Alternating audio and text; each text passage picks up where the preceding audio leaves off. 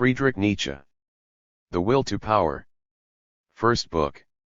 European Nihilism. Second book. Critique of the Highest Values. Third book. Principle of a New Determination of Values. Fourth book. Discipline and Cultivation.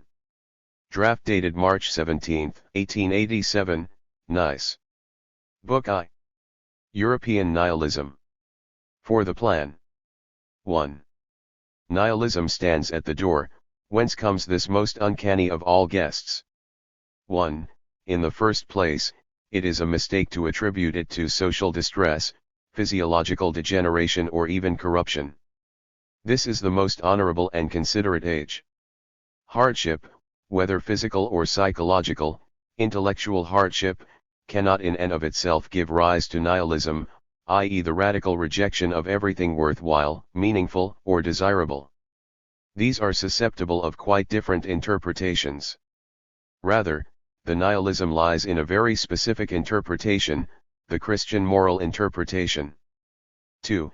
Christianity's downfall comes about through its morality, which is inseparable from it and which turns us against the Christian God.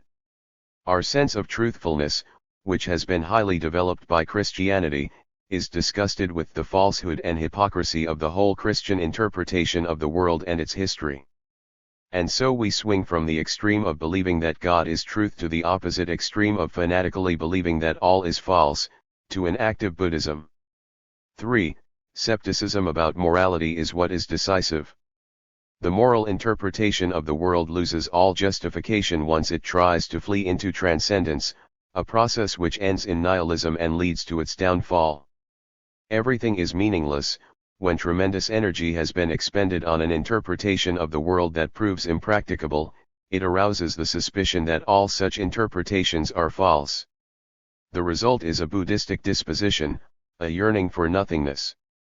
By contrast, what lies behind Buddhism in India is not at bottom a development involving morality, thus its nihilism is nothing more than the expression of moral prejudices it has not yet overcome, a combination of existence as a punishment with existence as an error, and therefore error as punishment, a value judgment. Philosophical attempts are made to overcome the moral God, e.g. Hegel, pantheism. Popular ideals, such as that of the wise man, the saint, and the poet, are also overcome. Antagonisms arise between the true, the beautiful and the good. 4. If we are to be opposed to meaninglessness on the one hand, and moral value judgments on the other, must we not ask to what extent science and philosophy themselves have previously developed under the auspices of moral judgments? Would we not earn the enmity of science as well? Or become opposed to science ourselves? The critique of Spinozism belongs here. Obsolete Christian value judgments are ubiquitous in socialistic and positivistic systems. What we lack is a critique of Christian morality. 5. Nihilistic consequences appear in contemporary natural science, along with its attempts to escape into transcendence. In the end, scientific undertakings inevitably lead to the self-dissolution of science, to science turning on itself, to an opposition to science. Since Copernicus, man has been rolling away from the center towards X. 6. Nihilistic consequences appear in political and economic ways of thinking, where every principle borders on the histrionic, the hint of mediocrity, wretchedness, dishonesty, etc. in them. Nationalism, anarchism, etc. Punishment. What we lack is a redeeming social class or man who justifies it all. 7. Nihilistic consequences appear in historiography and in the practical historians, i.e. the Romantics. There is an absolute dearth of originality in the position assumed by artists in the modern world. They are sunk in despondency. Goethe is taken for some sort of Olympian. 8. Art prepares the way for nihilism, e.g. Romanticism, the conclusion of Wagner's Ring of the Nibelung. Part 1. Nihilism. 1. Nihilism as a consequence of the previous interpretation of the value of existence. 2. Nihilism, there is no goal, no answer to the question, why? What is the significance of nihilism? That the highest values devalue themselves. 1. 3. Radical nihilism is the conviction that existence itself is absolutely indefensible. In the light of the highest values we recognize, it also includes the insight that we have not the least right to assume the existence of a beyond or an intrinsic nature of things which is said to be divine, which is said to be morality incarnate. This insight is a consequence of a carefully cultivated sense of truthfulness, which is itself a consequence of the belief in morality. 4. What advantages did the Christian hypothesis of morality offer? 1. It conferred an absolute value on man, in contrast with the trifling and accidental role he plays in the stream of becoming and passing away. 2.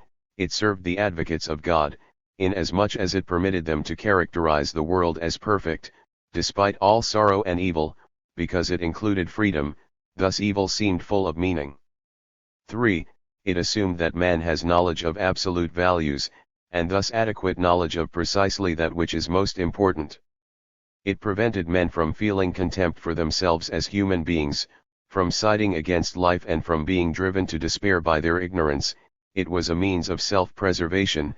In sum, morality was the great antidote to practical and theoretical nihilism. 5.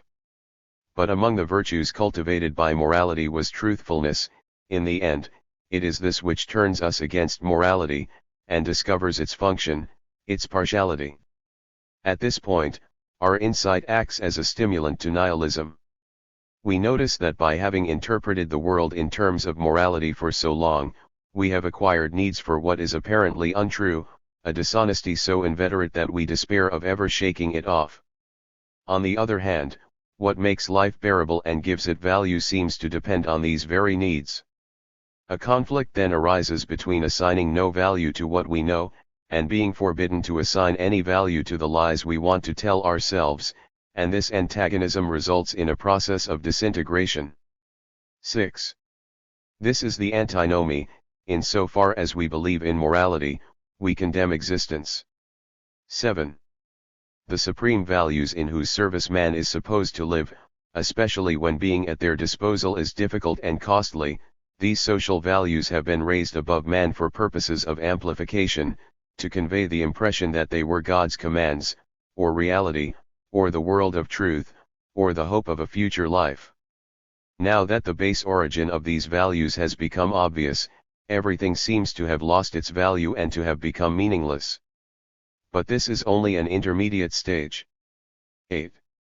This nihilistic outcome, that all is worthless, is the result of a moral value judgment. We have come to find selfishness disgusting, even though we have realized that altruism is impossible. We have come to find necessity disgusting, even though we have realized that a liberum arbitrium and an intelligible freedom are impossible. We see that the sphere in which we have placed our values is beyond our reach, and yet that other sphere in which we live has by no means gained value as a result. On the contrary, we have grown weary of it because we have lost the mainspring of our actions. Everything up to now was in vain. 9. Pessimism as the prototype of nihilism. 10.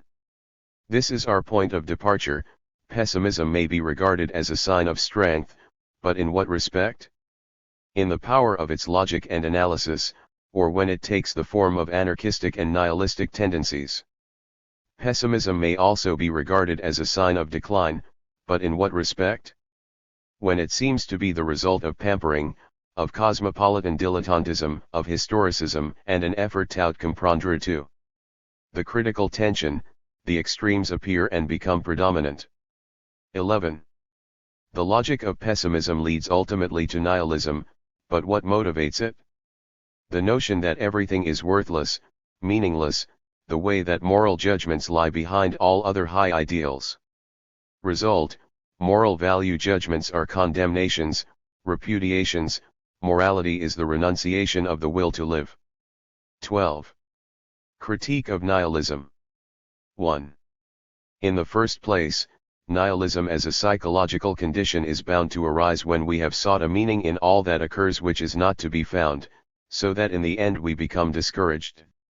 Nihilism, then, is the process of becoming aware of a great waste of energy extending over a long space of time, and suffering at the thought that it was all in vain. We feel unsteady, and lack opportunities to recuperate or to regain our composure, but most of all, nihilism comes about because we are mortified by our own persistent self-deception. The meaning that we seek might be the existence of a moral world order, the compliance of everything with a supreme canon of morality, or an increase of love and harmony in our intercourse with our fellow creatures, or something approaching a general state of happiness, or even a headlong rush into utter annihilation. Aims of any kind still constitute a source of meaning. What all these notions have in common is that something is to be achieved through the world process itself, and now we grasp that the process achieves nothing, accomplishes nothing.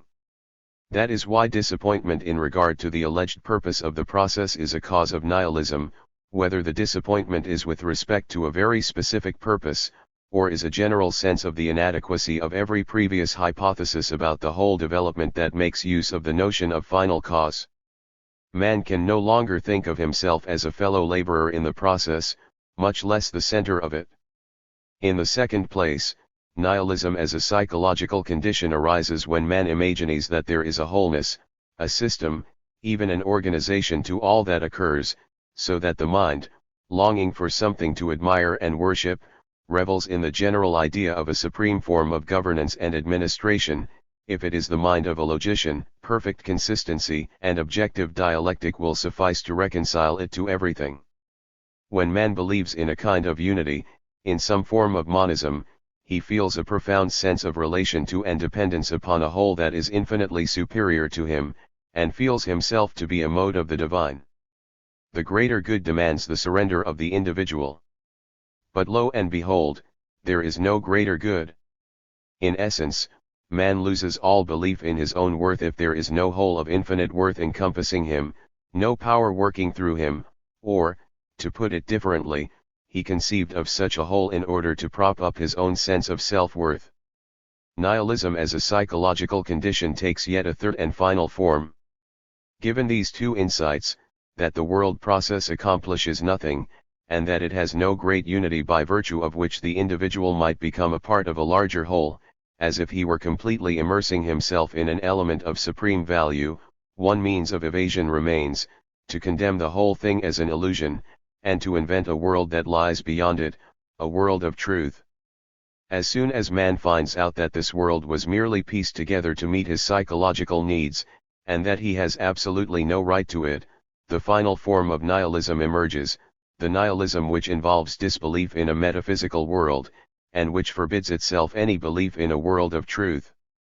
From this standpoint, he must admit that process and change are the only reality, and must deny himself any shortcuts to other worlds or false gods, but the world that he has no wish to deny is a world that he cannot endure. What has actually happened? The sense of worthlessness arises when it is understood that the general character of existence does not admit of interpretation in terms of the notion's purpose, unity, or truth. Existence achieves nothing and accomplishes nothing, it lacks an overarching unity in the multiplicity of events which compose it. The character of existence is not true, but false. There is utterly no reason to believe in a world of truth. In short, the categories purpose, unity, being are no longer available to us, and since these were the categories which invested the world with value, the world now seems worthless. 2.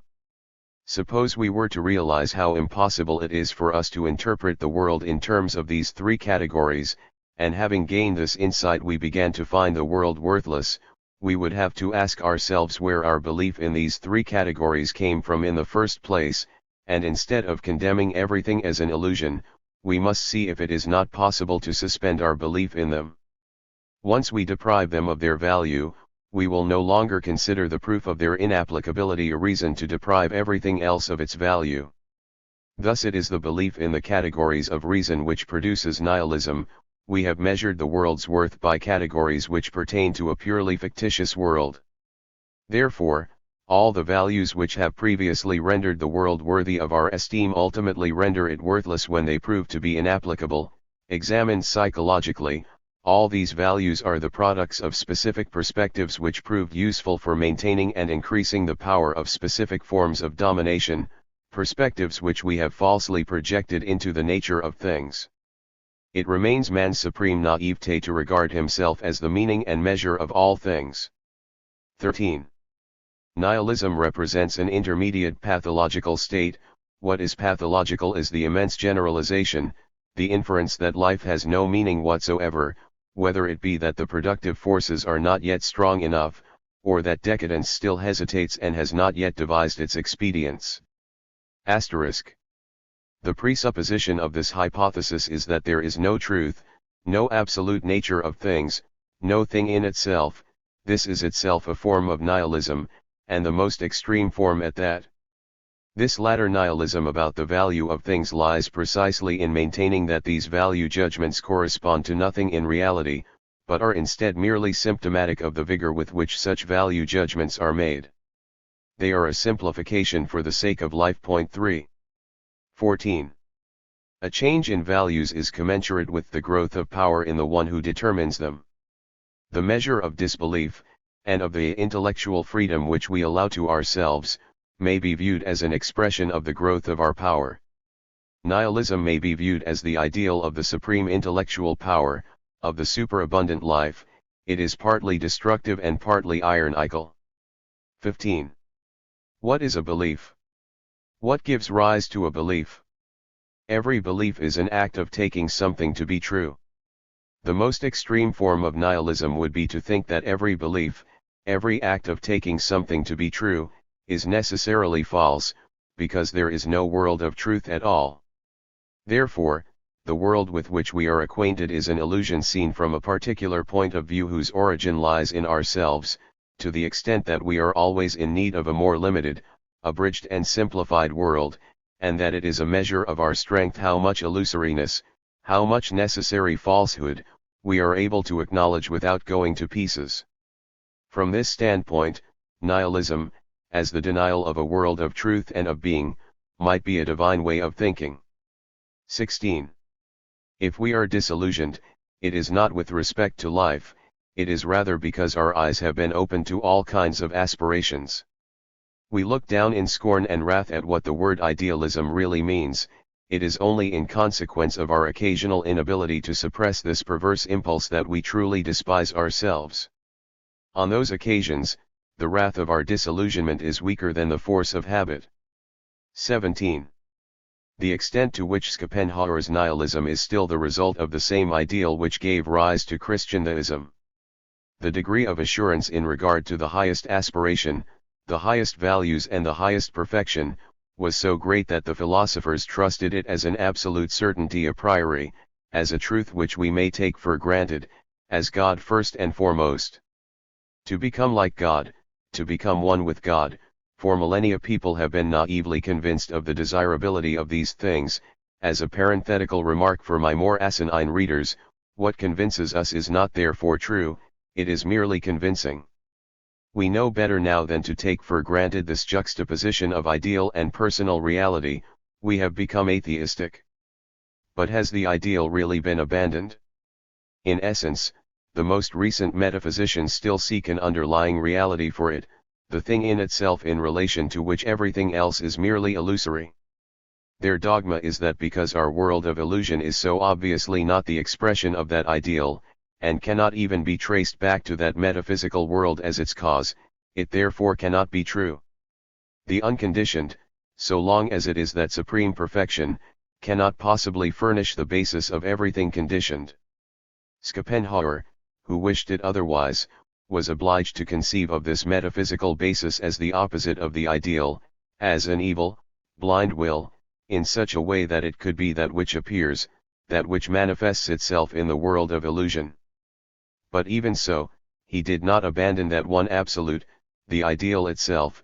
Instead, he smuggled it in. Kant seemed to think that the hypothesis of intelligible freedom was necessary in order to relieve God, the ens perfectum, of responsibility for this world's being such and such, in short, in order to explain evil and mischief, a scandalous abuse of logic for a philosopher. 18. The most ubiquitous sign of modern times. Man has suffered an incredible loss of dignity in his own eyes. For a long time he thought that he played the central part and tragic hero in the drama of existence, then he made a concerted effort to prove himself at least related to the intrinsically valuable and decisive aspect of existence, as do all metaphysicians who want man to retain his dignity, in their belief that moral values are cardinal values. He who has let go of God clings all the more tenaciously to his belief in morality. 19. Every merely moral determination of values, as, example that of Buddhism, ends in nihilism. The same thing awaits Europe. We think we can dispense with a religious background when we moralize, but this inevitably leads to nihilism. In religion, nothing compels us to admit that we and we alone determine what is valuable. 20. The question which nihilism poses, namely, to what end, springs from the previous habit of regarding ends as set for us, given to us and required of us by something external, that is, by some supernatural authority. Although we have been weaned from believing in this sort of thing, the force of habit still leads us to look for another authority, which could speak to us in a peremptory manner, assigning to us our tasks and aims. The authority of conscience now steps into the foreground. The more we emancipate ourselves from theology, the more morality couches itself in the imperative mood, offering itself as compensation for a personal authority, and if not conscience, then the authority of reason, or the social instinct, the herd, or history with an immanent spirit, which has its own end to which we can resign ourselves. We would like to circumvent the will, its exercise in action directed towards an end and the risk involved in proposing ends to ourselves. We would like to avoid responsibility, which is why we would happily accept fatalism if we could. Finally, we allow happiness to become an obligatory end, and then, with a bit of Tartuffery for the greatest happiness of the greatest number. Notice how the individual ends conflict with one another, and the collective ends conflict with the individual ones. Everyone will become a party to this, even the philosophers. We tell ourselves, 1. That a definite end is quite unnecessary, and, 2. Is quite unlikely in the foreseeable future in any case. Especially now, when what is needed most is a supreme effort of will, we find ourselves weak-willed and faint-hearted. We have no confidence whatsoever in the ability of the will to organize the whole. 21. The perfect nihilist. The eye of the nihilist, which idealizes into ugliness, is unfaithful to his memories. It discards them as a tree sheds its leaves in autumn. It does not protect them from that deathly pallor which infirmity casts over what is distant and past. The nihilist treats the whole past of mankind no better than he treats himself. He discards it. 22. It can mean two different things. A. Nihilism as a sign of an increase in mental power, as active nihilism. Asterisk. B. Nihilism as a decline and retrogression of mental power, passive nihilism. 5. 23. Nihilism is the normal condition. Asterisk. It may be a sign of strength. Mental vigor may have grown so much that the ends which have been pursued thus far, convictions, articles of faith, are no longer appropriate, for generally speaking, a faith is an expression of the exigencies to which a living creature is subject, the conditions under which it prospers, grows, and gains power. On the other hand, it may be a sign of insufficient strength to create one's own aims, purposes, or beliefs. It reaches its maximum of relative vigor as a violent and destructive force, as active nihilism. Its opposite would be a weary nihilism which no longer attacks anything, its most famous form being Buddhism, a passive nihilism. Asterisk. As a sign of weakness. Mental vigor may become weary and exhausted, so that the previous aims and values have ceased to be appropriate and have ceased to carry conviction, so that the synthesis of values and aims, the foundation of every strong culture, dissolves, and the particular values contend with one another, disintegration, so that everything which refreshes, heals, soothes, or stupefies comes into the foreground under various disguises, be they religious, moral, political, aesthetic, etc. 6. 24. The advent of nihilism. Nihilism is not merely a state of contemplativeness about everything having been in vain, nor is it merely the belief that all that exists deserves to be destroyed. The nihilist takes matters into his own hands and destroys. This is, if you will, illogical, but the nihilist does not feel any obligation to be logical. Nihilism is the condition of strong minds and wills, and to such it is not possible to stop at negative judgments, for their nature demands negative actions. Annihilation by judgment is accompanied by annihilation by hand. 25. On the genesis of the nihilist. The courage to face what we already know only comes late in life. I have only quite recently admitted to myself that I was the quintessential nihilist all along. The energy and radicalism with which I progressed as a nihilist deceived me about this fundamental fact. When we are making progress towards a goal, it is hard to believe that our fundamental tenet is, strictly speaking, there are no goals. 26. The pessimism of energetic men. The question, to what end? May supervene after a terrible struggle, even after a victory. However, we who are naturally strong instinctively regard something as 100 times more important than our own welfare, and consequently, more important than others' welfare. In short, we have an aim which requires us to offer human sacrifices, run any risk and assume the most terrible responsibilities. We have the great passion. 2 further causes of nihilism. 27.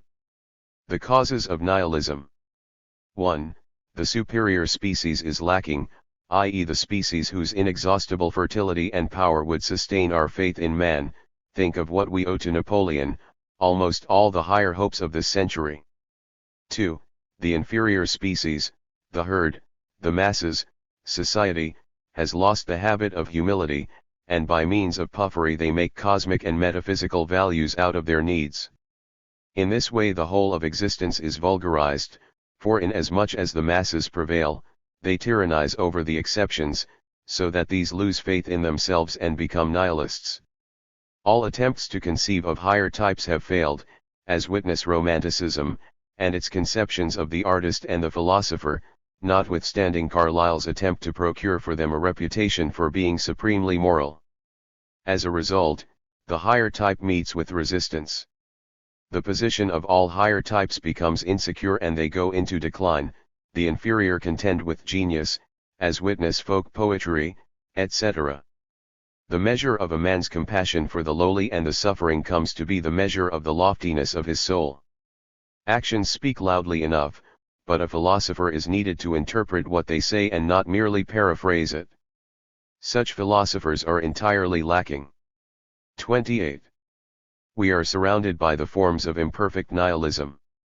Attempts to escape nihilism without revaluing those values produce the opposite of the intended effect, they aggravate the situation. 29. In one's heart of hearts, not knowing where to go. Emptiness. The attempt to surmount it by means of intoxication.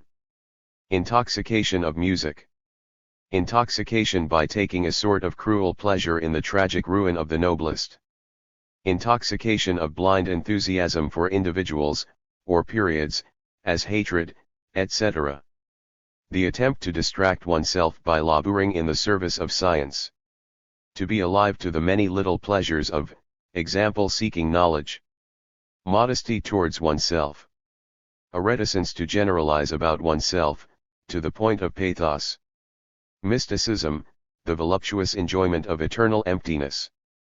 Art for art's sake, fate, pure perception as a drug to render oneself insensible to self-disgust. Any kind of regular work, any kind of silly little fanaticism. A shambles made of all moderation, illness from general licentiousness. Excess kills enjoyment. 1. As a result, weakness of will. 2. A felt contrast between extreme pride on the one hand, and the humiliation of petty weakness on the other. 30. The time is coming when we shall have to pay for having been Christians for 2,000 years. We have lost the essential thing on which our lives depend. For a long while we will not know what to do with ourselves. We are rushing headlong towards the opposite values, with the same amount of energy with which we have been Christians, with which we have embraced senselessly exaggerated Christian values. Asterisk. Now, everything is false through and through, nothing but words, words, words, confused, feeble or overwrought.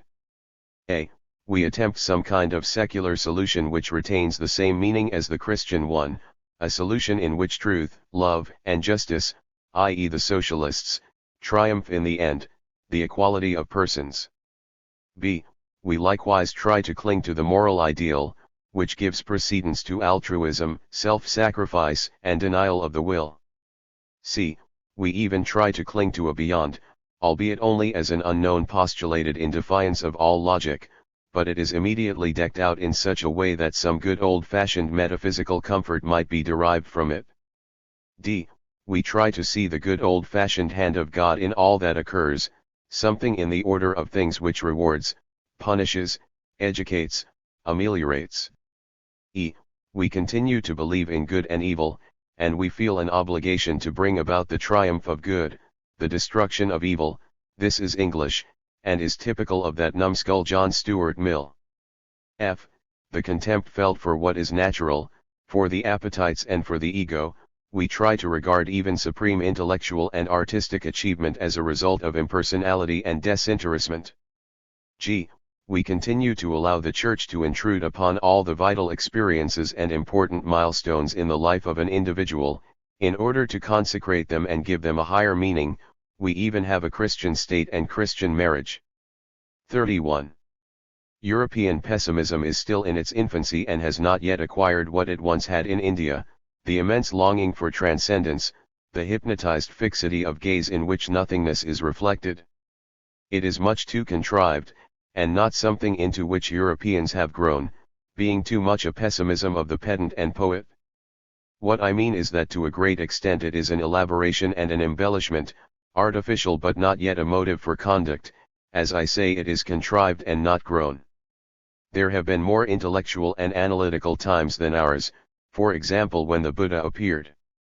After centuries of sectarian disputes, even common people found that they were as deeply lost in the gorges of philosophical doctrine as at times European peoples had been with the subtleties of religious dogma. By contrast, our literature and press would be least likely to tempt us to a high opinion of the intellect of our age. For all that, millions of spiritualists, and a Christianity that involves hideous gymnastics typical of the English, prove to be more revealing, a self-incriminating witness. 32. Critique of the current pessimism. The pessimist's gloom, the pessimist's question of what it all means, finally reduces to a defense of eudaimonistic considerations. By contrast, our pessimism consists in thinking that the world is not worth what we thought it was worth. This has to be said, if we are honest with ourselves, if our appetite for knowledge, whetted by our faith itself, has made us so. We therefore regarded it as less valuable, and so it seemed at first. This is the only sense in which we are pessimists, that is, we are determined to unreservedly acknowledge to ourselves the necessity of this revaluation, without droning on and on, telling ourselves lie after lie as we had in the past. It is precisely in this way that we find the pathos which perhaps urges us to seek new values. In summa, the world might be worth more than we thought. Our ideals must stand convicted of naivete, for it is possible that in our conscious effort to give human existence the highest interpretation, we have not assessed it at even a moderately fair value. What has been deified? The community's propensity to value whatever enabled it to survive. What has been maligned? Propensities to create gulfs separating the superior men from their inferiors. 33. The reasons for the emergence of pessimism. 1. Life's most powerful and promising impulses have thus far been so maligned that life itself is cursed. 2.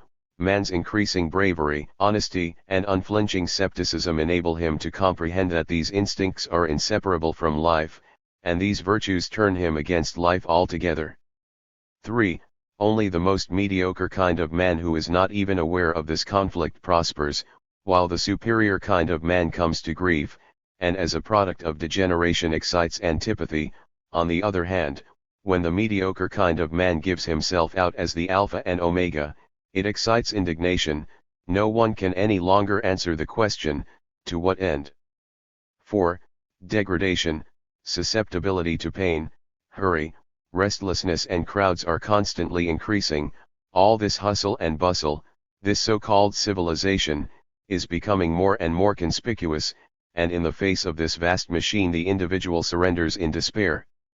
34.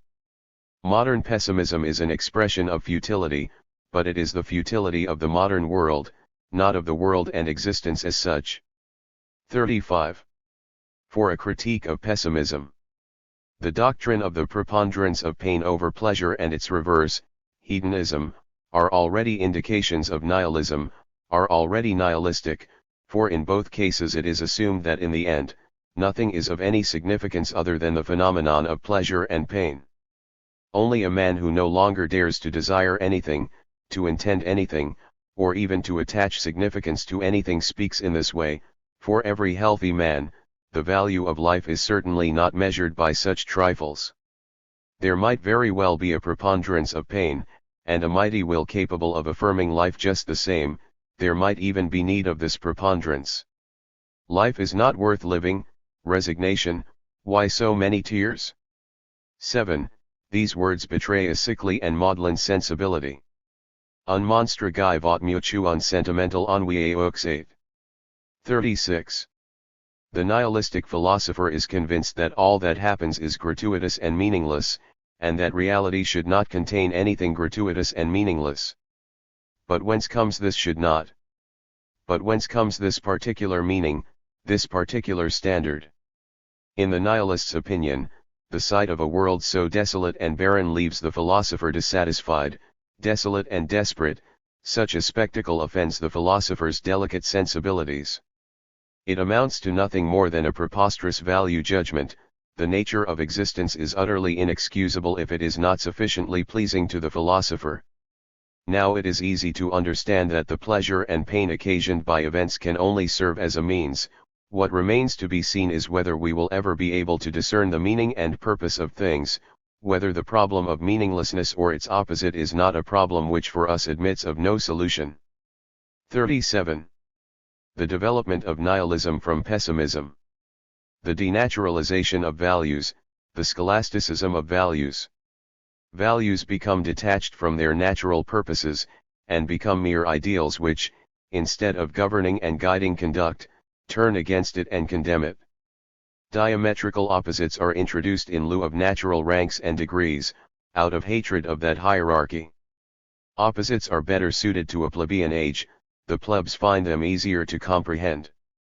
The world is then rejected, in favor of an artificially constructed true and valuable one. Eventually we discover from what material we have constructed the world of truth. Now, all that we have left is what we have rejected, and we add this, our greatest disappointment, to all the other reasons for rejecting it. Thus we arrive at nihilism. We have retained the values by which we judge, nothing else remains. Hence arises the problem of strength and weakness. 1. The weak are broken by it. 2. The strong destroy all that remains unbroken. 3. The strongest overcome the values by which we judge. All told, this is what constitutes the tragic age. 3. The nihilistic movement as an expression of decadence. 38. There has recently been a great deal of idle talk using a loose and altogether inapplicable term, pessimism. Everywhere the talk is about pessimism, and everywhere people, occasionally even sensible people, are wrangling over a specific question which they think admits of an answer, whether optimism or pessimism is correct. What they do not understand, although it is palpable, is that pessimism is not a problem but a symptom, that the term should be replaced by nihilism, that the question of whether it is better to be or not to be, is itself an illness, a decline in strength, a kind of hypersensitivity. The pessimistic movement is only an expression of physiological decadence. 39. We need to understand that every kind of disease and decay is constantly making some contribution to the common fund of our value judgments, and that decadence even constitutes the bulk of the prevailing value judgments. Not only do we have to combat the present misery which is the consequence of this degeneration, we also have to combat all the previous decadence that remains behind, i.e. that remains virulent. How such a total aberration of human instinct is even possible, how value judgments could come to be so thoroughly affected by decadence remains the question mark par excellence, the real enigma which the animal man presents to all philosophers. 40. The notion decadence. Degeneration, decay, and waste are not to be condemned per se, they are the natural consequences of life and growth. The phenomenon of decadence is just as necessary to life as its progress and ascent, and we are in no position to eliminate it. On the contrary, it is only reasonable to give decadence its due. It is disgraceful that all the advocates of socialist theories believe that there could be circumstances and social arrangements which would no longer promote vice, disease, crime, prostitution, and even poverty. But that amounts to a condemnation of life itself. A society is not at liberty to remain young, and even at the height of its powers a society still produces refuse and waste. The more bold and energetic its progress, the more prolific it is in failures and defectives, and the nearer its destruction. One cannot ward off decrepitude, or disease, or vice with better institutions, it is folly to think otherwise. 41. Fundamental insight into the nature of decadence. What have been considered its causes are in fact its consequences, and that entirely alters our perspective on the problems of morality. Vice, luxury, crime, disease even, the whole moral struggle against vice, luxury, etc. seems naive and superfluous. There is no such thing as betterment, against remorse. Decadence itself is not to be resisted, it is absolutely necessary, and is found in every age and people. What ought to be resisted with all our might is the contagion spreading to the healthy parts of the organism. Is that being done? No, on the contrary, precisely the opposite is being done, on behalf of mankind. How do the previous supreme values of philosophy, religion, morality, art, etc. stand in relation to this fundamental question in biology? Ever since Napoleon, a man who regarded civilization as his natural enemy, the remedy for all this has been militarism. 42.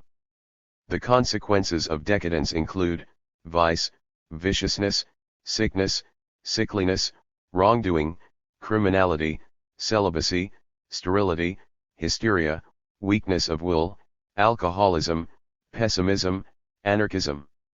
Regarding degeneracy, the first principle is that everything which has previously been regarded as a cause of degeneration is really its consequence. Vice as a consequence. Sickness, sterility.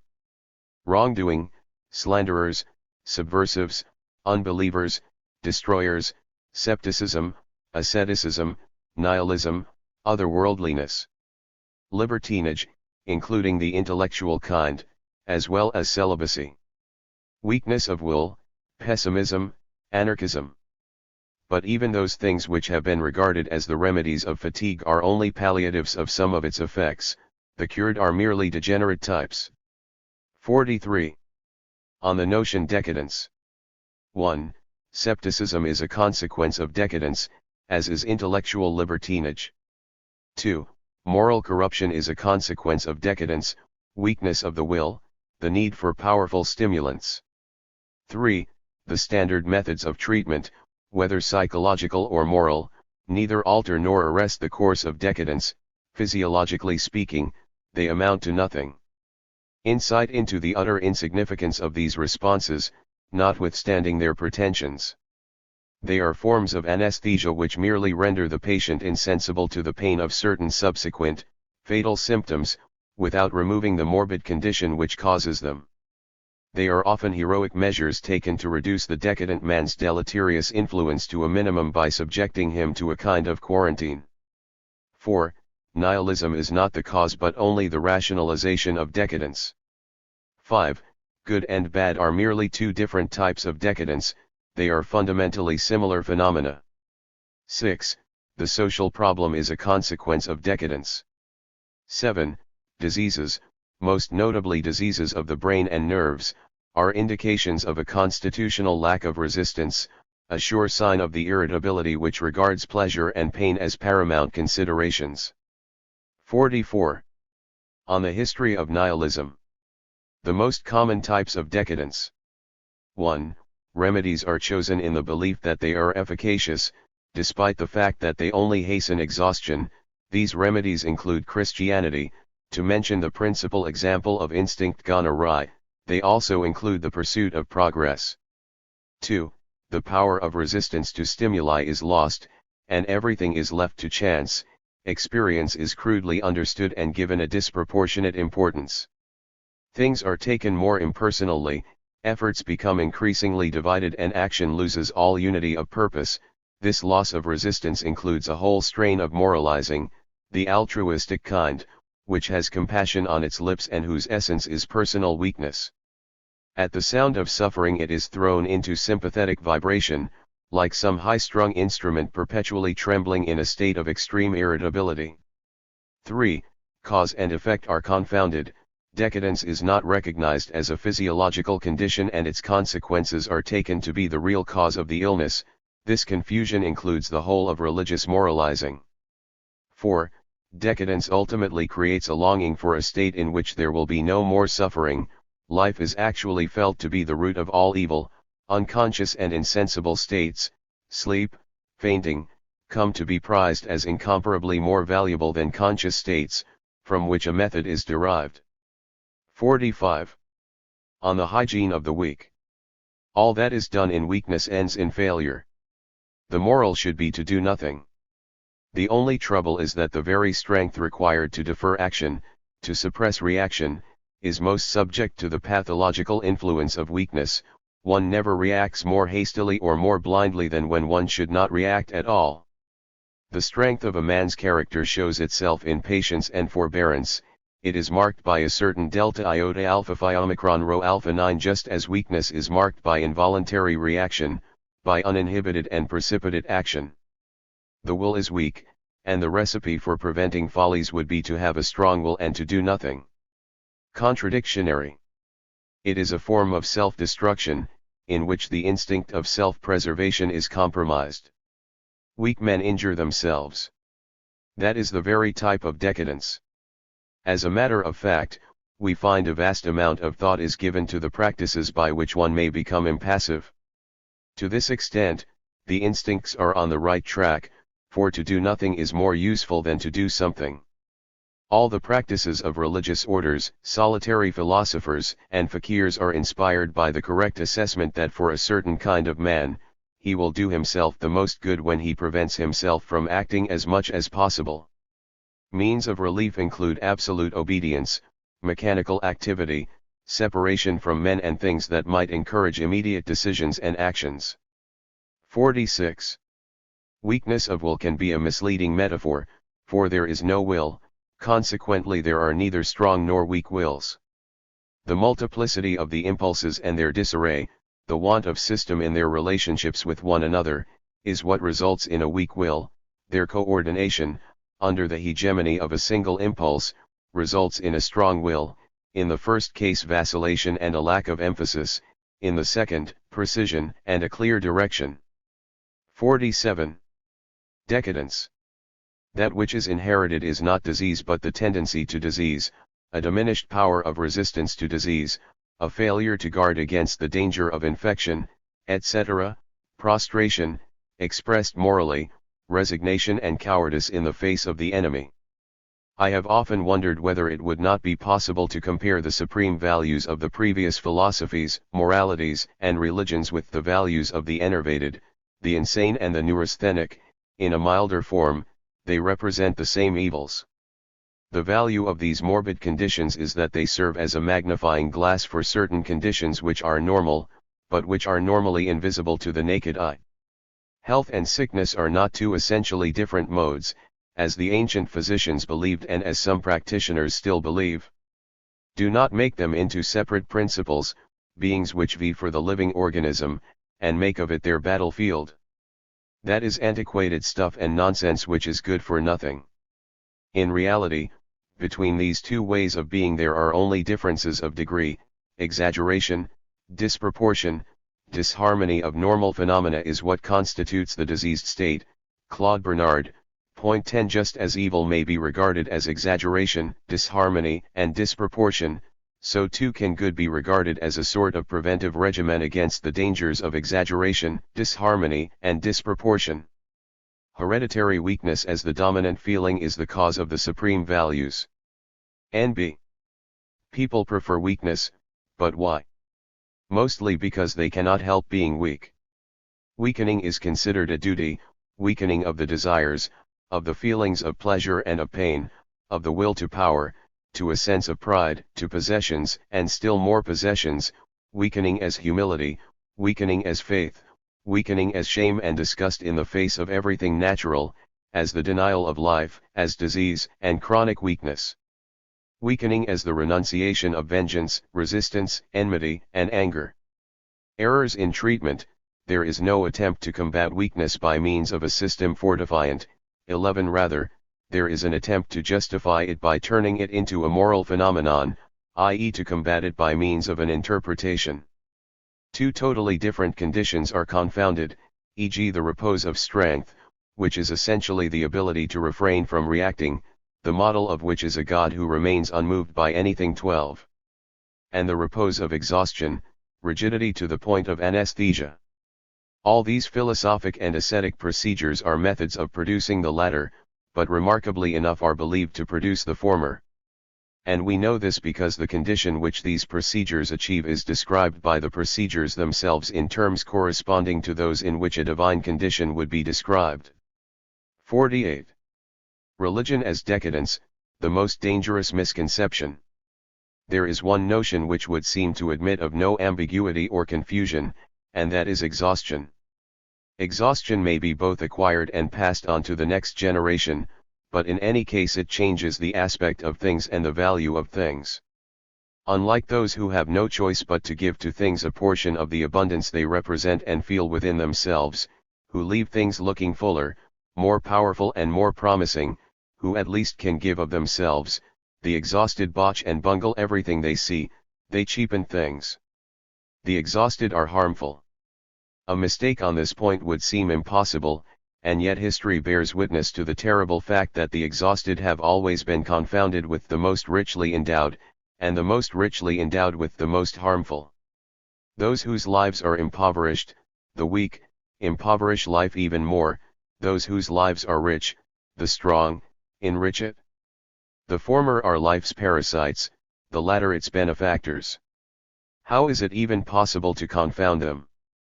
When the exhausted appear with the air of the supremely active and energetic, when degeneration entails excessive mental or nervous discharge, people have confounded them with the rich. They inspired fear. The cult of the fool remains the cult of the richly endowed, of the mighty. The fanatics, the possessed, the religious epileptics and all the other eccentrics have been perceived as supreme examples of power, as divine. This kind of strength which inspires fear was regarded as especially divine. It was hither that authority took its origin, it was here that people sought, interpreted, and hearkened to words of wisdom. From this there developed, almost everywhere, a desire for one's own deification, i.e. a desire for the characteristic degeneration of mind, body, and nerves which would lead to a higher order of being.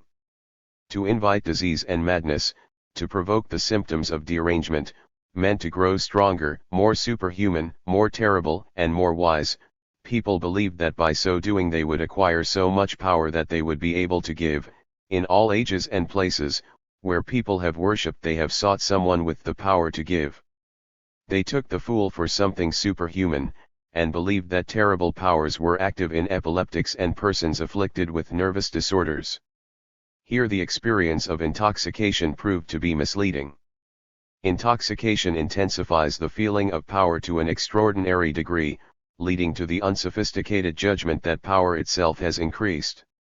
The ecstatic, the most intoxicated man was therefore expected to have the highest degree of power.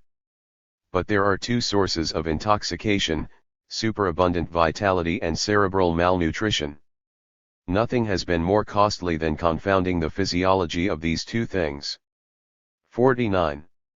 The forms of acquired, as opposed to inherited, exhaustion include the following. Inadequate nutrition, often the result of ignorance concerning nutrition, e.g. among scholars.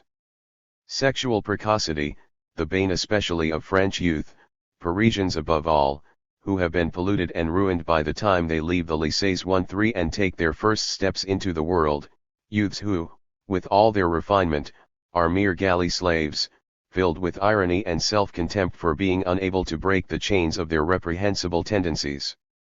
And incidentally, in most cases precocity is already a symptom of racial and familial decadence, as all excessive irritability is, just as susceptibility to one's milieu is, for to be influenced by one's environment is also a part of decadence. Alcoholism, not the instinct but the habit acquired by foolishly aping others, the timid or thoughtless acquiescence to a dominant regime. Observe among Germans, and what a blessing a Jew is by contrast, the blonde-haired, blue-eyed obtuseness, the lack of esprit in voice, expression, and demeanor, the slouching gait and the characteristically German need for relaxation, not to recuperate from an excess of work but to recuperate from an excess of nervous irritation, that is, the untoward effects of alcoholic beverages. 50. A theory of exhaustion. The vice-ridden, the insane, or the artists, the criminals, the anarchists, these do not have their origin in the oppressed races, but are superfluous people found in every class of existing society. They are the scum of the earth. 14 Once we have seen that all social strata are permeated with these elements, we have understood that modern society is not a society at all, that it is not a body but a diseased mass composed of chandalas. 15 A society which no longer has the ability to excrete. To what extent has living together for centuries made us more profoundly sick? Modern virtue, modern intelligence, are science, as pathologies. 51. The will to power as morality. It should be understood that the forms of corruption are all of a piece. The Christian form, of which Pascal is the archetype, should no more be forgotten than the socialistic or communistic, which are consequences of it. The corrupt nature of the Christian ideal consists in imagining a world beyond, as though outside the actual world of becoming there were a world of being. Here there can be no truce, but eradication, annihilation, and war. The nihilistic, Christian standard of value in all its guises must be dragged out into the open and combated. In modern sociology, for example, modern music, for another, and, of course, in modern pessimism, all of them being forms of the Christian ideal of what is most valuable. Either one thing or the other is true, i.e. improves the breed called man. The priest, the pastor, should be looked upon as reprehensible forms of life.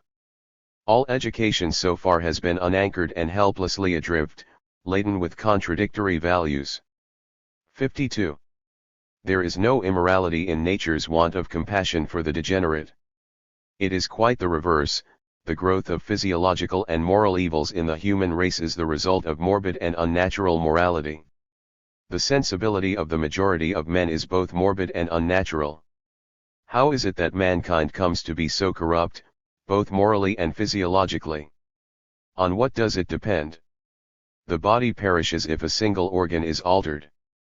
Altruistic duty has no more basis in physiology than do the right to assistance and an equal share, which are nothing but windfalls for degenerates and unfortunates. There can be no solidarity in a society where there are barren, unproductive, and destructive elements, elements which, incidentally, will have even more degenerate descendants than themselves. 53. The unconscious influence of decadence on the ideals of science. Decadence exercises a profound and perfectly unconscious influence, even on the ideals of science. All our sociology stands in proof of this assertion. That sociology knows from experience only the present degenerate state of society, and inevitably takes its own degenerate instincts as the standard of sociological judgment, goes without saying. The declining people of modern Europe follow these instincts in formulating their social ideals, which all look confusingly similar to the ideals of old and exhausted races. The gregarious instinct, then, which has lately become a sovereign power, is something essentially different from the instinct of an aristocratic society, and the significance of the sum depends upon the value of the units constituting it. All our sociology knows no instinct but the gregarious instinct, the instinct of a sum of zeros, in which every zero has equal rights, and where it is virtuous to be a zero. The standard by which the various forms of society are judged today is absolutely the same as that which assigns a greater value to peace than to war, but this judgment is hostile to life, is itself the monstrous offspring of the decadence of life. Life is a result of war, society itself a means to war. Mr. Herbert Spencer is a decadent as a biologist, and usually also as a moralist. He regards the triumph of altruism as desirable. 54. A preface.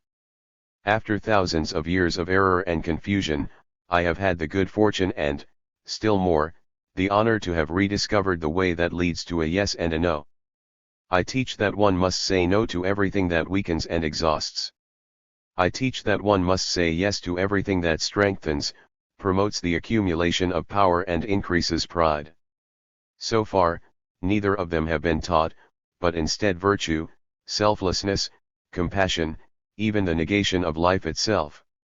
These are all the values of exhausted men. After long reflection on the physiology of exhaustion, I am compelled to ask the following question: to what extent have judgments held by exhausted men penetrated into the world of values? I received the most unexpected answer possible, even for me, who am already at home in so many strange worlds. I found that all the supreme value judgments, all the values which have lorded it over men, or at least overtamed men, are traceable to judgments held by exhausted men. First of all, I need to teach that crime, celibacy, and disease are consequences of exhaustion. I have extracted from things given the holiest of names evidence of the most destructive tendencies. Men have deified everything that produces weakness, teaches weakness, infects with weakness. I found that the good man is nothing but a form of decadence affirming itself. That virtue, compassion, which even Schopenhauer taught as the sole and supreme virtue, as the foundation of all virtues, is the one which I recognized as more dangerous than any vice. To essentially prevent natural selection from purging the dross from the species, up to now, this has been called virtue par excellence. The race is ruined not by its vices, but by its ignorance. It is ruined because it has not recognized exhaustion for what it is. Confusions about physiology are the root of all evil. Exhausted men have misled mankind's instincts, concealing their best qualities, attaching little importance to them. Rapid decline and life denial were even supposed to be regarded as transcendence, as transfiguration, as deification. Virtue is our greatest misunderstanding. The problem is, how did these exhausted men come to legislate values? In other words, how did they who are last come into power? Know the history. How did it come about that the instincts of the animal called man were turned upside down? Asterisk. One ought to have more respect for the death sentence meted out to the weak. But instead one called resistance to it God, thereby corrupting and ruining mankind. But thou shalt not take the name of the Lord thy God in vain. For the crisis, nihilism and the idea of recurrence. 55. However, an extreme position is not supplanted by a more moderate one, but by its opposite extreme. Thus the belief that nature is utterly immoral, that everything is purposeless and meaningless, is a psychologically inevitable sentiment, when belief in God and in an essentially moral world order is no longer tenable. Nihilism appears at this point, not because the pain of existence is greater than formerly, but because the idea that evil, or for that matter existence itself, has a meaning is regarded with the utmost suspicion. One interpretation has failed, but since it was considered the interpretation, it now seems as if there is no meaning in existence at all, as if all is in vain.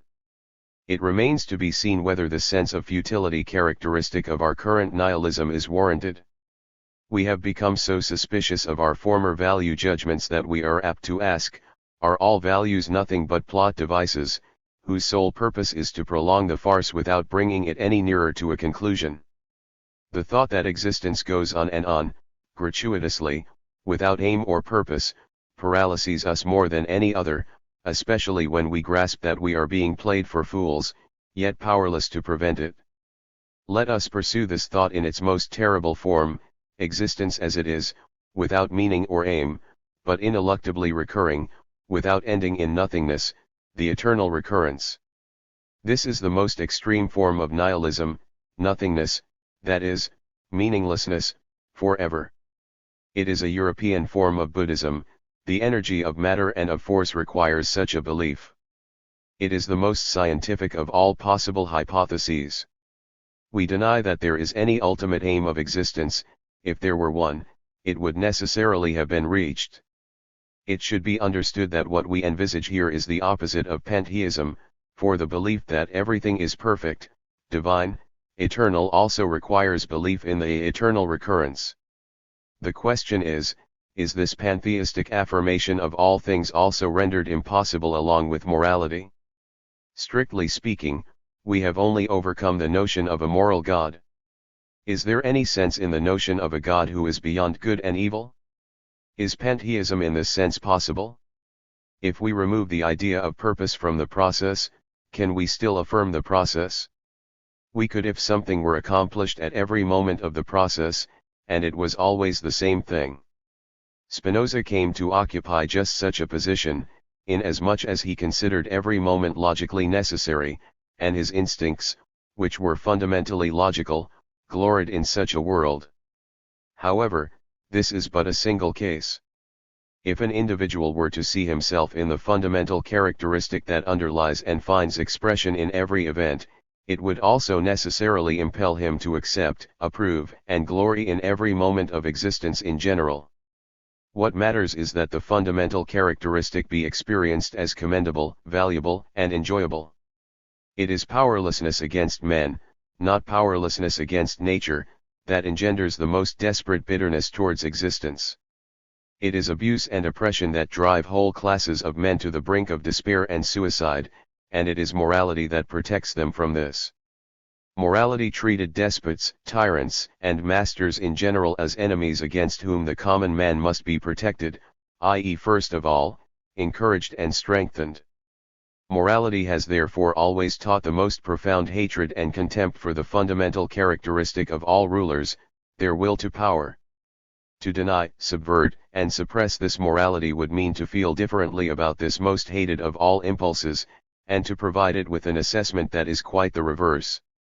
If the suffering and the oppressed no longer believed that they were justified in their contempt for the will to power, they would proceed to the next stage of their condition, hopeless desperation. This would be the case if this characteristic were essential to life, if it could be shown that even the will to be moral was merely the will to power in disguise, and that even the hatred and contempt they feel for the will to power is itself a form of power-seeking. The oppressed would then see that they were on an equal footing with their oppressors, and that they have no special privileges or superiority in this respect. On the contrary, nothing in life has any value apart from the degree of power it represents, assuming, of course, that life itself is the will to power. Morality protected these unfortunates from nihilism, in that it attributed to each and every one of them an infinite value, a metaphysical value, and assigned them a place in a hierarchy which did not correspond with that of the secular power and hierarchy. It taught submission, humility, etc.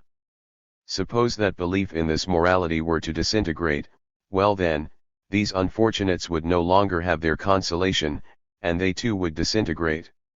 This disintegration presents itself as a slow suicide, as an instinctive tendency to select that which is inevitably destructive. The symptoms of these unfortunates' self-destruction are self-vivisection, poisoning, intoxication, romanticism and, above all, the instinctive compulsion to act in ways that make mortal enemies of the powerful, grooming one's own executioner, so to speak, the will to destroy as the will of a still deeper instinct, of the instinct to destroy oneself, of the will to embrace nothingness. Nihilism is a symptom of the fact that these unfortunates no longer have any consolation. They destroy in order to be destroyed. Having been relieved of morality, they no longer have any reason for submission, they establish themselves on the basis of the opposite principle, and want power for themselves by compelling the powerful to become their executioners. This is the European form of Buddhism, the active negation that comes after life has lost all meaning. It is not that they endure greater hardships now, on the contrary. God, morality, and submission were remedies prescribed for people in terrible depths of misery. The circumstances under which active nihilism arises are comparatively more favorable. Already, the fact that morality is regarded as conquered presupposes a high degree of intellectual culture. This, in turn, presupposes living in comparative luxuriousness. The sophistication of these nihilists is also indicated by their irredeemable scepticism towards philosophers, the symptom of a certain intellectual fatigue brought about by the long conflict of philosophical opinions. Their position is by no means that of the commoners. Think of the situation in which the Buddha appeared. The teaching of the eternal recurrence would rest upon learned assumptions, such as those Buddha the teacher had, e.g. the notion of causality, etc. What is here meant by the expression unfortunates? Above all, it is being used in a physiological, and not in a political sense. The most unhealthy kind of men in Europe, in all classes, form the basis of this nihilism. They will experience belief in the eternal recurrence as a curse, and men who are stricken with this curse will not be content to wait patiently for their own annihilation. On the contrary, they will not hesitate to bring about the annihilation of all that is aimless and meaningless, though this is only a paroxysm of blind rage at the thought that all things have existed from eternity, including this period of nihilism and its appetite for destruction.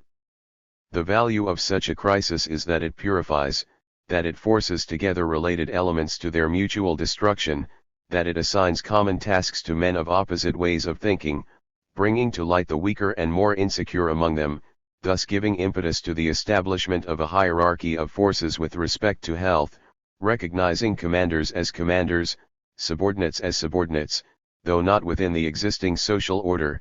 It goes without saying. Who will prove to be the strongest in this situation? The most moderate, those who have no need of extreme beliefs, those who not only accept but embrace a great deal of contingency and absurdity, those who can contemplate a significant reduction in man's value, but without thereby becoming weak and petty, who are richest in health, who are able to cope with misfortune, and therefore do not fear misfortune, men who are sure of their power, and who with conscious pride represent the accumulated strength of the whole human race. What would such a man think of the eternal recurrence? 56. On the history of European nihilism. In the period of confusion, there are all sorts of attempts to conserve the old without abandoning the new. In the period of clarity, it becomes apparent that the old and the new are fundamentally opposed, that the old values are born of declining life, and that the new ones are born of ascending life, that knowledge of nature and history no longer allowed us such hopes, that all old ideals are deadly, born of decadence and constitutive of it, however much they may come to us splendidly clad in morality like a suit of Sunday's best. We understand the old, but are not nearly strong enough for the new. The period of the three great passions, contempt, compassion, and destructiveness.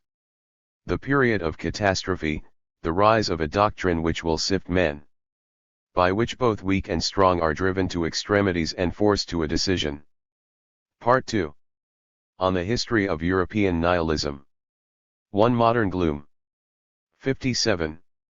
My friends, we had a hard time when we were young, we even suffered from youth itself as from a severe illness. This is due to the times into which we were thrown, a period of great, ever-worsening decline and disintegration, which, in all its weaknesses, and even in its greatest strength, is inimical to the spirit of youth. Disintegration, and thus uncertainty, is peculiar to this age. Nothing stands on a firm footing or rests on an unwavering faith. Men live for tomorrow, as the day after tomorrow has become doubtful. Everything on our way is slippery and dangerous, and while we have not yet fallen through the ice, it is getting very thin. We feel the baleful breath of the warm, thawing wind. Where we tread, soon no one will be able to follow. 58. If this is not an age of decline and diminishing vitality, an age rife with melancholy, then it is at the least one of reckless, indiscriminate experimentation, which may give rise to a general impression of decline, and perhaps even decline itself, given its profusion of failed experiments. 59. On the history of modern gloom.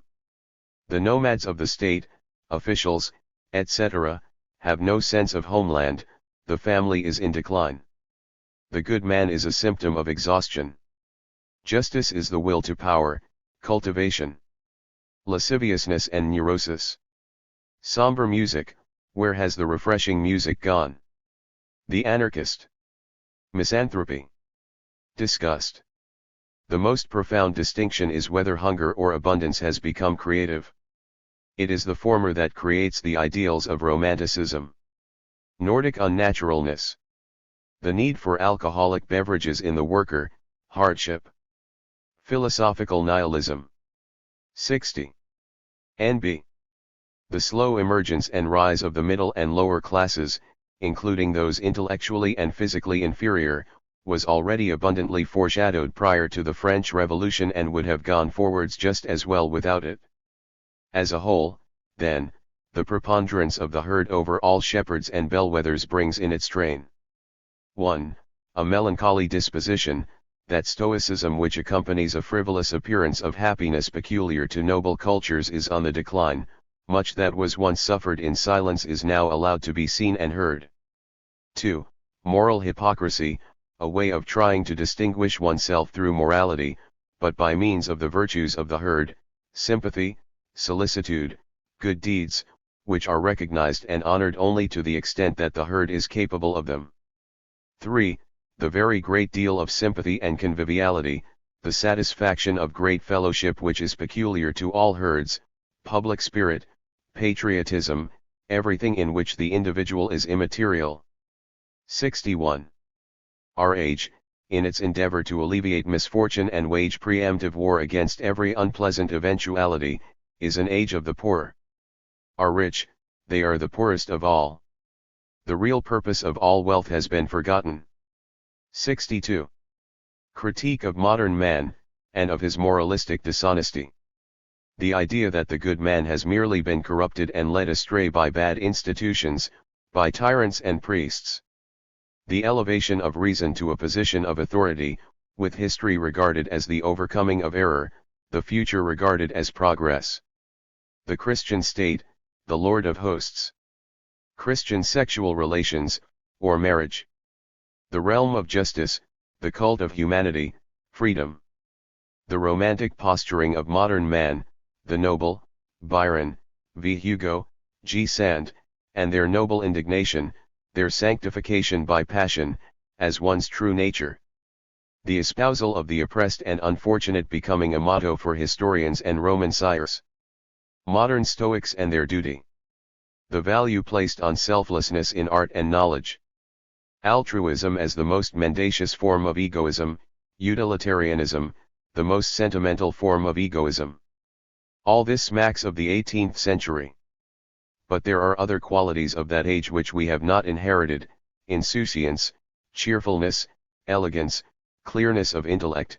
The intellectual tempo has changed, the enjoyment of intellectual subtlety and lucidity has given way to the enjoyment of color, harmony, composition, realism, etc. Empiricism in the intellectual realm. In short, it is the 18th century of Rousseau. 63. Broadly speaking, modern man has become exceedingly humane. That this is not generally perceived demonstrates that we are now so sensitive to petty hardships that we unreasonably disregard what has been achieved. Here we must make allowances for the fact that our world is rife with decadence, and seen from that point of view would have to seem corrupt and miserable. But from a decadent point of view, the world has always seemed that way. Two things taken together have aided this impression: a certain oversensitiveness, even of the moral sentiments, and a measure of bitterness and gloom with which pessimism colors judgments. As a result, the opposite idea prevails that morality is in a very bad way. Also contributing to this impression is the disentanglement of science from moral and religious intentions. As a matter of fact, this is a very good sign, though it is for the most part misunderstood. In support of the proposition that we have become more humane, I would mention the fact of credit, international commerce, and transportation, all of which are expressions of an extraordinary degree of genial trust among men. In my own way, I am attempting a justification of history. 64. The second Buddhism, the nihilistic catastrophe that put an end to Indian culture. Portents of it: the prevalence of compassion, intellectual fatigue, the reduction of all problems to questions of pleasure and pain, the glory of war which prompts a counterstroke, just as national distinctions prompt a contrary movement in the form of the most cordial fraternity, the impossibility of religion continuing any longer with nothing but dogmas and fables. 65. It is the sense of tradition, the desire for tradition, that nowadays seems most thoroughly attacked. All of the institutions out of which an instinctive sense of tradition has grown previously are anti-modern. The modern intellect takes nothing seriously, in essence, unless it involves destruction. No one nowadays does anything which is not somehow an attempt to weaken precisely that sense of tradition. Tradition is regarded as inevitable, it is studied, it is acknowledged, for example, as an inheritance, that false notion with which even science is still not finished, but ultimately rejected. For an individual or a nation to extend its will over long stretches of time, choosing just those conditions, customs, and evaluations which render it possible, taking its future into its own hands, nothing is more specifically anti-modern than this. Modern man lives for today, with great haste and recklessness, he calls this his freedom. 16. 66. Be simple, a demand which, when made to us complicated and unfathomable triers of the hearts and reigns 17 is simply foolish. Be natural. But what if unnatural is what one is? 67. The means formerly employed to produce enduring consistency of character through many generations, entailed property 18 and the respect for elders, the origin of the belief in gods and heroes as ancestors. Now, the breaking up of estates is of the opposite tendency, a newspaper, instead of daily prayers, railway, telegraph. The centralization of a vast number of different interests in one soul, which, for that very reason, must be very strong and versatile. 68. Why does everything become a charade? Modern punishment is no longer guided by a sure instinct, which is the result of particular kinds of men engaging in the same occupations generation after generation. The inability to attain perfection in anything is merely the result of a want of such schooling, for which no individual alone can ever fully compensate. Asterisk. What creates moralities and codes of law is a profound and instinctive conviction that only automatism makes perfection in life and work possible. But now we have gone quite deliberately to the opposite extreme, we have become extremely self-conscious, subjecting everything human or historical to the most severe self-scrutiny, and thus have strayed almost as far away as we could from perfection in being, doing, and willing. Every one of our desires, even our desire for knowledge, is a symptom of our extraordinary decadence. What we are striving for is the opposite of what strong races and strong natures strive for. What we are striving for is comprehension as an end in itself.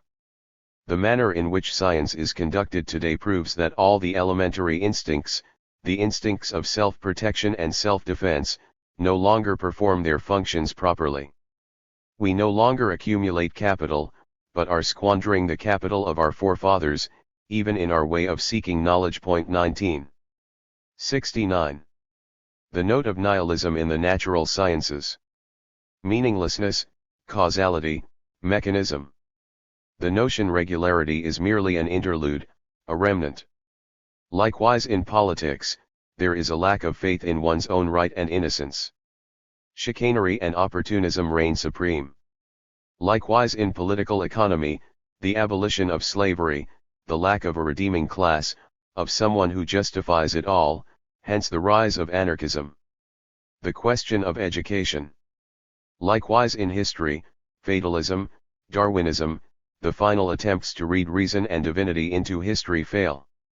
Sentimentality towards the past, biographies have become insufferable. Phenomenalism applies even here, character is a mask, there are no facts. Likewise in art, romanticism and the violent reaction against it, an aversion to romantic ideals and lies. The pure artists, with their indifference as to subject matter, this latter group is influenced by moral considerations, in the sense of a greater truthfulness, but is overcome by pessimism. Confessional psychology and puritanical psychology are both forms of psychological romanticism, but even in the violent reaction against it, in the attempt to adopt a purely artistic attitude towards men, even there, no one dares to make the contrary value judgment. 70. N.B. Contrary to the doctrine of the influence of the milieu and external causes, inner strength is infinitely more important. Much of what appears to be influence from without is merely adaptation from within. Precisely the same milieu can be interpreted and exploited in opposite ways, there are no facts. Geniuses are not explained by the circumstances of their origin. 71. Modernity may be interpreted on the analogy of nutrition and digestion. Sensibility, dressed in moralistic attire as an increase of compassion, has become unspeakably more irritable. The abundance of disparate impressions is greater than ever, the cosmopolitanism of cuisine, of literature, newspapers, forms, tastes, even landscapes, etc. The tempo with which these impressions come flooding in is prestissimo, each wave of them being washed away by the next. Man instinctively guards against being profoundly affected by things, and refuses to assimilate or digest them, and a weakened digestion is the inevitable result. He becomes accustomed to being overwhelmed with impressions, he loses the ability to take the initiative, all he can do is react to external stimuli. He squanders his strength, partly on assimilation, partly on parry and partly on riposte. Spontaneity has become profoundly weakened. The historian, the critic, the analyst, the interpreter, the observer, the collector, the reader, each possesses talents only for reaction, for scholarship. Each has artificially arranged his nature into a mirror, taking an interest in things, but only superficially, epidermically, if you will. Each maintains an invariable coolness and equipoise, a low temperature just below the thin surface on which there is warmth, movement, storm, and the play of waves. Yet in opposition to this external mobility one detects a profound sense of weight and weariness. 72. Is this modern world of ours a rising civilization or an exhausted one? Its trouble and complexity are caused by the highest form of consciousness. 73. Overwork, curiosity and sympathy, are modern vices. 74. On what characterizes modernity? Modernity is characterized by the abundant development of intermediate forms and the degeneration of pure types, the breaking up of traditions and schools, the predominance of the instincts, which occurs after a weakening of willpower, of the ability to will an end and the means to attain it. However, we are philosophically prepared for this, we know that the unconscious is worth more. 75. N.B. A skillful artisan or scholar cuts a fine figure if he takes pride in his art, finds that sufficient and looks upon life with satisfaction, and there is no sight more pathetic than that of a cobbler or schoolmaster who, with a pained expression, gives one to understand that he was born for something better. Nothing surpasses being good. Which means having some kind of ability and making something of it, virtue in the Italian sense, as in the Renaissance. N.B. Nowadays, when the state has a preposterously fat belly, we find within every field of inquiry and department of action, besides those who do the actual work, spokesmen. E.g., in addition to scholars, there are journalists, in addition to the suffering classes, there are the pretentious, prating ne'er-do-wells who speak for them, not to mention the self-satisfied professional politicians whose windbaggery in Parliament gives voice to their plight. Modern life is extremely expensive owing to all these middlemen, whereas in the ancient city, and its distant echo afterwards still found in many a Spanish or Italian city, the man himself came forwards and had nothing to do with such modern spokesmen or intermediaries, except perhaps to give them a swift kick. 76. The preponderance of merchants and middlemen, even in the most intellectual matters, the belles-lettres, the proponent, the historian, the kind who makes a jumble of the past and of the present, the purveyors of the exotic and the cosmopolitan, the middlemen between natural science and philosophy, the half-theologians. 77. So far I have found nothing more disgusting than these intellectual parasites who, with the best conscience in the world, have ensconced themselves everywhere in our disease-ridden Europe. They may be a bit gloomy, they may have an air pessimist about them, but on the whole they are voracious, filthy, larcenous, and scabby, worming their way into, nestling in, and contaminating everything, all in perfect innocence, like the petty sinners and microbes that they are. They survive because others possess intelligence and squander it. They know that it belongs to the very essence of those with a wealth of intelligence to take no thought for the morrow but to spend themselves blithely, heedlessly, even lavishly, for the intellect is no adept in the art of husbandry, and pays no heed to the things that live and feed on it. 78. The charade. The variegated nature of modern man and its charm, it is essentially a mode of concealment, an expression of weariness. The belles-lettres. The politician, in the national swindle. Charade in the arts. The lack of probity in preparing and schooling oneself for the arts, fromenten. The romantics, a lack of philosophy and science, but a superfluity of literature. The novelists, e.g. Walter Scott, but also the monsters of the Nibelung with the most nervous musical accompaniment. The poets. The pretense of being scientific. Virtuosos, Jews. The popular ideals, the saint, the sage, the prophet, have been transcended, but not yet in the eyes of the people. 79. The want of discipline in the modern intellect dressed in all sorts of moralistic attire. The grand words are tolerance, that is, the inability to affirm or negate. La largeur de sympathy 20 or, equivalently, indifference, curiosity and morbid excitability, in equal measures. Objectivity, or, equivalently, the want of personality, want of will and the inability to love. Freedom as opposed to rule, romanticism. Truth as opposed to forgery and chicanery, naturalism. Scientific, the document humane, 21 or, as we would say, the Cole Portage novel 22 edition instead of composition. Passion as a name for disorder and intemperance. Profundity as a name for confusion, for a medley of symbols. 80. Towards a critique of big words. I am suspicious and ill-disposed towards the so-called ideal. My pessimism lies in recognizing the extent to which lofty sentiments are a source of mischief, i.e. things which disgrace and diminish us. We are very much mistaken if we expect any progress to be made by pursuing an ideal. The triumph of an ideal has so far invariably been a retrograde movement. Christianity, revolution, the abolition of slavery, equality, philanthropy, pacifism, justice, and truth, all these big words bear but little relation to reality. They are of little worth except as battle cries and banners, as grand words for something quite different, indeed, for their opposites. 81. We know the sort of person who is enamored of the sentence tout comprendre c'est tout pardonner. 23 They are weak and, above all, frustrated, but if there is something to be forgiven in all, is there not also something to be despised in all? It is the philosophy of frustration, which so humanely wraps itself up in the mantle of pity and seems so sweet. They are romantics, whose faith is but a dying echo. Well, at least they still want to watch while everything passes by and passes away. They call it l'art pour l'art 24 objectivity, etc. 82. The principal symptoms of pessimism. The diner's chez Magny. 25 Russian pessimism.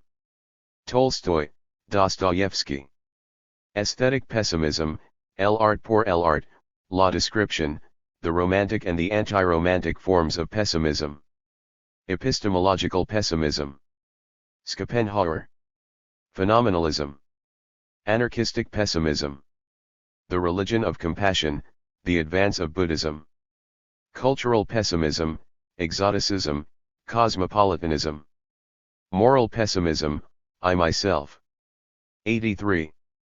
Without the Christian faith, Pascal opined, you yourself, like nature and history, would be un monstra et un chaos. 26 We have fulfilled this prophecy, whereas previously the frail and optimistic 18th century had sought to render human nature both more attractive and more rational than it is. Schopenhauer and Pascal, in an important sense, Schopenhauer is the first to resume Pascal's argument, un monstra et un chaos, hence something to be negated. History, nature, and man himself. According to Pascal, our inability to know the truth is the result of our corruption, of our moral decline. Likewise according to Schopenhauer, whose position is essentially similar. The deeper the corruption of reason, the more necessary the doctrine of salvation, or, in Schopenhauerian terminology, negation. 84.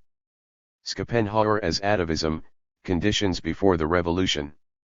Compassion, sensuality, art, weakness of will, the Catholic character of even the most intellectual passions, that is good 18th century Ophand. 27 Schopenhauer's fundamental misunderstanding of the will, as if passion, instinct, and impulse were the very essence of willing, is typical. It betrays an exhaustion to the point of atrophy of the will's power to make value judgments. Likewise the hatred of willing, the attempt to see in ceasing to will, in being a subject without aim or intention, in being a pure will-less subject, something superior, the superior as such, the intrinsically valuable. This is the great symptom of exhaustion, or of weakness of the will, for it is this alone which treats the passions as master, determining their course and extent. 85. Some have made the unworthy attempt to portray Wagner and Schopenhauer as examples of mental derangement. An incomparably deeper insight would be gained by describing with scientific precision the type of decadence they both represent. 86. Your Henrik Ibsen has become very clear to me.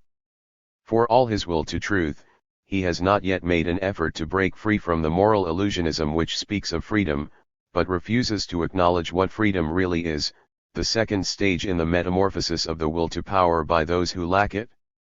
In the first, one demands to be treated justly not only by one's equals, but also by those who have power. In the second, one speaks of freedom, i.e. one wishes to be liberated from those who have power.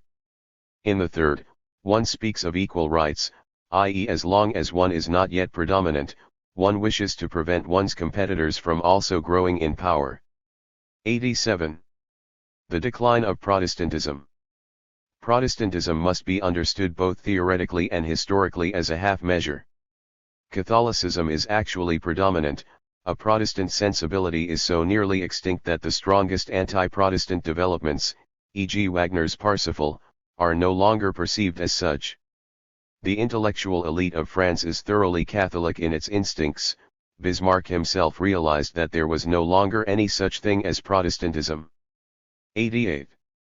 Protestantism is the intellectually unfastidious and protracted form of decadence in which Christianity has managed to survive in the mediocre North. Nonetheless, it remains a most valuable object of inquiry as an elaborate compromise between experiences of fundamentally different kinds and origins, all brought together into the same heads. 89. What has the German spirit made out of Christianity? And to dwell on Protestantism for a moment, how very Protestant Christianity is. Can a more stupefied, sluggish or supine form of Christian belief be imagined than that of the ordinary German Protestant?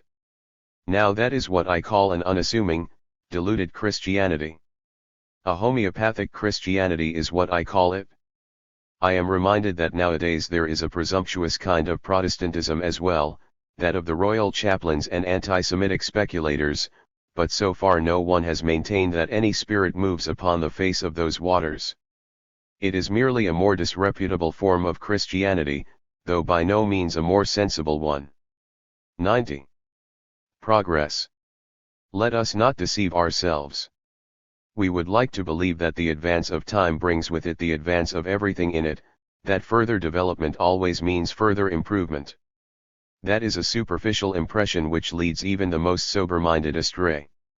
However, the 19th century is not a century of progress, and does not represent any kind of advance on the 16th.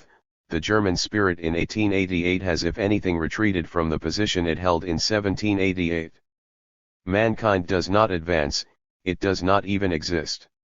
Rather, the general impression is of an immense laboratory where a few successful experiments crop up from time to time and an appalling number of others fail, where all order, logic, bond, and obligation are utterly lacking.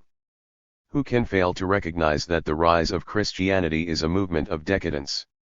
That the German Reformation was a recrudescence of Christian barbarism?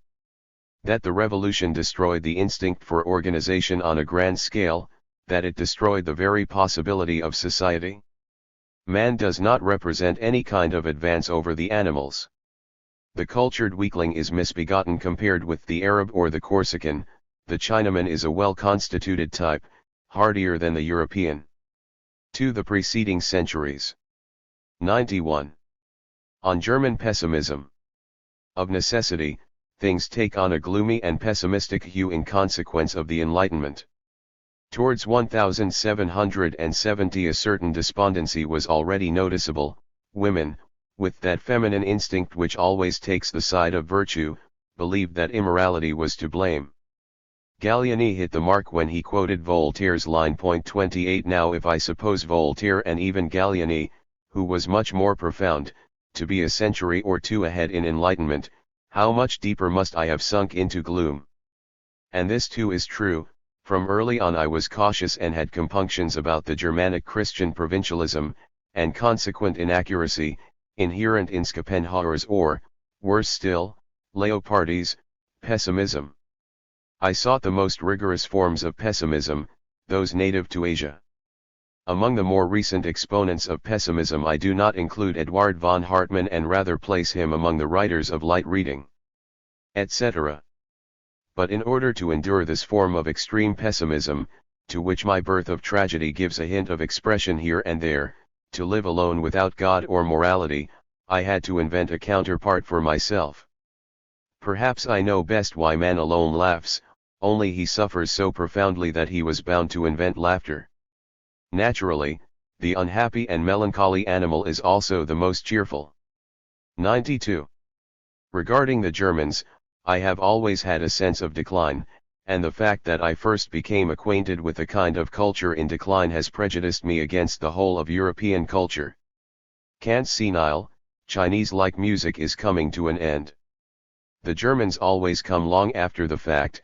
They carry something into the depths, as indicated by their dependence upon the foreign, quite polyphonic. For example, Kant, Rousseau, the empiricists, Hume, Swedenborg, Schopenhauer, the Indians and Romanticism, Voltaire, Wagner, the French cult of the grotesque and of grand opera, Paris, and the escape into primitivism, the marriage between siblings. The law of stragglers, first Paris then province, France before Germany. In this very fashion the Germans of all people discovered the Greek spirit. The more one strengthens and develops an instinct, the more tempting it is to become lost in its opposite. Style reflects degeneracy in Wagner, the isolated expression becomes sovereign, subordination and classification become incidental. Bauer-Get p. 25.29. 93. Renaissance and Reformation. What does the Renaissance demonstrate? That the reign of the individual can be but a short one. Such times are far too profligate, they lack the ability to accumulate any capital, and exhaustion follows hard on their heels. These are times when all is wasted, even the energy required to accumulate capital, to heap riches upon riches. Even the opponents of such movements are compelled to waste an absurd amount of energy, and then they too are exhausted, empty, spent. What we have in the Reformation is a wild and uncouth counterpart of the Italian Renaissance, arising from similar impulses, except that in the primitive and vulgar North, they had to dress themselves up in religious garb. There the notion of a higher life had not yet been divorced from that of a religious one. With the Reformation, as with the Renaissance, the individual wanted to be free, every man his own priest is little more than a formula for libertinism. In truth, one phrase, evangelical freedom, sufficed, and all the instincts that had reason to remain hidden sprang out like a pack of wild dogs, the most brutal needs suddenly found their courage, everything seemed justified. People took care not to grasp exactly what kind of freedom they meant, they turned a blind eye to themselves. But the fact that people gave fanatical sermons with closed eyes and moistened lips did not prevent them from grabbing everything they could get their hands on, it did not prevent their guts from becoming their God, the God of the free gospel, and it did not prevent them from indulging all their passions for revenge and murder with an insatiable fury. So, this lasted for a while, and then exhaustion supervened, just as it had done in southern Europe, and here too, the exhaustion was of a vulgar kind, a general ruina in servitium. 30 for Germany, it was the beginning of a century of ill repute. 94. Chivalry is characteristic of those who have attained power, it gradually disintegrates, and in part, descends into the larger middle class. In La Rochefoucauld we find a consciousness of the true mainsprings of a noblesse of disposition, together with the dim view Christianity takes of them.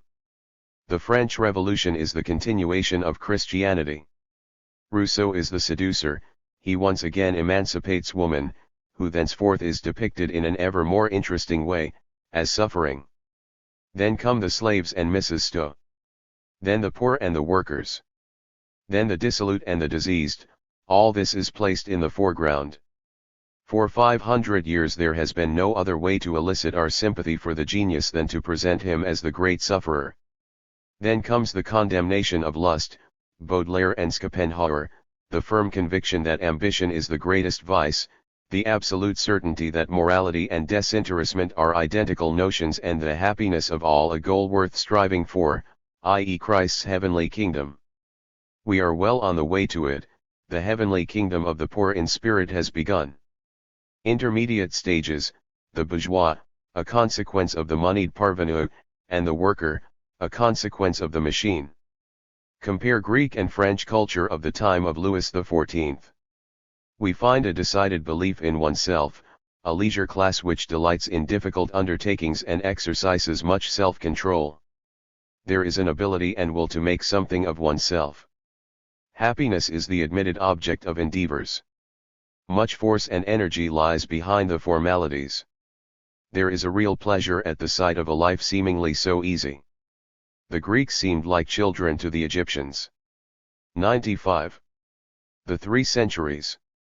Their different sensibilities are best expressed as follows: the age of aristocratism, of Descartes, upholds the supremacy of reason, which attests to the sovereignty of the will; the age of feminism, of Rousseau, upholds the supremacy of feeling, which attests to the sovereignty of the senses; it is meretricious; the age of animalism, of Schopenhauer, upholds the supremacy of appetite, which attests to the sovereignty of animality; it is more honest, but gloomy. The 17th century is aristocratic in marshalling its forces, haughty towards things of the flesh, prim and proper in matters of the heart, unsentimental, even to the point of being devoid of sentiment, un-German, averse to anything burlesque or natural, sweeping and imperious towards the past, for it believes in itself. It is quite predatory au fond, quite habitually ascetic, the better to keep the upper hand. It is the century of strong will and strong passion. The 18th century is dominated by woman, it is enthusiastic, witty, and vapid, but with its intellect placed in the service of its aspirations and of its heart, libertine in its enjoyment of the intellect, eager to undermine all authorities, rapturous, cheerful, clear, humane, self-deceived, sociable, and quite plebeian au fond. The 19th century has a more fleshly character, it is more subterranean, uglier, more realistic, more vulgar, and on that very account better, more honest, more submissive to reality of every kind, truer, and without doubt more natural, but irresolute, melancholy, fatalistic and full of obscure longings. It has no awe or reverence for the head or the heart, deeply convinced as it is of the supremacy of appetite. Schopenhauer spoke of will, but nothing is more characteristic of his philosophy than that the will is missing in it, the absurd denial of actual volition. Even morality is reduced to an instinct, compassion. A. Kant represents a continuation of the 18th century, the supremacy of Kerr over la tête, empiricism in the theory of knowledge, altruistic enthusiasm. The fact that science has become as sovereign to the extent that it has proves that the 19th century has emancipated itself from being dominated by ideals. Our aspirations are tempered by a certain frugality which renders possible our scientific curiosity and rigor. This is our kind of virtue. Romanticism is a kind of nostalgia for the 18th century, a pent-up longing for its grandiose enthusiasm. As a matter of fact, this was largely a charade and a form of self-deception. The wish was to pose as a person of strong character and grand passions. The 19th century instinctively seeks theories that enable it to feel justified in its fatalistic submission to facts. Hegel's success in his struggle against sentimentality and romantic idealism lay in the fatalistic tendency of his thought, in his belief that the victorious have reason on their side, and in his justification of the actual state, rather than mankind, etc. Schopenhauer thinks that we are something rather stupid, and ideally something that transcends itself.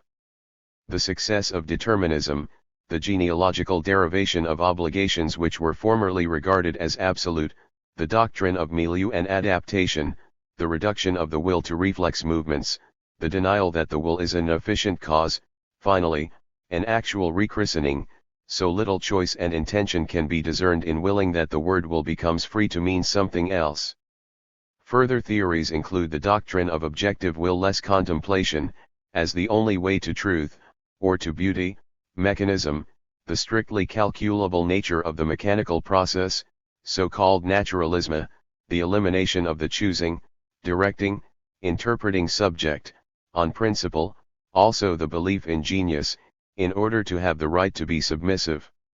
Kant, with his notion practical reason, with his moral fanaticism, is of a piece with the 18th century, to wit, he is entirely untouched by historicism, and has barely glimpsed the real face of his own era, e.g. the Revolution. He is unaffected by Greek philosophy, delusional about the notion of duty, an empiricist given to backsliding into dogmatism. The return to Kant in our century means a return to the 18th century. The neo-Kantians contrive to inveigle themselves back again into a right to the old ideals and the old enthusiasm, hence a theory which sets limits to knowledge, i.e. which says that we may, at our discretion, add something beyond the realm of reason. Hegel's thought is not so far removed from that of Goethe's. Notice how Goethe talks about Spinoza. The desire to deify everything, to deify life, in order to find peace and joy in contemplating and investigating them. Hegel seeks a reason for everything, for one can resign and reconcile oneself to reason. In Goethe we find an almost joyous and confident kind of fatalism, which is neither weary nor rebellious. Goethe, who aspired to educate himself into a totality, in the belief that only in totality does everything redeem itself, only in totality does everything seem good and justified. 96. The Age of the Enlightenment, followed by the Age of Sentimentality. In what sense does Schopenhauer represent sentimentality, or Hegel intellectuality? 97. The 17th century suffers from mankind as from a mass of contradictions, l'homme de contradictions 31 that we are. Schopenhauer seeks to discover man, to classify him, to unearth what one can about him, whereas the 18th century tries to forget what is known about human nature, in order to adapt him to its utopia. Superficial, soft, humane, enthusiastic about humanity. What the 17th century seeks is to obliterate all traces of the individual so that the work resembles life as much as possible. The 18th century seeks through the work to arouse interest in the author. What the 17th century seeks in a work of art is art, a bit of culture. What the 18th strives for is political and social reform, and art as propaganda for it. Utopia, the ideal man, the idolizing of nature, the vain posturing, the subordination to the propaganda of social ideals, charlatanism, all this we derive from the 18th century. The style of the 17th century, propre, exact et libra.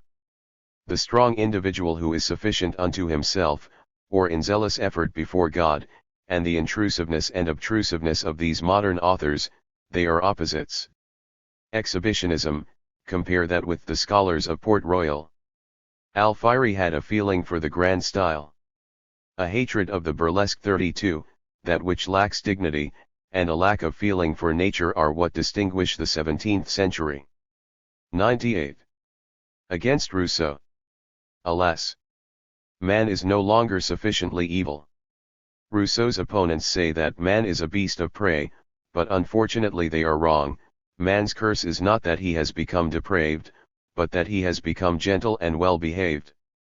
In the 18th century, the strongest and most well-constituted kind of man, comparatively speaking, could still be found in precisely the sphere which Rousseau had most vigorously opposed, the kind of man in whom the grand passions were still intact, the passion for power, the passion for pleasure, the passion for, and ability to, command. In order to gain a sense of the difference, we must compare the man of the 18th century with the man of the Renaissance, also with the man of the 17th century in France.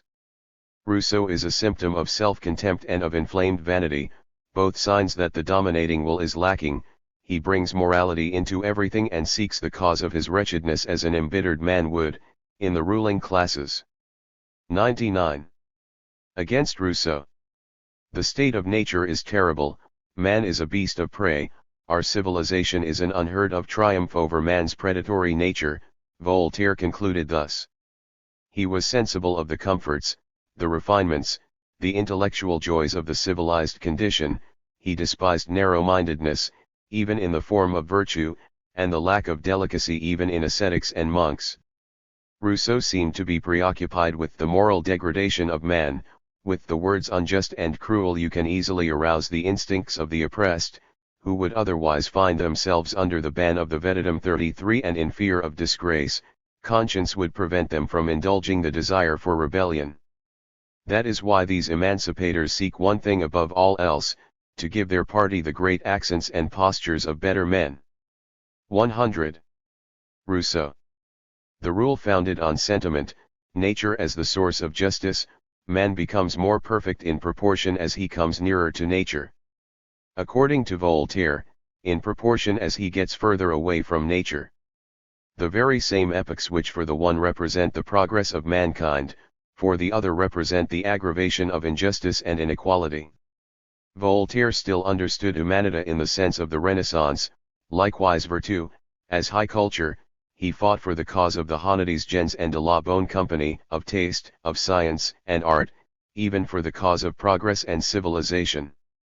The fighting broke out around 1760 between the citizen of Geneva and Le Seigneur de Tournai. From that moment on Voltaire became the man of his century, the apostle of tolerance and the trumpet of incredulity. Up to that point he had only been un bel esprit. His envy and hatred of Rousseau's success drove him onward and upward, to the heights. Pour la canaille, un du remunerateur et venger, Voltaire. The value of civilization viewed from their respective critical standpoints. Social invention is the finest thing there is for Voltaire. There is no higher goal than to work to maintain and perfect it. L'honnêteté consists only in the observation of social usages, just as virtue even consists only in obedience to certain necessary prejudices which favor the preservation of society. Missionary of culture, aristocrat, representative of the victorious ruling classes and their values. But Rousseau remained a plebeian, even as an homme de lettres, which was unheard of, his insolent contempt for everything he was not himself. The unhealthy element in Rousseau is what is most admired and imitated. Lord Byron was a kindred spirit, he too worked himself up to a pitch of sublime postures and rancorous resentment, a sign of vulgarity. Later on, when Venice restored his equilibrium, he understood that nothing is more conducive to ease and well-being than l'insouciance. He is proud of himself despite his origins, but he is beside himself when he is reminded of them. In Rousseau there was undoubtedly some mental disorder, in Voltaire unusual health and ease. The rancour of the sick, his periods of insanity are also those of his misanthropy, and of his distrust. Rousseau's defense of Providence, against Voltaire's pessimism. He has need of God to be able to condemn society and civilization. Everything must be inherently good, because God has created it, only man has corrupted man. The good man as natural man was pure fantasy, but with the dogma of God's authorship, he became something both probable and reasonable. The influence of Rousseau: folly is expected of greatness. Romanticism, of which he is the first example, though by no means the most famous, the sovereign right of passion, the monstrous exaggeration of the ego, the feeling for nature. For 100 years now, we have chosen a sick man as guide in politics. Romanticism à la Rousseau: passion, naturalness, the fascination with madness, the rancor of the mob as judge, the absurd vanity of the weak. 34. 101. Kant makes English epistemological scepticism possible for Germans. 1. By appealing to their religious and moral needs, just as the later academic sceptics had employed scepticism for the same reasons, as a preparation for Platonism, vide Augustine, just as Pascal used even moral scepticism in order to awaken, to justify, the need for faith. 2. By presenting it in the form of a Baroque and ornate scholasticism, thereby making it more acceptable to German scientific tastes, because Locke and Hume in themselves were too clear, too explicit, i.e. instinctively judged by the Germans to be too superficial. Kant is a poor psychologist and a worse judge of human nature, grossly mistaken in his appraisal of great historical events, the French Revolution, a moral fanatic à la Rousseau with a subterranean current of Christian values, a thoroughgoing dogmatist who is profoundly wearied by this inclination to the point of wishing to bend it to his will, but who quickly tires of scepticism as well. He is as yet unaffected by the slightest breath of cosmopolitan taste or of the beauty of antiquity. He is a conservative and a mediator, and not at all original, just as Leibniz had mediated between mechanism and spiritualism, just as Goethe had mediated between the taste of the 18th century and that of the historical sense, which is essentially a sense of exoticism, just as German composers had mediated between French and Italian music, just as Charlemagne had mediated between the Roman Empire and nationalism. Instead of making a clean break, they built bridges. In this they were conservatives par excellence. 102. N.B. The degree to which the pessimistic Christian centuries, like the tragic age of the Greeks, have been stronger centuries than the 18th, which was weaker, more scientific, and the 19th century as against the 18th, in what respect an error, in what respect a retreat, because lacking in wit, taste, in what respect an advance, gloomier, more realistic, stronger. 103. The President de Brosses says of the Campagna Romana 35: Il fallit que Romulus fut ivira, quando il songe a bâtir un ville dans un terrain aussi laid. 36. Fenelon compares the Gothic style with a poor sermon. 37. Chateaubriand in 1803 in a letter to M. de Fontanes gives his first impressions of the Campagna Romana. 38. Lamartine found the words to describe Sorrento and Posillipo. 39. V. Hugo raves about Spain, parce que aucune autre nation n'a moins empreinte à l'antiquité, parce qu'elle n'a subi aucune influence classique. 40.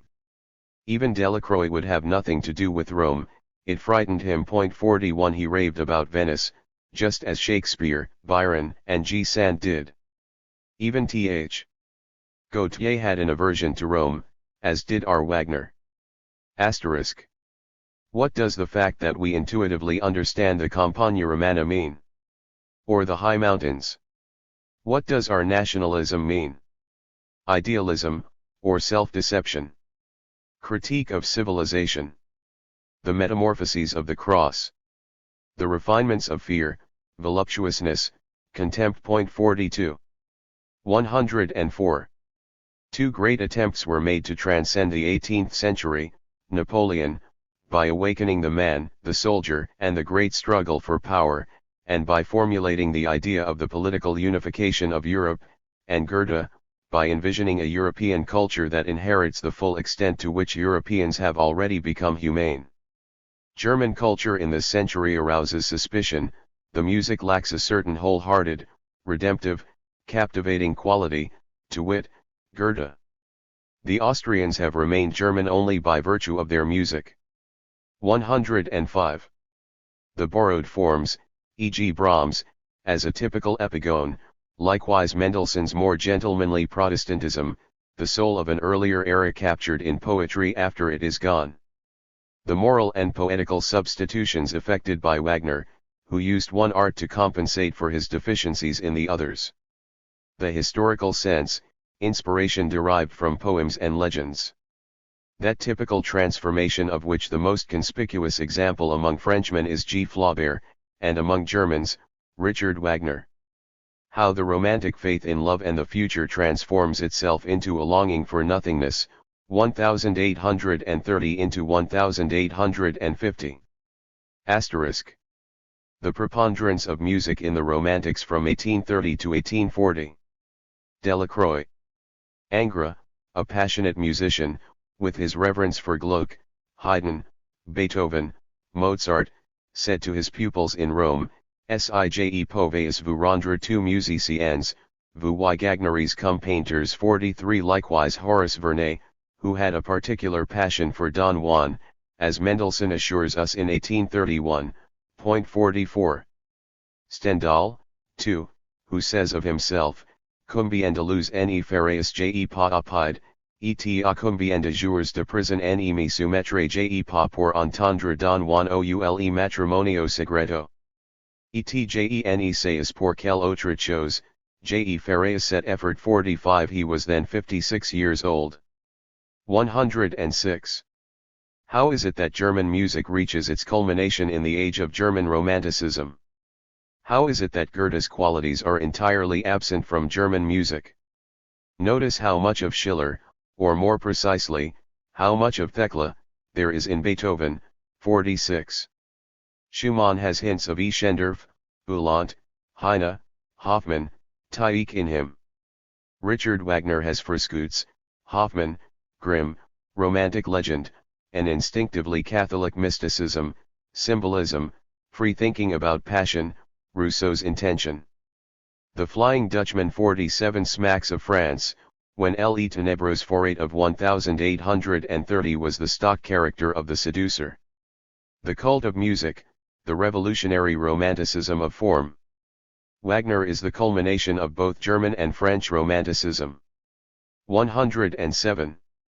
Judged merely from the point of view of his value to Germany and to German culture, Richard Wagner is still a great question mark. For Germany, his appearance was perhaps an unfortunate one, in any case, it was a fateful one. But what does it matter? Was it not very much more than merely a German event? It actually seems to me that he could scarcely be more out of his element than among Germans. Nothing had prepared them for him. Among Germans, such a figure is simply strange, odd, uncomprehended and incomprehensible. But they are careful not to admit this. They are too good-natured, too stolid, too German for that. Credoquia absurdus est. 49. Germans have always been fond of this kind of thinking, and so it was in this case as well, hence they are content for the time being to believe everything Richard Wagner wanted to believe about himself. German thinking has always been lacking in subtlety and insight in psychologicis. These days, when German thinking is under great pressure from jingoism and self-admiration, and has become tough-minded and simplistic, how could it be expected to solve the problem of Wagner? 108. The Germans are still nothing, but they are becoming something, therefore they have no culture as yet, they cannot have any culture as yet. This is my proposition, however much it may offend some people, to wit, those who suffer from, or brandish, their teutomania. They are not yet anything, that means they are all sorts of things. They are becoming something, that means that they will one day cease to be all sorts of things. This is merely a wish, scarcely even a hope. Fortunately it is a wish that can be brought to life. It is only a question of will, discipline, labor and cultivation, as well as of dissatisfaction, longing, privation, discomfort, and even bitterness. In short, we Germans want something of ourselves, something not yet wanted of us, something more. This German who is becoming but not yet is deserves better than contemporary German culture. All those who are becoming must be incensed to find in this area complacency, presumptuous resting on one's laurels or self-sanctification. That is my second proposition, and I still adhere to it. 3 signs of increasing strength. 109. NB. Principle: there is something like decay in everything modern, but alongside the prevailing sickness there are signs of an inner strength yet to be tested. The very things that diminish us the most drive the stronger and more exceptional to greatness. 110. General observation. The ambiguous character of our modern world lies in the fact that precisely the same symptoms might indicate either decline or strength. Furthermore, the signs of strength and maturity might be misunderstood, on the basis of traditional, i.e. more primitive, derogatory sentiments, as signs of weakness. In short, the sense of value might be behind the times. Generally speaking, the sense of value is always outmoded, because the conditions of conservation and growth which find expression in it are those of much earlier times. These sentiments conflict with new conditions of existence from which they did not arise, which they inevitably misunderstand and teach us to view with distrust, etc. They obstruct and arouse suspicion of anything new. For example, 111. The problem of the 19th century. The question is whether its strong and weak aspects belong together, whether they have been cut from the same cloth, whether the variety of its contradictory ideals are conditioned by some higher purpose. For it might be to some extent foreordained that greatness grows under severe stress. Discontent and nihilism might be a good sign. 112. General observation. As a matter of fact, great growth is always accompanied by tremendous fragmentation and destruction. Suffering and the symptoms of decline are a part of every period of tremendous progress. Every fruitful and powerful development of mankind has at the same time helped to create a corresponding nihilistic development. It might be a sign of the most essential and decisive growth, of the transition to new conditions of existence, were the most extreme form of pessimism, genuine nihilism, to come into the world. This is what I have comprehended. 113. A. We begin with a thoroughly hearty admiration for the man of today. We must not let ourselves be deceived by appearances. This man may be less striking than the man of yesterday, but unlike him, promises to endure. His tempo is slower, but his time signature is much more complex, so to speak. There has been an improvement in general health, the actual conditions of bodily strength have been recognized, and are gradually being established. Asceticism is treated ironis, there is an avoidance of extremes, a certain confidence in the right way 50 and an absence of fanaticism. For the time being, one confines oneself to more limited concerns, such as fatherland, science, etc. Nonetheless, this whole picture remains ambiguous. It could be an ascending or a descending movement of life. B. Faith in progress. In the lower sphere of intelligence, it appears to be a form of ascending life, but this involves a certain amount of self-deception. In the higher sphere of intelligence it appears to be a form of descending life. The description of their respective symptoms. Uniformity of treatment, uncertainty as to how valuable they are.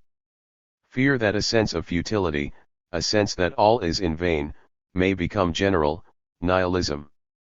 114. As a matter of fact, an antidote against the first kind of nihilism 51 is no longer necessary. The Europe in which we live is not filled with as much uncertainty, contingency, and absurdity as it once was. We have less need of the enormous exponential increase in the sense of human worth, in the importance of evil, etc. that Christianity provides. We tolerate a significant reduction in it, and accept much absurdity and contingency. The power man has attained now permits a relaxation of disciplinary measures, the strongest of which was the moral interpretation. The God hypothesis is far too extreme. 115. If anything shows that our humanization is a sign of genuine and real progress, it is the fact that we no longer think in terms of unconditional and absolute opposites, that we no longer think in terms of opposites at all. We are now free to love the senses, for we have entirely spiritualized them and rendered them entirely artistic. We are now entitled to all those things which were once considered terribly disreputable. 116. The reversal of the hierarchy. Those pious counterfeiters, the priests, have now become the chandalas among us. They occupy the same position as charlatans, quacks, counterfeiters, and magicians. We hold them responsible for corruption of the will, and regard them as rebels among those unfortunates who slander and seek revenge against life itself. 52. By contrast, we who were the chandalas in the past are now in the ascendant, especially the blasphemers, the immoralists, the broad-minded, in all sorts of ways, the artists, the Jews, the minstrels, in essence, all disreputable classes of men. We have elevated ourselves to honorable thoughts. Moreover, it is we who determine what on earth is to be deemed honorable, and who is to be the nobility. We alone are now advocates of life. We immoralists are now the strongest power, i.e., other great powers have need of us. We are interpreting the world after our own image. We have transferred the notion of the chandala to the priests, the transcendentalists, and to the Christian society which has grown up alongside them, to which one may add pessimists, nihilists, compassionate romantics, criminals, profligates and others of similar origin, the whole sphere in which the term God conjures up the image of a savior. We are proud of the fact that we need no longer be liars, slanderers, and detractors of life. N.B. Even if the existence of God were proven to us, we should know better than to have faith in him. 117. The advance of the 19th century over the 18th, in essence, we good Europeans are carrying on a war against the 18th century. 1. We increasingly understand the return to nature in a sense which is decidedly the opposite of Rousseau's. Away with these idols and operas. 2. We are increasingly anti-idealistic, objective, fearless, industrious, temperate, decidedly suspicious of sudden changes, anti-revolutionary. 3. Increasingly, we give the question of the health of the body decided priority over that of the soul, the former being understood as sufficient for the latter, or at least as its necessary condition. 118. If we have achieved anything at all, it is a more innocent relation to the senses, a more joyful, benevolent, Goethean attitude towards sensuality, similarly a greater sense of pride regarding knowledge. The pure fool 53 is given little credit. 119. We who are objective. For us at least, it is not our compassion which opens the door to the most remote and alien cultures or ways of life, but our receptivity and impartiality.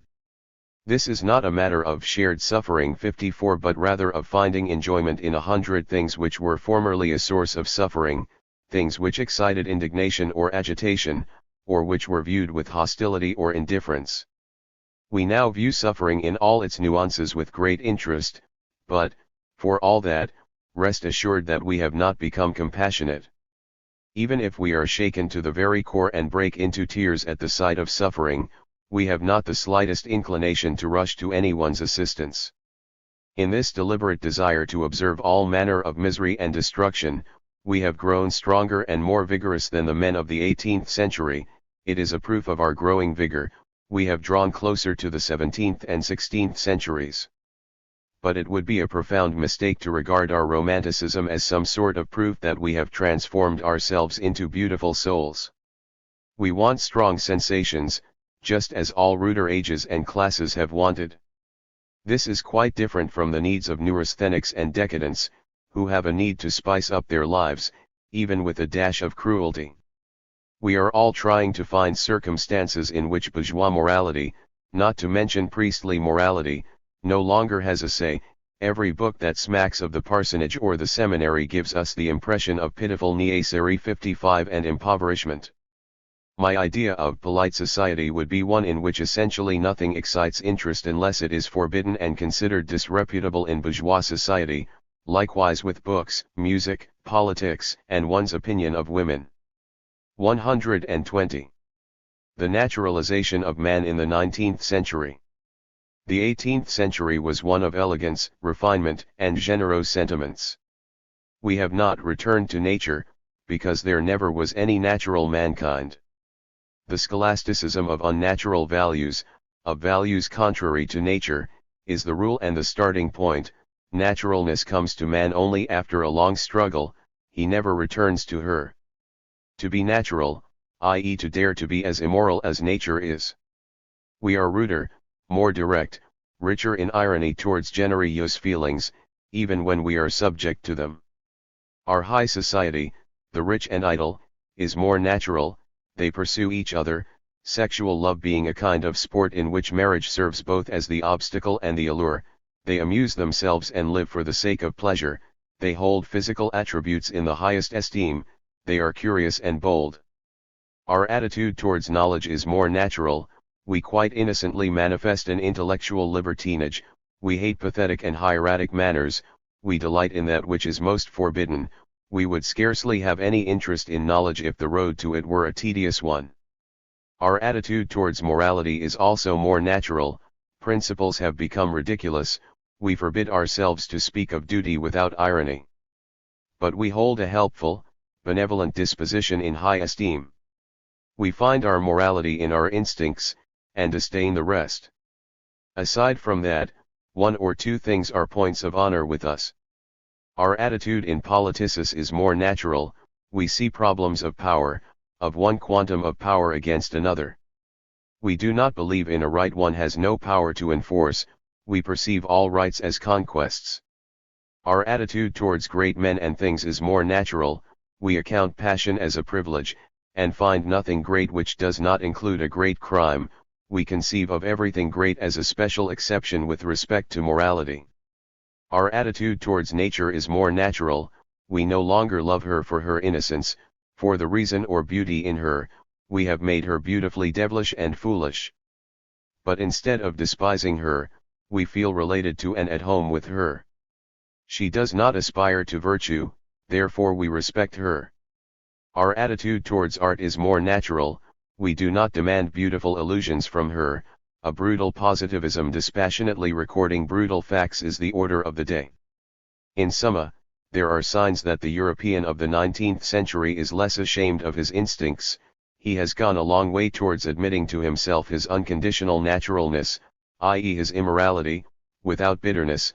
On the contrary, he is strong enough that he can only just endure the sight of it.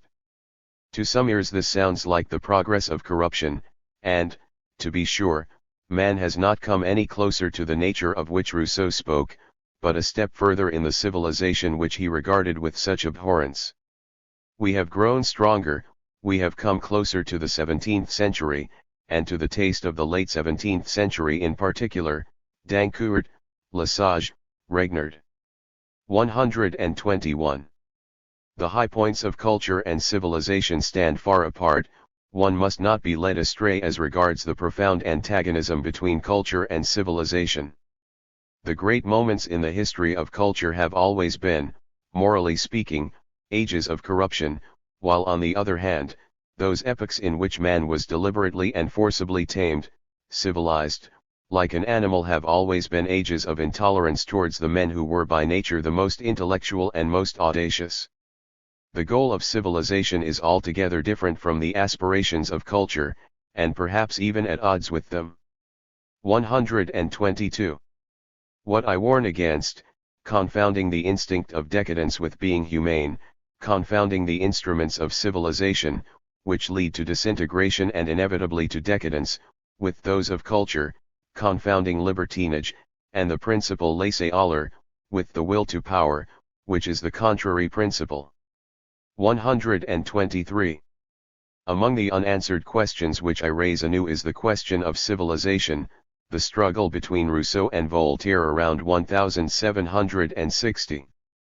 Man becomes more profound, more distrustful, more immoral, stronger, more self-confident, and therefore more natural, that is progress. In so doing, by a sort of division of labor, the more barbaric strata and the milder and tamer strata become separated, so that the general fact escapes notice. It is in the nature of strength, and of the self-control and fascination exercised by the strong, that these stronger strata possess the gift of making others take their barbarization for a kind of superiority. For every step of progress includes a reinterpretation of the strengthened elements as good, in other words. 124. Man must have the courage of his natural impulses restored to him. He must hold himself in higher esteem, not as an individual but as nature. We must stop seeing contradictions between things, once we understand that we put them there in the first place. We must stop seeing social idiosyncrasies, guilt, punishment, justice, honesty, freedom, love, etc., in existence for the same reason. Problem of civilization posed. Progress towards naturalness, all political questions, in the relations between parties, and even in the commercial, business and labor parties, are questions of power. Only after asking what can be done, may one ask what ought to be done. 125. Socialism, or the tyranny of the lowest and stupidest, the superficial, the envious, and the more than half-actors, as a matter of fact is the logical conclusion of modern ideas and their latent anarchism, but alas, in the genial atmosphere of democratic well-being, the ability to draw conclusions, or even draw to a close at all, slackens. One follows a crowd, but no longer follows an argument. That is why socialism is on the whole a bitter, hopeless affair, and nothing is more amusing than to observe the inconsistency between the venomous and desperate faces made by contemporary socialists, as well as the miserable, bruised feelings to which their prose style bears witness, and the innocent, lamb-like beatitude of their hopes and desires. Nevertheless, in many places in Europe they may strike a blow here or there. The coming century is likely to hear the occasional intestinal rumbling, and the Paris Commune, which has its defenders and advocates even in Germany, e.g. that philosophical grimacer and swamp newt Eugen Düring in Berlin, was perhaps only a touch of indigestion, measured against what is to come. Be that as it may, there will always be too many of the well-to-do for socialism to signify more than a temporary illness, and the well-to-do are as one in believing that one must possess something in order to be something. This, however, is the oldest and most wholesome of instincts. I should add, one must want more in order to become more. For this is the doctrine life itself preaches to all living things, the morality of development. To have and to want to have more, in a word, growth, that is life itself. A will to deny life is but poorly concealed in socialism.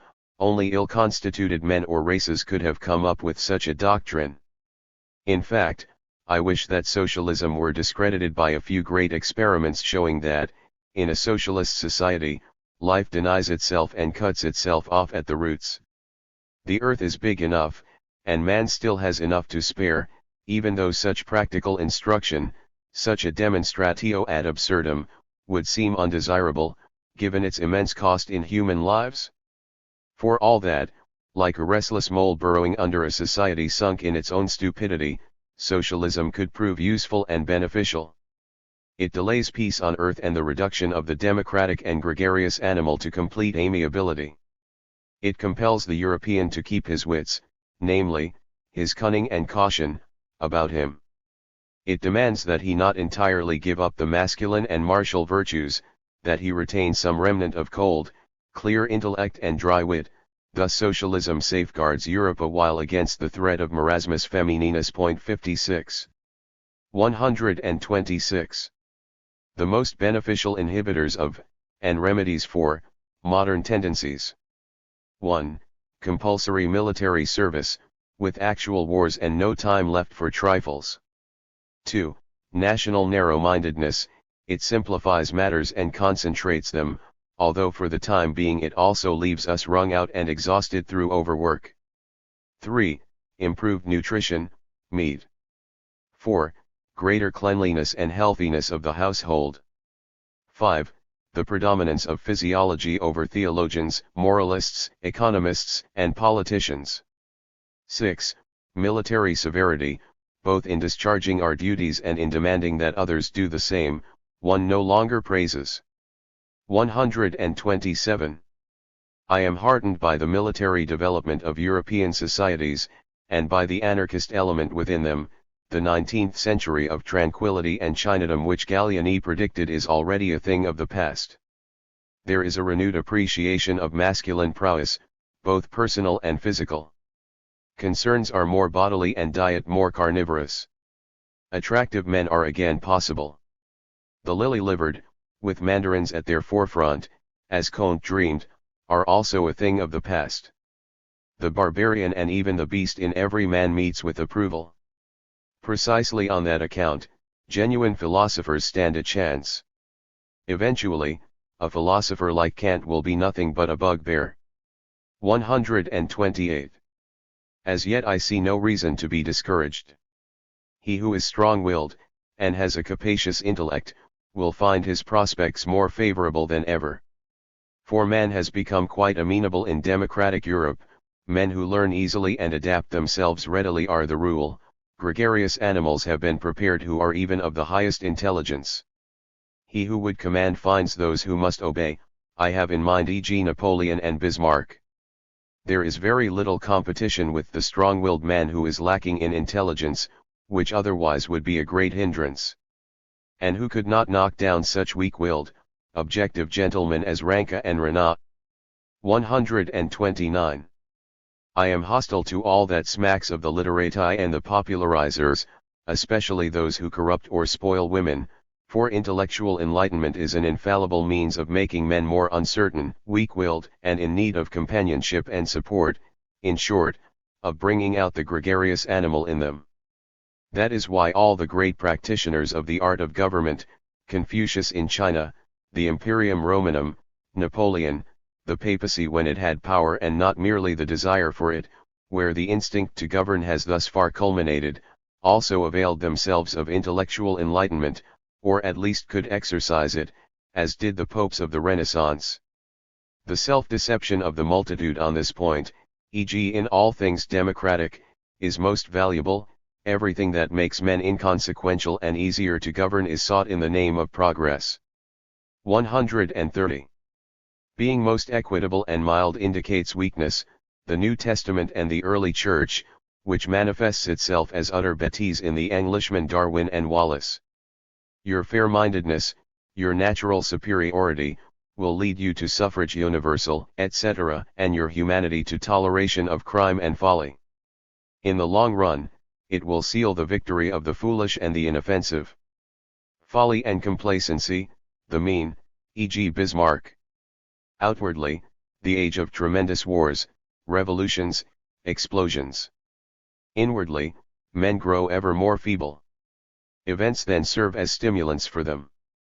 In Europe, the Parisian represents the extreme of this tendency. Consequence. 1. Barbarians, at first, of course, in the guise of the previous culture, e.g. during. 2. Sovereign individuals, the intersection between barbaric masses of force and an utter lack of restraint with respect to all that has gone before. It is the age of greatest stupidity, brutality, and wretchedness among the masses, and at the same time the age of the greatest individuals. 131. During the Renaissance, countless individuals of a more exalted kind perished, but then as now he who survives is as strong as the devil. 132. Good Europeans as we are, what distinguishes us from those who only live among their fellow countrymen? In the first place, we are atheists and immoralists, but for the time being we support the religions and morality which spring from the gregarious instinct. Through them, a kind of man is being prepared who will eventually fall into our hands, and who demands to be taken in hand. We are beyond good and evil, but insist that gregarious morality be regarded as absolutely sacrosanct. We have in reserve several strains of philosophy which may need to be taught. Under certain circumstances pessimism might be wielded as a hammer. A European Buddhism may perhaps be indispensable and perhaps more logical. We are liable to support the development and maturation of the democratic system, which trains men to be easily swayed. In socialism we see a thorn that protects against complacency. Our attitude towards peoples, we pay attention to the results of their intermingling, in light of our preferences. We are aloof, wealthy, strong, we indulge in irony at the expense of the press and its culture. We are concerned that scientists not become literati. We disdain any culture on good terms with reading newspapers, or worse, writing for them. We accept, as Goethe and Stendhal did, our accidental positions and experiences, as a wanderer might put up with lodgings, we are careful not to be too much at home in them. We require a discipline of voluntatis before our fellow man. All our efforts are directed towards developing self-control and a dispassionate understanding, even, for a time, a supra-European one, an art which allows us to wear masks. This is our preparation for becoming lords of the earth, legislators of the future, at least through our children. To that end, the character of marriages becomes a fundamental consideration. 133. The 20th century. The Abbé Gallieni says somewhere, foresight is the cause of the current wars in Europe. Because we expect the House of Austria to grow more powerful, because the Americans in a few centuries, and the English, French and Spanish within a century, will or will not do certain things, we proceed to slaughter one another immediately. If we wanted to make the effort not to predict anything, all would be calm, and I don't think we should be less happy in not waging war. 57. Well, since I do not quite share the unwarlike views of my late friend Gallieni, I am not afraid to predict a thing or two, and thus possibly conjure up reasons for wars. After a terrible earthquake, a tremendous reflection, with new questions. 134. 1. There is a fundamental contradiction between civilization and the elevation of man. It is the time of the great noon, of the most terrible illumination, my kind of pessimism, the great starting point. 2. Moral value judgments are to be regarded as a history of lies and the art of slander in the service of the will to power, of the will of the herd in rebellion against the stronger men. 3. The conditions of any elevation of culture, in facilitating a selection of a few at the expense of the many, are the conditions of all growth. 4. The ambiguity of the world is a matter of strength, which sees all things from the point of view of their growth. The Christian moral value judgments are to be regarded as slaves' revolt and slaves' dishonesty, as against the aristocratic values of the ancient world. How far does art reach down into the essence of strength? Book 2. Critique of the highest values hitherto. Part 1. Critique of religion. All the beauty and sublimity which we have ascribed to real and imagined things, I will reclaim as the property and product of man, as his most eloquent apology. Man as poet, as thinker, as God, as love, as power, oh, the royal liberality with which he has lavished gifts upon things in order to impoverish himself and make himself feel wretched. His greatest feat of selflessness has been that he admired and worshipped, and knew how to conceal from himself that it was he who had created what he admired. 1. On the origin of religions. 135. Contrary movement, the origin of religion. Just as the uneducated man of today believes that when he is angry, his anger is the cause, that when he thinks, his mind is the cause, that when he feels, his soul is the cause, in short, just as a number of psychological entities are still unhesitatingly recognized as causes, in a still naive age the same phenomena were explained with the help of person-like entities. Man attributed the conditions which struck him as strange, captivating or overwhelming to being under the influence of a demon or witch, i.e. a person. Thus the Christian, the most naive and backward man of today, ascribes hope, serenity and a sense of deliverance to a psychological inspiration from God. As one accustomed to suffering and distress, the Christian would rightly regard feelings of happiness, exaltation, and serenity as strange, and in need of some explanation. Among intelligent, strong, and vigorous races it was primarily the epileptic who inspired the belief that a strange power was at work here, but also any similarly involuntary condition, like that of the zealot, of the poet, of the great criminal, or passions like love or revenge, are conducive to the invention of superhuman powers. An abstract condition is made concrete by being identified with a person, and when the condition occurs, it is claimed to be the effect of that person. In other words, in the psychological genesis of God, an internal condition is personified as its own external cause, in order for the condition to be the effect of something other than itself. The psychological reasoning is as follows: when a man is suddenly and overwhelmingly affected with a sense of power, as is the case with all great passions, it excites a doubt in his mind as to whether his own person could possibly be the cause of such an astonishing sensation. He dares not think so, and thus he posits a stronger person, in this case a deity. In summa, the origin of religion lies in an exaggerated sense of power, which strikes people as strange, and just like the sick man who, finding that one of his limbs feels heavy and peculiar, comes to the conclusion that another man must be sitting on it, the naive homo religiosus divides himself up into several people. Religion is an example of the alteration de la personnalité. 1. He experiences something like a sense of awe and dread before himself, but likewise a sense of extraordinary happiness and elevation. Among the sick, a sense of health suffices to make one believe that God exists, that God is near. 136. The primitive psychology of the religious man. Man reasons that all changes are effects, and all effects are the effect of volition, any conception of nature or of natural law being entirely absent here, that every effect has its agent. His primitive psychology consists in thinking that he himself is a cause only when he is aware of having willed something. As a result, powerful states convey to man the impression that he is not their cause, that he is not responsible for them. Such states arise involuntarily, consequently he cannot be their author. The unfree will, i.e. the consciousness of an involuntary change in our internal condition, requires the existence of an alien will.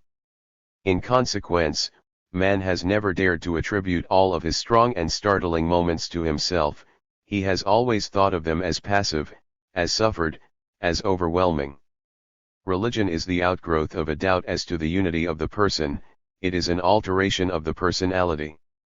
In so far as everything great and strong in man was thought of as superhuman and alien, man diminished himself, he divided himself into two parts, one very wretched and weak, the other very strong and startling, and set them in their separate spheres, calling the one man and the other God. And he has persisted in doing so. During the period of preoccupation with morality he did not interpret his lofty and sublime moral states as voluntary or as the work of the person. Even the Christian divides his personality into a weak and mesquin fiction which he calls man and another fiction which he calls God, Redeemer, Savior. Religion has degraded the very idea of man. Its ultimate consequence is that all goodness, greatness, and truth are superhuman, and are bestowed by grace alone. 137. A form of religion to create national pride. The theory of affinity was another way of lifting man out of the degradation brought about by the rejection of his own lofty and strong states as something alien to him. These lofty and strong states could at least be interpreted as the influence of our ancestors, with whom we are related and stand in solidarity. We grow in our own estimation by acting in accordance with the familiar standard they represent. This is an attempt on the part of noble families to reconcile their religion with their own sense of self-respect. Transfiguration, temporary metamorphosis. Poets and seers do the same thing. They feel proud to have been singled out for the honor of such dealings, and place great value on not being regarded as individuals, but as mere mouthpieces. Homer. Yet another form of religion: God chooses, God becomes man, God dwells among men, bestowing great blessings. A local legend is presented as an immortal drama. Man gradually takes possession of the loftiest and proudest states, of his works and deeds. Formerly, people believed that they honored themselves by assigning responsibility for their loftiest deeds, not to themselves, but to God. The involuntariness of a deed was thought to give it greater value. At that time a god was taken to be its author. 138. Priests are actors who play the role of something superhuman which must be made manifest, be it ideals or gods and saviors. They have an instinct for this sort of thing and have made it their vocation. In order to make all this as credible as possible, they must go as far as possible in assimilating themselves to their role.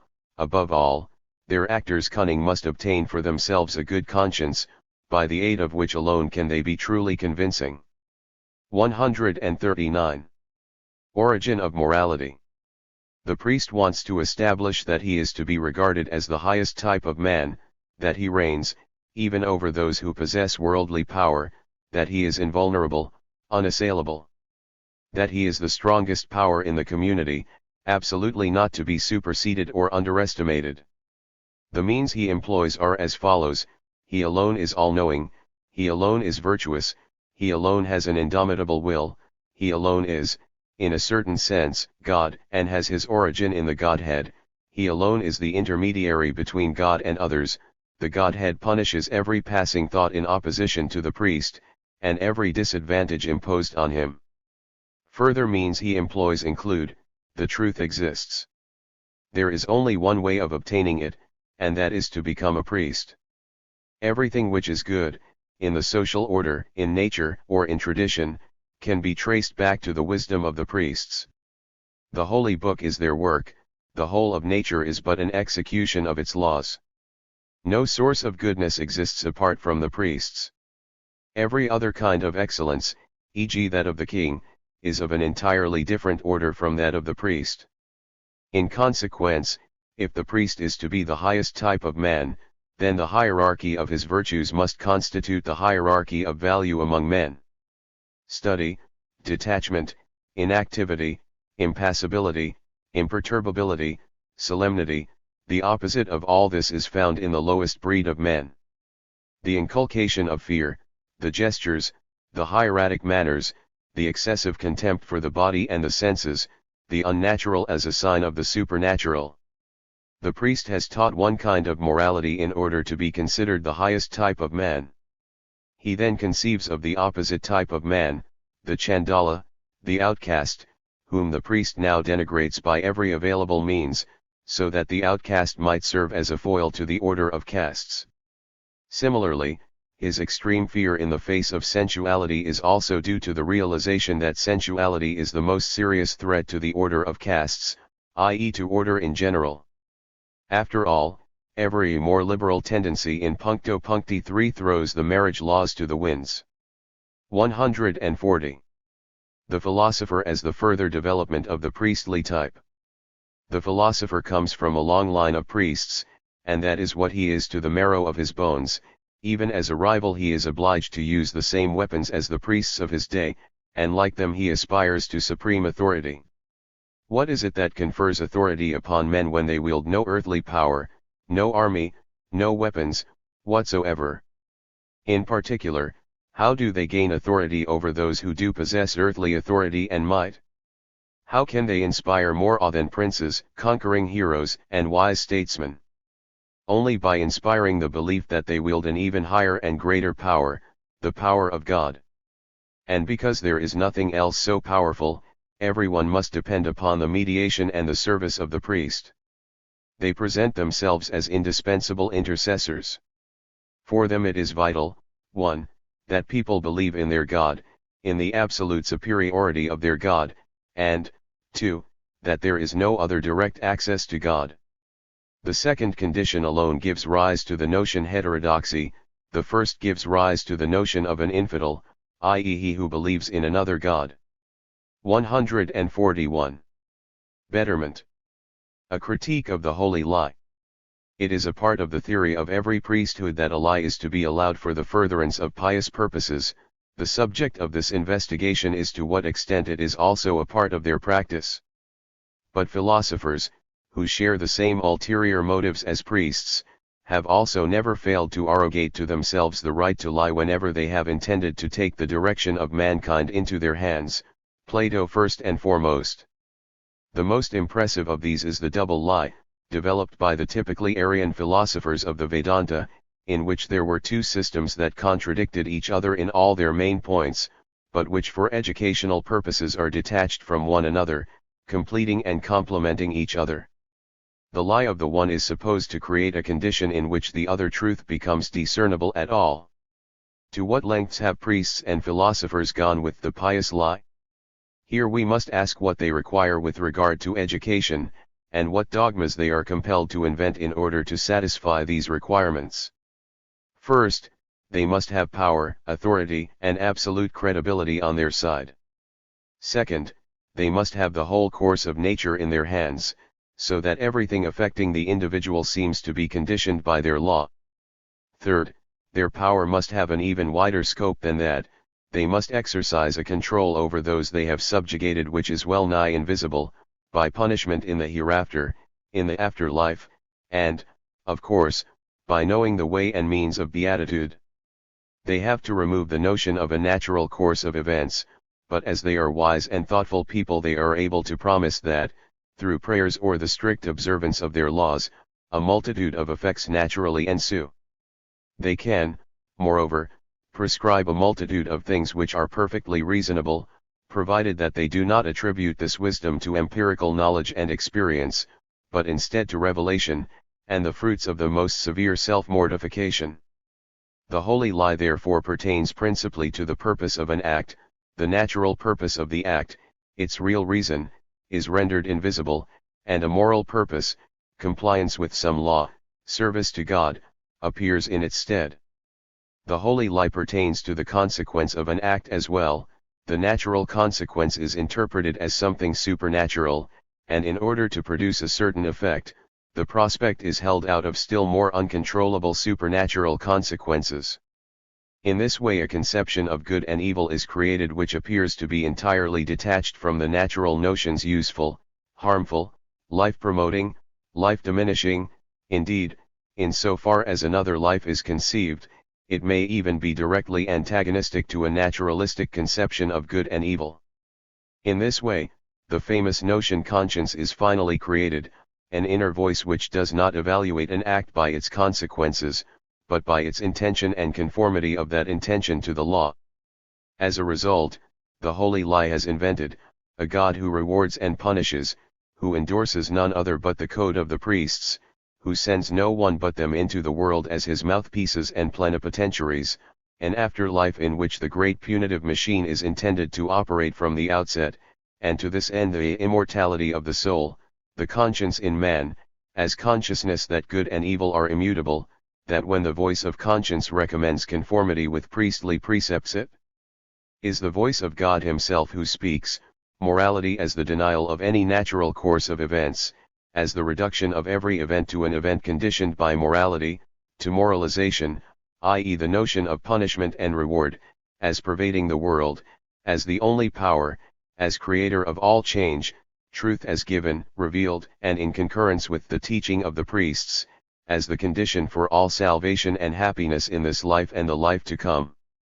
In short, what price is paid for moral betterment? The suspension of reason and the reduction of all motives to hope and fear, reward and punishment, dependence on the tutelage of the priesthood, and on exactitude in the observance of formalities claimed to express a divine will, the implantation of a conscience that substitutes a false knowledge for trial and error, as if it had already been determined what should or should not be done, which amounts to a sort of castration of the inquiring and progressive mind, in short, the worst mutilation of man one can imagine, done ostensibly to make man good. In praxis, all reason, the entire inheritance of wisdom, subtlety, and foresight which the priestly canon presupposes, is subsequently reduced in an arbitrary manner to a mere mechanism. Conformity with the law becomes an end in itself, and the highest one too, for that matter. All the problems of life are solved. The whole conception of the world is besmirched with the notion of punishment. Owing to the fact that the priestly life is upheld as the non plus ultra of perfection, life itself is reconceived in order to defame and defile it. The notion God represents an aversion to, and a critique of, life. It represents a condemnation of life itself. Truth itself is recast as the priestly lie, the pursuit of truth as the study of the scriptures, as the means of becoming a theologian. 142.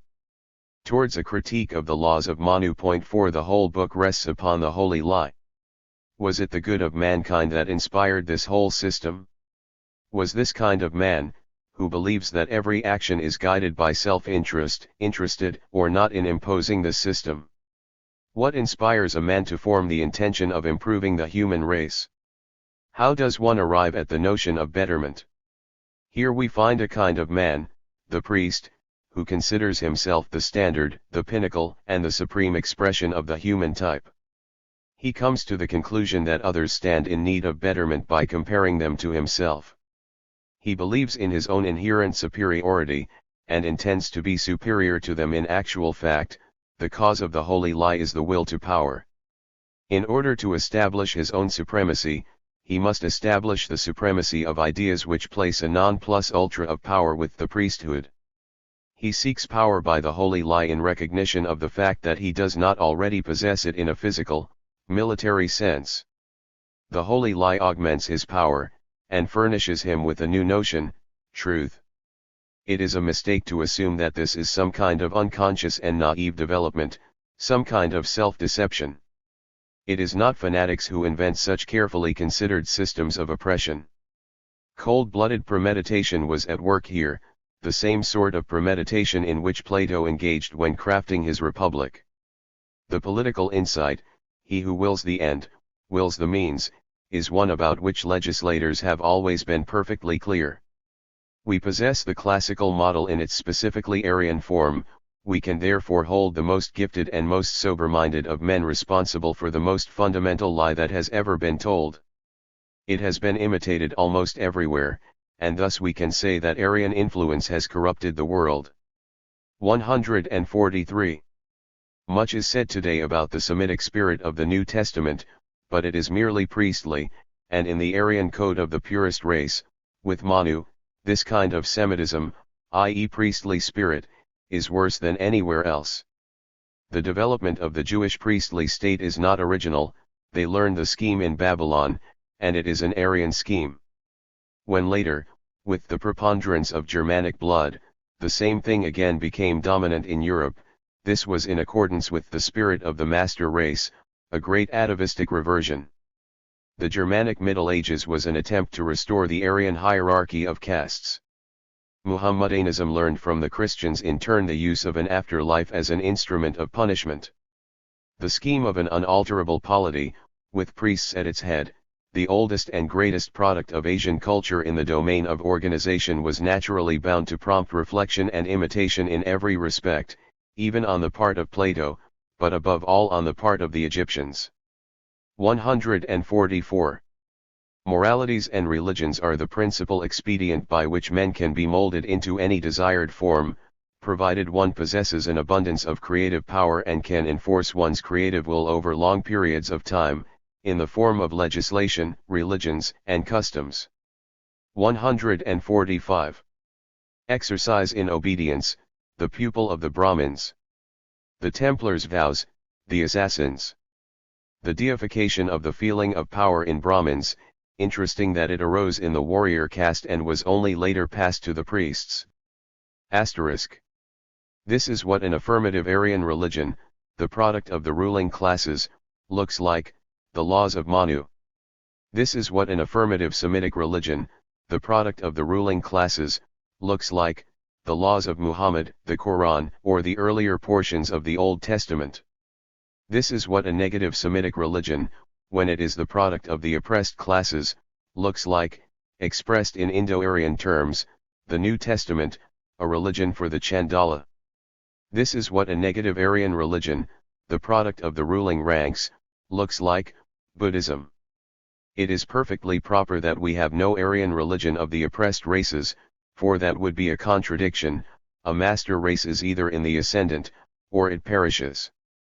Asterisk. Muhammadanism, as a religion for men, has profound contempt for the sentimentality and hypocrisy of Christianity, which Muhammadans feel to be a woman's religion. 5. 146. Religion as such has nothing to do with morality, but both descendants of the Jewish religion are essentially moral religions which issue precepts as to how one should live, and which enforce their demands with rewards and punishments. 147. Pagan Christian. To be pagan is to have an affirmative attitude towards what is natural, a sense of innocence about what is natural, it is to be natural. To be Christian is to have a negative attitude towards what is natural, a sense of unworthiness about what is natural, it is to be unnatural. Petronius, example is innocent. Unlike this happy man, a Christian has irrevocably lost his sense of innocence. However, in the end the status of being a Christian is nothing but a natural condition, which means that to be Christian just is to make a principle of the spurious interpretation of psychological phenomena. 148. From the very beginning, the Christian priest was the mortal enemy of sensuality. It is difficult to imagine a greater contrast to this attitude than the feeling of innocent anticipation, the feeling of solemnity with which the presence of sexual symbols was experienced, e.g. by women in the most venerable cults of Athens. In all non-ascetic religions the act of procreation was regarded as inherently mysterious, a sort of symbol of perfection, and of mysterious intent, a symbol of the future, rebirth, immortality. 149. To us, belief is the strongest fetter, the most painful scourge, and the strongest wing. Christianity should have elevated the innocence of man to an article of faith, then men would have become gods. In those days believing was still possible. 150. The great lies in history. As if it were the corruption of paganism that paved the way to Christianity. Rather, it was the enervation and moralization of the man of antiquity that did so. The reinterpretation of natural impulses into vices had already preceded its appearance. 151. N.B. Religions are destroyed by moral faith. The idea of the God of Christian morality becomes untenable, hence atheism, as though there could be no other God. Similarly, culture is destroyed by faith in morality, for when its necessary conditions are discovered, the conditions from which alone it springs, then it is no longer desirable, hence Buddhism. 152. The physiology of nihilistic religions, a typical prognosis. N.B. The nihilistic religions are systematized histories of disease described using religious and moral nomenclature. In the pagan cult it is around the interpretation of the great annual cycles that the cult turns, in Christianity it is around a cycle of paralytic phenomena. Faith is a form of mental illness, repentance, redemption, and prayer are all neurasthenic phenomena. Sin is nothing but an obsessional condition. Christianity is rooted in the hatred of nature and of reason. It is a disease, a symptom of physiological decadence. 153. This nihilistic religion brings together all the elements of decadence and such like from antiquity, namely: a. The party of those who are weak and ill-constituted, the detritus of the ancient world, that which it most forcibly expelled. b. The party of those who have become imbued with morality, who have become anti-pagan. c. The party of those who are weary of politics and indifferent, the blasé Romans, those who have lost their nationality and in whom only a void remains. d. The party of those who are sick of themselves, who are eager to join an underground conspiracy. 154. Religion as decadence, Buddha versus the crucified. Within the larger nihilistic movement, it is necessary to make a sharp distinction between Christianity and Buddhism. Buddhism is the expression of a fine evening, of a perfect sweetness and gentleness, a sort of gratitude for everything left behind. It lacks bitterness, disappointment, and rancor. Finally, it possesses a superior, intellectual love. The purification of a physiology at cross purposes with itself is behind it now, and it is resting even from this, though it is precisely from this that it derives its intellectual glory and its blazing sunset. It has its origin in the higher castes. Christianity is a movement bearing all the marks of degeneracy, consisting of all sorts of refuse and waste. It is not the expression of the downfall of a race, but from the very beginning an aggregate of morbid elements which huddle together, which seek each other out. It is therefore neither a national phenomenon, nor is it due to the influence of some particular race. Rather, it appeals to the disinherited everywhere. At bottom, it is an expression of rancor against all that is well constituted and dominant, of the need for a symbol to represent a curse on everything well constituted and dominant. Moreover, it is contrary to all intellectual movements, to all philosophy. It takes the part of idiots, and utters a curse against the intellect. It is full of rancor against those who are gifted, learned, intellectually independent, for it suspects that they are well constituted and dominant. 155. In Buddhism, the predominant thought is that all desire, everything that makes one passionate or sanguine, leads to action. To this extent, and no more, are its adherents warned against evil. An action is pointless, for it merely impels one to cleave to existence. However, existence itself is pointless. Buddhism regards evil as an irrational striving, as an affirmation of means whose end it renounces. It seeks a way to non-being, and therefore every kind of striving is regarded as an abomination. E.g., take no revenge. Be no one's enemy. Here the hedonism of the weary has become the highest standard. Nothing could be further removed from Buddhism than the Jewish fanaticism of a Paul. Nothing could be more instinctively repugnant to Buddhism than the tension, fire, and unrest of the religious man, especially that form of sensuality which Christianity has sanctified under the name of love.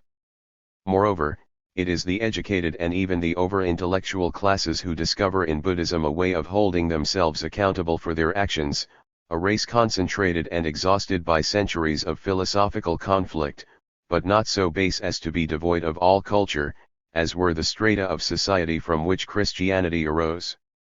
In the ideal of Buddhism, emancipation from good and evil seems to be essential. What is envisioned here is a refined transcendence of morality which coincides with the nature of perfection, the assumption that even good actions are only a temporary expedient, that is to say, a means of becoming free from action altogether. 156.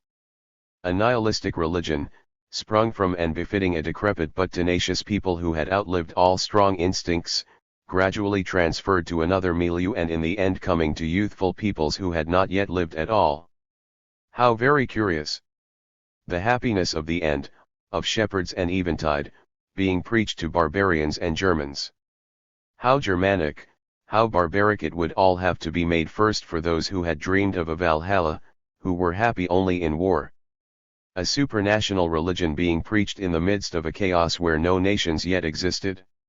157.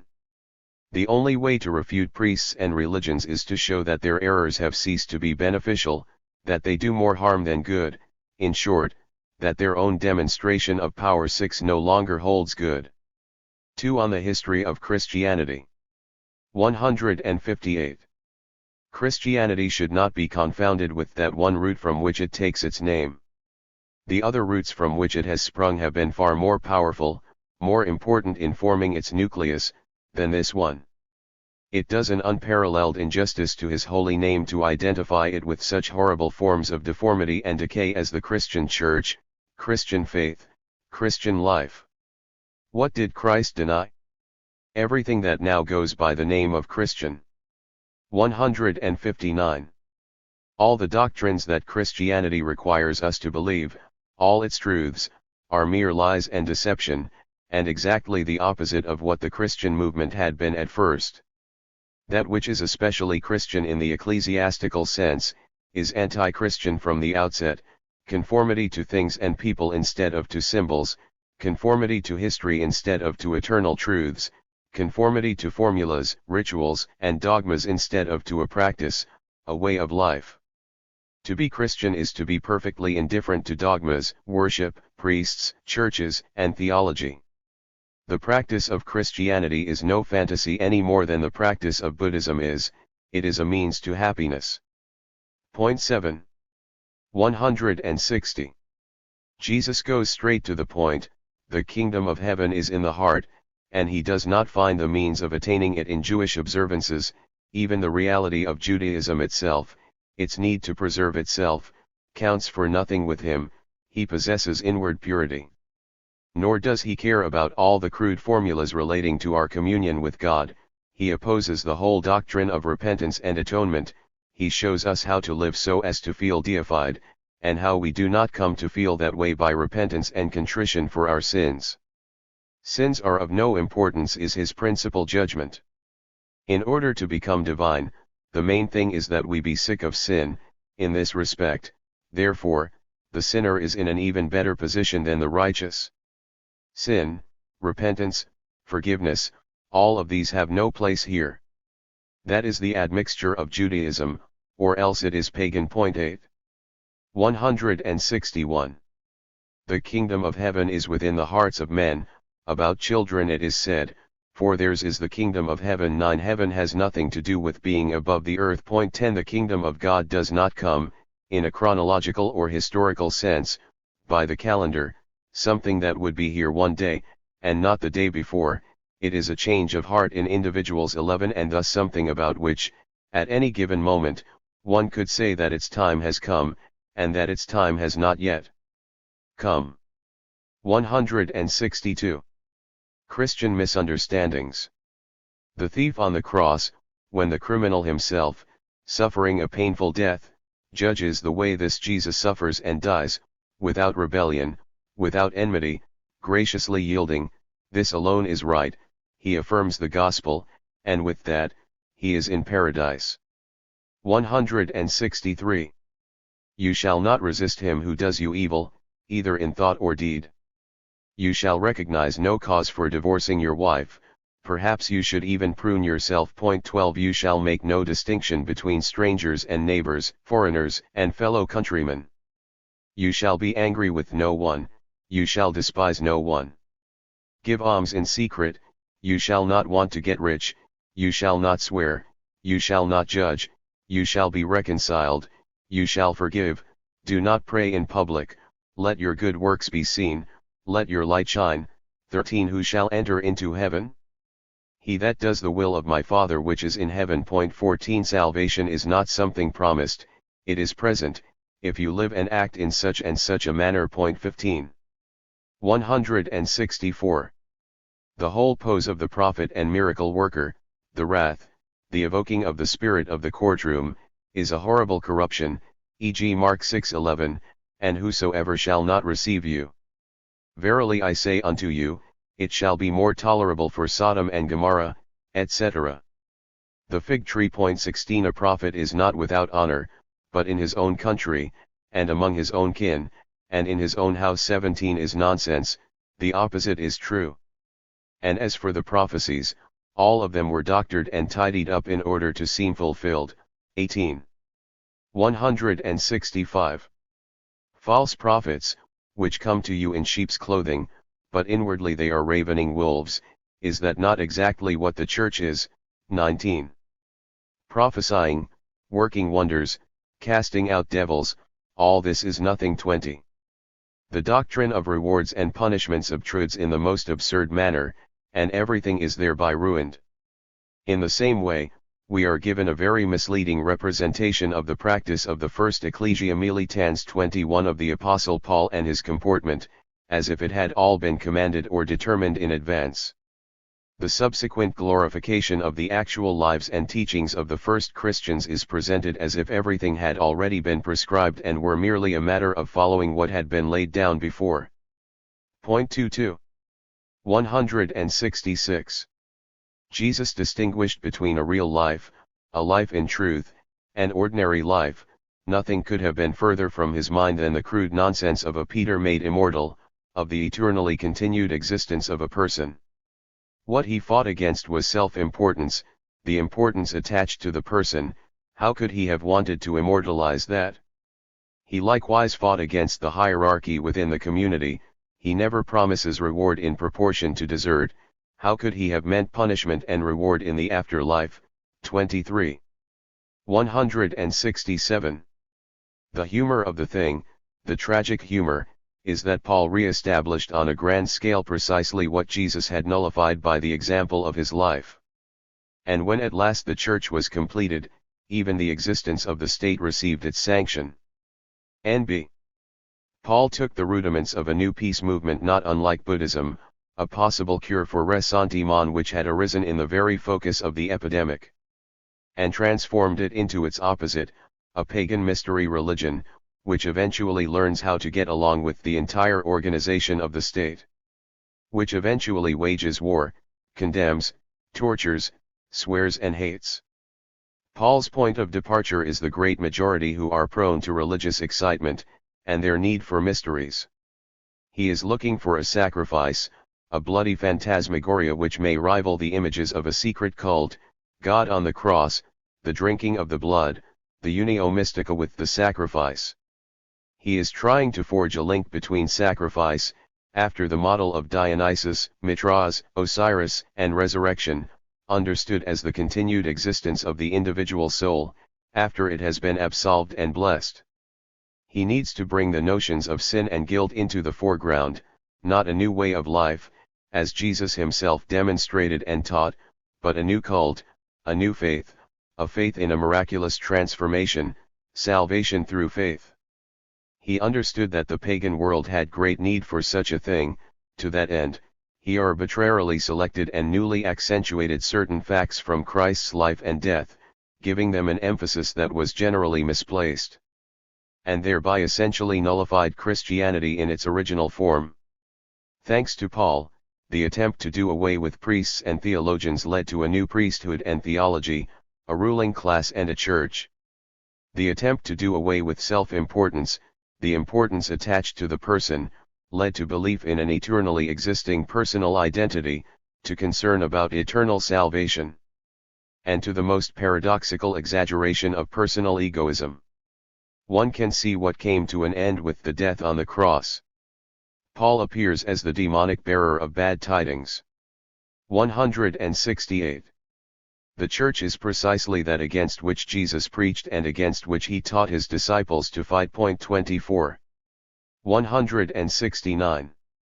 There is no God who died for our sins, no salvation through faith and no resurrection after death. This is all false coin when compared with true Christianity, and for which that sinister, pig-headed fellow Paul must be held responsible.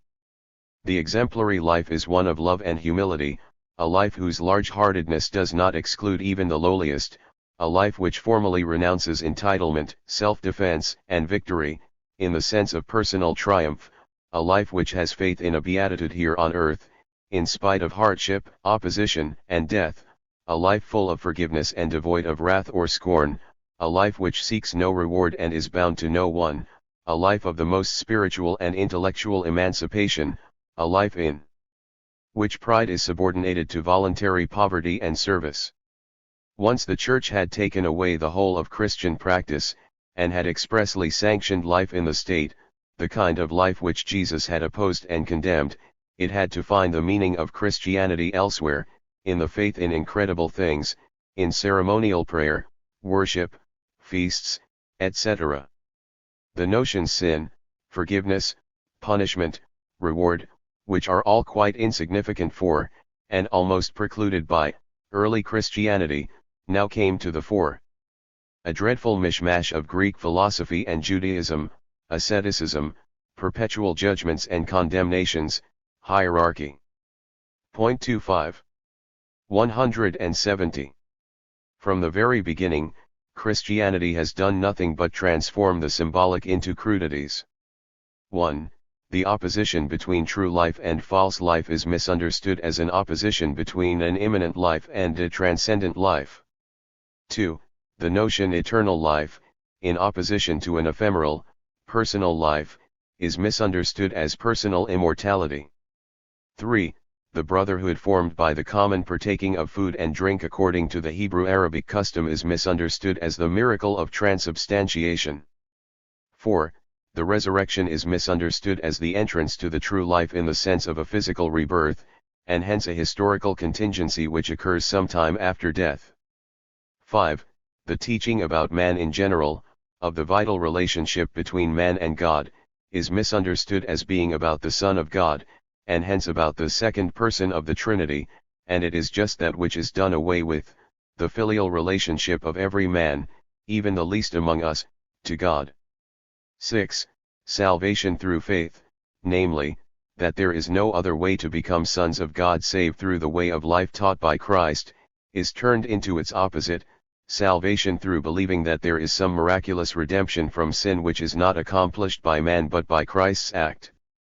To that end, Christ on the cross had to be reinterpreted. In itself, this death was hardly the most important part of his work. It was only another indication of how to behave in the face of authority, in the face of the world's laws. Not defending oneself. Therein lay the example. Point 26, 27. 171. Conviction, on the psychology of Paul. For Paul, the inescapable fact is the death of Jesus, a fact that is in crying need of an interpretation. That an interpretation might be true or false simply never occurs to such people.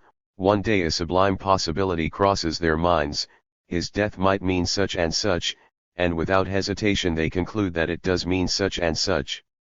An hypothesis is proved by the sublime enthusiasm it inspires in its originator.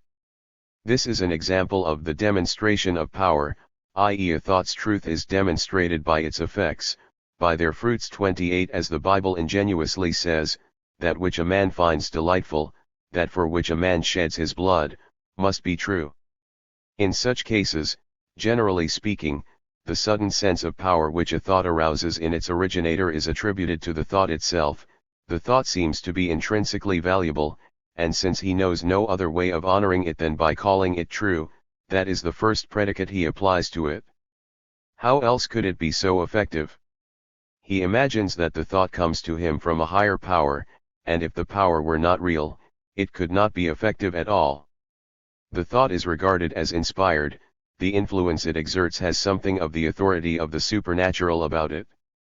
A thought which such a decadent finds irresistible, and to which he becomes completely addicted, is therefore demonstrably true. None of these holy epileptics and visionaries had a fraction of the integrity, of the capacity for self-critique, which a philologist today brings to the reading of a text, or to the testing of an account of some historical event for accuracy. Compared to us, such people are moral cretins. 172. Christianity's indifference as to whether a thing is true provided it is effective betrays an utter want of intellectual integrity. Everything is acceptable, including lying, slander or the most shameless hypocrisy, provided it serves to raise the temperature, until people believe. Christianity is a formal school in the means of indoctrination, i.e. seduction, means which include, a fundamental contempt for those spheres from which opposition might be expected, for reason, for philosophy and wisdom, for careful and sceptical investigation, outrageous praise and glorification of the doctrine, with continual reference to the fact that it was God, and not the apostle, who gave it to us, that it is not open to question, but is to be accepted on faith, that it is the most extraordinary grace and favor to receive such a doctrine of salvation, that it is to be received with the deepest gratitude and humility. Christianity is always betting on the ressentiments which people of low condition feel against everything held in high esteem. What seduces them into accepting this doctrine is the fact that it is presented to them as the counter-doctrine to the wisdom of this world, to the powers of this world. Outcasts and unfortunates of every kind find it convincing. It promises blessings, advantages, and privileges to the most humble and unimpressive. It incites these poor little foolish heads to fanaticism, filling them with unreasonable presumption, as though they were the point of everything, the salt of the earth. As I said, one cannot sufficiently despise all of this. We have been spared the necessity of criticizing the doctrine itself. It suffices to consider the means it employs to know what it is with which we are concerned. In the whole history of the intellect there has never been a more brazen, barefaced lie, a more carefully considered piece of unworthiness, than Christianity, and yet this doctrine aligned itself with virtue, shamelessly availing itself of the whole fascinating power of virtue. It aligned itself with the power of paradox, with ancient civilization's taste for pepper and appetite for absurdity. It excited amazement and indignation, it provoked persecution and ill-treatment. It is exactly the same kind of carefully considered piece of unworthiness with which the Jewish priesthood established its power and created its church. One must be able to distinguish between that warmth of the passion called love, resting on a foundation of ardent sensuality, and the thoroughly ignoble character of Christianity, as manifested in its constant exaggeration and garrulousness, its lack of dispassionate intellectuality and irony. There aren't any bad wits, let alone any good ones. Its instinctively unmilitary character, its priestly prejudices against masculine pride, sensuality, the sciences, and the arts. 173. Paul seeks the power to oppose the dominant form of Judaism, but his movement is too weak. He revalues the notion Jew, race is set aside, but that means negating the very foundation of Judaism. Instead, we have the martyr, the fanatic, the value of all strong belief. One must never concede that Christianity's humanitarian effects speak in its favor. Christianity represents antiquity's decline into profound impotence, so that the most diseased and pathological strata and needs come into the ascendant. Consequently, in order to create a unity, a power capable of defending itself, other instincts had to come into the foreground, and a kind of emergency was necessary to call them forth, an emergency much like the one from which the Jews themselves had acquired their instinct for self-preservation. For this, the persecution of the Christians proved invaluable. Christians shared a common danger, and only wholesale conversion could put an end to individual persecution. This is why one made the notion conversion as elastic as possible. 174. In the Judeo-Christian life, ressentiment was not prevalent. Only the great persecutions could have provoked so much passion and fervor, of love as well as of hate. Whenever for the sake of his faith a man must witness the sacrifice of his loved ones, he becomes aggressive. We owe the victory of Christianity to its persecutors. N.B. Asceticism is not peculiar to Christianity, that was Schopenhauer's misunderstanding. Asceticism only becomes intertwined with Christianity wherever there had also been asceticism without Christianity. N.B. Hypochondriacal Christianity, the torment and vivisection of the conscience, is likewise associated only with the particular soil in which Christian values have taken root. It is not Christianity as such. Christianity has absorbed all sorts of diseases from contaminated soil. The only reproach which could be brought against it is that it does not know how to guard against infection. But that is precisely the essence of the thing, for Christianity is a form of decadence. 175.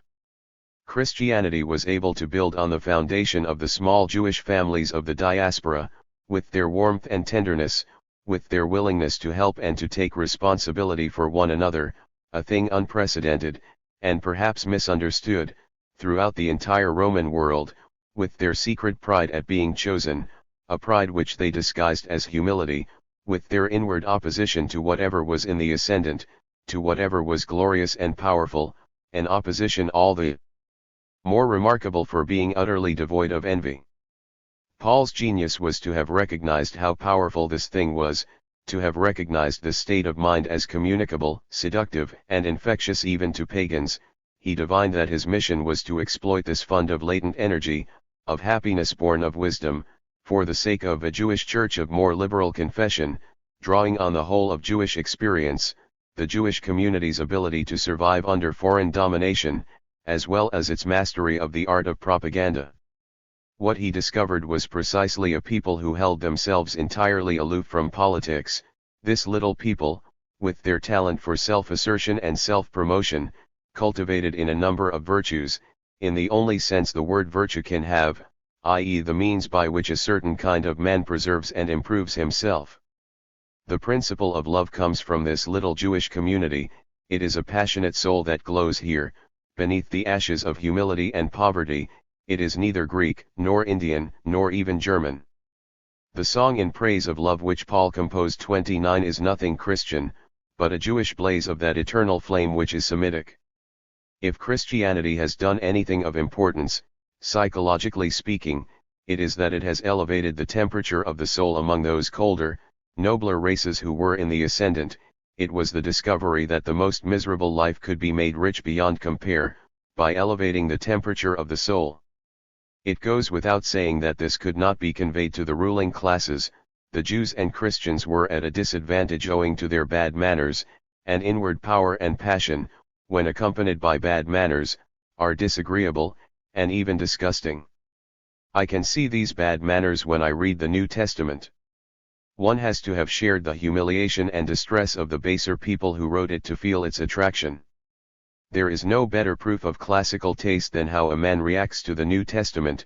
Cf. Tacitus. Whoever is not revolted by it, whoever does not roundly and honestly feel himself to be in the presence of something of a feta superstitio 30 when reading it, something from which he recoils lest he besmirch himself by contact with it, such a man does not know what classical means.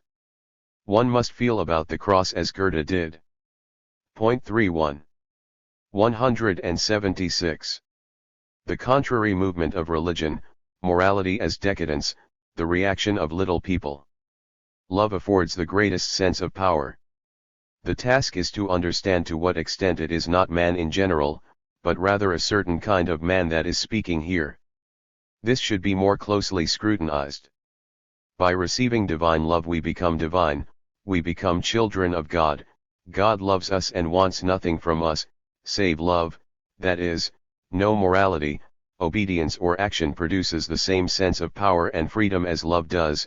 We do nothing bad out of love, we do much more good than we would have done out of mere obedience and virtue.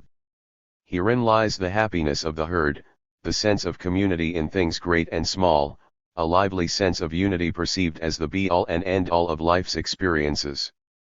Helping and caring for others, being of use to others, constantly excites a sense of power.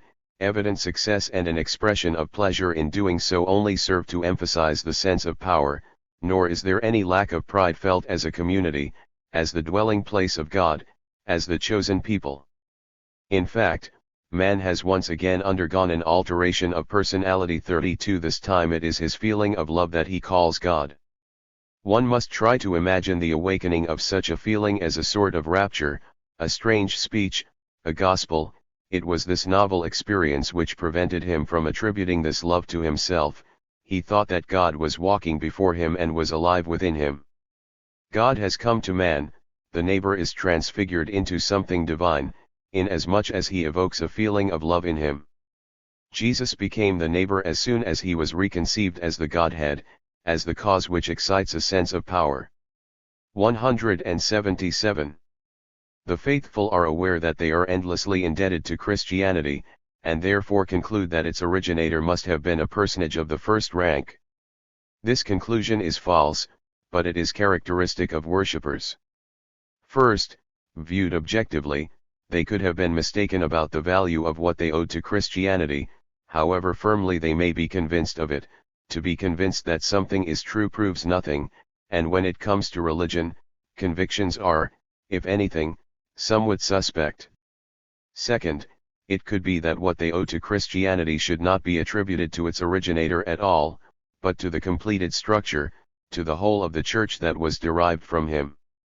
The very notion of an originator is itself rather ambiguous, in that it may only stand for the cause which occasioned a movement. The stature of the founder may have increased in proportion as the church has grown, but the very fact that he is seen through the distorting lens of worship gives us reason to think that, at one time or another, this founder was something very uncertain and indeterminate, at least at first. Just think of the liberties Paul takes in handling the problem of the historical Jesus, how Paul makes him disappear as if by sleight of hand. Jesus becomes merely someone who died, someone who was seen again after his death, someone who was betrayed by the Jews and put to death, etc. etc., a mere leitmotif out of which Paul then composes his music. Point 33. In the beginning, Jesus may well have been nothing. 178. The founder of a religion may be insignificant, a match to gunpowder, nothing more. 179. On the psychological problem of Christianity. The driving force is resentment, popular revolt, the revolt of the unfortunates. Things are different in Buddhism. It is not born of a movement which is filled with resentment. Buddhism combats resentment because it leads to action. This party of peace understands that it must abstain from hostility in thought and deed if it is to distinguish and preserve itself. Herein lies the psychological difficulty which has prevented Christianity from being properly understood. The impulse which created it leaves it no choice but to fight with itself, as a matter of principle. 34 If this movement of revolt is to have any chance of success, it must be as a party of peace and innocence. It instinctively understands that it can only prevail by being extremely mild, sweet and meek. Its trick is to deny and condemn the impulse whose expression it is, and always to make a great show of the opposite impulse in word and deed. 35. 180. The pretense of youth. We deceive ourselves if we imagine that the early Christians were a naive and youthful people, as contrasted with an old culture. It is a superstition to think that in the lowest strata of society, where Christianity grew and took root, deep springs of vitality were welling up afresh. We fail to understand the psychology of Christianity when we take it to be the expression of the newly emerging youthfulness of a people or the strengthening of a race. On the contrary, it is a typical form of decadence, the moral pampering and hysteria of an unhealthy, heterogeneous population that has become weary and aimless. The strange company which gathers around this master at the seduction of peoples, well, the whole lot of them actually, belong in a Russian novel. All nervous disorders meet in them. The absence of employment, the instinctive belief that everything is nearing its end, that things are no longer worthwhile, and that contentment lies in dolce far niente. 36 The strength and assuredness of the Jewish instinct, the tremendous tenacity of its will to live, its will to power, lies in its ruling class. The strata which were elevated by primitive Christianity are distinguished by nothing except instinctual exhaustion. On the one hand, they are sick to death of the world around them, on the other hand, they are really quite pleased with themselves. 181. Like a nobility which, having sprung from a particular soil and race, finally emancipates itself from these conditions and goes in search of kindred elements, Christianity may be regarded as a form of emancipated Judaism. 37 Insofar as it is 1. A church, i.e. a community, covering the same territory as the state, but as an unpolitical formation. 2. A life, a discipline, a practice, an art of living. 3. A religion in which an offense against God is the sole kind of transgression and the sole cause of any suffering at all, that is, a religion of sin, with a universal remedy for it. We can only sin against God. Whatever wrongs are done to man should neither be judged nor called to account, unless it be in God's name. Similarly, every commandment, e.g. the commandment to love one another, is referred to God, and obeyed by men for God's sake alone. Herein lies great wisdom. The only way a greatly circumscribed life, such as that of the Eskimo, can be borne is with a peaceable and lenient disposition, which is why Judeo-Christian dogma turned against sin for the good of the sinner. 182. The Jewish priesthood recognized the necessity of presenting every act on which they insisted as divinely ordained, as obedience to a commandment of God. And, by the same token, of presenting every act which served to preserve Israel and rendered its existence possible, e.g. a number of works. 38 Circumcision and the sacrificial cult as the center of the national consciousness, not as nature, but as God. This process continued, within the Jewish community, where the necessity for these works was not felt, namely, as a way of maintaining the separateness of the Jewish people from outsiders. A priestly kind of man could be conceived whose comportment towards the aristocrat is like that of one who is noble, not by accident of birth, but by nature, a casteless and quasi-spontaneous priestliness of the soul which now, in order to draw a sharp contrast between itself and its opposite, values, not the works, but the spirit in which they are performed. With regard to Christianity, in essence it was again a matter of a certain kind of soul prevailing. It was, so to speak, a popular uprising within a priestly people, a pietistic movement coming up from below the priesthood, sinners, publicans, women, and the sick. Jesus of Nazareth was the sign by which they recognized each other. And again, in order to have faith in themselves, they needed a theological transfiguration. In order to create this faith in themselves, nothing less than the Son of God would do. And just as the priesthood had falsified the whole history of Israel, a further attempt was made here to place the history of mankind in an entirely false light so that the appearance of Christianity could be its turning point. This movement could only have arisen from the soil of Judaism, whose principal deed was to intertwine guilt with misfortune, and to reduce any debt we might owe to each other to a debt we owe to God. 39 Christianity raised all of this to a higher power.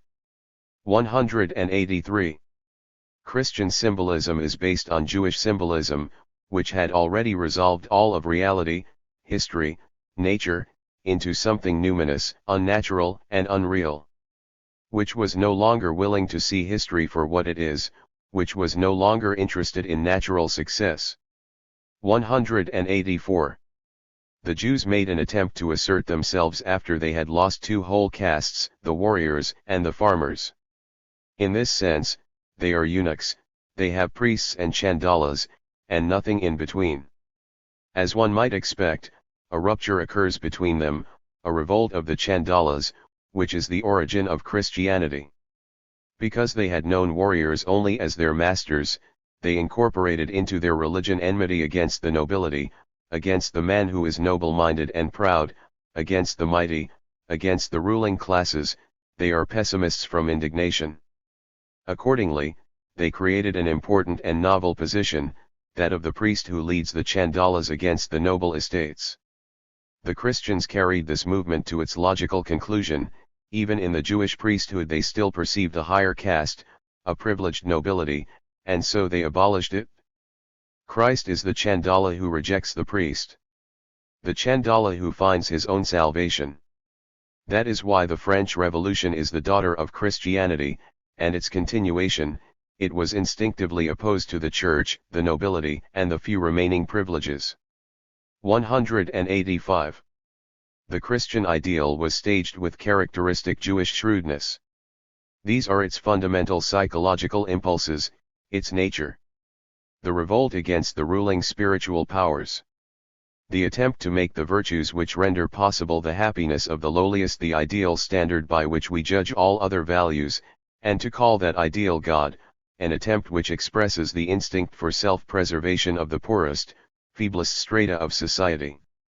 The complete abstinence from war, resistance, justified by this ideal, likewise obedience, and loving one another, as a consequence of loving God. Their trick is to renounce all natural mobilia and invert them into a transcendent spiritual realm. To exploit the veneration of virtue for their own benefit, and step by step to deny everything that is not Christian. 186. The profound contempt with which Christians were treated by the remaining nobility of the ancient world is of the same order as the instinctive aversion with which Jews are treated today. It is the hatred which free and self-respecting classes feel towards those who manage to combine self-promotion and a diffident, awkward demeanor with an absurd sense of self-importance. The New Testament is the gospel of an utterly ignoble kind of man. His pretensions to being more valuable, nay, to being exclusively valuable, are, in fact, rather revolting, even now. 187. What little difference the subject matter of a book makes. It is the spirit which gives it life.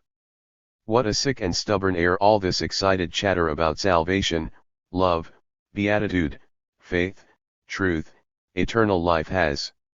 Take a truly pagan book, e.g. Petronius, in which almost nothing is done, said, desired, or appreciated which is not, according to hypocritical Christian standards, sin, even mortal sin.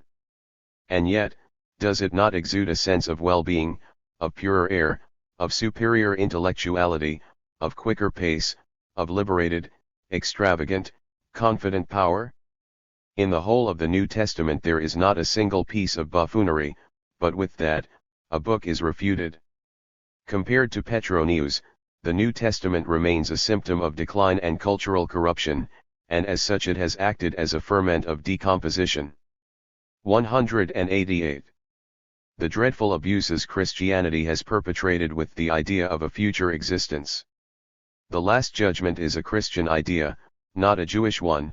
It is an expression of resentment, the fundamental thought of all revolutionaries.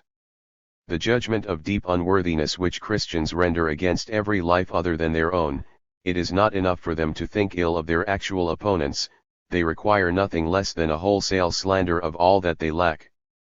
Pious arrogance is quite compatible with a base and mischievous soul, witness the early Christians. The future existence, they see to it that they are richly rewarded. The Christian intellect is the most intellectually unscrupulous kind of intellect there is. For example, the whole of Christ's life is depicted as if it were the fulfillment of prophecy, he is made to act as he does in order to fulfill it. 189. The dishonest interpretation of the words, the gestures, and the condition of the dying, e.g. the fear of death, is invariably mistaken for the fear of the afterlife. 190. The Christians also did what the Jews had done, they put words in their master's mouth which they felt were innovations necessary to their own survival, and for that reason embellished his life. They likewise attributed all of their wise sayings to him, in short, they represented the way in which they already lived as a form of obedience, and thereby as sacrosanct, for propaganda purposes. What evidence could they bring forward to support any of this? If the epistles of Paul are any indication, the answer is, not much. The rest is the elaboration of what they regarded as saintly into the archetype of a saint. The whole of thaumatology, including the resurrection, is a consequence of the community's self-glorification. It took the virtues for which it had given itself credit, and then credited them to its master to an even greater extent, or, derived its vigor from him. 191. Christians have never practiced what Jesus preached. The chief and only significance of the shameless cant about faith and the justification by faith is that it is the result of the Church having neither the courage nor the will to espouse the works that Jesus commanded, this and nothing more. The Buddhist acts differently from the non-Buddhist, but the Christian acts as all the world does, and partakes of a Christianity of ceremonies and moods. The profound and contemptible hypocrisy of Christianity in Europe demonstrates that we really do deserve the contempt of the Arabs, Hindus, and Chinese. If you listen to the speeches of the first German statesman 40 concerning the topic which has preoccupied Europe for these 40 years, you can hear the voice of the court chaplain Tartuffe. 41. 192. On the idealism of those who despise themselves, faith or works. It is just as natural for works, the habit of performing certain actions, to produce a certain value judgment or even a disposition as it is unnatural for works to proceed from mere value judgments. We need practice, not in strengthening sentiments but in performing actions. We must first be able to do something. Luther's Christianity is sheer dilettantism, his faith a cheat. 42. Lurking in the background is the personal fact that Luther and others like him had a deep conviction, bordering on an instinctive awareness, of their inability to do Christian works, a sense of inadequacy masquerading as a strong suspicion that action of any kind is sinful and comes from Satan, so that the value of existence lies in various forms of rapt and solitary idleness, prayer, effusive writing, etc. Ultimately, Luther was right. In their every deed, the reformers gave expression to the most brutal instincts imaginable. Only by utterly turning away from themselves and submerging themselves in their antithesis, only by looking upon life as an illusion, by having faith, could they make their own lives tolerable. 193. What must I do to believe, is an absurd question. 43. What is missing in Christianity is that it does not comply at all with what Christ has commanded. It is a mesquin life, but seen through the eye of contempt. 194. The entrance into the true life, one saves one's personal life from death by living the common life. 44. 195. The practice of Christianity has become something fundamentally different from what its founder intended or how he lived. It is the great anti-pagan movement of antiquity, formulated by utilizing the life, teachings, and sayings of the founder of Christianity, but interpreted in an entirely arbitrary manner, according to a scheme embodying fundamentally different needs, translated into the language of all the underground religions already in existence. It is the rise of pessimism, whereas Jesus wished to bring peace and happiness to the lambs, that is to say the pessimism of the weak and suffering, of the downtrodden and oppressed. Its mortal enemy is paganism, whether in the form of power, that is, worldliness in character, intellect, and tastes, or in the form of happiness, that is, a noble facility and scepticism, a bitter pride, an eccentric profligacy, a coldly self-sufficient sagacity and a refinement of bearing, speech, and manners. In short, its mortal enemy is the Roman as much as the Greek. Anti-paganism, in an attempt to justify itself philosophically, creates favorable conditions for the reception of all the ambiguous figures of ancient culture, above all Plato, who was instinctively Semitic and anti-Hellenic. And likewise for Stoicism, which is essentially the work of Semites, dignity as severity and obedience to law, virtue as greatness, self-responsibility and authority, as supreme personal sovereignty, all that is Semitic. The Stoic is an Arab sheik clothed in Greek drapery and notions. 196.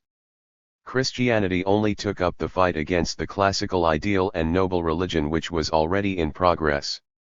In point of fact, the whole reconstruction was only an attempt to translate that earlier fight into something intelligible to the religious masses of that period, in light of their needs and level of understanding, masses which believed in Isis, Mithras, Dionysus, and the Great Mother, and who demanded a religion providing 1.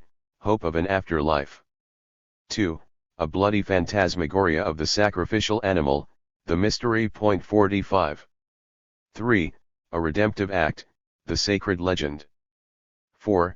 Asceticism, renunciation of the world, superstitious purification. 5. A hierarchy, a means of forming a congregation. In short, Christianity adapted itself to an already entrenched anti-paganism, to the cults which Epicurus combated. Or, more precisely, to the religion of the inferior masses, the women, the slaves, the non-noble classes. So we have the following misunderstandings. 1. Personal immortality. 2. An alleged other world. 3. The absurdity of placing the notions of crime and punishment at the center of one's interpretation of existence. 4. Man undeified instead of apotheosized, the opening up of the deepest chasm, which can be bridged only by a miracle, only by prostrating oneself in the deepest self-contempt. 5. A whole world of depraved imagination and morbid emotion, instead of a life of kindness and simplicity, instead of an attainable Buddhistic happiness here on earth. 6. An ecclesiastical order with priesthood, theology, worship, sacraments, in short, everything that Jesus of Nazareth combated. 7. Superstition, everywhere you turn there is a miracle, whereas the distinguishing mark of both Judaism and primitive Christianity was precisely their aversion to miracles, their relative rationalism. 46, 47. 197. Except ye become as little children. 48. Oh, how far removed we are from this psychological naivete. The psychological presuppositions, lack of knowledge and lack of culture, the sort of ignorance which knows no shame. Imagine those impudent saints in the heart of Athens. Their instinctive tendency, appropriated from the Jews, is to regard themselves as a chosen people. Without further ado, they lay claim to all the virtues and count the rest of the world as their opposite, which is a profound sign of vulgarity of soul. In reality, they are distinguished by no particular virtues other than those of hypocrites, lacking any real aims or tasks which require them. The state, by furnishing them with aims of its own, has spared them the necessity of having any. And yet these impudent people acted as if they had no need of a state. 198. The moral of the story is that the founder of Christianity had to pay dearly for having appealed to the lowest stratum of Jewish society and intelligence. The spirit in which such people formed their conception of him was determined by what they themselves understood. It was a real disgrace to have fabricated events of salvation, a personal God, a personal Savior, a personal immortality, and to have retained all the trifling personal and historical incidents of someone's life in a doctrine which denies the reality of everything personal and historical. The tale of salvation has taken the place of the symbolic now and always, here and everywhere, just as the miracle has taken the place of the psychological symbol. 199. Nothing is less innocent than the New Testament. We know the soil whence it sprang. These people, possessed of a relentless desire to assert themselves, who, after they had lost their grip and had long since forfeited their right to exist, nevertheless knew that if they were to prevail they would need to establish themselves on utterly unnatural, purely imaginary assumptions, that they were the chosen people, the promised people, the congregation of saints, the church. These people plied the Pia Fraus 49 with such perfection, and with so good a conscience, that we cannot be too cautious when they preach morality. When Jews are made to look like innocence itself, then we are in grave danger. While reading the New Testament we should always have on hand a small font 50 of understanding, of distrust, of malice. They are people of the lowliest origin, partly rabble, outcasts not only from high society but even from respectable society, people reared far from even a whiff of culture, without discipline, knowledge, or even an inkling that there is such a thing as intellectual conscientiousness, as a conscience of the spirit. The word spirit always creates all sorts of misunderstandings. What all the world calls spirit is still flesh to these people. They are, simply put, Jews, people who, even if we give them the benefit of ignorance, seem instinctively able to create a temptation out of every superstitious assumption. 200. I consider Christianity the most fateful and seductive lie that ever existed. As the great impious lie, I prune off every shoot and sprout from the stump of its ideal. No matter how well disguised they are, I take exception to any half or three-quarter measures with regard to it. There is no alternative here but war. The morality of little people has been made the measure of all things. This is the most horrible kind of degeneration that our culture has hitherto exhibited. And this kind of ideal is still hanging over our heads, in the form of God. 201. However modest may be one's claim to intellectual integrity, when one comes into contact with the New Testament one cannot help experiencing an inexpressible revulsion. The sordid and unbridled insolence with which rank amateurs express the desire to participate in a discussion of the great problems, and what is more, claim the right to sit in judgment on such matters, knows no bounds. The sheer casualness with which the most intractable problems are spoken of there, as if they were not problems at all, e.g. life, the world, God, the purpose of life, but rather simple things which these little hypocrites fully understood, is nothing less than outrageous. 202. The most disastrous form of megalomania that has ever existed on earth appeared when these misbegotten, lying little hypocrites began to arrogate to themselves the words God, Last Judgment, Truth, Love, Wisdom, Holy Spirit, etc., intending thereby to distinguish themselves from the worldly.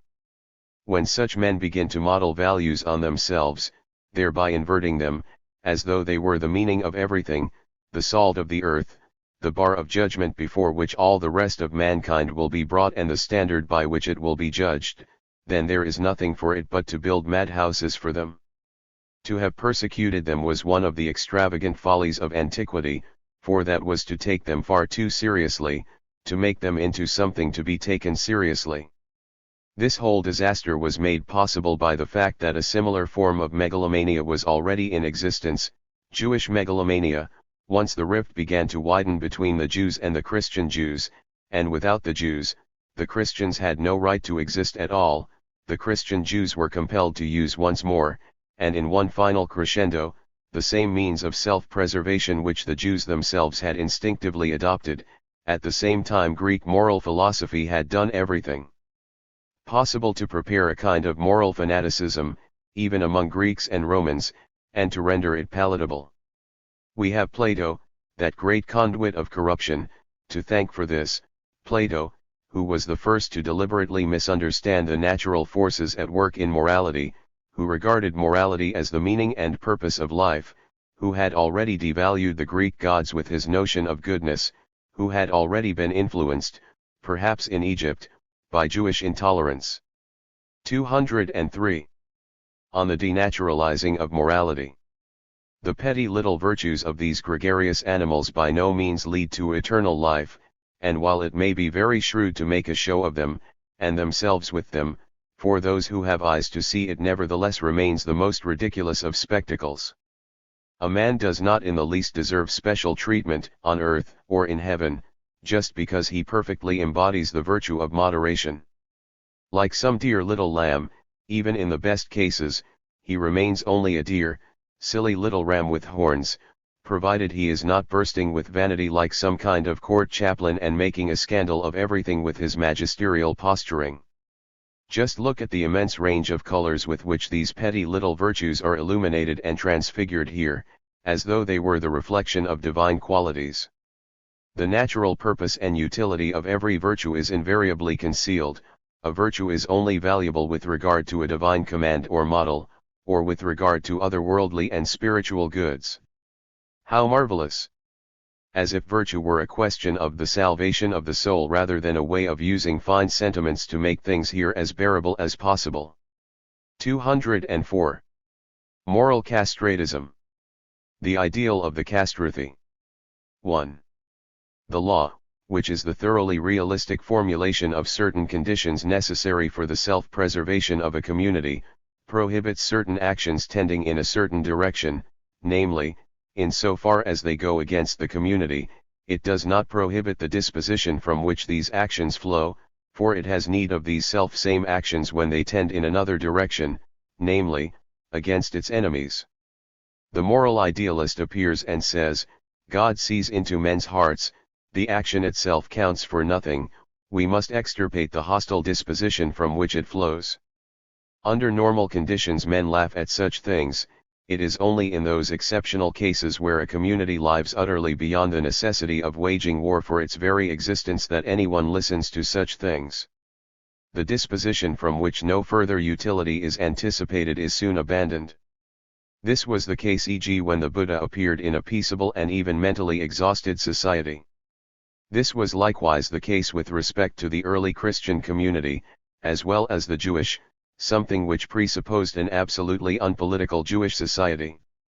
Christianity could only spring from the soil of Judaism, i.e. from a people who had already renounced all political claims, and led a sort of parasitic existence within the Roman order of things.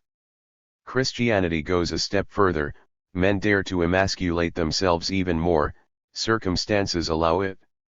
N.B. We expel nature from morality when we say, love your enemies, for now nature's law, instinct, as expressed in the maxim love your neighbor and hate your enemy, has become meaningless. Now, even love of one's neighbor must first be re-established on some other basis, i.e. the love of God. God is brought into everything, and utility taken out. Everyone denies where morality comes from. The acknowledgement of nature involved in the recognition of a morality of nature is destroyed root and branch. What is the allure of such an emasculated human ideal? Why are we not disgusted by it, as we are by, say, the idea of the castrato? The answer is exactly this: despite the cruel mutilation required to produce it, we are not revolted by the voice of the castrato, which has, after all, grown sweeter. It is precisely because virtue has had its male member excised that its voice has acquired a more feminine timbre it did not previously possess. Consider on the other hand the terrible hardship, danger, and unpredictability which a life of manly virtues involves, the life of a Corsican, even today, or that of a heathen Arab, which resembles the Corsicans down to the smallest detail. The Arab songs could have been written by Corsicans. We can easily imagine how it is precisely this robust type of man who would be disturbed and fascinated by the voluptuous sound of goodness and purity. A pastorale. An idyll. The good man. Such things have the strongest effect in ages when conflict does great harm. The Roman invented the idyllic pastoral play, i.e. needed to have it. 2. We have also herewith recognized to what extent the idealist, the castrato being the ideal in question, also emerges from a particular set of circumstances and is not merely a visionary. He is especially aware of the fact that, given the realities of his situation, a broad rule prohibiting certain actions in the broad popular manner of the law is meaningless, because the instinctive propensity to act in precisely this way has been weakened for want of exercise, or of anything which requires its exercise. The castratist has to establish a new set of conditions for the preservation of a particular species of men. In this respect he is a realist. The means of enforcing his legislation are the same as with older legislation, appealing to all kinds of authority, to God, using the notions of guilt and punishment, i.e. he makes use of all the paraphernalia of the older ideal, but with a new interpretation, e.g. punishment is made more internal, as remorse, say. In praxis, this species of man perishes as soon as the exceptional conditions in which they live, a kind of idyllic, Polynesian existence, come to an end, the very conditions in which little provincial Jews found themselves. Their only natural enmity is towards the soil from which they sprang, they need to contend with it, they have to allow their aggressive and defensive passions to re-emerge, their foes are the devotees of the old ideal. This species of hostility is admirably represented by Paul in relation to Judaism, and by Luther in relation to the priestly, ascetic ideal. Buddhism is therefore the most perfect form of moral castratism, because it has no enmity and may devote its whole energy to the extirpation of hostile feelings. The struggle against ressentiment almost seems to be the Buddhist's primary task, only in this way is his peace of mind secured. The goal is to become detached without bitterness, that, however, requires a humane disposition, a disposition rendered mild and sweet. It requires, in short, goodness. 3. The shrewdness of moral castratism. How does one wage war against the masculine passions and values?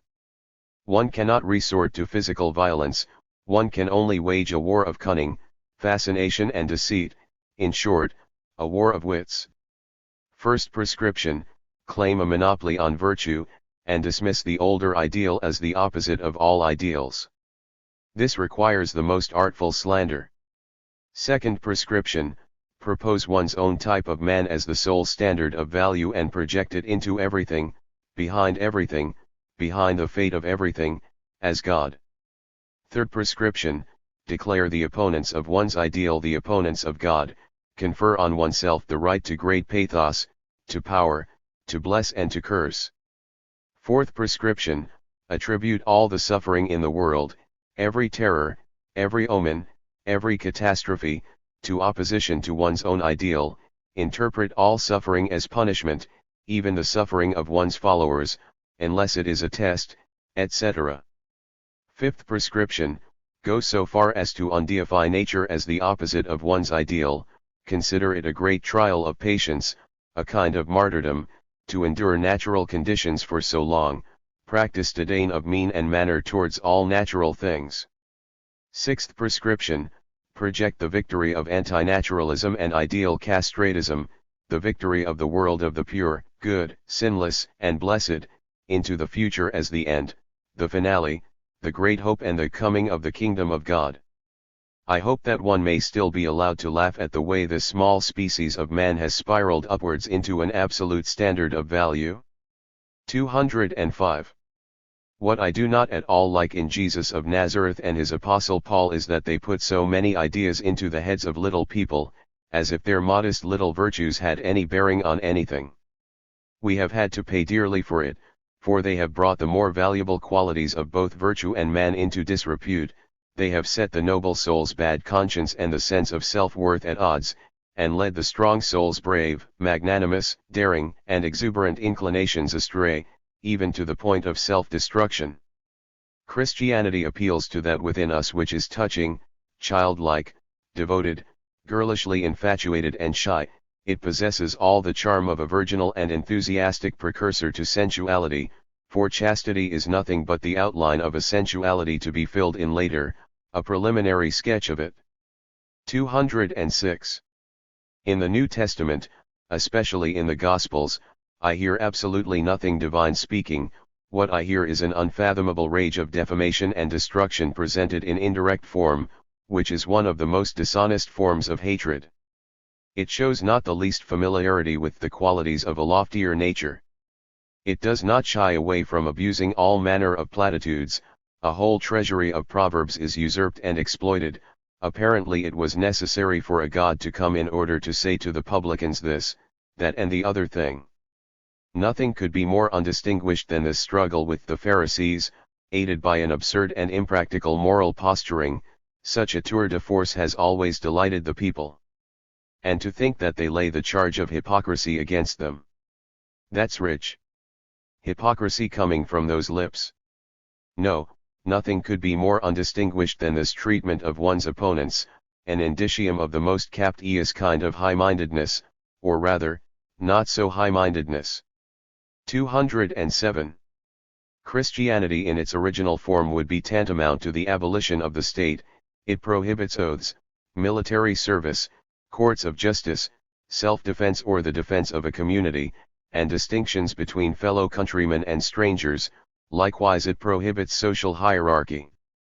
Christ's example, he does not resist those who do him evil, he prohibits defense, he does not defend himself, what is more, he turns the other cheek. To the question, "Tell us if you are the Messiah," he replies, "From now on you will see," etc. 51. He forbids his disciples to defend him. He makes it clear that he could get help if he wanted to, but that he does not want to. Christianity would also be tantamount to the abolition of society. It favors all that society disregards, it grows out of that which is disreputable and condemned, out of leprosy in every sense, it thrives on sinners, publicans, and prostitutes, it is led by the most foolish of men, the fishermen, it disdains the rich, the learned, the noble, the virtuous and the proper. Point 52. 208. New Testament. The war in the New Testament against the noble and the powerful, the manner in which it is prosecuted, reminds one of nothing so much as of Reynard the Fox 53 and his methods, but anointed with priestliness and a resolute refusal to admit to itself how shrewd it is. 209. The Nihilist. The gospel brings the good tidings to the meek and the poor that the door to happiness is open to them. All they have to do is liberate themselves from the institutions, traditions, and tutelage of the upper classes. To this extent at least, Christianity is the result of nothing more than typical socialist doctrine. Estate, possessions, country, status and rank, tribunals, police, state, church, education, arts, military affairs, all these are so many hindrances to happiness, errors and entanglements, works of Satan which the gospel brings before the bar of judgment. This too is typical of socialist doctrine.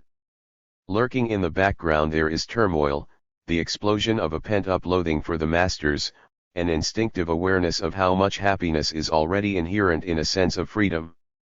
For the most part, this is a symptom of the fact that lower strata have received excessively humane treatment, that they have already had a taste of happiness forbidden to them.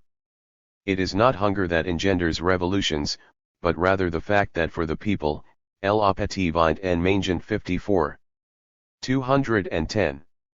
For once, read the New Testament as a book of seduction.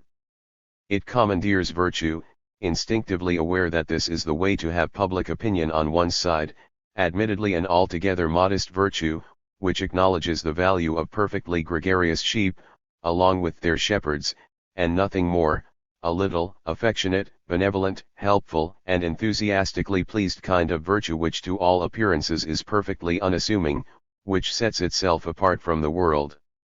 The absurd conceit of the thing, as if the fate of mankind revolved around them to such an extent that the congregation on the one hand is always to be regarded as right, and the world on the other is always to be regarded as wrong and reprehensible, and consequently to be rejected.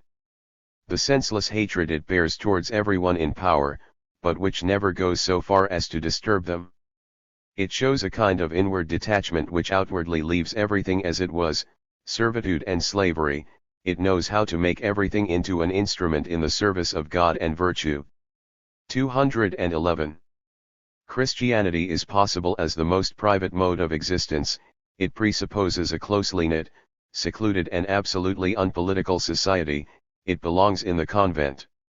A Christian state, by contrast, a Christian policy, this is mere bombast for those who have reason to be bombastic. They even dare to speak of the Lord God of hosts as chief of the general staff, and no one is deceived by it. In praxis, even the Christian prince pursues the policy of Machiavelli, assuming, that is, that he does not pursue bad policy. 55.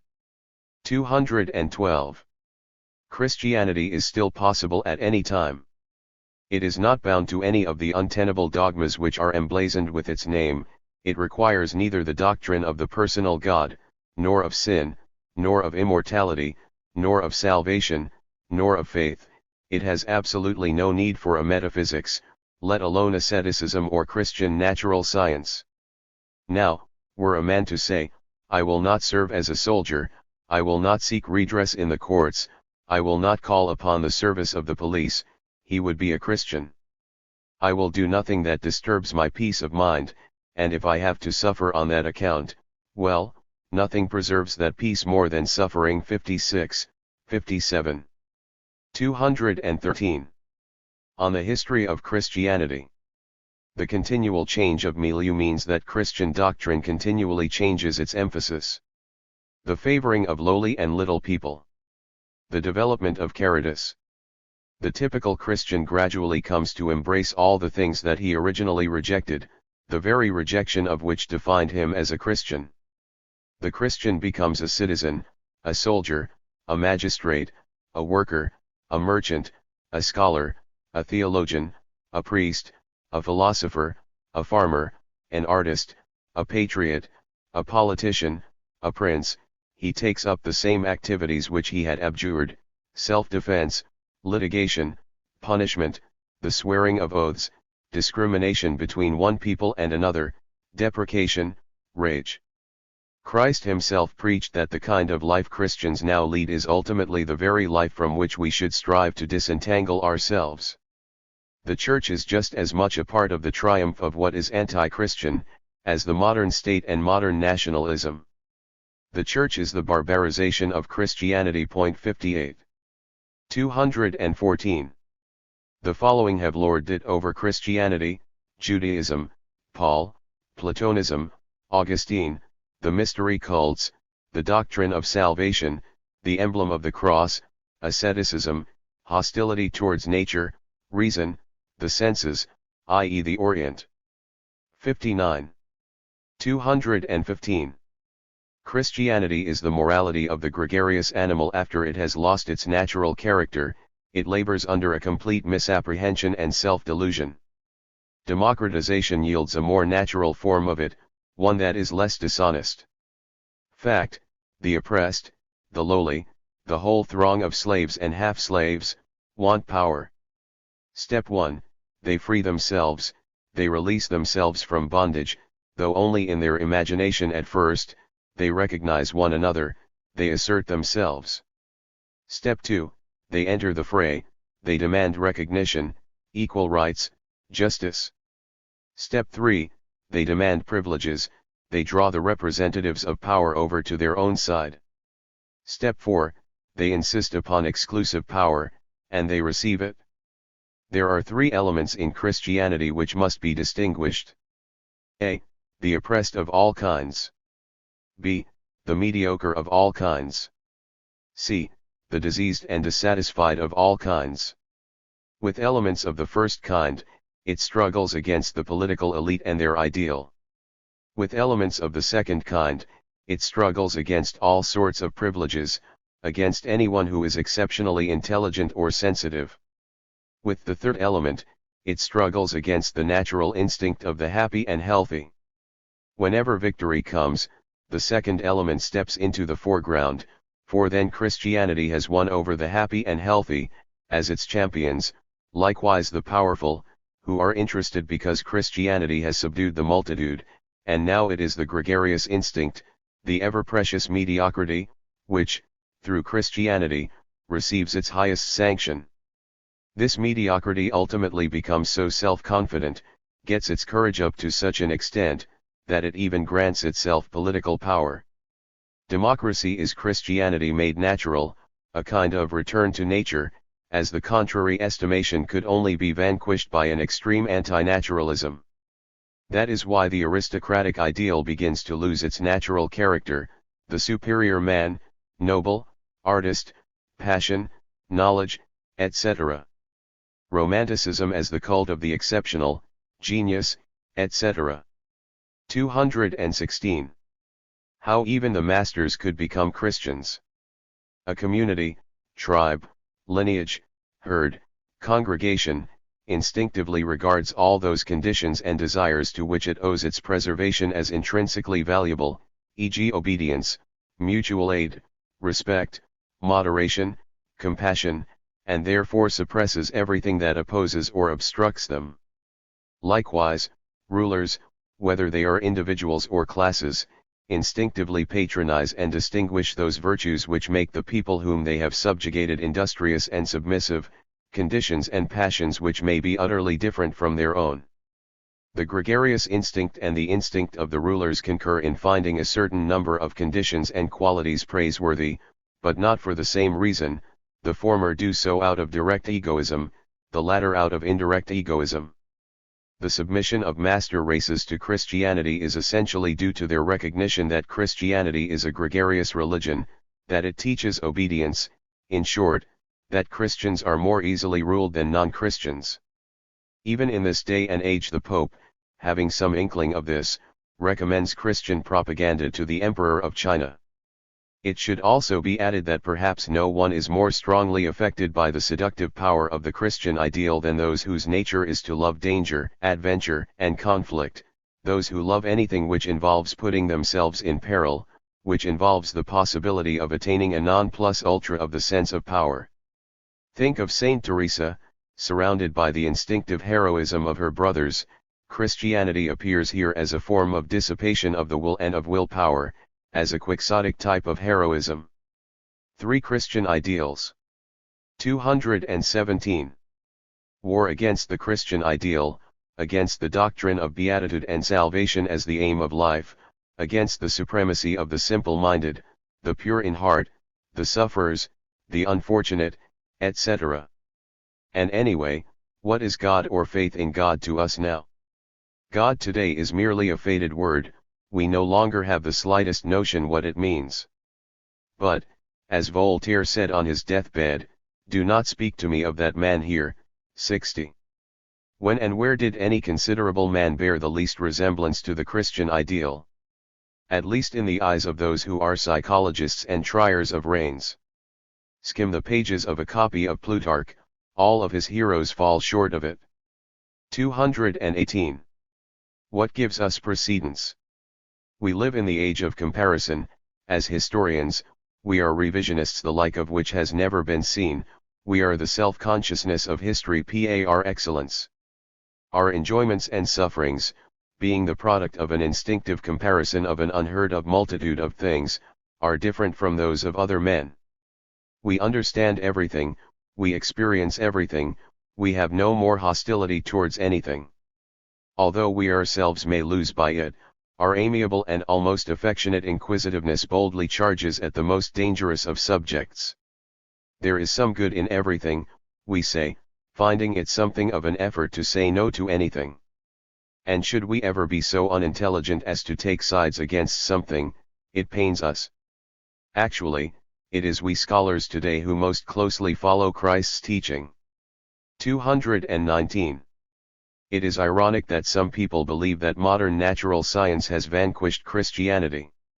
Christian value judgments have by no means been vanquished. Christ on the cross is still the most sublime symbol, even now. 220. The two great nihilist movements, A. Buddhism, B. Christianity, the latter has only recently reached something like the cultural condition in which it can fulfill its earliest purpose, a level appropriate for it, where it can reveal itself in all its purity. 221. We have recovered the Christian ideal, what remains is to determine its value. 1. Which values does it reject, and what does the opposing ideal include? Pride, pathos of distance, great responsibility, exuberant spirits, splendid animalism, an instinctive delight in war and conquest, the deification of passion, revenge, cunning, anger, wantonness, adventure and knowledge. Christianity rejects the noble ideal, the beauty, wisdom, power, splendor, and dangerousness of the human type, the man who has his own aims, the prospective man. Here Christianity presents itself as the logical outcome of Judaism. 2. Is the Christian ideal feasible? Yes, although its feasibility depends on climatic conditions. This is similar to the Indian ideal. It requires an absence of labor. It separates a man from a people, a state, a cultural community and jurisdiction. It rejects education, wisdom, the cultivation of good manners, acquisition, and commerce. It supplants everything which makes him useful and valuable to other men. It perfects him through a sense of idiosyncrasy, devoid of political or national loyalties, neither aggressive nor defensive. It is only possible within the most well-ordered political and social life, which allows these holy parasites to flourish as a part of society's general overhead. 3. The Christian ideal remains a consequence of the desire for pleasure, and nothing else. The value of beatitude is considered self-evident, standing in need of no further justification. The rest, the way one is supposed to live and let live, is only a means to an end. But it is low-minded to regard fear, fear of pain, fear of defilement, fear of corruption, as itself a sufficient motive to let go of everything. This is a poor man's way of thinking. The sign of an exhausted race. Do not be deceived. Become as little children. Similar natures include Francis of Assisi, neurotic, epileptic, visionary, like Jesus. 222. The superior man differs from the inferior with respect to fearlessness and defiance of misfortune.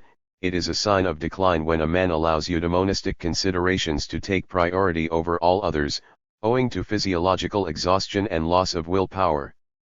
Christianity, with its views about beatitude, is a way of thinking characteristic of a suffering and impoverished breed of men. Men with an abundance of energy wish to create, suffer, and suffer destruction. They find Christianity's salvation for hypocrites dissonant, and its hieratic gestures annoying. 223. Poverty, humility, and chastity. These three are dangerous and slanderous ideals, but like poisons that are useful remedies for certain diseases, as were used e.g. in the Roman Empire. All ideals are dangerous, because they debase and stigmatize actuality. They are all poisonous, but as temporary remedies, indispensable. 224. God made man to be happy, idle, innocent, and immortal. Our actual life is an existence filled with falsehood, apostasy, and sin, a penal existence. Suffering, struggle, work and death are deemed objections to life, question marks placed after life, something unnatural, something that is not supposed to last, for which one requires, and has, a remedy. From Adam down to the present day, mankind has found itself in an abnormal condition. God himself sacrificed his Son for Adam's sin. To put an end to this abnormal condition, the natural character of life is a curse. To those who believe in him, Christ restores to them a normal condition. He makes them happy, idle, and innocent. But the world has not become fertile without toil, women do not bear children without pain, sickness has not ceased. The most devout are no better off than the infidels in this respect. All that has happened is that man has been made free from death and sin, assertions which admit of no proof and which, therefore, the Church asserts all the more firmly. He is free from sin, it says, not through his own actions, not through a rigorous struggle on his part, rather, he is ransomed through the act of deliverance, and thus made perfect, innocent and heavenly. The true life is merely a belief, i.e. self-deception, madness.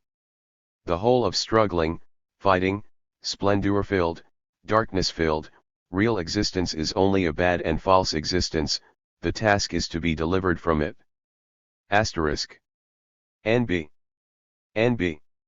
Man, innocent, idle, immortal and happy, this notion, highest aspiration, must be criticized first and foremost. Why should guilt, work, death, and suffering, and, Christianly speaking, knowledge, be contrary to the highest aspiration. The lazy Christian notions beatitude, innocence, immortality. Point 61. 225. The eccentric notion holiness is empty, God and man have not been sundered. The miracles are lacking, there is simply no such thing as the sphere of miracles. The only sphere with which we are concerned here is the spiritual, i.e. the symbolically psychological, the spiritual as a form of decadence, a counterpart to Epicureanism. Paradise, according to the Persian conception of it, is only the garden of Epicurus. Such a life lacks purpose, it strives for nothing, it resembles that of the Epicurean gods, it has no reason any longer to have an aim beyond itself, no reason to have children. For everything has been accomplished. Point 62. 226. They despised the body, they did not take it into account, even worse, they treated it as an enemy. Their delusion was to think that a beautiful soul could be carried about in a misbegotten, cadaverous body. In order to make this credible to others, they had to present the notion beautiful soul differently, to revalue the natural value, until eventually a pale, sickly, idiotically enthusiastic being came to be thought of as perfection, as angelic, as transfiguration, the superior man. 227. Ignorance in physiologicis. Apparently, the Christian has no nervous system, that might explain his contempt and deliberate disregard for the demands of the body, and for any discoveries about the body, his assumption that this is in accordance with man's higher nature, and necessary for the good of the soul, his reduction of all general bodily sensations to moral values, as a matter of principle. The Christian thinks that illness itself is due to his moral status, whether as a punishment or as a test, or even as a state of salvation, a state in which man becomes more perfect than he could be in a state of health, Pascal's idea, and under certain circumstances, voluntarily makes himself ill in order to attain it. 228. What is the struggle of the Christian against nature? Let us not be deceived by his words and explanations.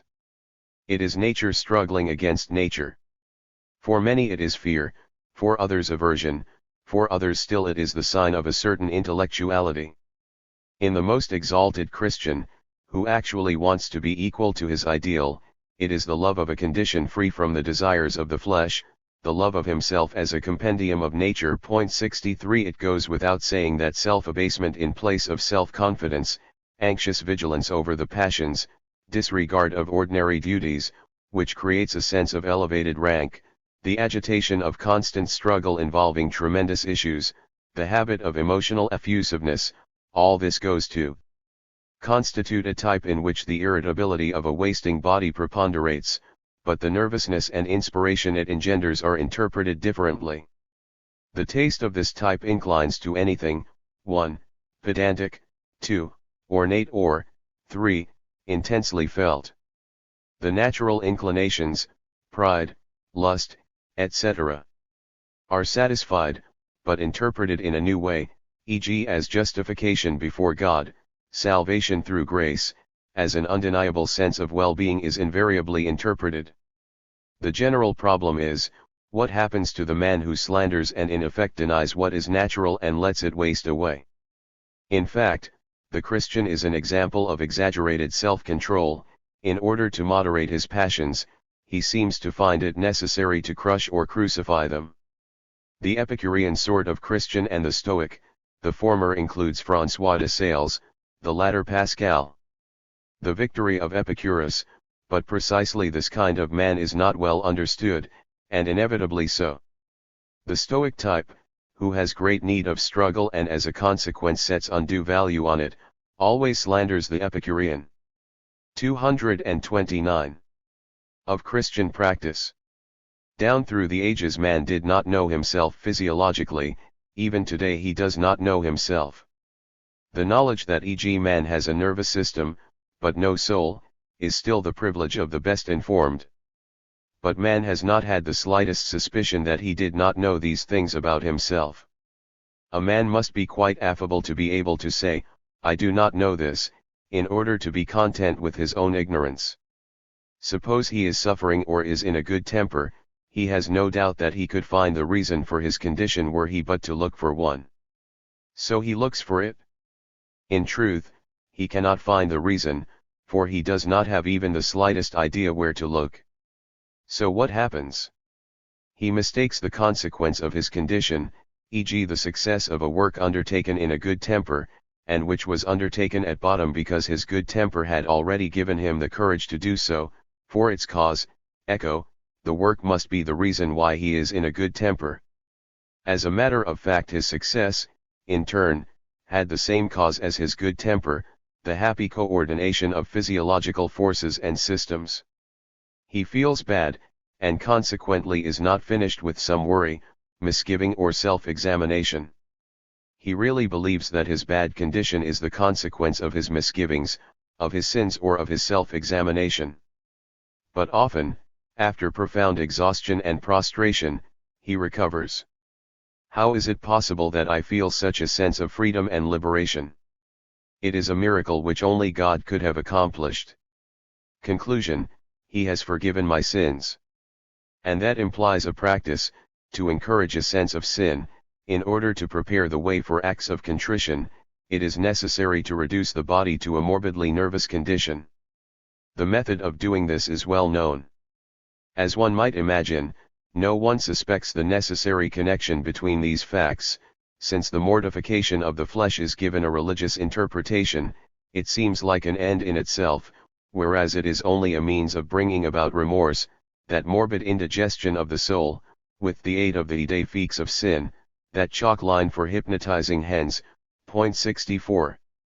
The maltreatment of the body lays the groundwork for a series of guilty feelings, that is, for a general distress which is ready to be furnished with an explanation.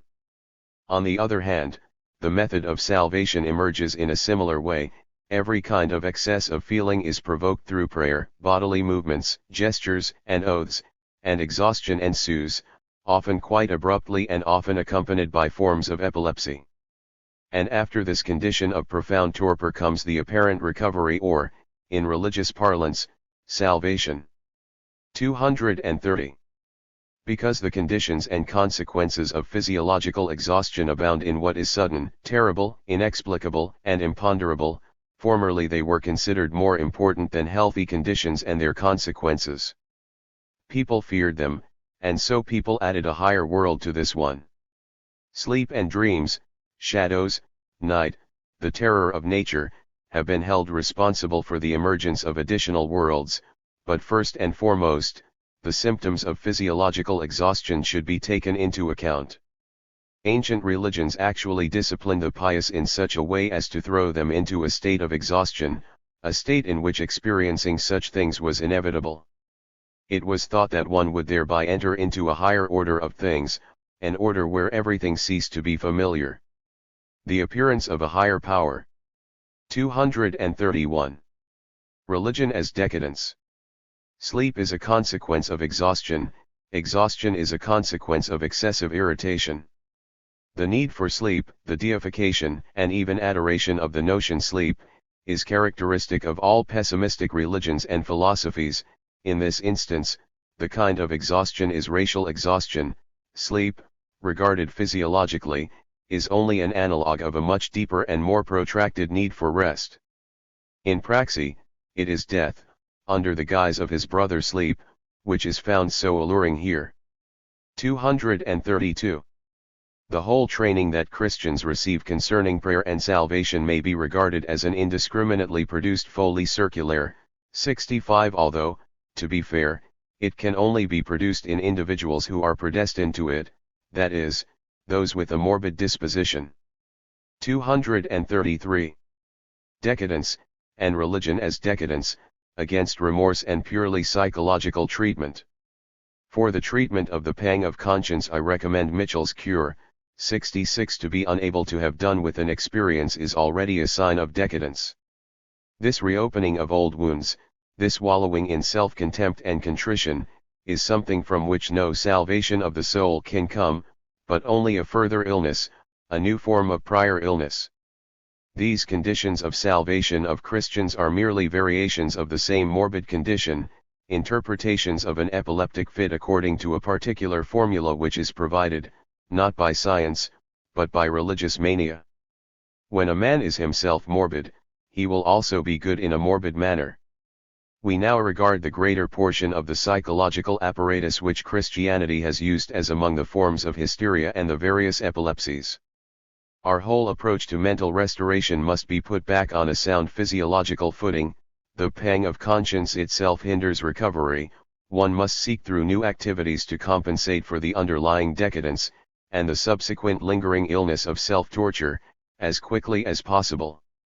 The purely psychological approach of the Church and of the various sects should be brought into disrepute as injurious to health. No one was ever cured by prayers, incantations, or exorcisms.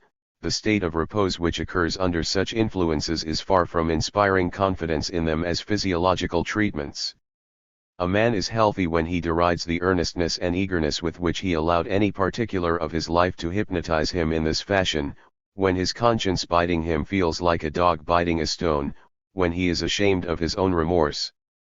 The previous approach, which was purely psychological and religious, was satisfied merely with controlling the symptoms. It held a man restored when he prostrated himself before the cross and swore to be good. But a criminal who, with a certain grim earnestness, embraces his fate and refuses to disavow his actions has better mental health. The criminals with whom Dostoevsky was imprisoned had, without exception, unbroken constitutions. Are they not 100 times more valuable than a broken Christian? 234. The good. The pang of conscience is a sign that a man's character is not yet equal to his deed. There is even such a thing as a pang of conscience after good works due to their exceptional character, that which distinguishes them from the familiar milieu. 235. Against remorse.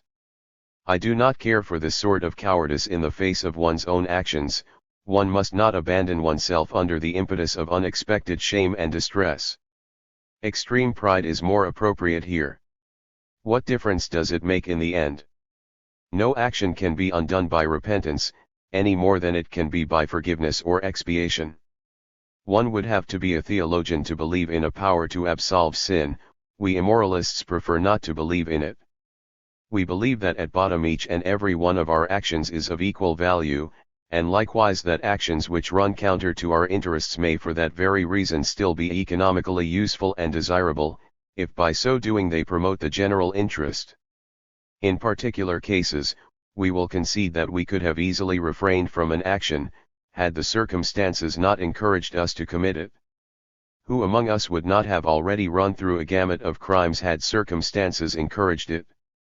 That is why one should never say, "You should not have done such and such," but rather, "How strange that I have not already done so hundreds of times." In the end, few actions are typical of, and truly epitomize, a personality, and considering how few human beings actually have personalities, particular actions rarely characterize them. Actions born of circumstances are merely skin-deep, merely reflexive, occurring as a response to a stimulus, before the depths of our beings have been affected by it or even consulted in the matter. A fit of rage, a grasp, a knife thrust, how little there is of personality in that. An action very often brings with it a kind of blank stare and paralysis, so that the offender is transfixed by its recollection, and feels as though he were merely an accessory to it. This mental disturbance, a form of hypnotism really, must be resisted at all costs. A particular action, whatever it may be, in comparison to all that one does, may amount to almost nothing and may be deducted from the total without rendering the account inaccurate. The reasonable interest which society may have in recalculating the value of our whole existence only in one direction, as though the meaning of our existence were that it produced a particular action, should not infect the offender, but unfortunately this occurs almost constantly. This depends upon the fact that some kind of mental disturbance follows every action which has unexpected consequences. Whether the consequences are good or bad is a matter of indifference. Just look at a lover who has become engaged, or a playwright who has brought down the house, As far as torpor intellectualis is concerned, they do not differ from the anarchist who has been caught unawares by a search of the premises. There are some actions which show us to be unworthy, actions which, if they were regarded as typical, would lower us to the level of an inferior breed. The sole error to be avoided here lies in regarding them as typical. There are actions of the opposite kind, those which are unworthy of us, exceptional cases, born of an especial abundance of happiness and health, our highest waves, driven so high by a chance storm. Such actions and works are not typical. An artist should never be judged by his works. 236. A. To the extent that Christianity still seems necessary, men are still brutal and dangerous. B. From another standpoint, it is not necessary, but extremely pernicious, acting rather as something attractive and seductive, because it is in accordance with the morbid character of whole strata and types of modern man. Such people follow their inclinations when they aspire to Christianity, they are decadents of all kinds. A. And B. Must be sharply distinguished. In the case of A.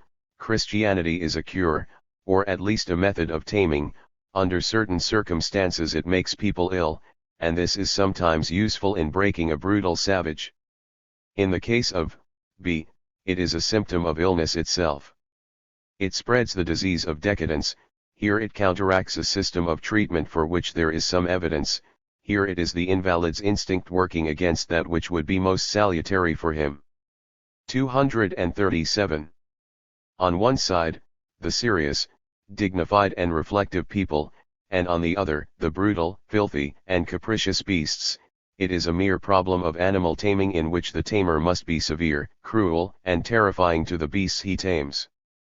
All essential demands must be made with a brutal clarity, i.e. exaggerated 1,000-fold. Even compliance with the demand must be presented in the form of an oversimplification, so that it may inspire awe, e.g. the Brahmin's denial of sensuality. The struggle with the canile and the cattle.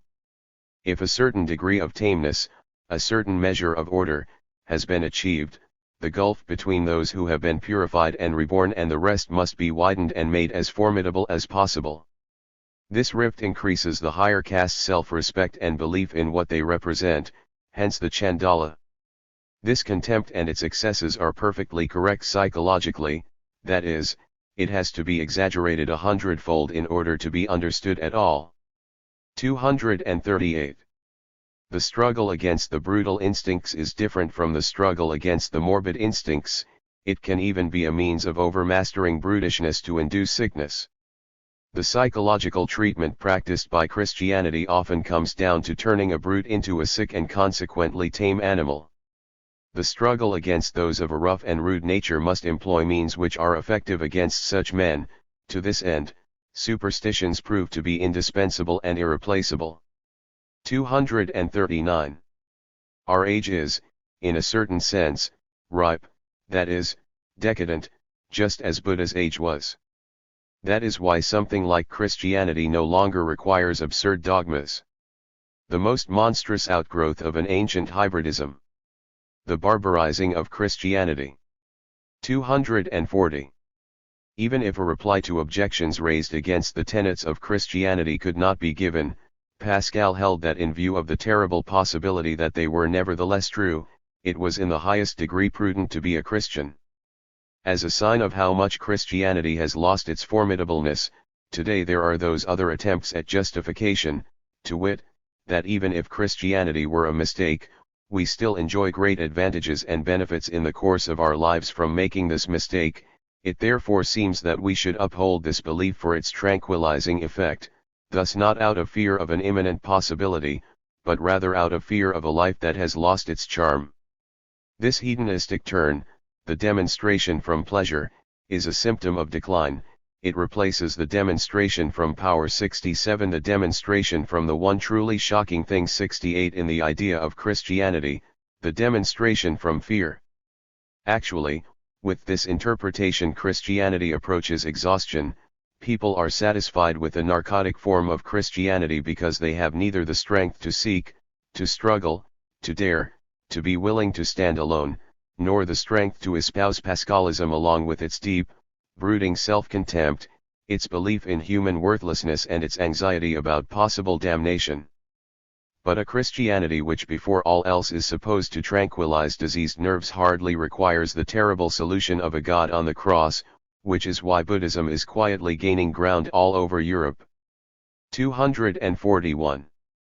The amusing thing about European culture is that people think one thing and then do another, e.g. what good is philology, the skill of reading critically, if the ecclesiastical interpretation of the Bible, Protestant as well as Catholic, remains unchallenged. 242. People have failed to devote sufficient attention to the barbarous notions according to which Europeans still live. Case in point, the fact that they have been able to believe that the salvation of the soul depended on a book. And I am given to understand that this is believed to this day. What use is all this scientific education, critique, and hermeneutics if the absurd interpretation of the Bible upheld by the Church has not yet stained us forever red with shame?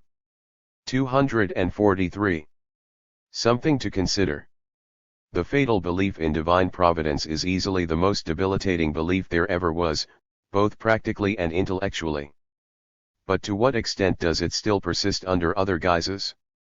To what extent does Christianity as a tacit assumption and interpretation live on under the guise of such formulas as nature, progress, perfectibility, and Darwinism, or the superstition that there is a certain relationship between happiness and virtue, between unhappiness and guilt? That absurd confidence in the course of things, in life and in the instinct of life, that petty bourgeois resignation which believes that if everybody did his duty all would go well, this sort of thing only makes sense on the assumption that things are directed sub specie boni. 69 Even fatalism, the current form taken by our philosophical sensibility, is the result, albeit an unconscious one, of an enduring belief in divine providence. To wit, we think that how everything goes has nothing to do with us, and so we might as well let things take their own course, the individual being only a modus 70 of absolute reality. 244. It is an extremely meretricious piece of psychology for man to work out for himself the idea of a being meant to serve as both the origin and the in itself of things, according to his own peculiar standard of what seems good, wise, powerful, and valuable, and to do so in abstraction from all the causal conditions by virtue of which every kind of goodness, wisdom, and power exists and has value. In short, it is meretricious to suppose that elements of the most recent and contingent origin have not developed over time, but rather that they exist in themselves, and are perhaps even the cause of all development. Experience shows that in every case where a man has raised himself to a level significantly higher than that of ordinary men, we observe that higher degrees of power include a certain freedom from good and evil, as well as from true and false, and preclude any consideration of the demands of goodness. The same holds true for high degrees of wisdom. Goodness is transcended just as much as truthfulness, justice, virtue, and other popular velleities of value judgment are. Finally, as regards any high degree of goodness, is it not evident that it already presupposes a certain intellectual myopia and lack of sophistication? And that it likewise presupposes the inability to distinguish at any great distance between true and false, useful and harmful? Not to mention the fact that higher degrees of power in the hands of the highest degree of goodness would lead to the most disastrous consequences, the elimination of evil? In fact, one need only consider what tendencies the God of love inculcates in the faithful. They ruin mankind for the benefit of the good. In light of the way the world actually is, this same God has proven in praxis a God of the greatest degree of short-sightedness, devilry, and impotence, whence it emerges how much value this conception possesses. Knowledge and wisdom have no value in themselves, any more than goodness does. What remains to be determined is the aim from which these qualities derive their desirability.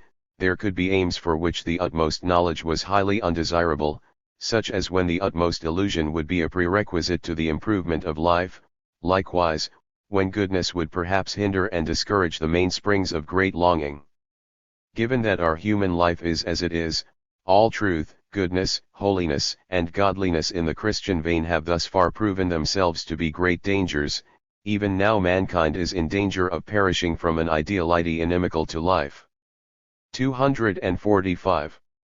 Consider the losses suffered by all human institutions, if we fasten upon a divine and transcendent, higher sphere in order to give these institutions a prior sanction. Once we have become accustomed to seeing their value in terms of this sanction, e.g. as in marriage, their natural value is neglected, and under certain circumstances denied. Nature gives offense in proportion as anti-nature, God, is given honors. Nature becomes equivalent to contemptible, bad. The disastrous nature of a belief in God as the embodiment of the highest moral qualities, all genuine values were thereby denied and held to be worthless as a matter of principle. Thus, the anti-natural ascended the throne, and with inexorable logic we arrived at the absolute requirement, the rejection of nature. 246. Altruism. By bringing the doctrine of disinterestedness and love into the foreground, Christianity by no means set the interests of the species above the interests of the individual. The disastrous thing about its real historical effect remains precisely the increase of egoism, of individual selfishness taken to extremes, to the extreme of expecting individual immortality.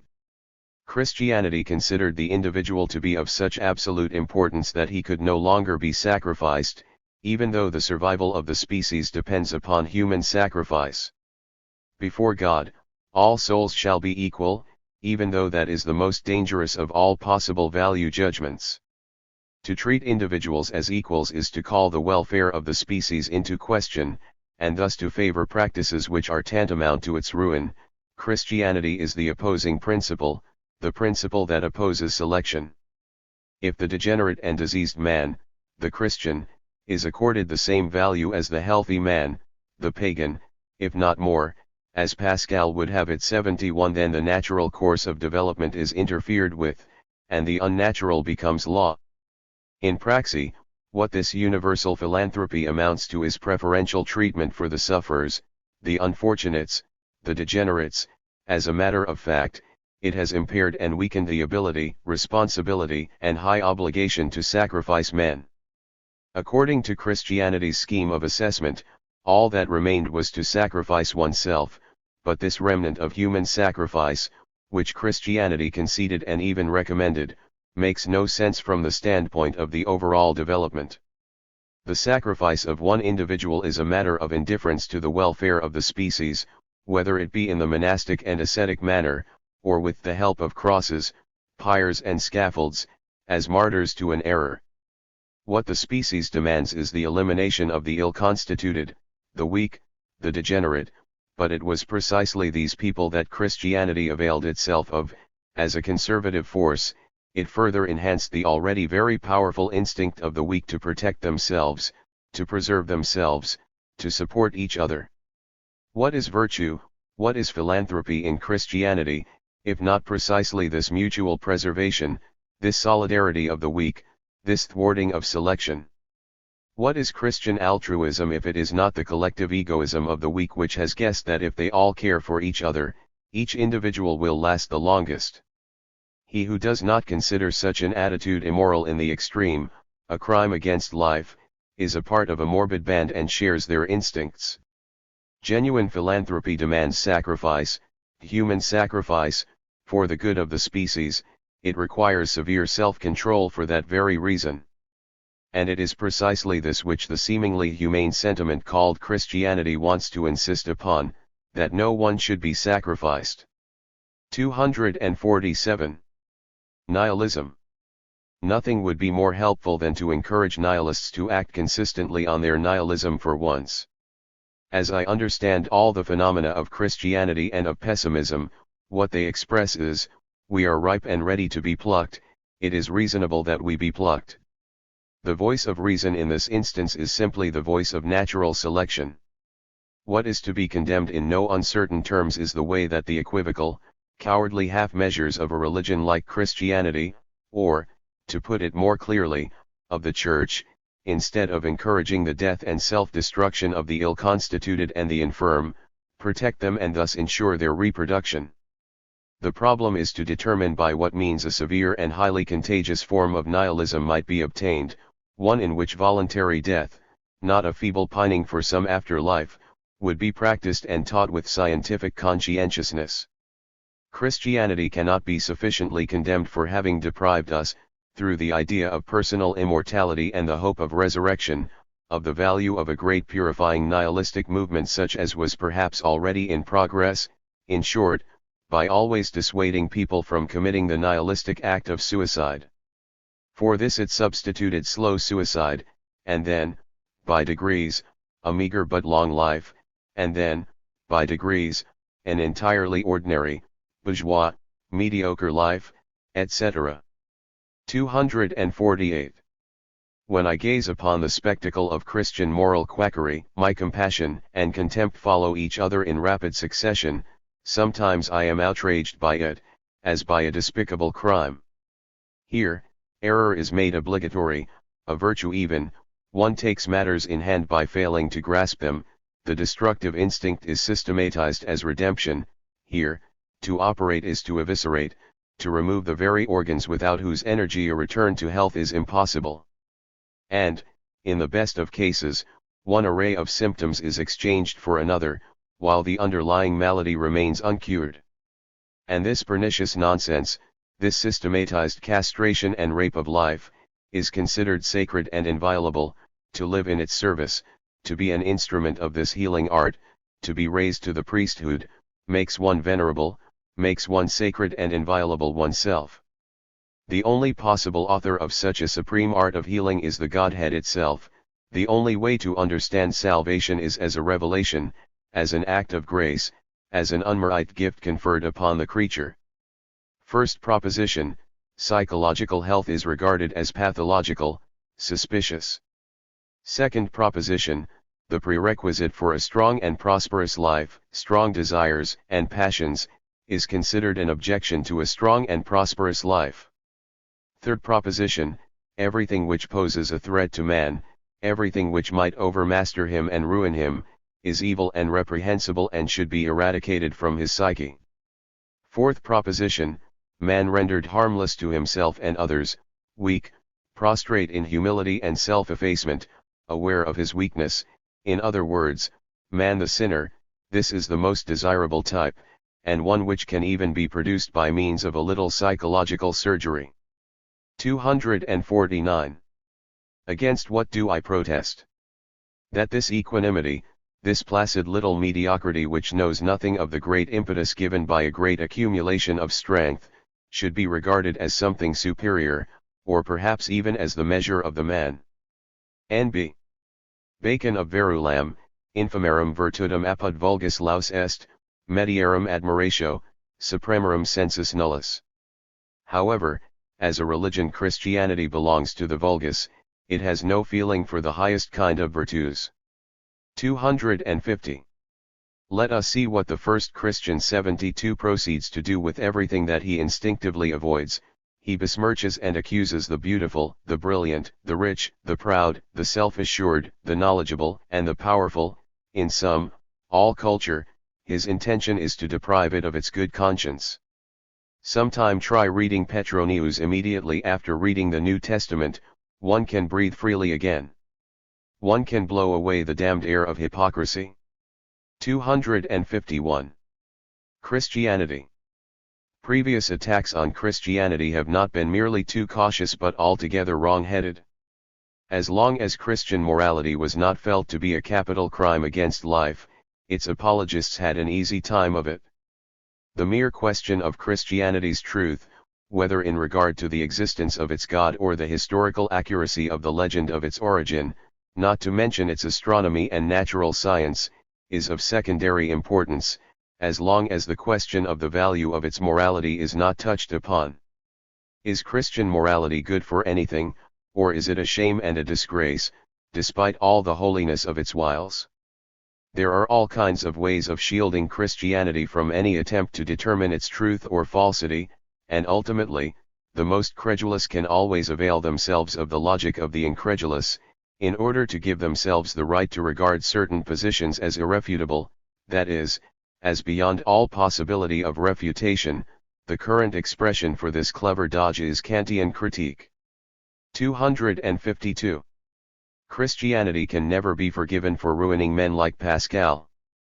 This is the thing which must be fought incessantly, Christianity's determination to break the spirit of the strongest and the noblest men in particular.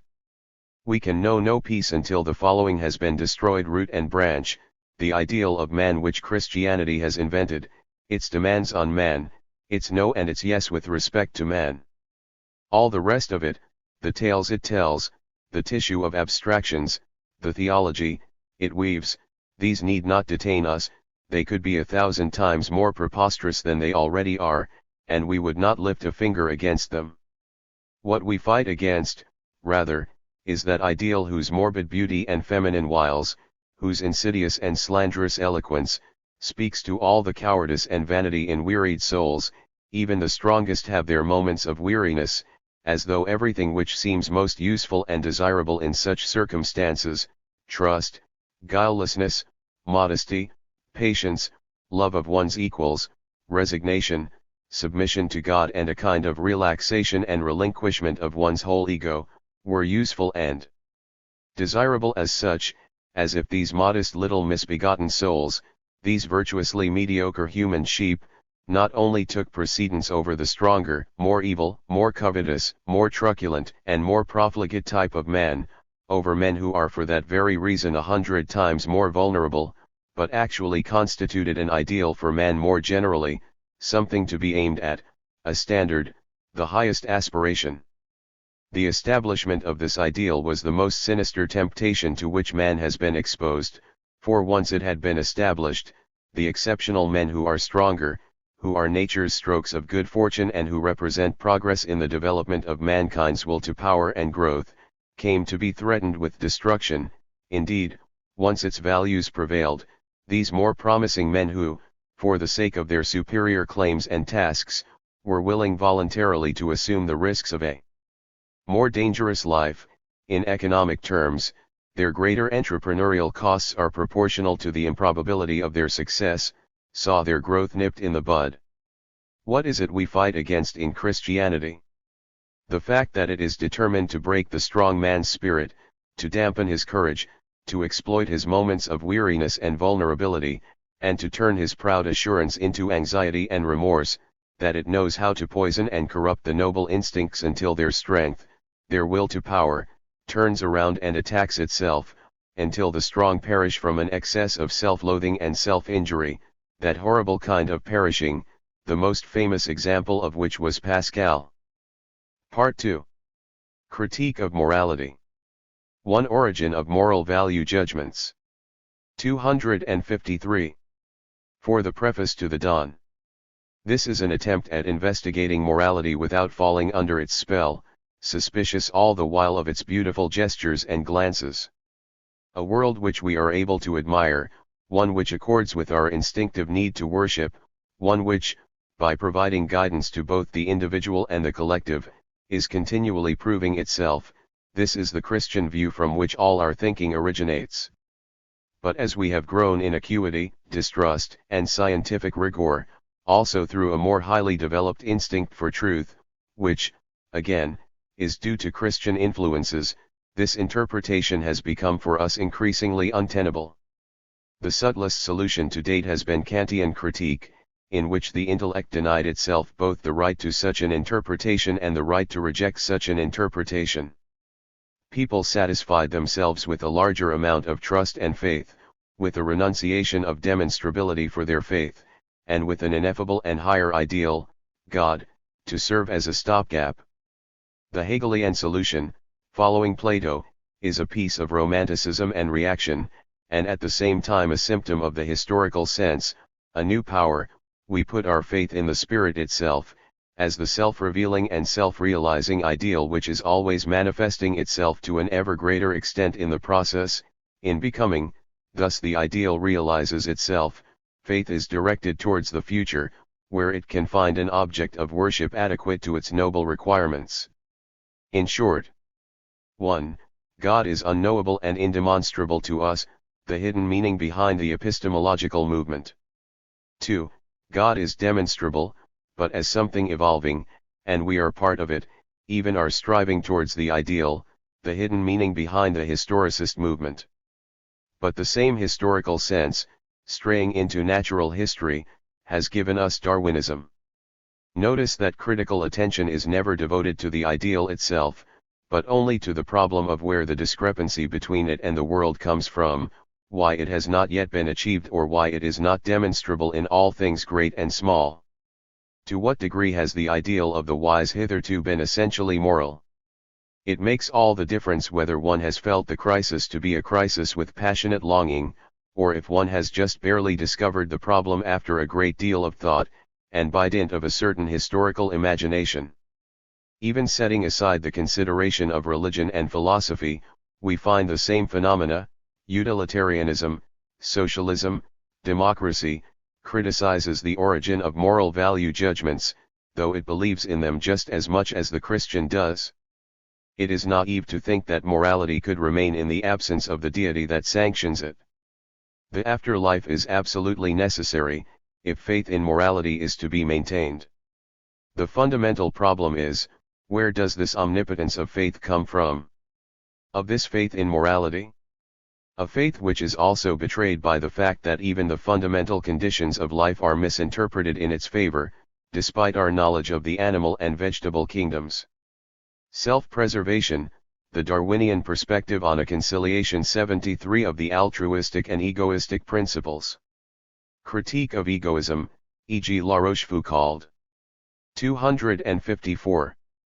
Contrary to what is often believed, the question of the origin of our value judgments and tables of goods 74 is altogether unrelated to the critique of them, although it cannot be denied that an insight into some pudenda origo brings with it the impression that something which arose in this way is of lesser value, and predisposes us against it. What are our value judgments and moral tables of goods themselves worth? The question is whether something has been gained by their authoritative influence, and if so, by whom and in what respect? The answer is, by life. But what is life? Before we can answer that question, we must have a new and more determinate conception of what life is, my formula for which is, life is the will to power. So what does judging the value of something imply? Does it somehow point to another, metaphysical world, as Kant, who lived before the great historicist movement, still believed? In short, how did it arise? Did it arise? The answer is that a value judgment is a kind of interpretation. Interpretation itself is a symptom of a determinate physiological condition, as well as of a certain intellectual level of prevailing opinion. Who is it that interprets? Our passions. 255. Compassion and love for mankind is a development of the sexual instinct, justice a development of the passion for revenge. Virtue is the pleasure in resistance, the will to power, honor is the recognition of one's peers and equals in power.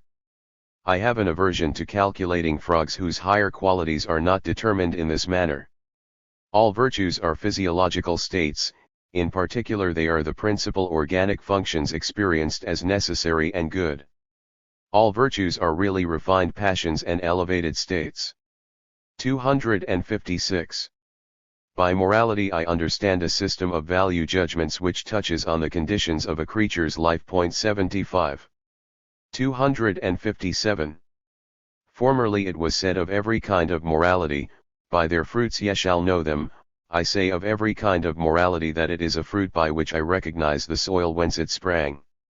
258. What I have attempted to do is understand all moral judgments as symptoms and sign languages in which the processes of physiological success or failure, as well as the consciousness of the conditions of preservation and growth, reveal themselves, a mode of interpretation roughly as valuable as astrology. Prejudices, prompted by the instincts, of races and communities, of different stages of life, youth or decrepitude, etc. If we apply this principle specifically to Christian morality, to European morality, what we find is that our moral judgments are indications of degeneracy, of a lack of confidence in life, they are a preparation for pessimism. What does it mean that we have read a contradiction into existence? This is of paramount importance. Those moral judgments stand behind and dictate all our other value judgments. Supposing they were to fall by the wayside, by what standard would we measure then? And what value would knowledge have then, etc., etc. My fundamental theorem is that there are no moral phenomena, but only a moral interpretation of these phenomena. This interpretation itself has its origin outside morality. 259. Insight. In every value judgment there is a definite point of view, the preservation of an individual, a community, a race, a state, a church, a faith or a culture. One and the same man may, by virtue of forgetting that all judging has its point of view, esteem all sorts of contradictory things, and therefore be teeming with contradictory impulses. This is an expression of the disorder in man, as opposed to the animals, where for any particular task all present instincts suffice. However, this creature so full of contradictions is endowed with an excellent method of acquiring knowledge. He weighs the pros and cons, he attains justice, to a comprehension beyond merely thinking things good or evil. The wisest man would be the richest in contradictions, having fingertips, as it were, for reading all kinds of men, but occasionally he would have his consummate moments of grand harmony, which are highly unlikely in us as well. A kind of planetary motion. 260. But to want is to want to achieve some purpose. The notion of a purpose necessarily involves a value judgment. How do we come by these judgments? Do they rest on a fixed standard, pleasant or painful? But in innumerable cases we first of all make a thing painful, by virtue of how we judge it. The compass of moral value judgments, they play a part in almost every sense impression. For us the world is colored by them. We have ascribed purposes and values to things, owing to this we possess an immense fund of latent energy, but the study of comparative values teaches us that incompatible things have been considered valuable, that there have been many different tables of goods, which means that nothing is intrinsically valuable. The analysis of individual tables of goods has revealed that they were established, often in error, as the conditions of existence for limited groups of people, for their preservation. An examination of modern man shows that we employ a wide variety of value judgments, and that they no longer have any creative power. Moral judgment is no longer based on conditions of existence. It has become quite superfluous. To be judged and found wanting is not nearly so painful. Judgment has become gratuitous, the result is chaos. Who furnishes the goal which stands above mankind and above the individual? Formerly morality was intended for preserving the species. But nobody wants to preserve any longer, there is nothing left to preserve. Therefore all that remains is the possibility of an experimental morality, of giving oneself a goal. 261. What is the criterion of a moral action? 1. Its disinterestedness, 2. Its universality, etc. But this is just the moralizing of the salons. Rather, one must study various peoples, and in each case ascertain what their criterion is, as well as what beliefs it expresses. For example, the belief that such behavior is one of the primary conditions of our existence. Immoral means anything which brings about our downfall. Now all these communities in which these principles were discovered have perished, but particular principles are repeatedly re-emphasized, because each newly formed community has need of them, e.g. thou shalt not steal. During ages in which one could not expect any sense of fellowship, e.g. Imperium Romanum, one fell back on the salvation of the soul, to put it religiously, or the greatest happiness, to put it philosophically. For even the Greek moral philosophers no longer had any feeling for their Lambda iota. 76. 262. The necessity of having the wrong values. An opinion may be refuted by establishing its conditional nature, but that does not eliminate the necessity of having it. Reasons can no more extirpate wrong opinions as to what is valuable than they can correct a patient's astigmatism. The necessity for their existence must be understood. They are the result of causes which have nothing to do with reasons. 263. To ascertain and indicate the problem of morality, that seems to me to be the new and most important task. I deny that this has been done before in moral philosophy. 264. How wrong, how meretricious people have always been about the basic fact of their inner world. Here, of all places, to have no eyes, here, of all places, to hold one's tongue, or loosen it. 265. Knowledge or awareness of the many twists and turns which moral judgment has since taken is utterly lacking, or of how evil in the most profound sense of the word has actually been renamed good several times already. One of these shifts I have previously discussed in terms of the opposition between the morality of custom and the morality of self-interest. 77. Even conscience has traded one sphere for another. There used to be such a thing as a group conscience. We might well ask in what way our conscience too, and the sense of personal responsibility that accompanies it, is a group conscience, appearances to the contrary notwithstanding. 266. Morality as the work of immorality. 1. So that moral values may come to dominate, a great many immoral forces and passions must come to their aid. 2. The emergence of moral values is itself the work of immoral passions and considerations.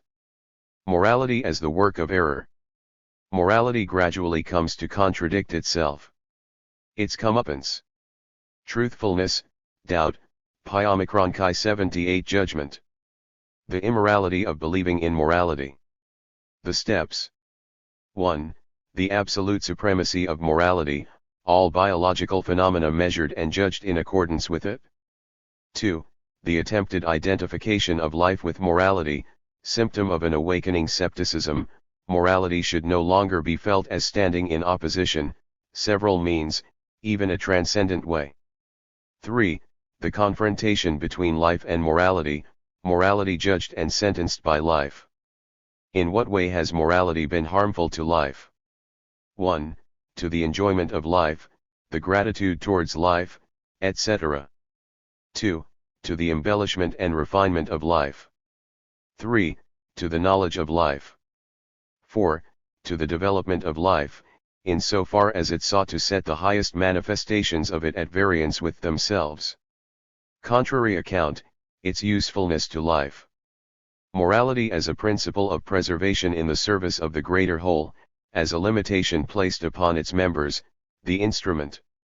Morality as a principle of preservation in relation to the internal dangers which arise from man's passions, the mediocre.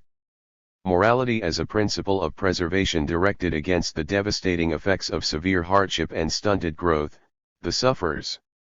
Morality as a principle of opposition directed against the terrible paroxysms of the powerful, the meek. The narrow-minded arrogance of individual philosophers masquerading as pure reason, the utter opposition to sentiment in morality, Kant, the opposition to compassion, the opposition to the passions. 267. It is good to take right, wrong, etc. in a certain narrow bourgeois sense, as do right and fear no one, i.e. do one's duty, according to a particular crude scheme within which a community exists. Let us not think too meanly of what a couple of thousand years of morality have cultivated in our minds. 268. Decadence. There are two types of morality which must not be confounded, a morality by which the instincts that remain healthy defend against an incipient decadence, and another morality by which this very decadence expresses and justifies itself, driving one ever faster downhill. The former fosters a stoical, severe, tyrannical character. Stoicism itself was just such a break-shoe morality.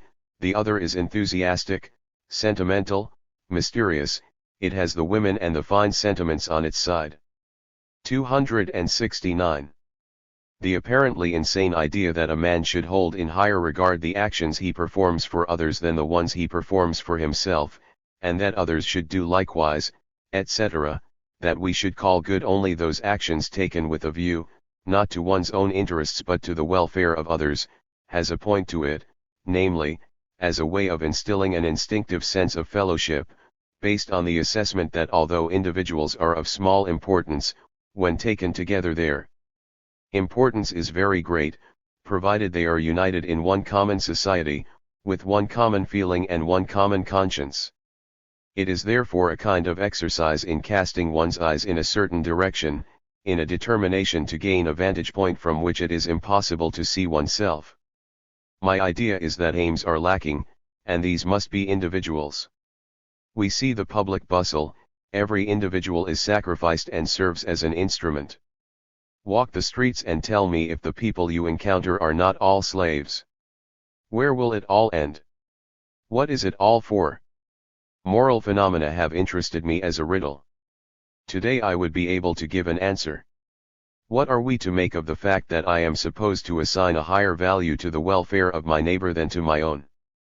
But that the neighbor himself is supposed to assign a value to his own welfare differently than I do, namely, to give priority to my welfare?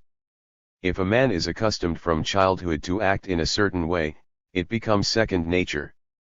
There is an advantage to having some distance from one's own time. What I want is to bring into view the phenomenon of moralizing, the enigma of moralizing, in its entirety. What is it that thou shalt means, and that even a philosophy regards as given? 270.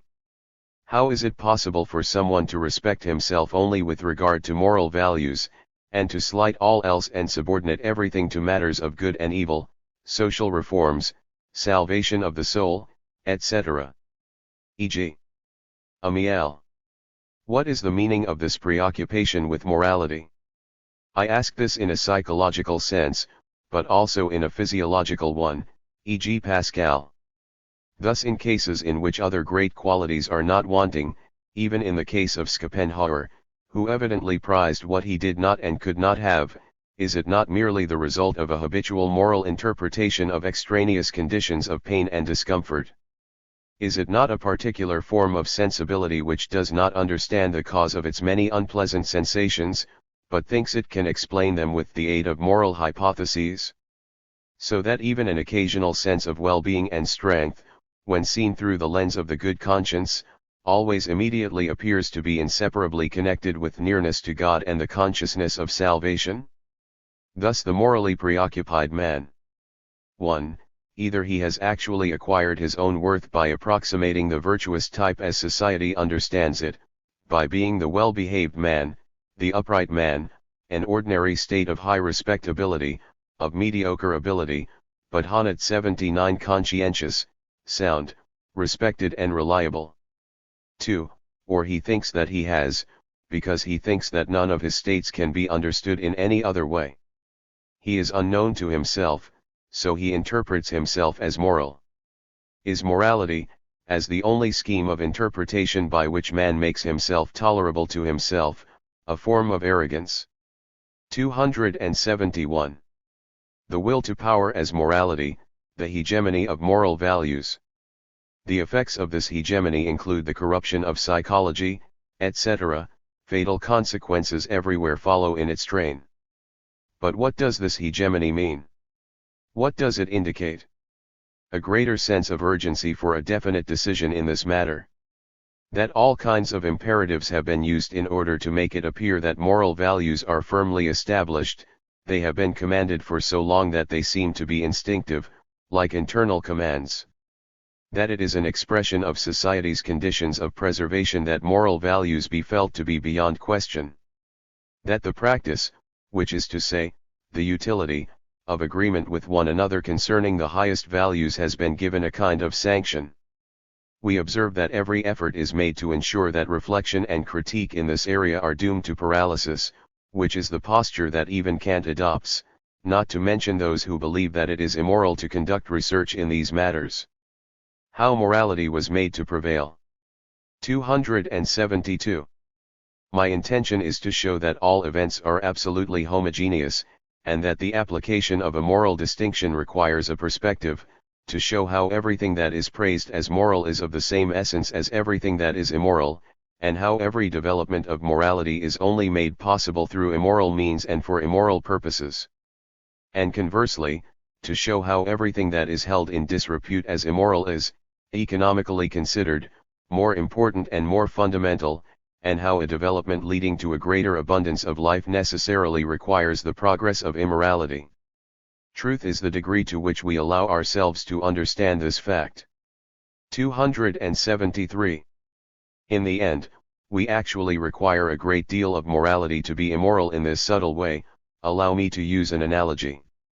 A physiologist who is interested in an illness and a patient who wishes to be cured of it do not have the same interest. Let us suppose that the illness is morality, for it is an illness, and that we Europeans are the ones who are ill. What sort of acute agony and oppression would arise, supposing we Europeans were at the same time its curious observers and physiologists? Would it be desirable to rid ourselves of morality? Would we even want to? We disregard the question of whether it would be possible, of whether we can be cured. We refrain from asking, e.g. the question of pessimism, whether pleasure or pain predominates, likewise the question as to the value of our knowledge. To the herd. 274. Whose will to power does morality represent? The common thread running through all of European history since Socrates is the attempt to make moral values supreme over all other values, so that they should be the guide and judge not only of life, but also of 1. Knowledge. 2. The arts. 3. Political and social aspirations. Reform is regarded as the sole task, and everything else as a means to it, or else as an interference with, as an obstacle and danger to, reform, and consequently to be fought until it is annihilated. A similar movement occurred in China. A similar movement occurred in India. What is this will to power on the part of moral values, which has played itself out in three enormous developments on earth? The answer is that three corresponding powers lie behind it. 1. The instinctive opposition of the herd to the strong, independent men. 2. The instinctive opposition of the suffering and unfortunate to the fortunate. 3. The instinctive opposition of the mediocre to the exceptional. There is an enormous advantage to this movement, however much cruelty, duplicity, and narrow-mindedness may have helped it along, for the history of the struggle of morality with the fundamental instincts of life is in itself the greatest piece of immorality that has ever existed on earth. 275. The good. Very few succeed in seeing a problem in that to which we are accustomed from time immemorial, since it is precisely that for which we have no eyes. In regard to our morality, it seems to me that this has not yet happened. The problem of why the highest honors are bestowed upon the principle every man should take others as the object of his solicitude. Is the rival principle every man should take himself as the object of his solicitude as well regarded? Not at all. The problem of thou shalt, an inclination which is no more able to justify itself than the sexual instinct, and yet it enjoys immunity from the condemnation to which all the other instincts are subject, on the contrary, it is made to be their criterion and judge. The problem of equality, even though we all thirst for distinction, here, on the contrary, we are supposed to make exactly the same demands of ourselves as we do of others. That is so preposterous, so obviously mad, but, because it is felt to be sacred and superior in rank, its unreasonableness is scarcely noticed. Sacrifice and selflessness as a source of distinction, unconditional obedience to morality and the belief that all are equal before it, these are the three problems. The neglect and abandonment of well-being and vitality as a source of distinction, the complete renunciation of one's own estimation of things and the strict requirement that everyone else be seen to relinquish theirs as well. The value of actions has already been established, each individual is subject to this assessment. We see that an authority speaks, but who is it that speaks? It is an excusable piece of arrogance, if man sought to make this authority as high as possible, in order to feel as little humiliated by it as possible. Therefore, it is God who speaks. God was needed as an unconditional sanction from which there is no appeal, as a categorical imperative, or, in so far as one believed in the authority of reason, one needed a metaphysical system, by virtue of which it was required by logic. Now, suppose that faith in God has died, the question arises anew, who is it that speaks? My answer, taken from animal physiology and not from metaphysics, is that the gregarious instinct speaks. It is determined to be master, hence its thou shalt. It will accept individuals only as a part of a whole, only for the sake of the whole. It hates those who prize themselves away from it, it turns the hatred of all individuals against them. 276. NB. The whole of European morality is based upon the utility to the herd. What grieves every select and superior man is the fact that his consciousness of all his distinguishing characteristics is accompanied by a sense of being belittled and disparaged because of them. The strengths of a man today are what cause his pessimistic gloominess. Those who are mediocre, as members of the herd tend to be, neither ask too many questions nor have too much conscience, they are cheerful. On the gloominess of the strong, Schopenhauer, Pascal. NB. The more dangerous a trait seems to the herd, the more thoroughly it is placed under ban. 277. The morality of truthfulness in the herd. You shall be open with us, you shall give voice to what is within you by clear and reliable signs, otherwise you are dangerous, and if you are evil, your facility for disguise is the worst thing for the herd. We despise the underhanded and inscrutable. Consequently you must regard yourself as recognizable, you must not hide from yourself, you must believe that you never change. So, the demand for truthfulness presupposes that personal identity is constant and recognizable. In fact, it is the object of education to inculcate in every member of the herd a firm belief about the nature of man. It first creates this belief and then demands truthfulness. 278. Within a herd, within each community and therefore inter pairs, it is sensible for truthfulness to be overrated.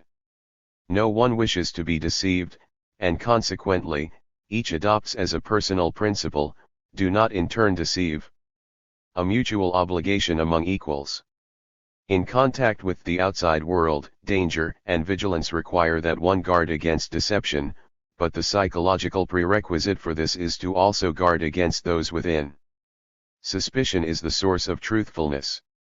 279. The good, towards a critique of the gregarious virtues. The effects of inertia are present in 1. Trust, because distrust requires apprehension, vigilance, and deliberation. 2.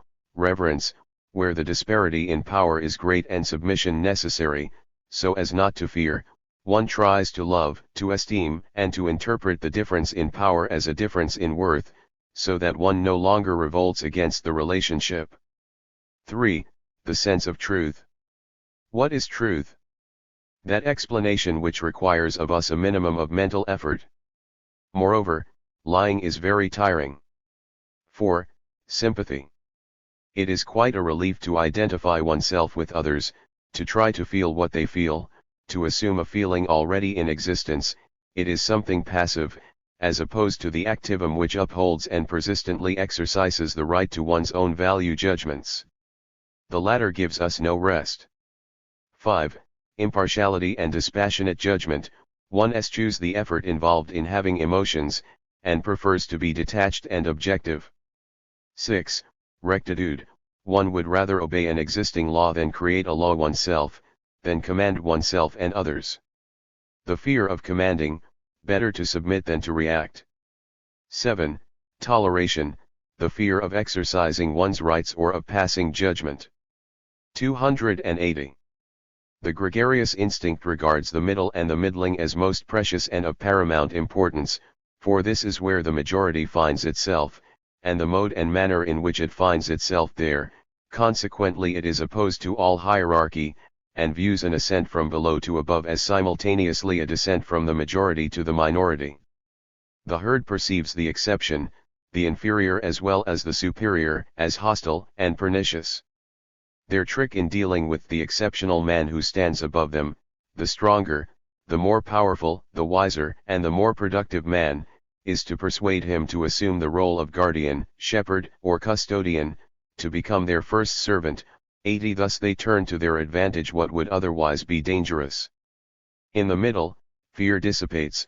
Here one is never alone, here there is little room for misunderstanding, here there is equality, here one's own presence is not felt to be a reproach, but is felt to be a welcome presence, here comfort is the order of the day. Distrust is reserved for the exceptions, the exception is to be deemed guilty. 281. If we, out of an instinctive sense of community, make rules and prohibit certain actions, we reasonably refrain from prohibiting a way of being, a disposition, but only a practical application of this being, this disposition in a certain direction. But then the ideologue of virtue, the moralist, comes and says, God looks into the heart. What does it matter that you abstain from certain of your actions? That does not make you any better. The answer is that we have no desire at all to be better, Mr. Longears and virtuous, we are quite pleased with ourselves as we are, all we want is not to injure each other, and that is why we prohibit certain actions with regard to certain people, namely, ourselves, whereas these same actions, provided that they pertain to our opponents, you, for example, we cannot speak highly enough of them. We teach them to our children, we cultivate them as much as possible. Were we to share that well-pleasing to God radicalism which your holy madness commends to us, if we were naive enough to prohibit not only actions but the prerequisite to them, our disposition, we would be excising our virtues, the very thing which constitutes our honor and our pride. And that is not all.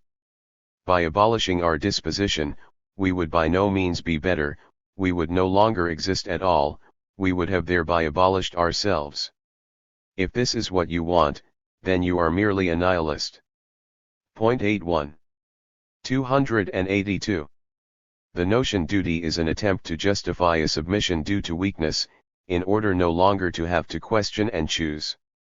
This weakness of the gregarious animal produces a morality which is just like the one produced by the weakness of decadent men, they understand each other, they band together, the great religions of decadence always count on the support of the herd. There is nothing about the gregarious animal which is pathological per se, in itself it is an invaluable creature. But it is incapable of self-direction and must have a shepherd, the priests understand this. The state is not intimate or private enough, the art of moral leadership eludes its grasp. Is that how the gregarious animal is made ill by the priest? 283. The good and the reformers. The hatred of the privileged in body and soul, rebellion of the ugly and ill-constituted against the beautiful, the proud, and the light-hearted. The means, suspicion of beauty, of pride, of joy. The anti-natural as higher, there is no such thing as merit, the danger is immense, and so one should tremble and feel bad, naturalness is evil, and is at odds with rightness, even with reason. Again, it is the priests who exploit this condition, and who win the people over to themselves. The sinner, in whom God has more joy in heaven than in the righteous. This is the struggle against paganism, the pang of conscience as a means of destroying harmony of soul. The hatred of the average for the exceptional, and of the herd for the independent. Custom as the proper morality, turning against egoism, only that which is done for others has value, we are all equal, against the desire to rule, against ruling altogether. Against privilege, against sectarians, freethinkers, and sceptics, against philosophy, as opposed to the instinctive tendency towards mechanical activity and specialization, in philosophers themselves the categorical imperative, the essence of morality, general and universal. 284. The conditions and desires which are praised, peacefulness, equity, moderation, modesty, reverence, respectfulness, bravery, chastity, honesty, loyalty, fidelity, rectitude, confidence, resignation, sympathy, helpfulness, conscientiousness, simplicity, mildness, justice, generosity, leniency, obedience, disinterestedness, freedom from envy, good-naturedness, industry. N.B. We must ascertain to what extent such qualities are required as means to definite aims and ends, often evil ends. The natural results of a dominating passion, e.g. intellectuality. An expression of the plight of, for example, the bourgeoisie, slaves, women, etc., that is to say, required for survival. Summa, none of them are considered good in and of themselves, but rather because they are already considered good according to the standard of society, of the herd, as a means to its ends, as necessary for preservation and advancement, as the result of a true gregarious instinct in the individual, thus in the service of an instinct which is fundamentally different from these virtuous conditions, for the herd is selfish, hostile, and merciless to the outside world, full of ambition, distrust, etc. In the shepherd this antagonism is revealed, for he must have the opposite qualities of those of the herd. The mortal enmity of the herd towards all hierarchy, its instinct favors the leveler, Christ, towards all strong individuals, les souverains, it is hostile, unreasonable, intemperate, arrogant, impudent, inconsiderate, cowardly, hypocritical, false, merciless, insincere, envious, vindictive. 285. I teach that the herd seeks to preserve one type of individual, and that it defends itself on both sides, as much against those who degenerate from that type, criminals, etc., as against those who would dominate it. The trend of the herd is towards inertia and stagnation, there is nothing creative in it. The agreeable feelings which the good, well-meaning, even-handed man inspires in us, as opposed to the discomfort and apprehension which a great, new man occasions in us, are our personal feelings of security and equality. In this way the gregarious animal glories in its own nature, and then begins to feel at ease. This judgment born of complacency disguises itself in fine words, and thus we have morality. Observe, however, the hatred of the herd for the truthful. 286. Do not mistake yourself. If you hear within you the moral imperative as altruism understands it, then you belong to the herd. If you have the opposite feeling, if you fear that disinterested and selfless actions would be your undoing, then you do not belong to the herd. 287. My philosophy aims at the establishment of hierarchy, not at that of an individualistic morality. The herd mentality should prevail within the herd, but not extend beyond it. The herd leader's actions require a fundamentally different assessment, as do those of the independent ones, or the beasts of prey, etc. 3 general remarks on morality. 288. The contrary movement, religion, morality as an attempt to produce human pride. The theory of free will is anti-religious.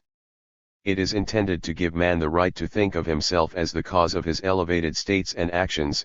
It is a form of the growing sense of pride. Man feels his power, his happiness, as they say, there must be an act of will preceding these states, otherwise they do not belong to him.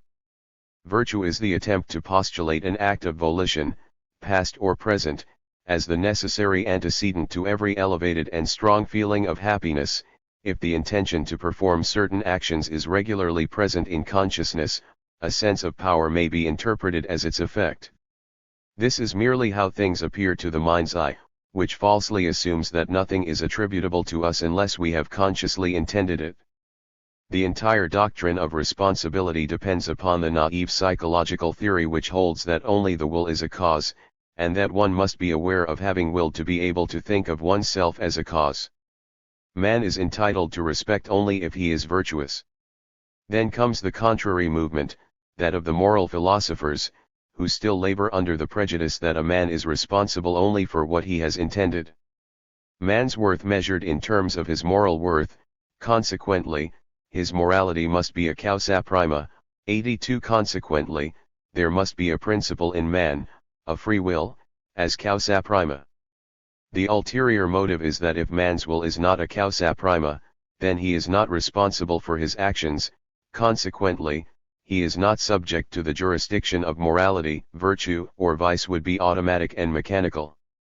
In summa, if man is to have any self-respect, he must be able to be evil. 289. The will to power as morality, pretends as the result of the morality of free will. Man takes a further step in the development of the feeling of power itself when he comes to believe that he has also caused, and consequently, he immediately concludes, has willed, his elevated states, his perfection, himself. In critique of this, it may be said that it is precisely in so far as an action is unconscious and no longer intentional that it achieves perfection. Consciousness is the expression of an imperfect and often pathological intermediate condition. Personal perfection as a result of willing, as conscious control, as dialectical reasoning, is a caricature, a kind of self-contradiction. The degree of conscious control involved renders perfection impossible. A form of prétense. 290. The moral hypothesis, intended as a justification of God, which is very well presented in the commentary on Epictetus by Simplicius 83, says that evil must be voluntary, if only to render the voluntary nature of goodness believable, but, on the other hand, all evil and suffering has a saving purpose. On this view, guilt does not extend back to the ultimate ground of existence, and punishment is an educational benefit. Consequently, it is the act of a good God. Moral value judgments take absolute precedence over every other kind of value judgment.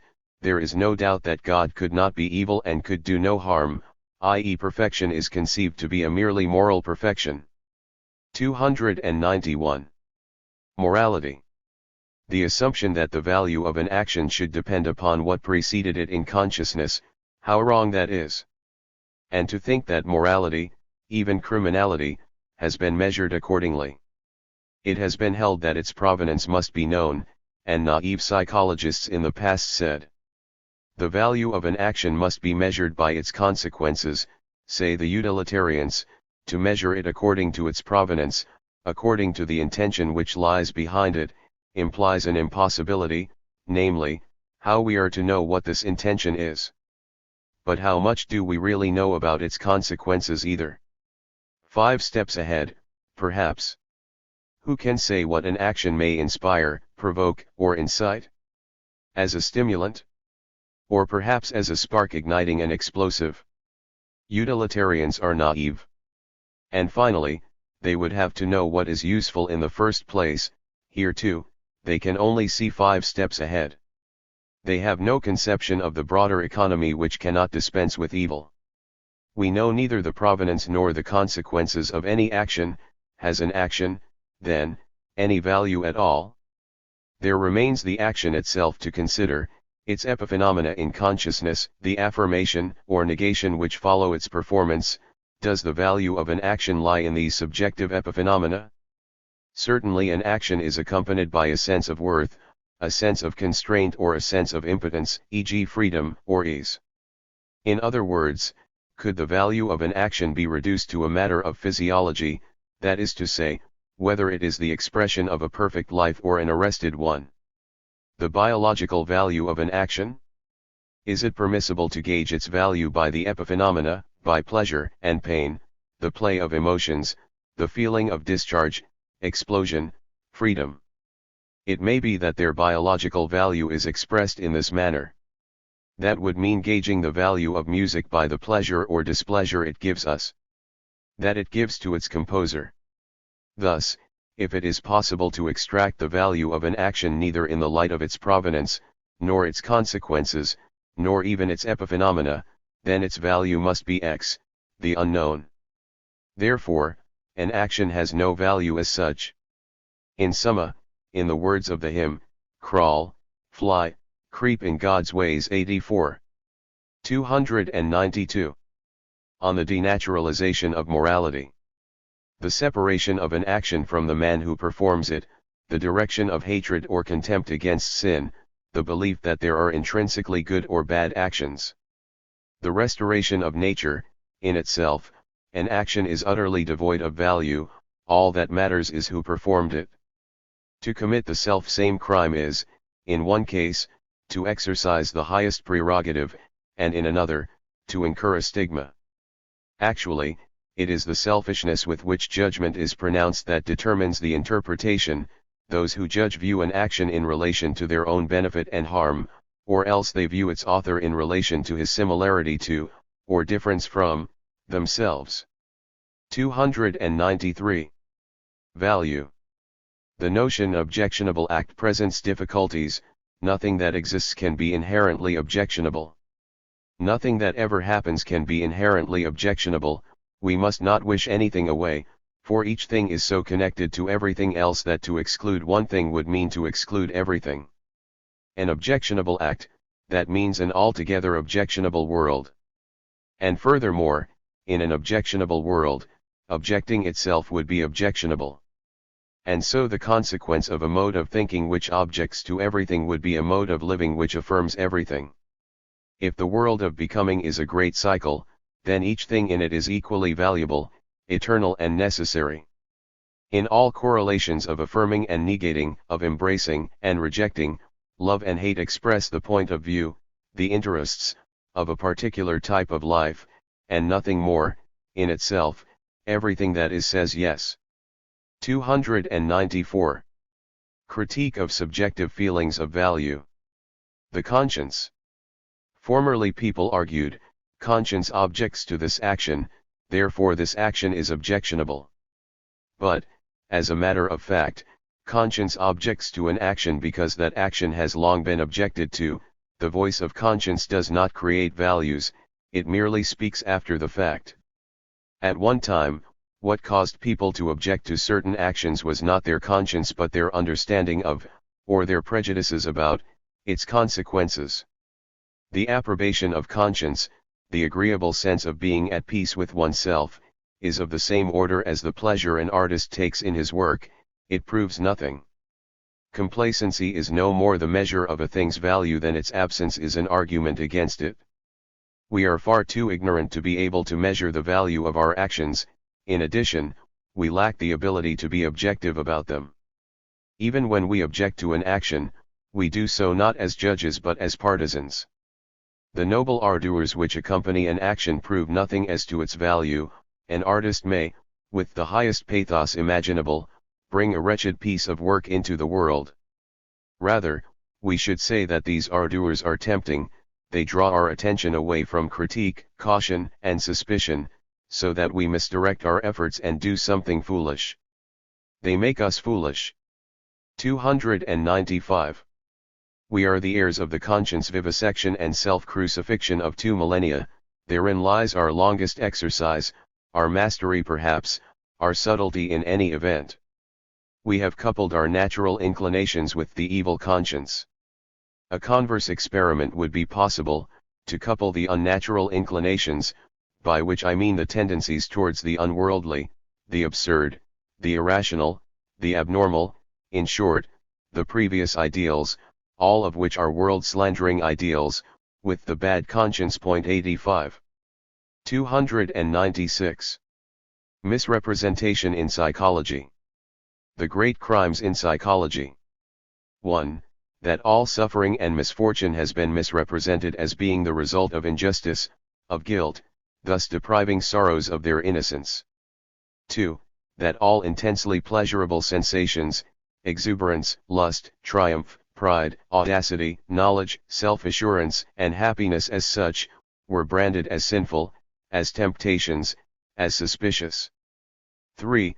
That feelings of weakness, of the most inward cowardice, the lack of confidence in oneself, have been given holy names, and have been taught as extremely desirable. 4.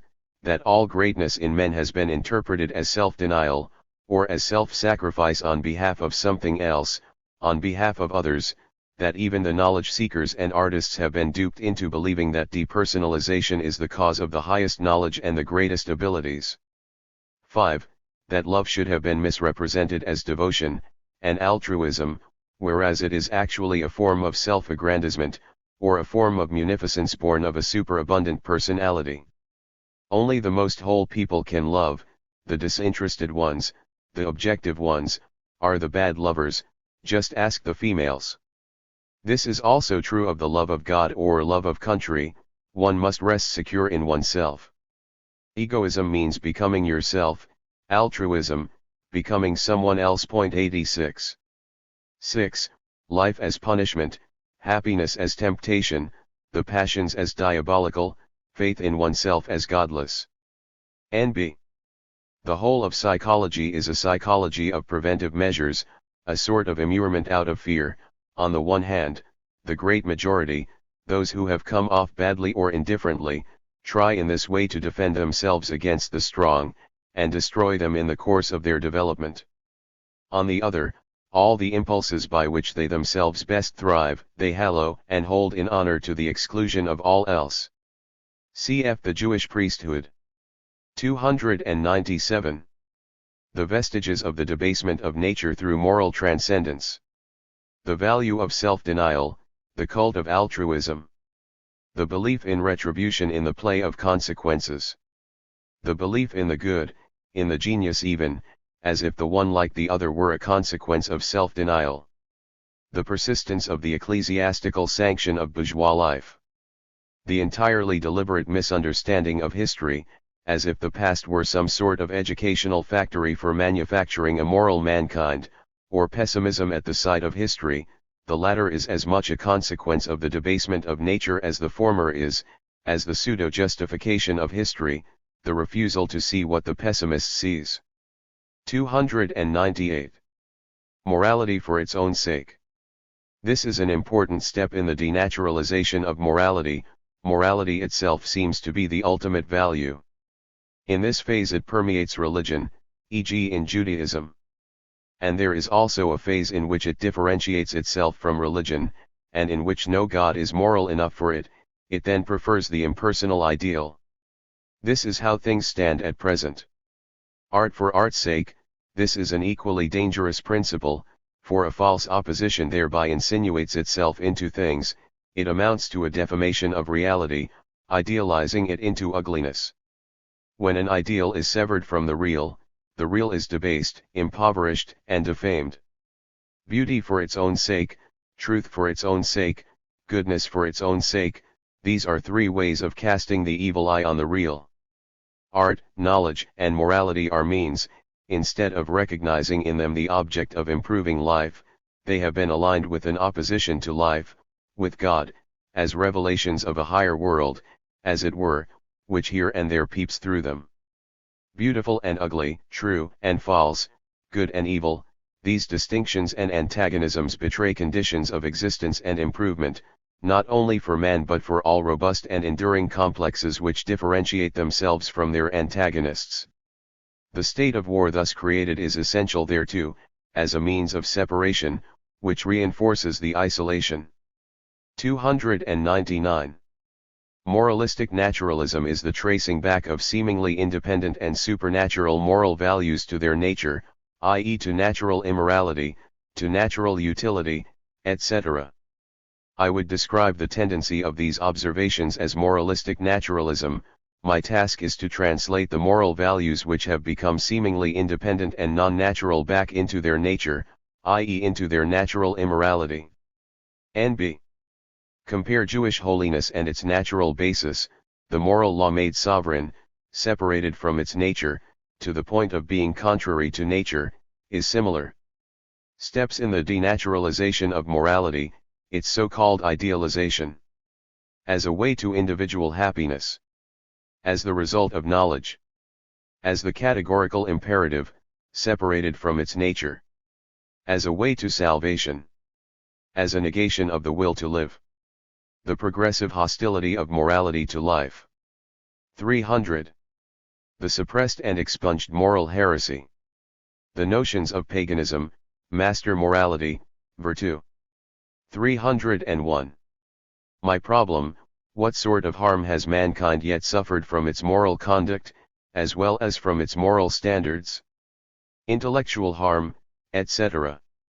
302. Human values should be nicely ensconced in the only place where they have any right to be, standing on the corner with all the other loiterers. Many species of animals have already become extinct. Were man also to become extinct, nothing would be wanting to make the world complete. One must be philosopher enough to admire even this nothingness.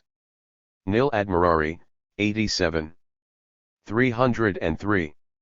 Man is a minor, transitional animal species, which, fortunately, has had its day. Anyway, life on earth is but a moment, an incident, an exception without consequence, something which is irrelevant to the general character of the earth itself, like every planet, is a hiatus between nothingness and nothingness, an event without plan, reason, will or self-awareness, the worst kind of necessity, blind necessity. Something in us rebels against this view. The serpent vanity says to us, all this must be wrong because it is outrageous. Might not all of this be an illusion? And, to speak with Kant, might not man despite all this be something transcendent? For how to make virtue prevail.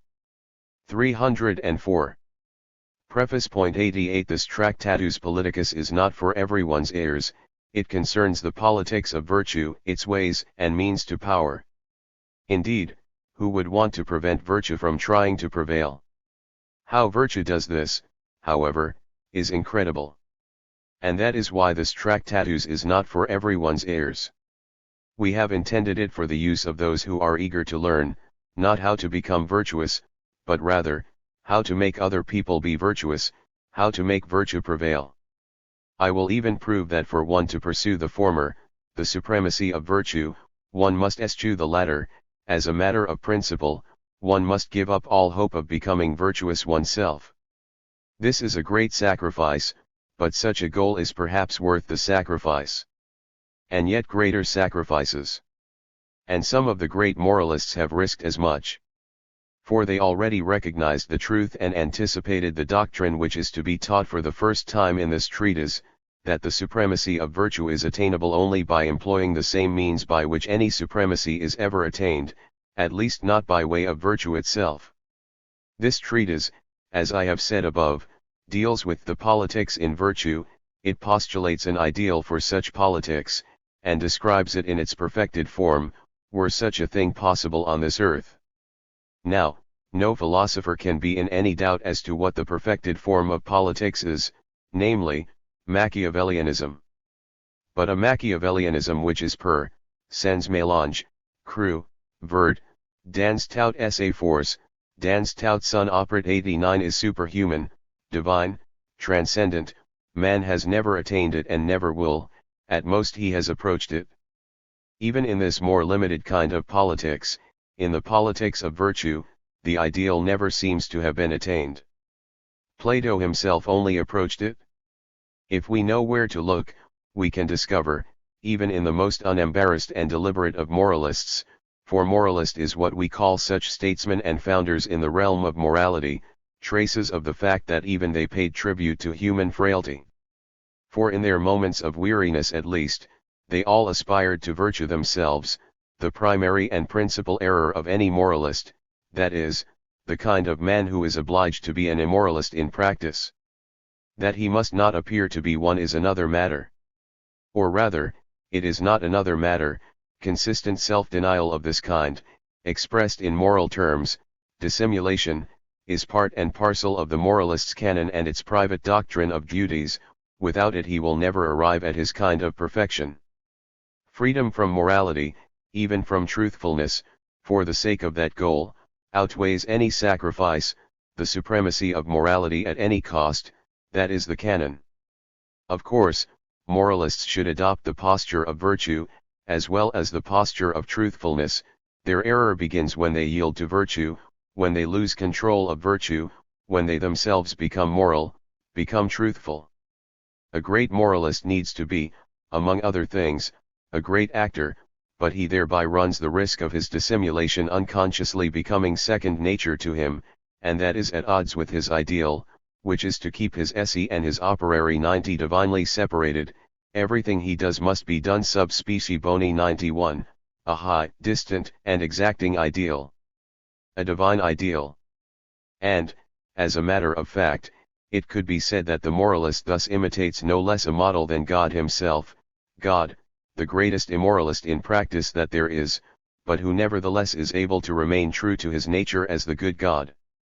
305. One does not establish the reign of virtue by acting virtuously. To act virtuously is to abstain from power, to lose the will to power. 92. 306. The good, their uncompromising integrity. The victory of a moral ideal is achieved by the same immoral means as any other victory, violence, lies, slander, injustice. 307. He who knows how fame arises will be suspicious even of the fame enjoyed by virtue. 308. In summary, morality is just as immoral as any other thing on earth. Morality is in itself a form of immorality. The great liberation which this insight brings, the opposition is removed from things, the uniformity of all events is saved. 309. There are those who go looking for what is immoral, and once they have judged that something is wrong, they think it necessary to alter or abolish it. Conversely, if I have the impression that something is moral, I can have no peace as long as I am not yet cognizant of the immorality it involves. Once I have found it, I recover my equanimity. 310. A. The ways to power: introduce the new virtue under the name of an old one. Excite interest in it, happiness as its result, and vice versa. Cultivate the art of slandering anything that stands in its way. Turn advantages and accidents to account, the better to glorify it. Make fanatics of its followers by sacrifice and separation. Great symbolism. B. Attained power. 1. Virtue's means of coercion. 2. Virtue's means of temptation. 3. Virtue's etiquette, court. 311. By what means does a virtue come into power? By precisely the same means as a political party, through defamation, suspicion, undermining those virtues already in power which strive against it, rechristening them with new names, systematic persecution and ridicule, thence, by flagrant immorality. What has to happen for a desire to become a virtue? Rechristening, fundamental denial of its intentions, practice in self-deception, alliance with existing and recognized virtues, conspicuous hostility towards its opponents. If possible, it must by the protection of sanctifying powers, it must intoxicate with, and inspire, the Tartuffery of idealism, it must win for itself a party, which either triumphs with it or perishes. It must become unconscious and naive. 312. Cruelty has been refined into tragic compassion, so that we no longer acknowledge it as such. Likewise with sexual love in the form of amour passion, slavish disposition as Christian obedience, wretchedness as humility, disease of the nervus sympathicus 93 e.g. as pessimism, as Pascalism, as Carlylism, etc. 313. We should entertain doubts about a man were we to hear that he required reasons for remaining respectable. It is certain that we would avoid any dealings with him. In certain cases, the little word because is compromising. Sometimes a man refutes himself with but a single because. Should we hear, moreover, that such an aspirant to virtue has need of bad reasons for remaining respectable, that is as yet no reason to increase our respect for him. But he goes further, he comes to us and tells us outright, "You are undermining my morality with your unbelief, Mr. Unbeliever, as long as you refuse to believe in my bad reasons, that is to say, in God, in punishment in the hereafter and in free will, you hinder my virtue." The moral is that we must do away with the unbelievers, for they hinder the moral education of the masses. 314. When it comes to our most sacred convictions, to what is constant in our highest values, it is brawn, not brain, that judges. 315. Morality in the value judgments of races and classes. In view of the fact that emotions and fundamental impulses in every race and class express something of their conditions of existence, or at least, of the conditions under which they have prevailed for the greatest amount of time, to demand that they be virtuous is to demand that they modify their character, change their spots and blot out their past. It is to demand that they no longer differentiate themselves from others. It is to demand that they assimilate themselves to others in their needs and requirements, or, to put it more clearly, that they perish. The determination to have one morality for everyone thus proves to be the tyranny of a particular kind of man to whom that morality is tailored to fit over other kinds. It is their annihilation or regimentation for the benefit of the prevailing type, whether it be to render them harmless, or to exploit them. The abolition of slavery, supposedly a tribute to human dignity, is in truth the annihilation of a fundamentally different species, the undermining of its values and its happiness. The strengths of the members of an opposing race or class are interpreted as what is wickedest and worst about them, for they may use these strengths to harm us. Their virtues are slandered and rechristened. It constitutes an objection against a man or a people when they harm us, but from their point of view we are a welcome sight, because we are something by which they may benefit themselves. The insistence on everything being humanized, which quite naively believes itself to be in possession of the formula for what human is a piece of Tartuffery under the auspices of which a particular kind of man seeks to gain ascendancy, or, more precisely, a particular instinct, the gregarious instinct. Human equality, observe what lies hidden beneath the tendency to equate ever more human beings qua human beings. The interestedness in common morality. The trick is to make the grand passions of ambition and avarice into protectors of virtue. To what extent all kinds of businessmen and speculators, all creditors and debtors, find it necessary to insist upon the same character traits and the same conception of value, international trade and exchange of all kinds enforce, and, as it were, by virtue. Likewise the state and any kind of ambition in officers and soldiers, likewise science, so that it may work with confidence and an economy of force. Likewise the priesthood. Common morality is therefore enforced in these classes because it is advantageous, and, in order for it to triumph, war and violence are waged against immorality, but by what right? None whatsoever, but in accordance with the instinct for self-preservation. Yet these same classes avail themselves of immorality when it serves their purpose. 316. The hypocritical appearance with which all civil institutions are glossed over, as though they were creatures of morality. E.g. marriage, work, vocation, country, family, social order, law.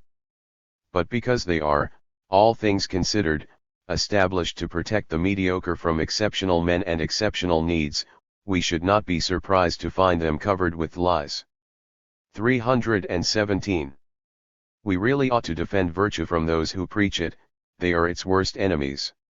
For they preach virtue as an ideal for all, they take away the attractions of virtue, that it is rare, inimitable, exceptional, and extraordinary, they take away its aristocratic charm. We ought to make a stand against the obstinate idealists who eagerly tap the pots and take great satisfaction in hearing them ring hollow. What naivete! To demand great and rare things, and then to be filled with indignation and contempt for man upon discovering their absence. It is obvious, example, that a marriage is worth no more than those who enter into it, i.e. that it will be in large measure something wretched and indecent. No clergyman or magistrate can make it otherwise. Virtue has all the instincts of the ordinary man against it, it is unprofitable and unwise, it isolates, it is related to passion and not amenable to reason, it ruins a man's character, intellect, and sensibilities, always as judged by the standards of mediocre men. It provokes hostility towards the prevailing order, and towards the falsehoods which lie hidden in every order, institution, or set of circumstances. It is the worst of vices, if we judge it by its pernicious influence upon others. What I acknowledge as virtuous: 1. Not requiring acknowledgement of one's virtues; 2. Not universally expecting other people to be virtuous, but quite otherwise; 3.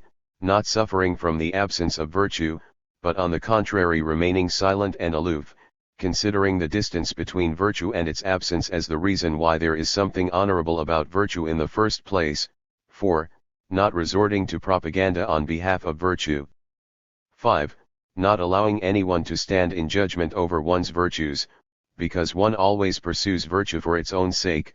6. Always doing precisely what is otherwise forbidden, for virtue, as I understand it, is the real vetetum 94 whenever the herd legislates. 7. In short, virtue as the men of the Renaissance understood it, virtue, moraline free virtue. 318. Above all, my virtuous gentlemen, you take no precedence over us, we would like you to have a little humility, it is wretched self-interest and prudence which commend your virtue to you. And had you more strength and courage, you would not have dragged yourselves down to the level of virtuous nonentities. You make of yourselves what you can, in part, what you must, what your circumstances compel you to become, in part, what gives you pleasure, and in part, what seems useful to you. But if you act in accordance with your inclinations, or what necessity demands of you, or what is useful to you, then you should neither praise yourselves nor allow yourselves to be praised. It is a thoroughly petty kind of man who is merely virtuous, make no mistake about that. Considerable men were never such virtuous asses. Their innermost instinct, the instinct dictated by the amount of power they had, did not find its satisfaction thereby, whereas your minimum amount of power permits nothing to seem wiser to you than virtue. But you have the advantage of numbers, and in so far as you tyrannize us with them, we will wage war against you. 319. A virtuous man is therefore from the very beginning an inferior species because he is not really a person, but rather receives his value from living in accordance with a scheme which has been established once and for all. He has no value apart. 95. He is comparable, he has his equals, he shall not be an individual. Reassessing the qualities of the good man for a moment, why do we find them so refreshing? Because we have no need to war against them, because they impose no suspicion, caution, composure, or austerity on us. Our idleness, benevolence, and blitheness are all given free rein. It is this, our sense of well-being, that we project outwards and ascribe to the good man as his quality, as something valuable. 320. Sometimes virtue is merely a respectable form of stupidity, who would wish it ill on that account? And this kind of virtue continues to this very day, a kind of stout simplicity possible not only among peasants but in all classes of society, and which can only be met with respect and affection. These virtuous people still believe that everything is in good hands, that is, in God's hands, and if this simplicity maintains this proposition with the same modest assurance with which it would assert that 2 times 2 is 4, then the rest of us will be careful not to contradict them. Why disturb this piece of pure foolishness? Why cast a shadow upon it with our concerns about mankind, its peoples, its aims, its future? And we could not if we wanted to. They cast the reflection of their own respectable stupidity and goodness upon things, the ancient God, Deus myops 96 lives among them still, we others gaze otherwise upon things, beholding in them our enigmatic nature, our contradictions, our deeper, more painful, more suspicious wisdom. 321. The man who finds virtue easy makes light of it too. Taking virtue seriously is not graceful. As soon as he attains it, he vaults over it, thereby contriving out of it a little devilry for himself, and honoring his God as none other than the buffoon of God. 97. Meanwhile, notice how intelligent all our bad impulses and inclinations have become. How scientific curiosity afflicts them. Also many ways of angling for knowledge. 322. The task was to associate vice with something so decidedly unpleasant that finally one flees from the vice, to get away from what is associated with it. This is the well-known case of Tannhauser. Having lost all patience with Wagnerian music, Tannhauser can no longer bear to stay, not even with the Lady Venus. All at once virtue acquires a certain charm, the price of a Thuringian virgin goes up, and worst of all, he takes a liking to the tune by Wolfram von Eschenbach. 323. The patronage of virtue, greed, ambition, laziness, simple-mindedness, fear, all these things have an interest in the cause of virtue, that is why it persists. 324. No one believes in virtue any more, it has lost its attraction. What it needs is someone who knows how to place it on the market again as an extraordinary form of adventure and extravagance. Virtue costs its believers too much effort and narrow-mindedness not to go against their consciences nowadays. Of course, for those with neither conscience nor scruples, that may be much of its renewed charm, for it is now what it has never been before, a vice. 325. virtue remains the most expensive vice, which is as it should be. 326. Virtues are as dangerous as vices, in so far as we allow them to prevail as externally imposed authorities and laws which we have not engendered ourselves, as would be proper. Our virtues should be our most personal defenses and necessities, precisely as the conditions of our existence and growth which we recognize and acknowledge, indifferent to whether others thrive with us under the same or different conditions. This law, that objective, impersonally conceived virtue is dangerous, also applies to humility, for through humility many of the choicest spirits perish. The morality of humility is the worst kind of coddling for such souls for whom the only sensible course is that they be trained as soon as possible to endure hardship. 327. The scope of morality should be gradually limited and reduced, and the fact brought to light that it is not virtue but instinct which operates here. These instincts have long been concealed by the hypocritical way in which we speak of them, but for once we should learn to call them by their proper names and give them the honor which is their due. The increasingly authoritative voice of our honesty should shame us into unlearning that other shame which we feel on account of our natural instincts, the shame which makes us not only disown them, but deny their very existence. The extent to which we can rid ourselves of virtue is a measure of our strength. We could conceive of an elevated state in which the notion virtue would be perceived in such a way as to echo virtue, Renaissance virtue, moraline-free virtue, but for the time being, we are quite far from this ideal. The reduction in the scope of morality is a sign of our progress towards it. Wherever man has not yet been able to think in causal terms, he has thought in moral terms instead. 328. What, ultimately, have I achieved?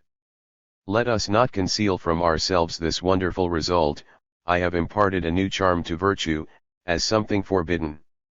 It has our most acute honesty against it, it is taken cum grano salis 98 of scientific conscientiousness, it smacks of the outmoded and the antiquated, so that it finally begins to attract the refined and excite their curiosity.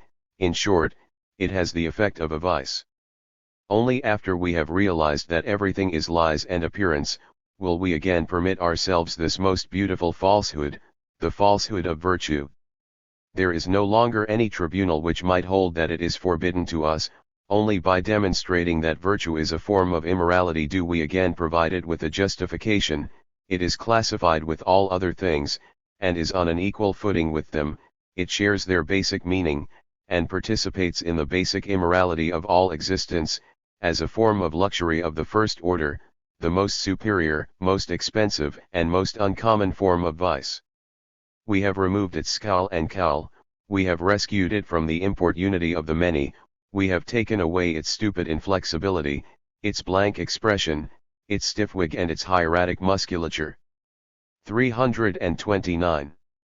Have I harmed virtue? As little as anarchists harm princes, it is only after these latter have been shot at that they again sit securely on their thrones. For thus it ever was and ever shall be, one cannot better serve a thing than by giving chase and setting the dogs on it. This I have done.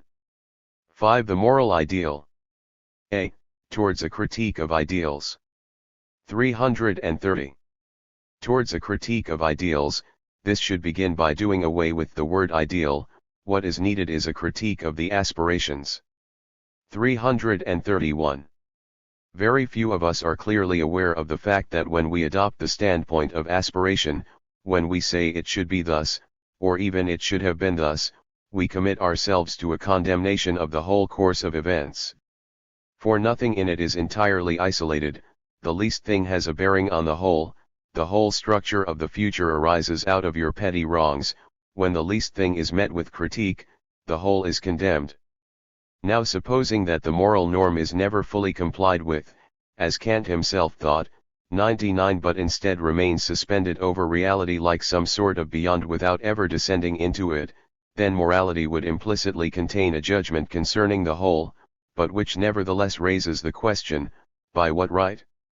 How does the part come to pass judgment upon the whole? And were this tendency by which reality is morally judged and found wanting, in fact, an ineradicable instinct, as some have claimed, then might it not be one of the ineradicable stupidities, not to say presumptions, of our species? But in saying this, we are hoist by our own petard, for the standpoint of regarding things as intrinsically desirable or undesirable, of playing the judge without the least authority, is as much in keeping with the character of the course of events as any injustice or imperfection is. It is our very idea of perfection which is never called to account. Every impulse which seeks gratification thereby expresses its dissatisfaction with the present state of affairs. How so? Perhaps the whole is composed of dissatisfied parts, all of which have their own notions of what or what not to aspire to. Is the course events take perhaps the way out of here, the way out of reality, eternal dissatisfaction as such? Is aspiration perhaps the driving force itself? Is aspiration, Deus? It seems to me important that we rid ourselves of the notion that there is a totality, a unity, some kind of force, something unconditioned, otherwise we would have no choice but to regard it as some sort of final arbiter and call it God. We must shatter the totality and lose our respect for it. Let us take back what we have given to the unknown whole, let it again be what is closest to us, let us take back what is ours.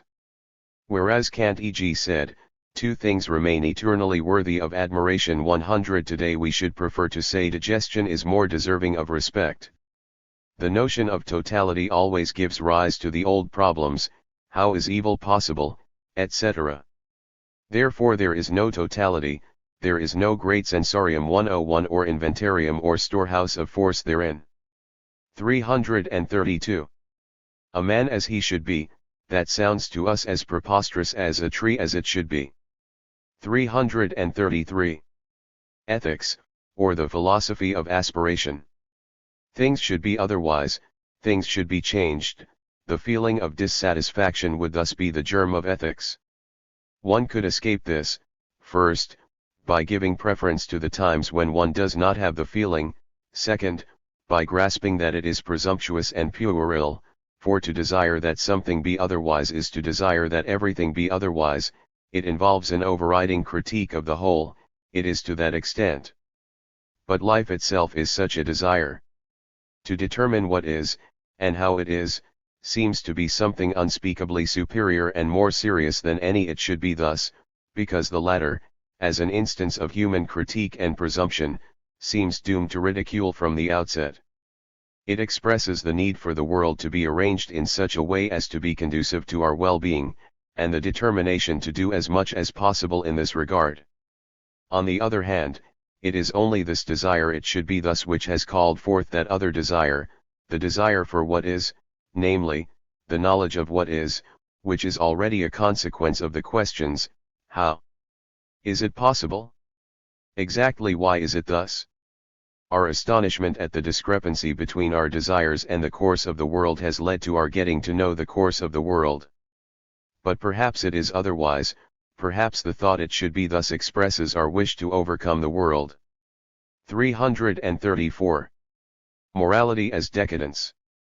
Today, when to us every declaration to the effect that man should be such and such is said with a shade of irony, when we adhere to the opinion that, despite everything, one can only become what one is, despite everything, which means, despite upbringing, education, milieu, chance, and accident, we have learned in matters of morality in a curious way to reverse the relation of cause and effect.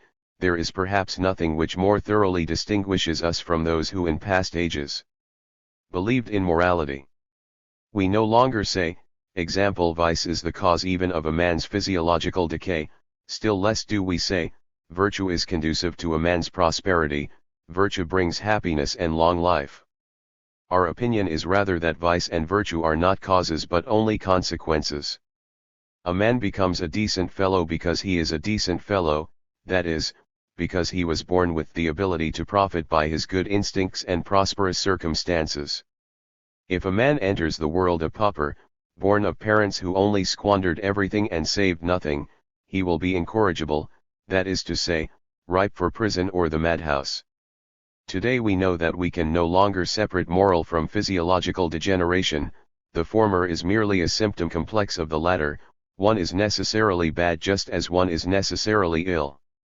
Bad, the word here expresses a certain impotence, which is physiologically associated with the degenerate type, e.g. weakness of will, an unsteady and even divided personality, inability to resist the tendency to respond to any stimulus and to master oneself, and susceptibility to any kind of suggestion by a foreign will. 102 Vice is not a cause, vice is a consequence.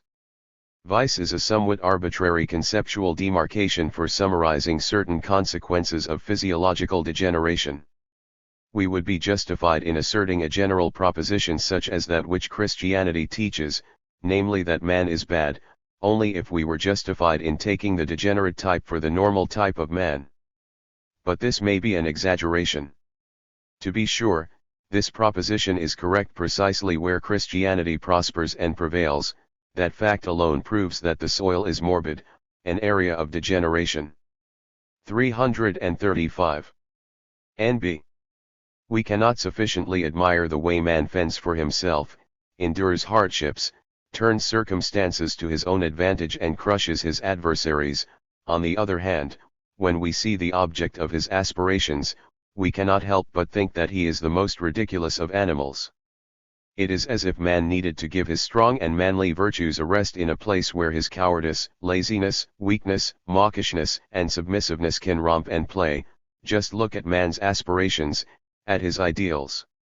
Man, when he aspires, rests that part of himself that is of lasting value, his capacity for action, by wandering off into empty, absurd, worthless, and childish fantasies.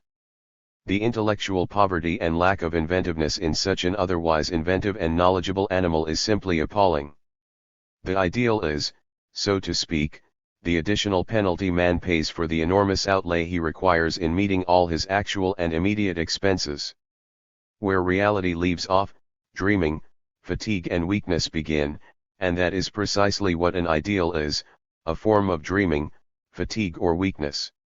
When they are overcome by this condition, the strongest and most impotent natures both respond in the same way. They make an apotheosis of the cessation of work, of strain, of struggle, e.g. the struggle for knowledge and the effort it requires, of opposition, of the passions, of reality in short. Innocence is what they call an ideal state of stupefaction, beatitude is what they call the ideal state of laziness, love the ideal state of the gregarious animal which has no more enemies. And thus everything that debases and degrades man is raised to an ideal. 103. 336. A desire magnifies the object of one's desire, and by not being fulfilled, the desire grows. The greatest ideas are those which have been created by the most vehement and most prolonged desires. We regard things as increasingly valuable, the more our desire for them grows. If moral values have become the supreme values, this tells us that the moral ideal has been the farthest from fulfillment. In this respect, it was deemed something which transcended all suffering, a way to achieve beatitude. Mankind has been embracing a cloud with ever-increasing ardor, and finally called its impotence and despair God. 337. Naivete with respect to all ultimate aspirations when the why of man remains unknown. 338. In what way does morality engage in counterfeiting? It professes to know something, namely what good and evil are. In other words, it demands the reason for man's existence, it demands to be acquainted with his purpose and destiny. But that is tantamount to demanding that man have a purpose and destiny. 339. 1. There is a rather arbitrary and vague idea, still in its infancy, that mankind has some overall task to perform, and that it is continuously moving towards some goal as a whole. Perhaps we shall be rid of this idea again before it becomes a fixation. For there is no mankind as a whole, mankind is a multitude of processes of growth, inextricably intertwined with processes of decay. It does not have its own youth, followed by maturity and then old age. That is, its strata are jumbled together and superimposed upon one another, and in a few thousand years there may be even more youthful types of men than are in evidence today. Decadence, on the other hand, can be found in all periods of human history. There is refuse and detritus everywhere. the elimination of products of waste and decay is itself a vital process. 2. Under the sway of Christian prejudice, this question was never raised. The meaning of life lay in the salvation of the individual soul. Whether mankind would endure for a long or a short time was not even considered. The best Christians wished that history come to an end as soon as possible. As to what the individual needed to do, there was no doubt whatsoever. The task set for each individual was thought to be no different in the present than it would be in the future. The value, significance, and scope of values were absolute, unconditional, eternal, divine. Whatever deviated from this eternal archetype was sinful, diabolical, doomed. With regard to values, the emphasis for each soul lay on that soul itself, salvation or damnation. The salvation of the immortal soul. The most extreme form of self-absorption 104. And for each soul there was only one kind of perfection, only one ideal, only one path to salvation. The most extreme form of egalitarianism, associated with the magnification of one's own importance to the point of absurdity. Nothing but absurdly self-important souls, terribly anxious about themselves. 3. No one believes in this ridiculous pomposity anymore. We have sifted our wisdom through the sieve of contempt. Nevertheless, the habit of focusing on how closely man approaches an ideal man in order to ascertain his value remains unbroken. In essence, people adhere to both the self-absorbed perspective and the egalitarianism in light of that ideal. In brief, their notion of the ideal man leads them to believe that they already know what the ultimate aspiration should be. But this belief is only the consequence of people having been exceedingly pampered by the Christian ideal, as can be immediately ascertained by a careful examination of the ideal type itself. First, they think it goes without saying that approaching a single type is desirable. Second, that it goes without saying which type that is. Third, that any deviation from this type represents a decline, an obstacle, a loss of human strength and power. Neither our socialists nor the esteemed utilitarians have gone beyond dreaming of conditions in which this perfect man will be in the overwhelming majority. With that, a goal in the development of mankind appears on the horizon. In any event, belief in progress towards the ideal represents the only form in which a goal of human history is now conceived. In summa, the coming of the kingdom of God has been transferred into the future, here on earth and given human form, but at bottom, the faith in the old ideal has been retained. 340. N.B. The more concealed forms of the worship of Christian, moral ideals. The effeminate and cowardly term nature applied by the nature enthusiasts, who are devoid of any sense of the cruel, implacable, and cynical elements in even the most beautiful aspects of nature, is a sort of attempt to glean from nature Christian morality's notion of what is humane, as is Rousseau's notion of nature, which takes for granted that nature means freedom, goodness, innocence, fairness, justice, in short, an idol. Which is ultimately nothing more than the worship of Christian morality. Collect passages which illustrate what poets truly admired, e.g. in High Mountains, etc. What Goethe wanted from them, why he admired Spinoza. Complete ignorance of this form of worship presupposes the effeminate and cowardly term man à la Comte and as in Stuart Mill, perhaps even as an object of worship. This is but the worship of Christian morality in all but name. Free thinking, e.g. Gaio. The effeminate and cowardly term art as sympathy for all sufferers and unfortunates, even in history e.g. Thierry's again it is the worship of the Christian moral ideal. And as for the whole socialist ideal, it is nothing but a foolish misunderstanding of the Christian moral ideal. 341. The origin of the ideal. Examination of the soil from which it springs. A. From those aesthetic states in which the world is seen as fuller, rounder and more perfect, therein lies the pagan ideal, in which self-affirmation is prevalent from the Buffo 105 onwards. The highest type is the classical ideal, as an expression of the fact that all the primary instincts are well constituted. Therein lies the grand style as the highest style, the expression of the will to power itself. The most formidable instinct dares to acknowledge itself. 1 gives away. b.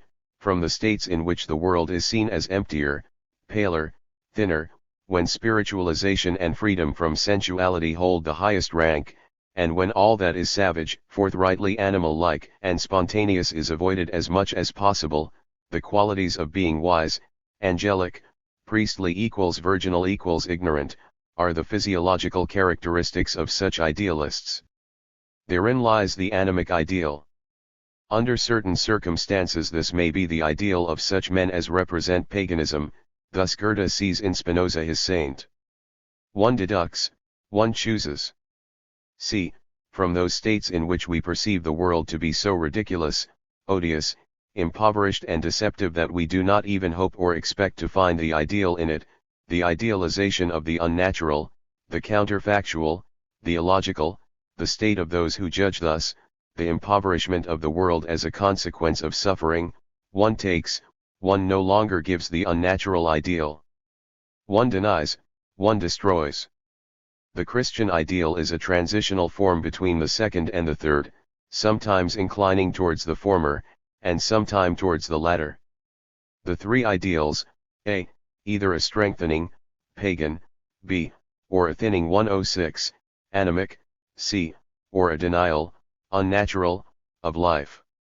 The feeling of deification, in the greatest abundance, in the most fastidious choice, in the destruction of and contempt for life. 342. 1. The stoical type, or, the perfect lummox. Firmness, self-control, imperturbability, a tranquility which takes the form of an uncompromising and persistent resolve, a deep calm, the unassailability of a mountain, a military suspicion, firm principles, the unity of willing and knowing, self-respect. The hermit type. The consistent type understands that he should not hate anything, not even evil, that he should not resist evil, that he should not wage war, not even against himself, that he does not merely accept the suffering which such a practice brings in its train, that he cultivates only positive feelings, that he takes the side of the enemy in word and deed, that through a superfetation 107 of irenic, benevolent, conciliatory, cooperative and affectionate states, he leaves less fertile ground for the other states. And that all of this requires constant practice. What does he attain in this way? The Buddhist type, or the perfect cow. This standpoint is only possible when there is no moral fanaticism, i.e. when evil is not hated for its own sake, but only because it paves the way to conditions which cause suffering, uneasiness, work, care, entanglement, dependence. This is the Buddhistic standpoint. In Buddhism there is no hatred of sin, because the very notion sin is entirely absent. 2. The inconsistent type. He wages war against evil, he believes that war waged for the sake of goodness has no moral consequences, and in no way affects character as war usually does, and on account of which he detests war as evil.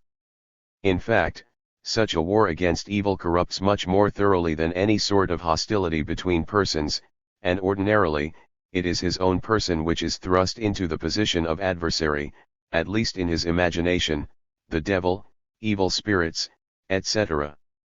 His hostile bearing towards everything in him which is bad or which has a bad origin, his intention to subject himself to his own constant observation and surveillance, leads in the end to a nervous and distressed constitution, at which point miracles, rewards, ecstasies and other worldly solutions become eminently desirable.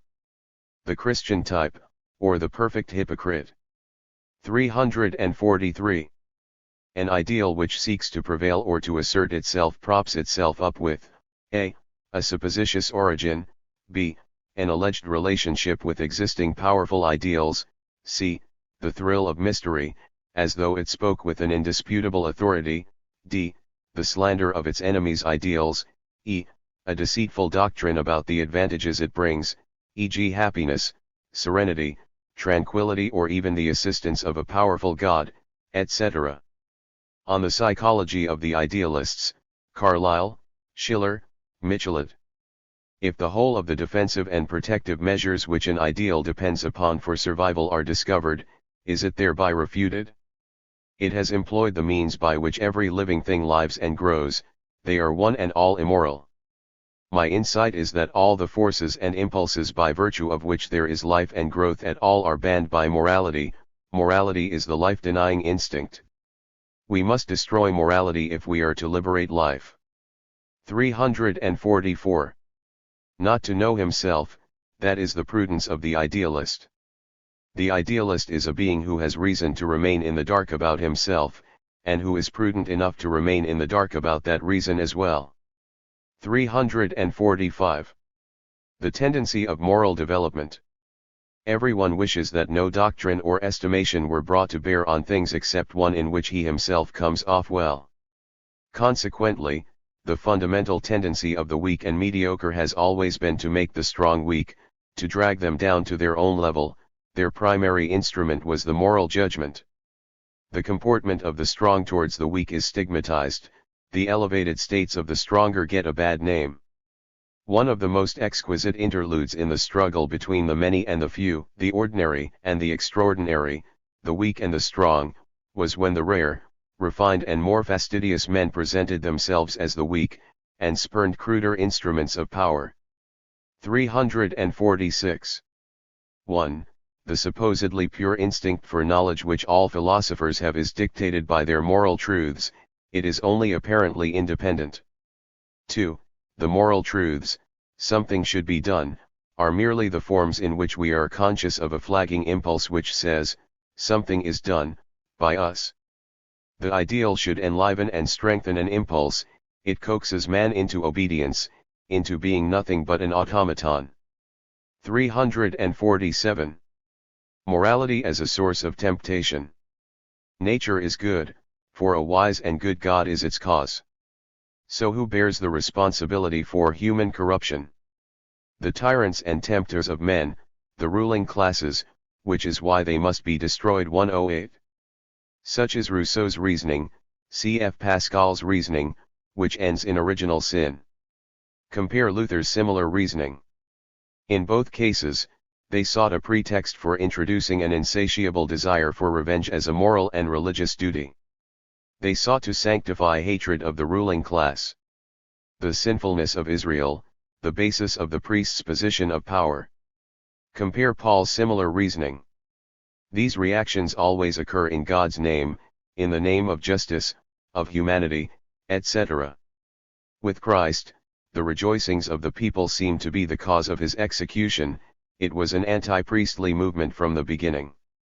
Even with the anti-Semites it is always the same trick, smite the opponent with moral condemnations, and reserve to oneself the right to mete out retributive justice. 348. Consequence of fighting, the fighter tries to transform his foe into his opposite, in his imagination, of course.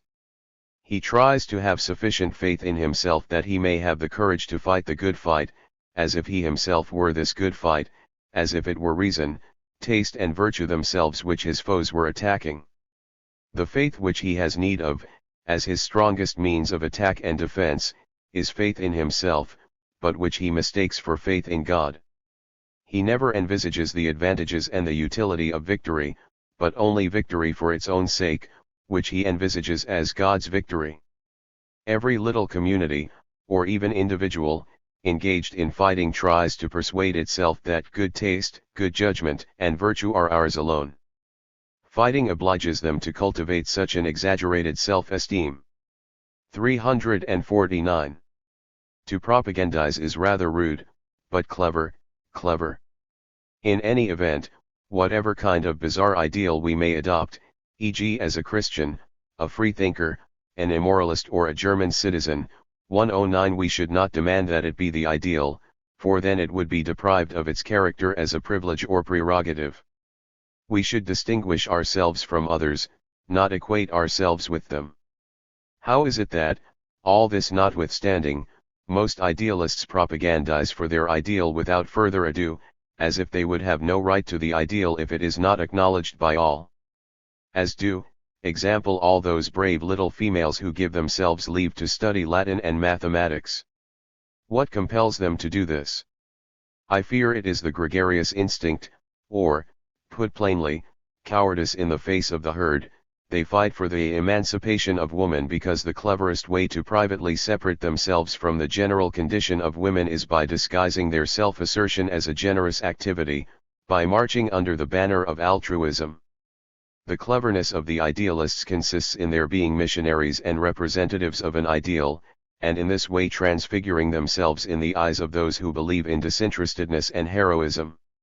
Whereas real heroism consists, however, not in fighting under the banner of self-sacrifice, devotion and disinterestedness, but in not fighting at all.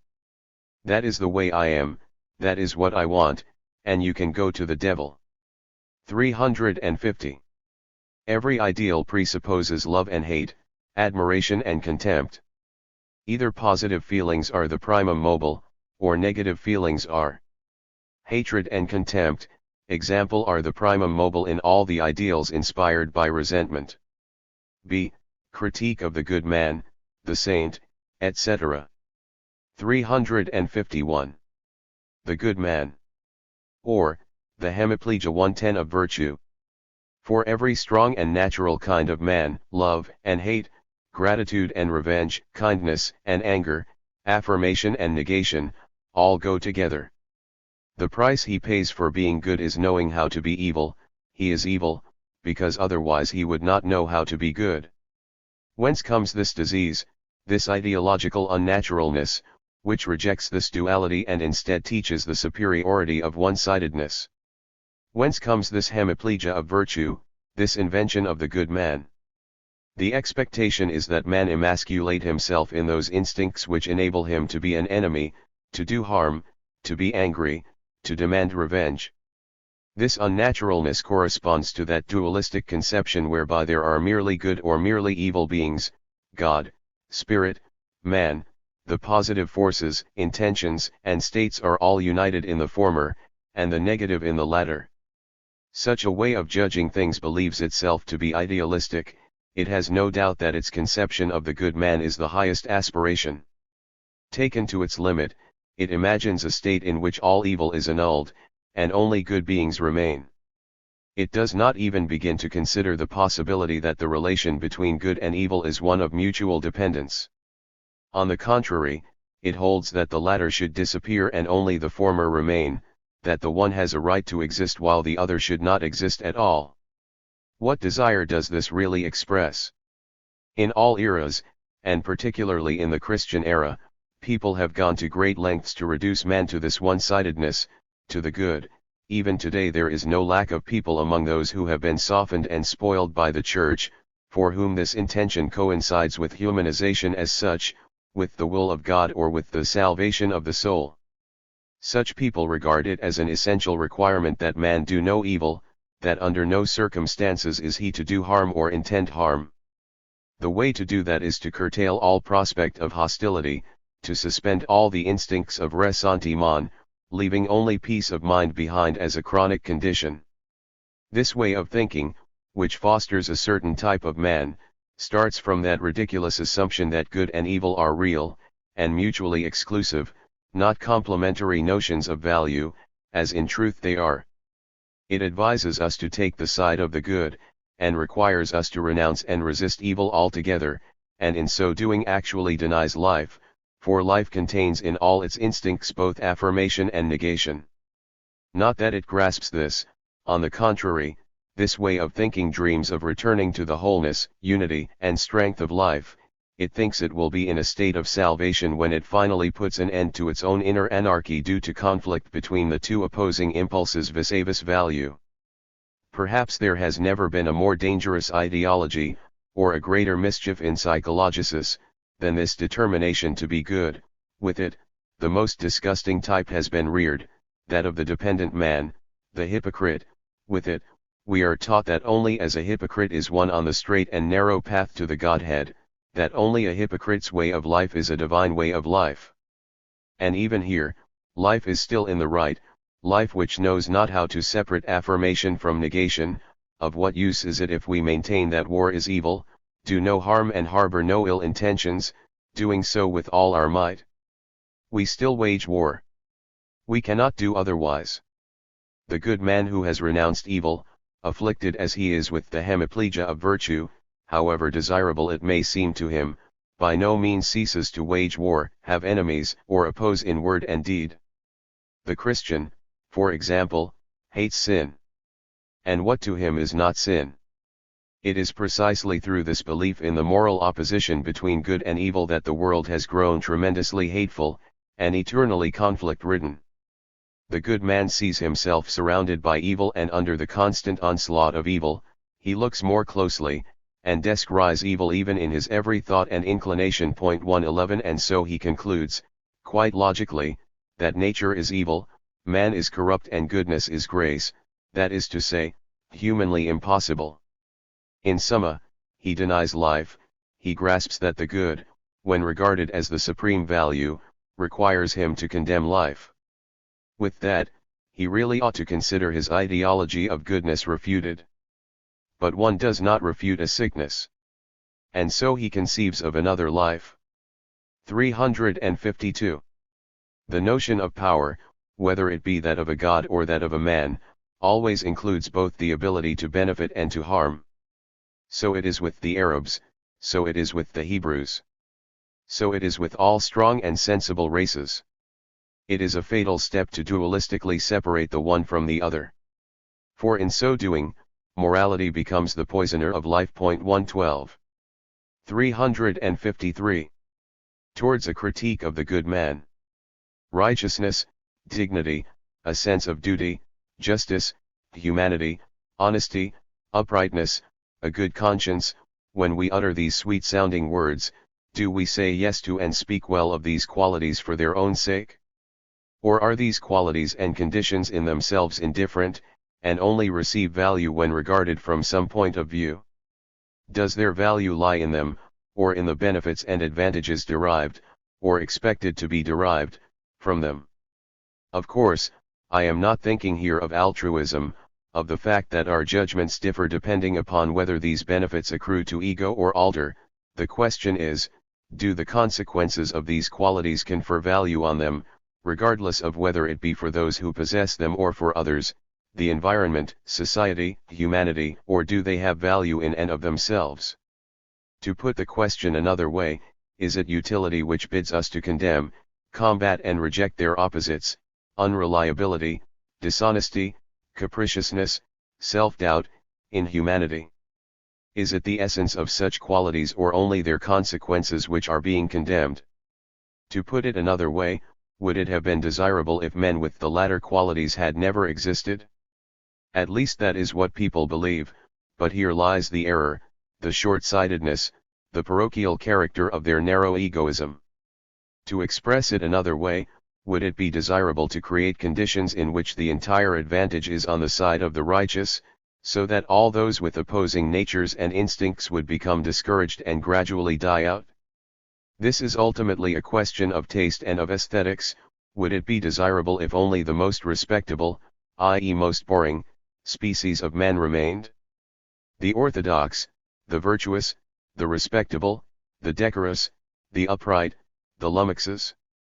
If we imagine the absence of the immense profusion of others, the righteous too would have no right to exist, as they are no longer necessary, and for the first time we come to grasp how crude utilitarian considerations have brought honor to such an insufferable virtue.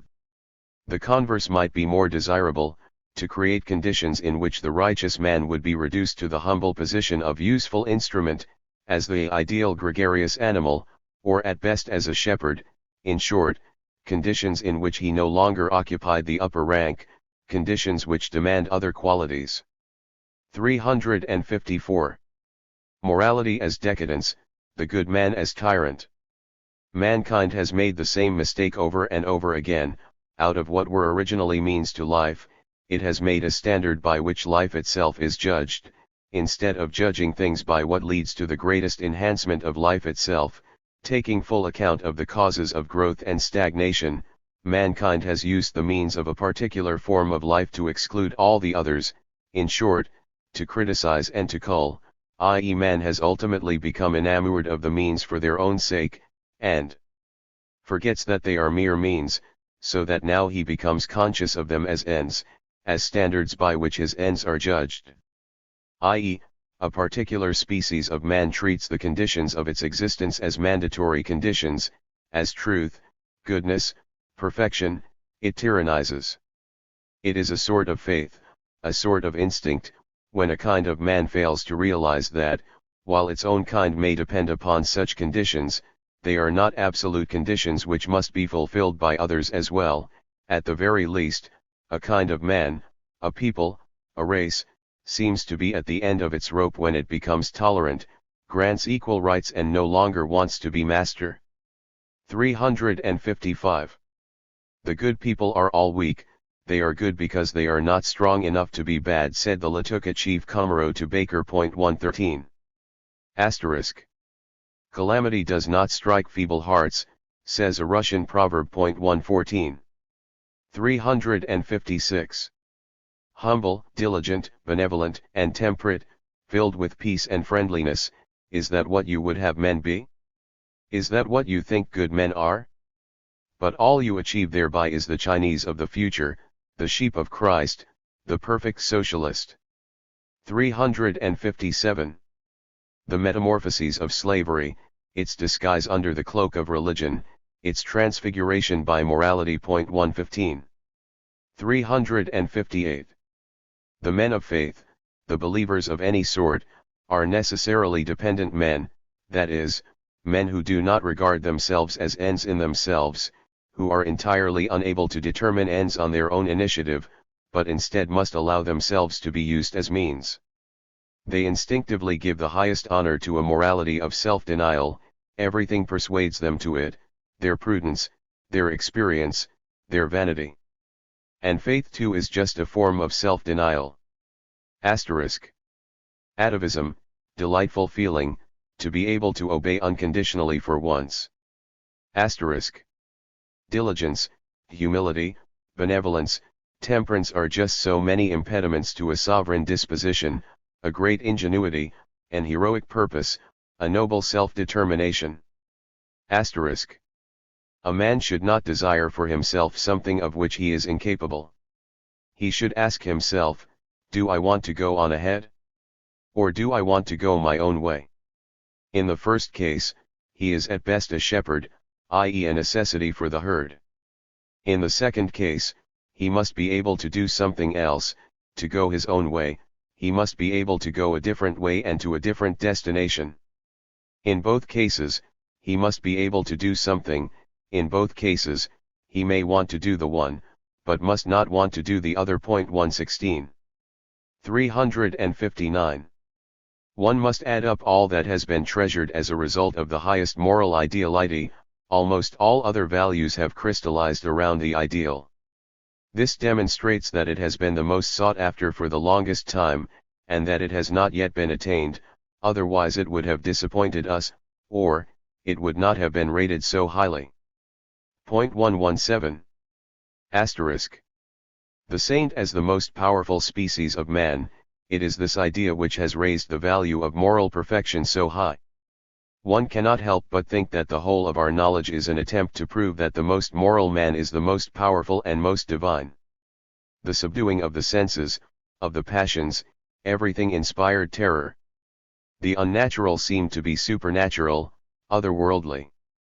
360. Francis of Assisi, beloved, popular, poet, fights against spiritual aristocracy and hierarchy, in favor of the meekest. Asterisk.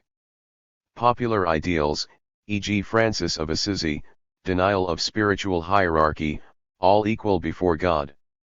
Asterisk. The popular ideals, the good man, the selfless, the holy, the wise, the righteous. O Marcus Aurelius, 118. 361.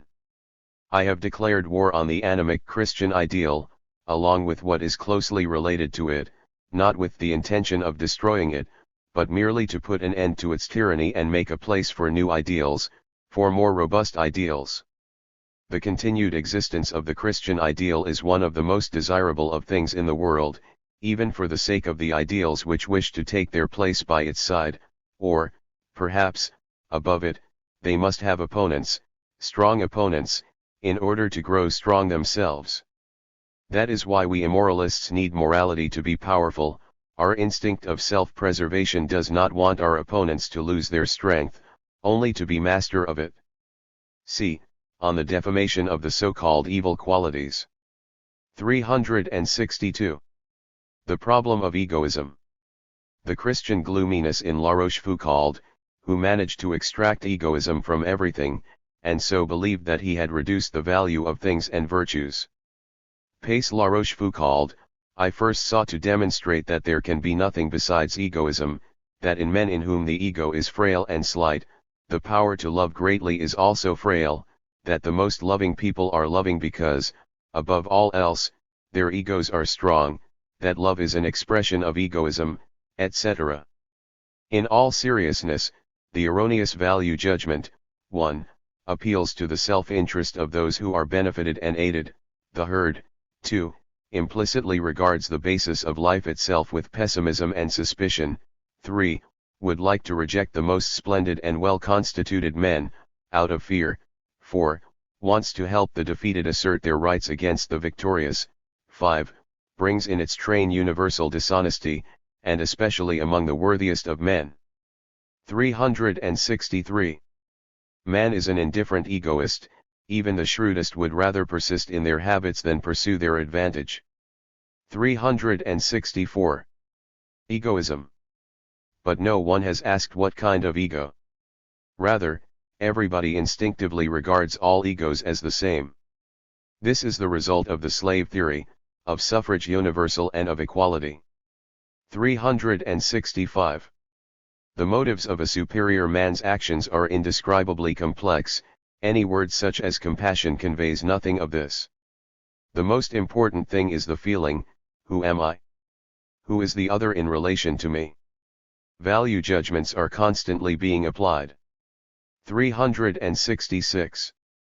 That the history of all the phenomena of morality admits of simplification to the extent that Schopenhauer believed, that is to say, that compassion is to be rediscovered at the root of every moral inclination thus far. This degree of absurdity and naivete is only possible for a thinker who lacks all feeling for history, and who has managed in the most remarkable way to escape even that hard schooling in history which the Germans from Herder to Hegel had undergone. 367. My sort of compassion. This is a feeling for which no words suffice. I feel it whenever I see precious ability squandered, for example, at the sight of Luther. What strength and yet what absurd country bumpkin problems. And this at a time when in France, the brave and blithe scepticism of a Montaigne was already possible. Or when I see someone fail to fulfill his early promise, owing to some stupid accident. Or worse, when brooding over man's destiny, I view with trepidation and scorn current European politics, which, at all events, is weaving the fabric of everybody's future. Oh, what man might yet become, if only. This is compassion of a sort, despite the fact that I have no companion for whom to feel it. 368. Compassion is a waste of feeling, a parasite which is destructive to moral health. There cannot possibly be a duty to increase the ills in the world. 119 If you do good merely out of compassion, you do good for yourself and not your neighbor. Compassion is not based on maxims, but on affections. It is pathological. The suffering of another infects us. Compassion is an infection. 120. 369. There is no such thing as egoism which keeps within its bounds and does not exceed them. Consequently, the permissible, the morally indifferent egoism of which you speak, does not exist at all. We continually promote the interests of our egos at the expense of others. Life always lives at the expense of others. He who has not grasped this fact has not yet made the first step towards being honest with himself. 370. The subject is really only a work of fiction, the ego of which they speak when they blame egoism, there isn't one. 371. The ego, which is not the same as the centralized administration of our being, is really only a conceptual synthesis, therefore there are no egoistic actions. 372. The good Since an impulse is unintelligent, it cannot consider its utility for the whole. Every impulse, while active, expends energy and sacrifices other impulses. At length it is checked, otherwise it would squander everything. Thus, that which is unegoistic, self-sacrificing, and imprudent is unexceptional. It is common to all impulses. They do not consider the welfare of the whole ego, because they do not think, they act contrary to our interests, against the ego, and often for the ego, and are equally innocent in both. 373. The origin of moral values. Egoism has just as much value as the physiological value of him who possesses it. Each individual represents the whole course of evolution, and not only, as morality conceives it, something which begins at birth. If he represents mankind's ascending course, his value is, in fact, extraordinary, and extreme care should be taken in preserving and fostering his growth. It is the concern for the promising future the well-constituted individual represents which gives him such an extraordinary right to egoism. If he represents its descending course towards decay and chronic illness, then he is of little value. Simple fairness requires that the well-constituted be deprived of room, vigor, and sunshine as little as possible. In this case, society has a duty to suppress egoism, and its sometimes ridiculous, pathological, and inflammatory manifestations, whether it be that of individuals or of whole strata of the population which are decaying and atrophied. A doctrine and religion of love, of the suppression of the self-affirmation, of patience, forbearance and helpfulness, of reciprocity in word and deed, may be of supreme value within such strata, even in the eyes of the rulers, for it suppresses feelings of rivalry, ressentiment, and envy, feelings which are all too natural in the unfortunate. It apatheticizes the condition of being enslaved, subjugated, impoverished, infirm and downtrodden for them, under the ideal of humility and of obedience. This is why, in every age, the ruling classes of all races, as well as the ruling individuals, have upheld the worship of selflessness, the gospel of the meek and the God on the cross. The preponderance of an altruistic mode of assessment is the result of an instinctive sense of being ill-constituted. The value judgment here essentially says, I am not worth much. To put it more plainly, a merely physiological value judgment born of a sense of impotence, an absence of any great and positive sense of power, in the muscles, nerves, and motor cortex. This judgment is translated, in the particular culture of these classes, into a moral or religious principle. The preponderance of religious or moral judgments is always a sign of low culture. It seeks to establish itself in spheres where the notion value is at all familiar. The interpretation by which the Christian sinner thinks he understands himself is an attempt to justify his lack of power and self-confidence. He would rather consider himself guilty than suffer in vain. It is itself a symptom of decay to need interpretations of this kind at all. In other cases, the unfortunate seek the reason for their suffering, not in their guilt, as the Christian does, but in society, the socialist, the anarchist or the nihilist, by experiencing his existence as something for which someone should be blamed, is thereby still the close relative of the Christian, for the Christian also believes that he can more easily bear his own wretchedness and inadequacy once he has found someone he can hold responsible for it. The instinct for revenge and ressentiment in both cases appears here as a means of enduring it, as an instinct of self-preservation, as does the preference shown for altruistic theory and practice. The hatred of egoism, whether it be one's own, as with the Christians, or another's, as with the socialists, comes about first, as a value judgment under the predominant influence of revenge, and second, as a prudent means of self-preservation on the part of the suffering, by intensifying their feelings of reciprocity and solidarity. Finally, as already indicated, even that discharge of resentment which takes place in the act of judging, rejecting and punishing egoism, one's own or that of others, is still a self-preservative instinct on the part of the unfortunate. In short, the worship of altruism is a specific form of egoism, which occurs regularly under certain physiological conditions.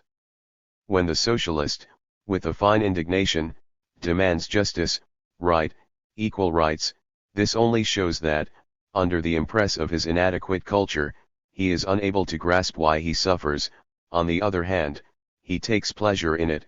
Were he feeling any better, he would be careful not to shout so, then he would take his pleasure elsewhere. The same is true of the Christian. He curses, condemns, and vilifies the world, nor does he exempt himself. But that is no reason to take his shouting seriously. In both cases we are still among the sick. It does them good to shout, and it affords them some relief to vilify. 374. Every society has a tendency to reduce its opponents to caricatures, to reduce them to skin and bones, so to speak, at least in its own imagination. Our notion of, example the criminal, is just such a caricature. In the aristocratic Roman order of values, the Jew was reduced to a caricature. Among artists, the bourgeoisie becomes a caricature, among pious people, the godless, among aristocrats, the plebeian. Among immoralists, the moralist becomes a caricature. For example, for me Plato becomes one. 375. All the impulses and abilities which are praised by morality have proven themselves to me to be essentially identical to those which it has vilified and deprecated, e.g. justice as the will to power, the will to truth as an instrument in the service of the will to power. 376. Internalization in man, as a pathology. Internalization occurs, owing to the fact that the establishment of peace and of society denies powerful impulses outward expression.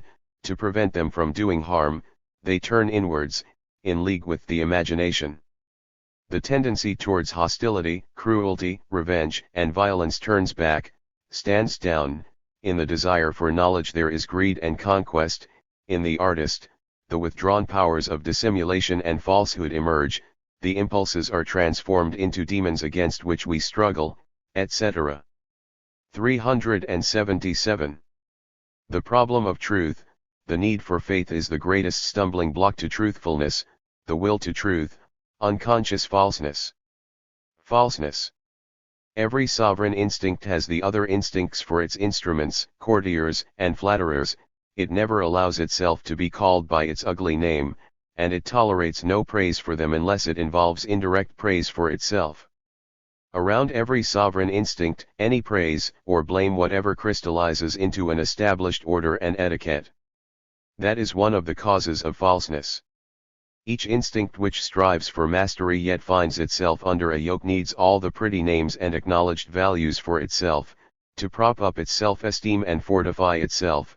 For the most part it sallies forth under the name of the very master against which it struggles, and from which it wants to free itself, e.g. under the auspices of Christian values, carnal lust, or lust for power. That is the other cause of falseness.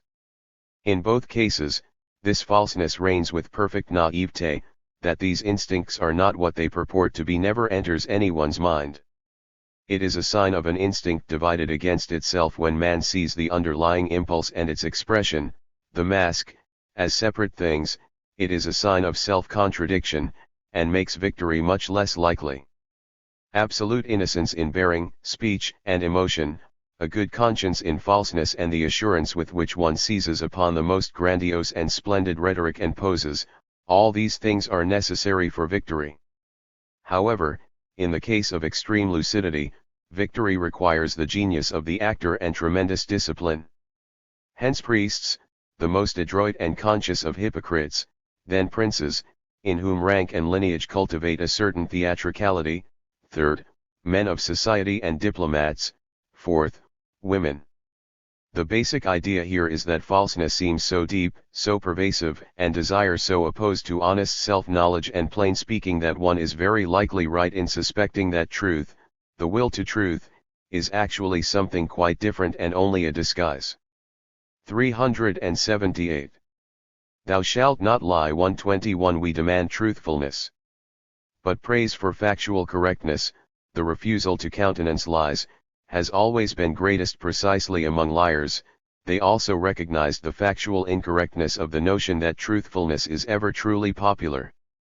Too much or too little are constantly being said, the requirement that people bare their souls with every word they speak is a piece of naivete.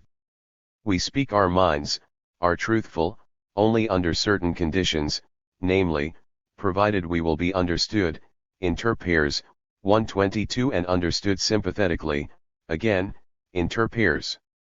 We conceal ourselves from the stranger, and he who wants to achieve something says what he wants people to think about him, but not what he thinks. The saying "the powerful always lie." 379. The great nihilistic counterfeiting which has been concealed by a cunning misuse of moral values. A. Love as a mode of becoming impersonal, likewise compassion. B. Only the impersonal intellect, the philosopher, can recognize the true being and essence of things. C. The genius and the great man are great because they do not pursue their own interests. A man's value grows in proportion to the extent of his self-denial. Schopenhauer 2 pages 440 ff 123. D. Art as the work of the pure will less subject, misunderstanding of objectivity. E. Happiness as the purpose of life, virtue as a means to that end.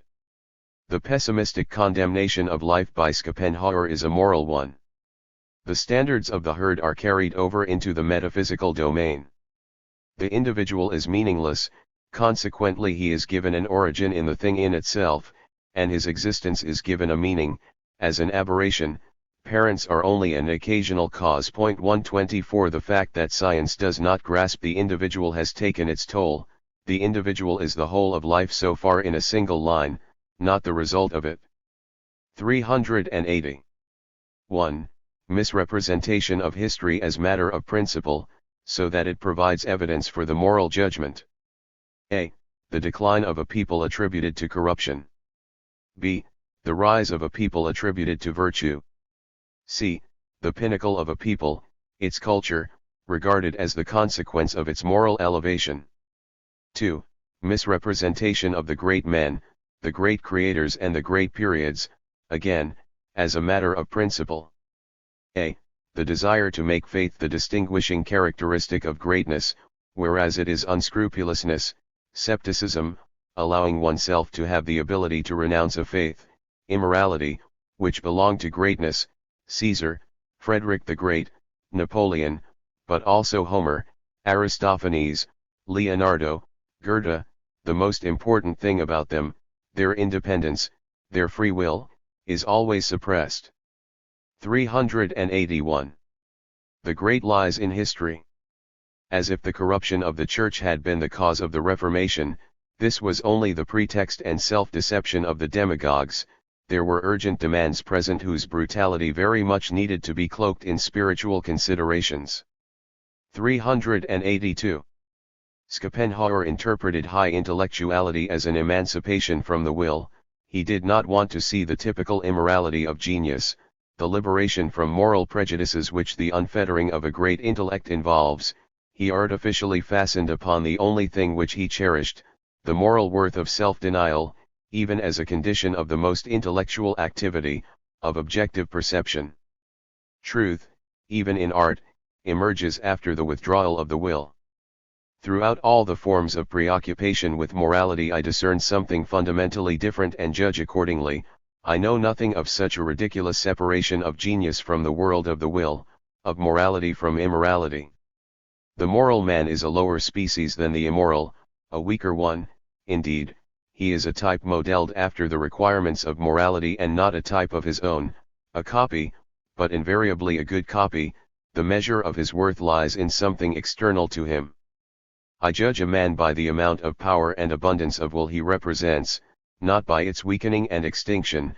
I consider a philosophy which teaches the denial of will to be a teaching both harmful and defamatory. I judge the power of a will by how much opposition, pain, and torture it endures and knows how to turn to advantage. Far be it from me therefore to add to the charges against existence its evil and painful character, rather I hold out the hope that it may one day be more evil and painful than it has ever been. The summit of intellectual attainment which Schopenhauer could imagine was to come to the realization that everything is meaningless, in short, to realize what the good man already instinctively acts upon. He denied that there could be higher intellectual attainments, he regarded his insight as a non plus ultra. Here intellectuality is ranked much lower than goodness, its highest value, as art, e.g., would be to recommend to us, and prepare us for, moral conversion. Here, moral values hold absolute sway. Besides Schopenhauer, I want to characterize Kant, Goethe's position on radical evil un-Hellenic, absolutely anti-historical, his position on the French Revolution, and a moral fanatic. Even with him, saintliness lurked in the background. I require a critique of the saint. Hegel's value passion. In Mr. Spencer's grocer's philosophy, an ideal is entirely absent, except that of the average man. The instinctive principle of all philosophers, historians, and psychologists is that everything valuable in man, art, history, science, religion and technology must be shown to be morally valuable, morally determined, in aim, means and result. Everything is understood in terms of this highest value, e.g. Rousseau's question concerning civilization, is man bettered by it? A funny question, for the reverse is obviously the case, and that is precisely what speaks in favor of civilization. 383. For the chapter Religion as Decadence, Religious Morality. Emotion, great desire, the passions for power, love, revenge, and possessions, the moralists wish to eradicate, to uproot, and to purify the soul of them. The reasoning here is that these desires often do great mischief, consequently, they are evil and reprehensible. Man must get rid of them, otherwise he cannot be a good man. This is the same reasoning as that of the saying, if a member offend thee, pluck it out. Unfortunately, in this particular case, in which that dangerous country bumpkin, the founder of Christianity, recommended the practice to his disciples in case of sexual excitability, it is not only the loss of a member that hence ensues, but the emasculation of a man's character. And the same is true of the moralist's madness, which requires not the taming of the passions, but their extirpation. Their conclusion is always that only the emasculated man is a good man. Our passions, which so often endanger and overwhelm us, are the rushing rapids of our souls, and instead of damming these great sources of energy, taking their power into service and using it economically, this short-sighted and pernicious way of thinking, the moral way of thinking, wants to make them run dry. 384. Conquering the passions. Not if conquering them means the same thing as weakening and destroying them. Rather, they must be taken into service, which may include tyrannizing them a good long while, not only as individuals, but as communities, races, etc. Eventually, and with increasing confidence, we give them back their freedom, for now they love us like good servants and willingly go wherever our best interests lie. 385. Moral intolerance is an expression of a man's weakness. He is afraid of his own immorality, he must deny his strongest impulses, because he does not yet know how to use them. Thus the most fertile corners of the earth remain for the longest time uncultivated, the strength which would be required to master them is lacking. 386. N.B. There are quite naive peoples and individuals who think that continuous fair weather is something to be desired. Even in this day and age, they think that in rebus moralibus, the good man alone is something to be desired, and even that the course of human development should be such that when all is said and done, only he will remain, and that we must be directed to that end alone. To think in this way is wasteful in the highest degree and, as already suggested, the height of naivete. That is a convenience which the good man affords, he inspires no fear, he puts us at ease, we find everything about him eminently acceptable. Asterisk. The same sort of man who wishes for nothing but fair weather also wishes for nothing but good men and, in any case, good qualities, at least the ever-growing reign of the good. But if we view things from a higher vantage point, we desire exactly the opposite, the ever greater reign of evil, man's increasing emancipation from the narrow and timid strictures of morality, the growth of the power to take the greatest forces of nature, the passions, into service. 125. 387. The whole idea of the hierarchy of passions, as if the right and proper thing were to be guided by reason, while the passions are abnormal, dangerous, half-animal, and moreover, as if they were aimed at nothing other than pleasure. Passion is profaned, 1. As if it were only the more unseemly way to act and not necessarily and always the mobile, 2. Inasmuch as it envisages that which is of no great value, an enjoyment. The misunderstanding about passion and reason, as if the latter were a being in itself, and not instead an ensemble of relations between various passions and appetites, and as if every passion did not have within it some degree of reason. 388. For the main chapter, how was it that, under the impress of an ascetic morality of self-denial, it was precisely the feelings of love, kindness, compassion, even of justice, of magnanimity, of heroism, which were inevitably misunderstood? It is a personality rich in inner wealth, an overflowing abundance and munificence, an instinctive sense of well-being and self-affirmation which makes possible great love and great sacrifices. These passions spring from a strong and divine sense of self just as surely as do the wish to be master, encroachment, and an inward assurance of being entitled to everything. What common opinion regards as opposite dispositions are in fact one and the same, and if a man is not himself strong and brave, then he has nothing to give, and can neither stretch forth his hand nor be refuge and staff for anyone. How is it that these instincts came to be reinterpreted in such a way that what conflicted with a man's self was felt to be valuable? That surrendering his self to another's self was felt to be valuable? Oh, the psychological wretchedness and chicanery which has dominated everything in the church and the philosophy that has been tainted by its influence. If man is sinful through and through, then all he can do is to hate himself. In essence, he may treat his fellow man no differently than he treats himself. Philanthropy requires a justification, which lies in the fact that God has commanded it. It follows that, apparently, all the natural instincts of man, to love, etc., are in themselves impermissible, and that it is only after their renunciation that they are again restored on the grounds of one's obedience to God. Pascal, the admirable logician of Christianity, went as far as that. Bear in mind his relationship to his sister, p. 162, 126. To make oneself not love seemed Christian to him. 389. The good. Consider how dearly we pay for a moral canon, an ideal, such as this. Its enemies are, well, the egoists. The melancholic yet incisive self-critique in Europe, Pascal, La Rochefoucauld, the enervation, discouragement, and self-devouring introspection of the ungregarious. The constant emphasis on mediocre qualities as the most valuable ones, on humility in the rank and file, on having the character of an instrument. Bad conscience interfering with everything autocratic or individualistic, hence the suffering of the more strongly constituted and the gloominess of their world. Gregariousness, the herd's awareness of itself, being carried over into philosophy and religion, likewise its trepidation, its. Not to mention the psychological impossibility of a purely selfless action. 390.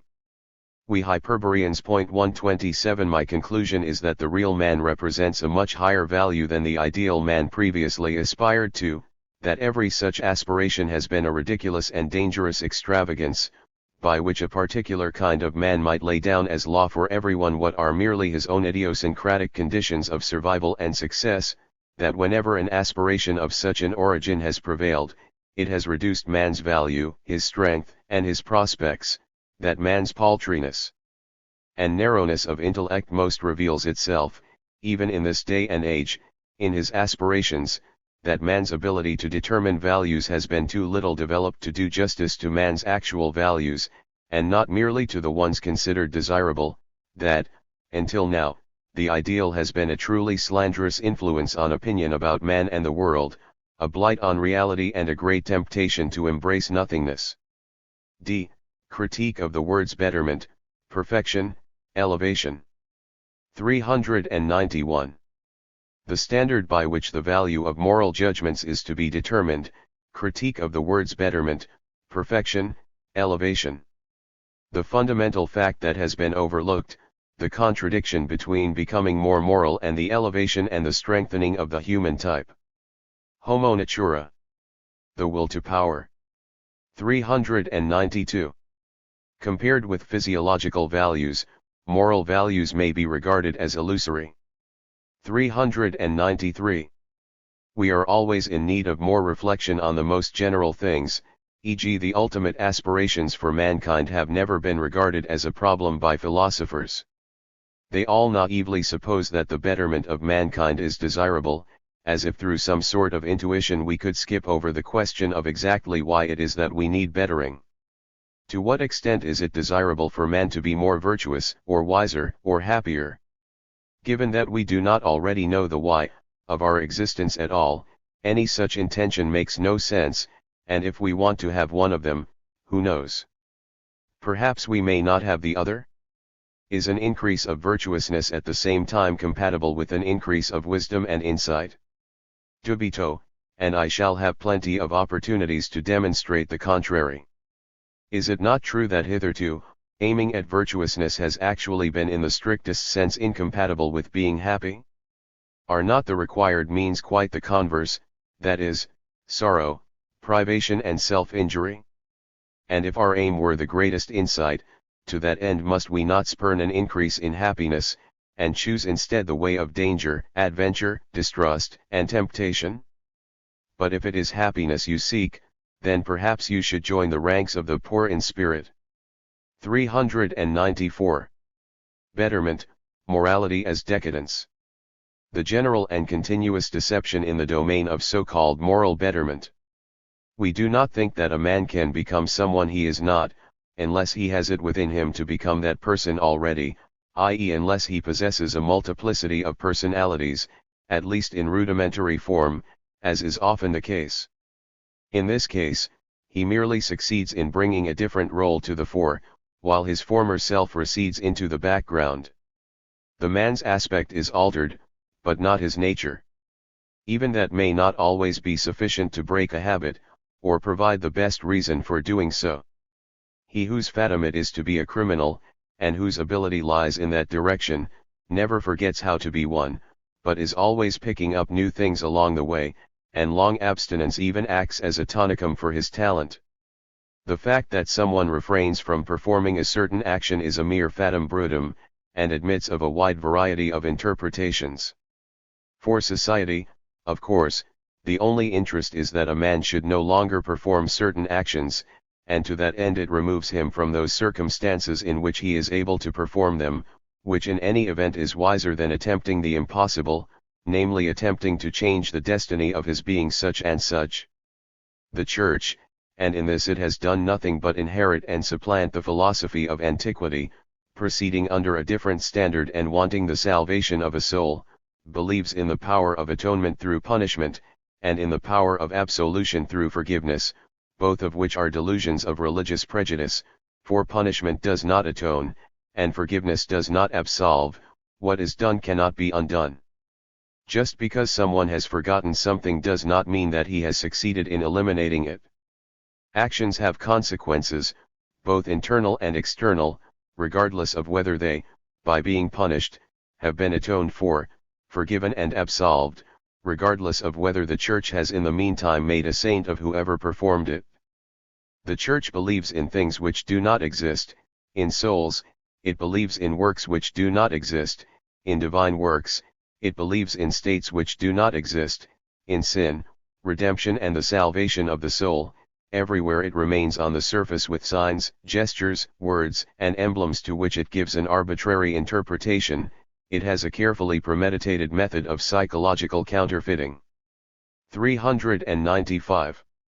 Illness makes people better. 128. This famous assertion, which we come across throughout the centuries, both as words of wisdom and popular twaddle, must give one pause. Conceding for the moment its validity, we might ask ourselves whether there is perhaps a causal connection between morality and illness anyway. The betterment of mankind regarded as a whole, for example, the undeniable fact that Europeans have become more mellow, more humane, more good-natured in the last 1,000 years, might it not be the result of a long-hidden, Long mysterious suffering 129 Failure, deprivation and atrophy. Has illness made Europeans better? Or, put differently, is not our morality, our modern tender-hearted European morality, which may be likened to that of the Chinese, an expression of physiological decline? It cannot be denied that every period in history during which the human type has displayed a particular splendor and power immediately assumed an impetuous, reckless, and volatile character, in consequence of which humanity suffered, and perhaps in those cases in which it seems otherwise, all that was lacking was the courage or subtlety to explore the psychological depths, to discover that even there, the general proposition remains true: the healthier, the stronger, the richer, the more fruitful and enterprising a man may feel, the more immoral he will be as well. A disconcerting thought. It is best not to dwell upon it. However, if we linger upon it for a while, how bewildering the future now seems. What would be more dearly bought than this very thing for which we are striving with all our might, the humanizing, the bettering, the civilizing of mankind?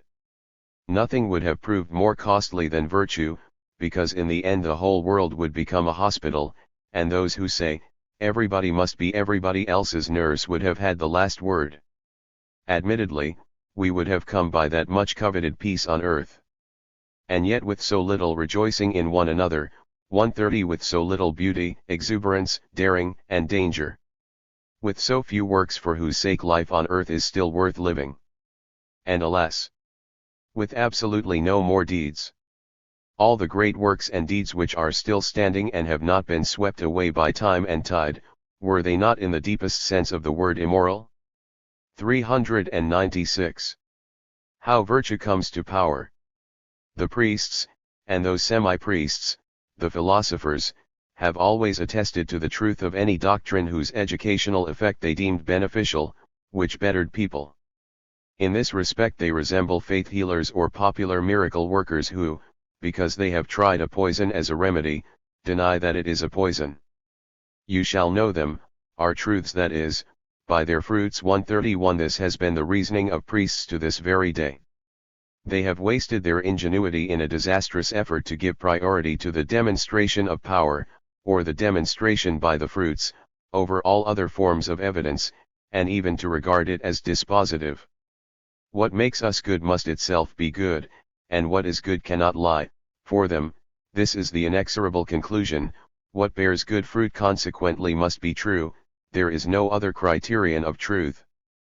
But if bettering is considered an argument, worsening must be considered a refutation.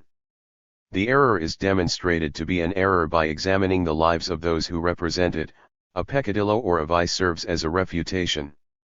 This most indecent kind of opposition, in which the opponent is hounded to death, has likewise never died out. When priests are psychologists, they have never found anything more interesting than sniffing out the secrets of their opponents.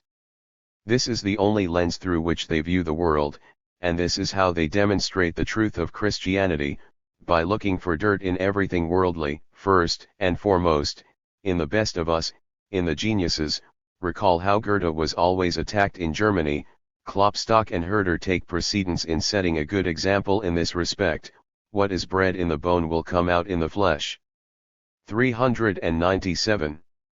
A man must be very immoral in order to create morality by his own actions.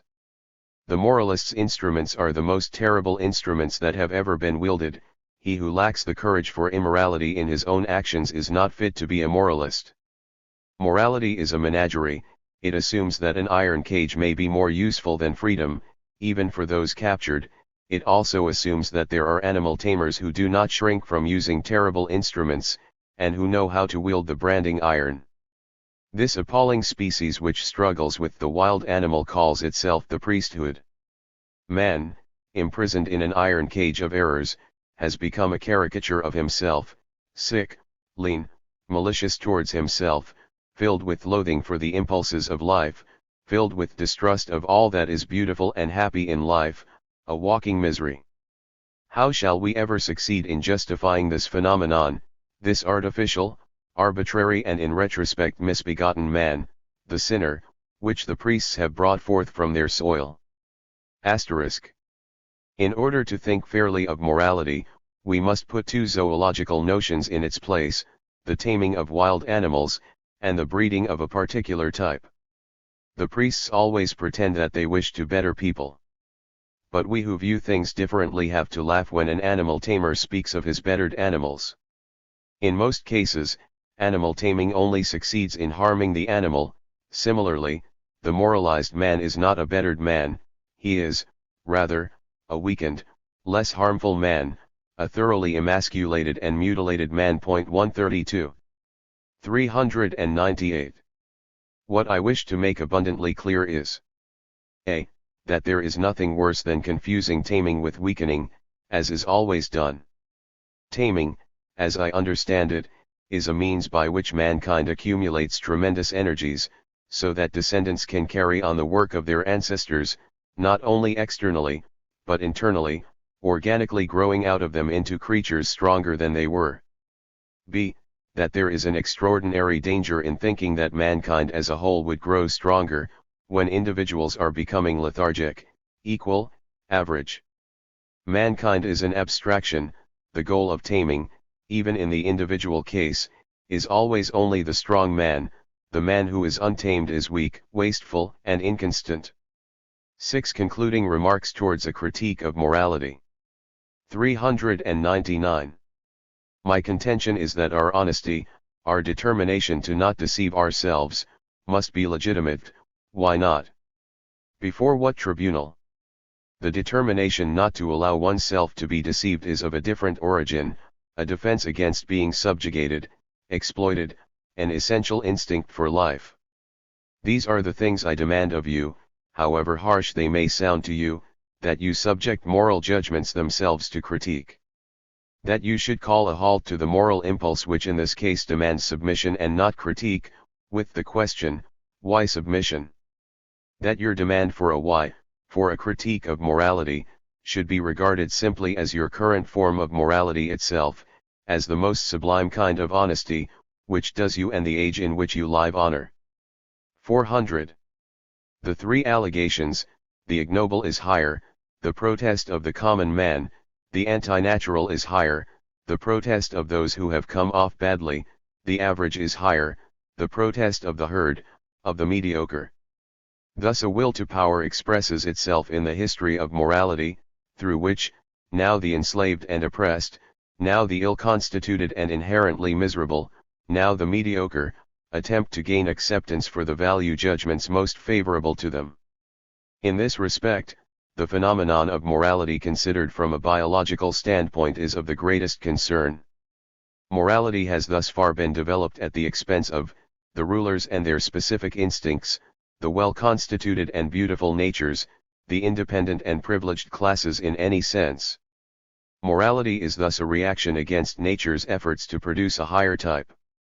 Its effects are distrust of life in general, in so far as its tendencies are perceived to be immoral, a sense of futility, in so far as the highest values are perceived to be opposed to the highest instincts, which is incongruous, degeneration and self-destruction of the naturally superior because it is precisely in them that the conflict becomes conscious.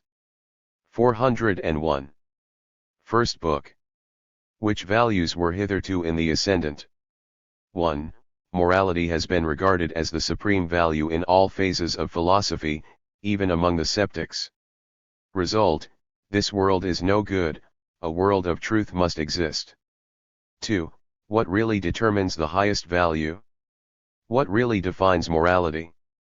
The instinct of decadence. It is the exhausted and the disinherited who take their revenge in this way and make themselves the masters. The historical evidence for this is that philosophers have always been decadents, always in the service of nihilistic religions. 3. The instinct of decadence appears as the will to power. The presentation of its methodology, its methods are utterly immoral. General insight: the highest values hitherto are a special case of the will to power, morality itself is a special case of immorality. Second Book. Why the opposing values were always defeated. 1. How was this actually possible? Question: why were life and well-constituted physiology defeated everywhere? Why was there no affirmative philosophy, no affirmative religion? The historical indications of such movements: pagan religion, Dionysus versus the crucified, the Renaissance, art. 2. The strong and the weak, the healthy and the sick, the exception and the rule. There is no doubt as to who is stronger. General idea of history: is man therefore an exception in the history of life? An objection to Darwinism. The methods by which the weak maintain their ascendancy have become instinctive. Humanity: these methods are now institutions. 3. The evidence of this domination by the weak in our political instincts, in our social value judgments, in our arts, in our science. We have seen two wills to power in conflict. A special case: we have a principle by which the one who was hitherto defeated is in the right, and the one who was hitherto victorious is in the wrong. We recognize the world of truth to be a world of lies and morality as a form of immorality. We do not say the stronger is in the wrong. Third book. What is the cause of all values and the diversity of values? 1. The nihilistic values are in the ascendant. 2. The contrary movement is always defeated, and immediately degenerates. 3. The contrary movement is known only in partial and degenerate forms. The purification and restoration of its type. More precise expression of the system: psychology, history, art, politics. Purification of the hitherto inferior values. We have grasped what has hitherto determined the highest value and why it has mastered the contrary assessment. It was stronger. We now purify the contrary assessment of infection and half measures, of the degeneration with which we are familiar. Theory of its denaturalization and restoration of nature: moraline free.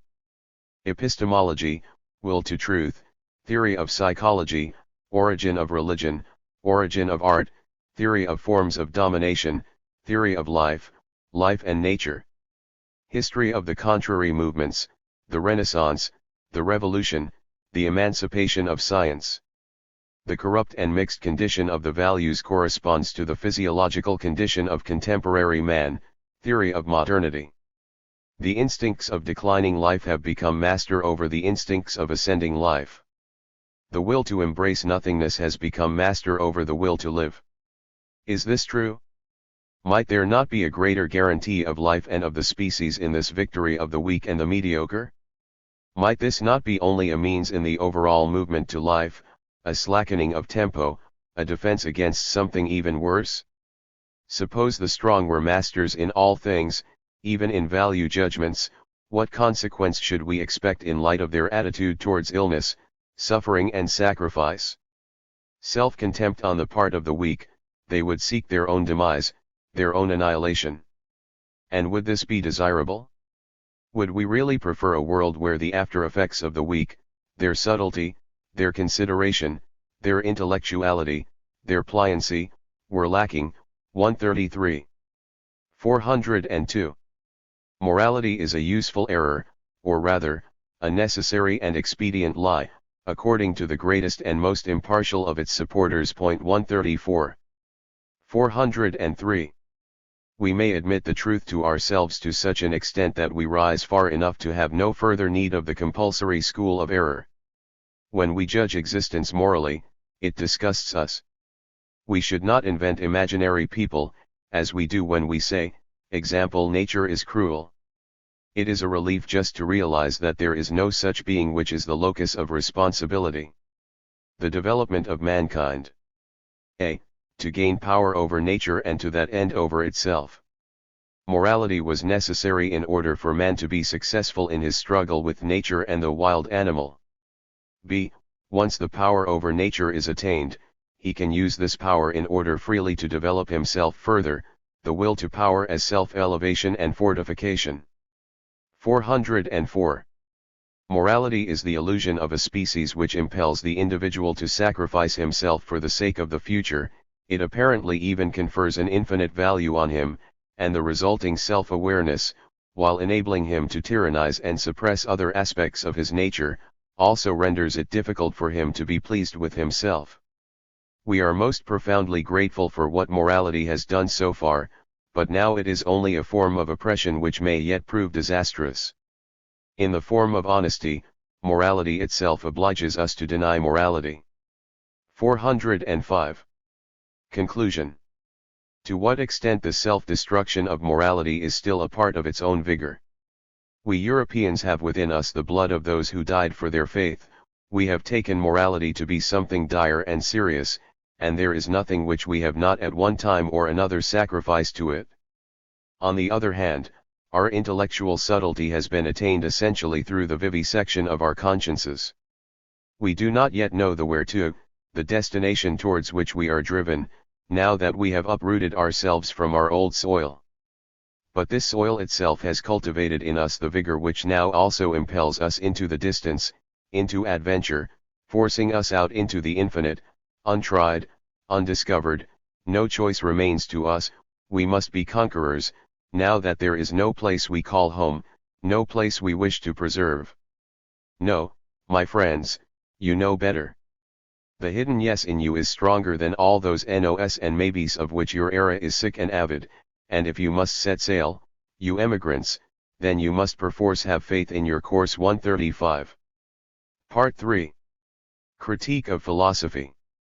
1. General Considerations. 406. Let us rid ourselves of a few superstitions about philosophers which have hitherto been commonplace. 407. Philosophers, 3. By instinctive determinations of value in which earlier cultural conditions are reflected, the more dangerous ones, are prejudiced against, 1. Appearance, 2. Change, 3. Pain, 4. Death, 5.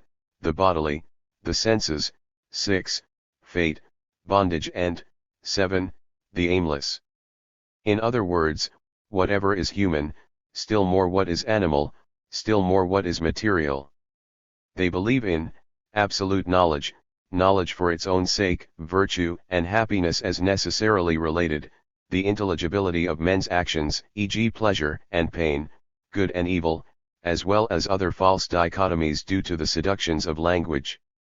408. What have philosophers lacked? A. A sense of history, b. A knowledge of physiology, c. A future aim. The ability to criticize without irony or moral condemnation. 409. Philosophers, 1. Have had from the first a remarkable talent for contradictionary in adjecto. 2. They have trusted concepts as unreservedly as they have distrusted the senses. It never seems to have occurred to them that concepts and words are our inheritance from the past, when thought processes were rather murky and undemanding. N.B. Finally, it dawns on philosophers, they must no longer let concepts merely be given to them, nor merely refine and clarify them, but must first make, create, characterize, and argue for them. On the whole, people rely on their concepts, as if they were a wonderful endowment from some kind of wonderland, but in the final analysis, they are the legacy of our remote ancestors, who were as thoroughly dull as they were utterly unassuming. This piety towards that which we find within us is perhaps related to the moral elements in knowledge. What is needed at this time is absolute skepticism towards all received notions, such as one philosopher may well have possessed already, Plato. Naturally, he taught the contrary. 410. For the preface. Deeply suspicious of the dogmas of epistemology, loving to look out of first this, then that window, careful not to settle down anywhere, thinking it harmful to do so, and last but not least, finding it improbable that an instrument would be able to criticize its own suitability for its tasks, I noticed that no epistemological skepticism or dogmatism has ever arisen without some ulterior motive, and that epistemological issues are a purely secondary consideration, as soon as one considers what it is which compels people to a position with respect to them, even the desire for certainty, unless it is the desire expressed by the words I desire first and foremost to live. My fundamental insight is that Kant as well as Hegel or Schopenhauer, the septic epikistic 136 as well as the historicizing or pessimistic attitudes, are of moral origin. I have seen no one venture to attempt a critique of moral sentiments, and I soon turned my back upon the meager attempts to arrive at an historical account of the origin of these sentiments, by English and German Darwinians. What accounts for Spinoza's position, his denial and rejection of moral value judgments? It was one consequence of a theodicy, was it not? 411. Morality as the supreme form of debasement. Our world is either the work and expression, the modus, of God, in which case it must be supremely perfect, Leibniz's conclusion, and there was never any doubt as to what constituted perfection, in which case the ills and evils in it can only be apparent. Spinoza's notions of good and evil are more radical, or they must be derived from God's supreme purpose, perhaps as a result of God's special favor in allowing us to choose between good and evil, the privilege of not being an automaton, of possessing a freedom, which comes with the danger of making a mistake, of making the wrong choice. E.g. in Simplicius, in his commentary on Epictetus. Or our world is imperfect, evil and guilt are real, determined, and absolutely inherent in its essence, in which case it cannot be the world of truth, in which case knowledge is only a way to its denial, in which case the world is an aberration which may be recognized as such. This is Schopenhauer's opinion, on Kantian premises. Naive. That would merely be another miraculum. Pascal was still more desperate. He grasped that even knowledge must be corrupt and counterfeit, that revelation is needed, even to understand that the world is worthy of nothing but denial. 412. The metaphysicians. The naive ones, Lamennais, Michelet, Victor Hugo. After being accustomed to unconditional authorities, eventually a profound need for them arises, a need so strong that, even in an age of critique such as Kant's, it proved to be superior to the need for critique, and in a certain sense was able to make the whole work of critical understanding submit to it and turn it to its own advantage. It proved its superiority once more in the following generation, which was inevitably driven by its instinctive historicism towards the view that all authority is relative, as it was also driven towards the Hegelian philosophy of development, a system of thought which, by rechristening philosophy history, even rendered itself subservient, and represented history as the progressive self-revelation and self-surpassing of moral ideas. Since Plato, philosophy has been under the sway of morality. Even with his predecessors, moral interpretations play a decisive part. For Anaximander, the perishing of all things is a punishment for their emancipation from pure being. For Heraclitus, the regularity of phenomena serves as a testimony to the moral and legal character of the whole of becoming. 413. The course of philosophy thus far has been hindered most by ulterior moral motives. 414. Fine sentiments have always been taken for arguments, the heaving bosom for the bellows of the Godhead, convictions as the criterion of truth, and the desires of the heart as the clues to wisdom.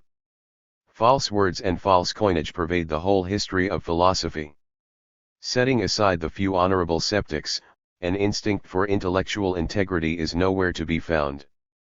Most recently, even Kant in all innocence sought to make this intellectual corruption scientific under the rubric of practical reason.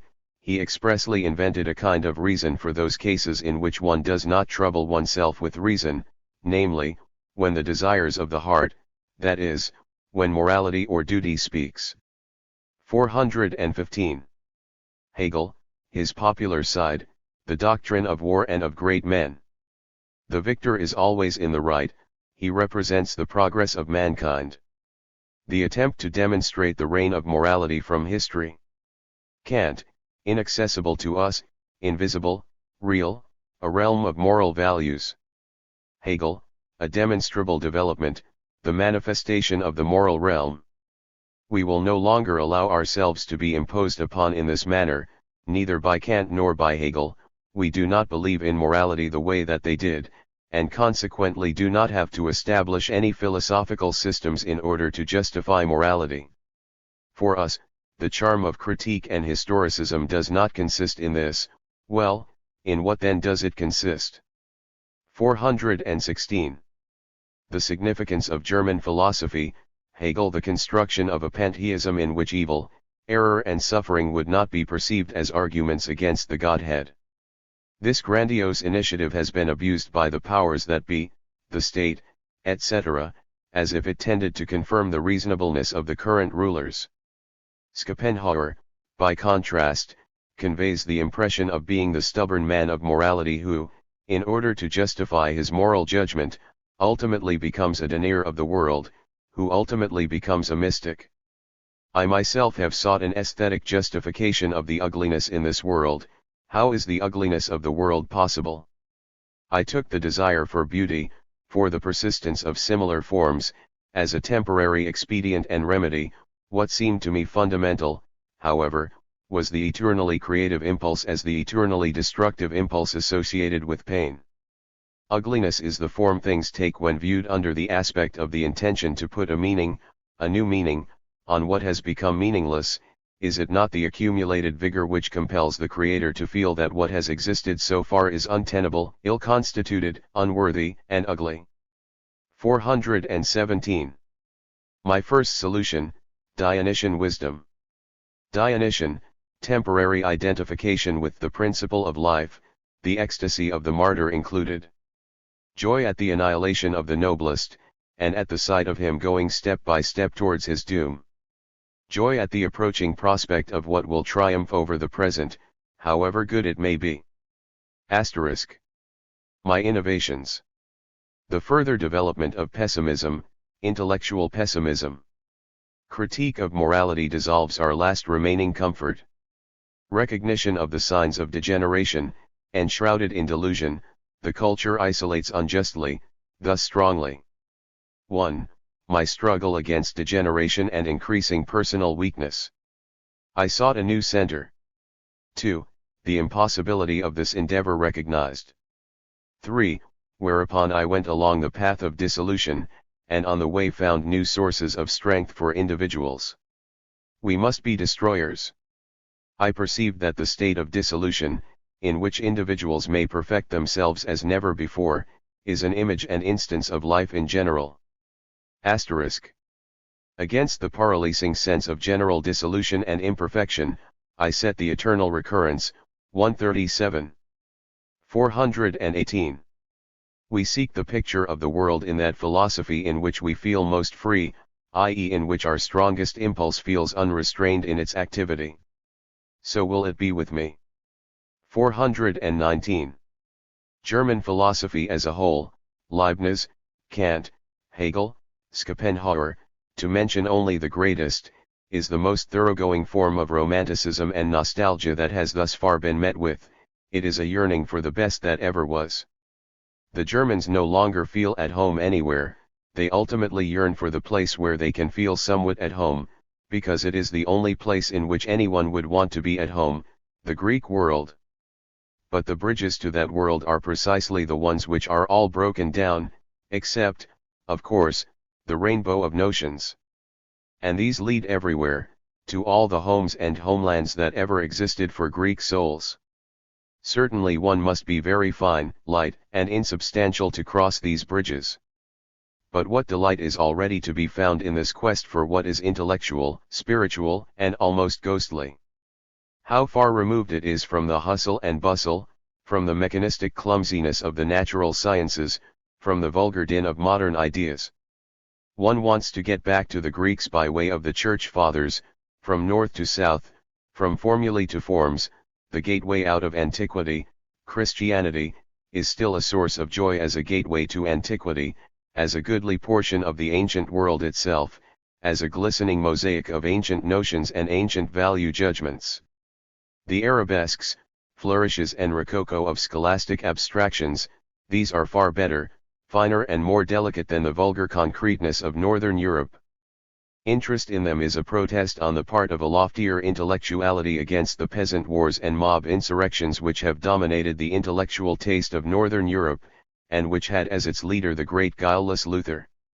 In this respect German philosophy is a part of the Counter-Reformation, of the Renaissance even, or at least an aspiration to a Renaissance, the aspiration to continue the Renaissance's rediscovery of antiquity, and its excavation of ancient philosophy, and above all of pre-Socratic philosophy, for of all Greek temples, this one is buried deepest.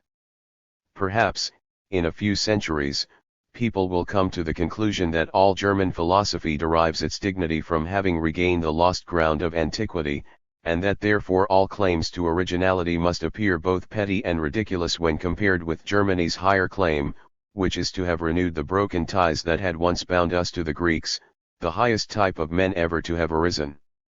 Today we are once more approaching all the fundamental forms of cosmogony conceived by the Greek mind, the thought of Anaximander, Heraclitus, Parmenides, Empedocles, Democritus, and Anaxagoras.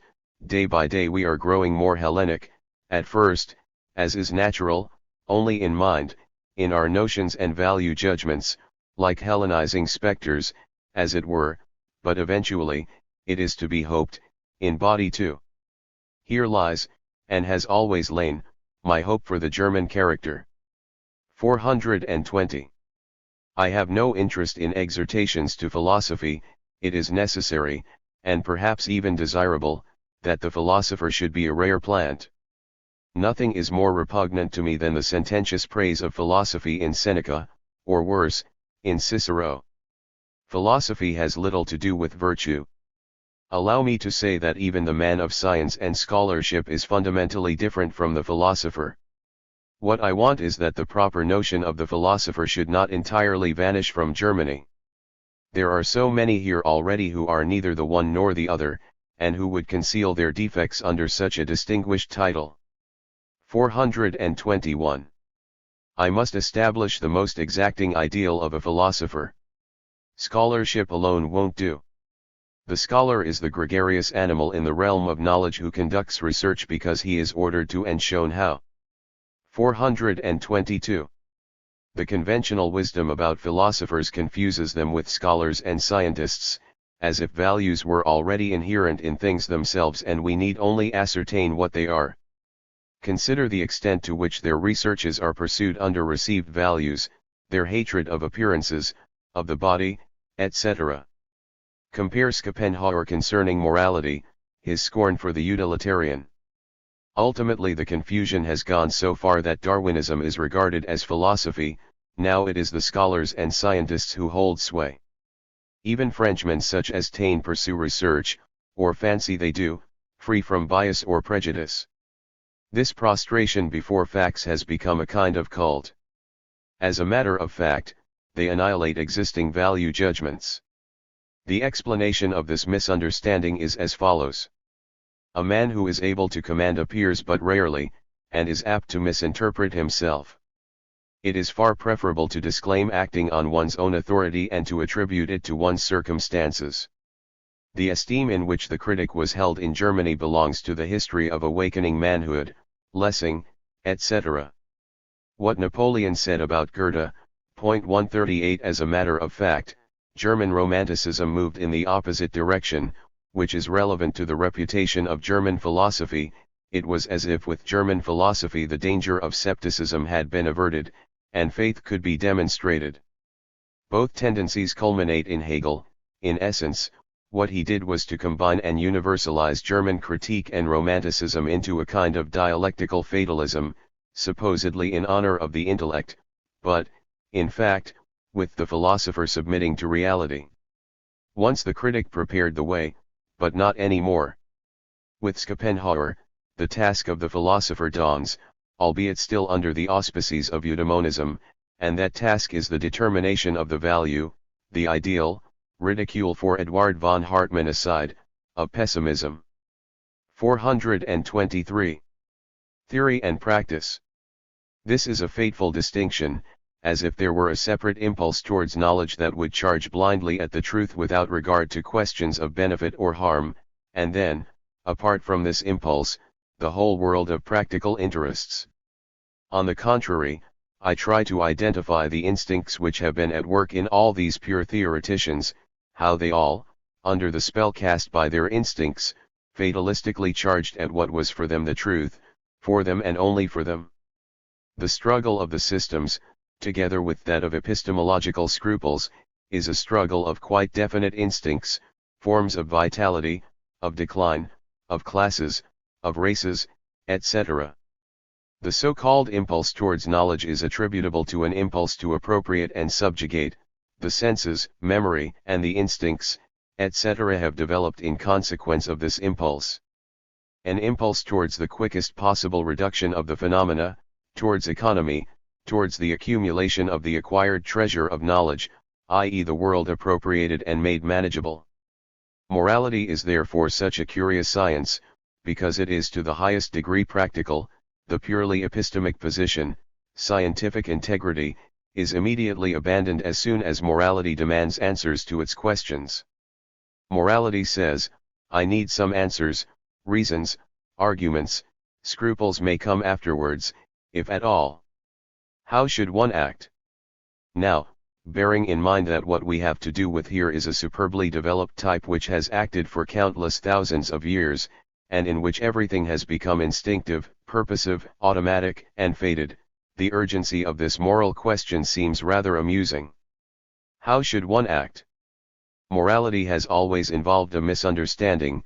The truth of the matter is that a species which was destined to act in such a way sought to justify itself by seeking to dictate its own norm as universally applicable. Asking the question, how should one act? Is not a cause, but an effect. Morality ensues, the ideal is the end result. On the other hand, the appearance of moral scruples, in other words, becoming conscious of the values by which one is guided, betrays a certain morbidness. Strong ages do not encourage reflection on one's rights, on principles of action, on relations between instinct and reason, and strong peoples do not indulge in it. Becoming conscious is a sign that real morality, i.e. instinctive certainty of action, is going to the devil. The appearance of moralists is a sign of damage, impoverishment, and disorganization, as is the case whenever a new world of consciousness is created. Those who are deeply instinctive are reluctant to rationalize duties. Included among them are the Pyrrhonic opponents of dialectics and of the possibility of knowledge in general. A virtue is refuted within in order to. Thesis: the appearance of moralists belongs to a time when morality is coming to an end. Thesis: the moralist dissolves the unity and strength of the moral instincts, appearances to the contrary notwithstanding. Thesis: the moralist is really guided not by his moral instincts, but by the instincts of decadence, translated into moral formulas. He perceives the growing uncertainty of the instincts as corruption, whereas in fact. Thesis: the instincts of decadence, expressing themselves through the moralists, want to get the better of the instinctive morality of stronger races and ages. Such instincts include 1. The instincts of the weak and the unfortunate. 2. The instincts of the exceptional, of the solitary, of the disengaged, of the abortus among both superior and inferior men. 3. The instincts of those who habitually suffer, of those who need a noble interpretation of their condition, and therefore need to know as little as possible about physiology. Morality as decadence. 424. One should make no pretensions to scientific rigor when it is not yet time to be scientific, but he who is engaged in actual research must also lay aside all vanity and make no pretense to a method whose time has not yet come. Nor should he falsify matters by forcing thoughts which he arrived at differently into an artificial arrangement of deductions and dialectics. Kant, in his moral philosophy, falsified his own psychological tendencies in just this manner. Herbert Spencer's Ethics is a more recent example. He should neither suppress nor pervert the evidence by which he arrived at his conclusions. The most profound and inexhaustible books will probably always have something of the aphoristic and abrupt character of Pascal's Pensées.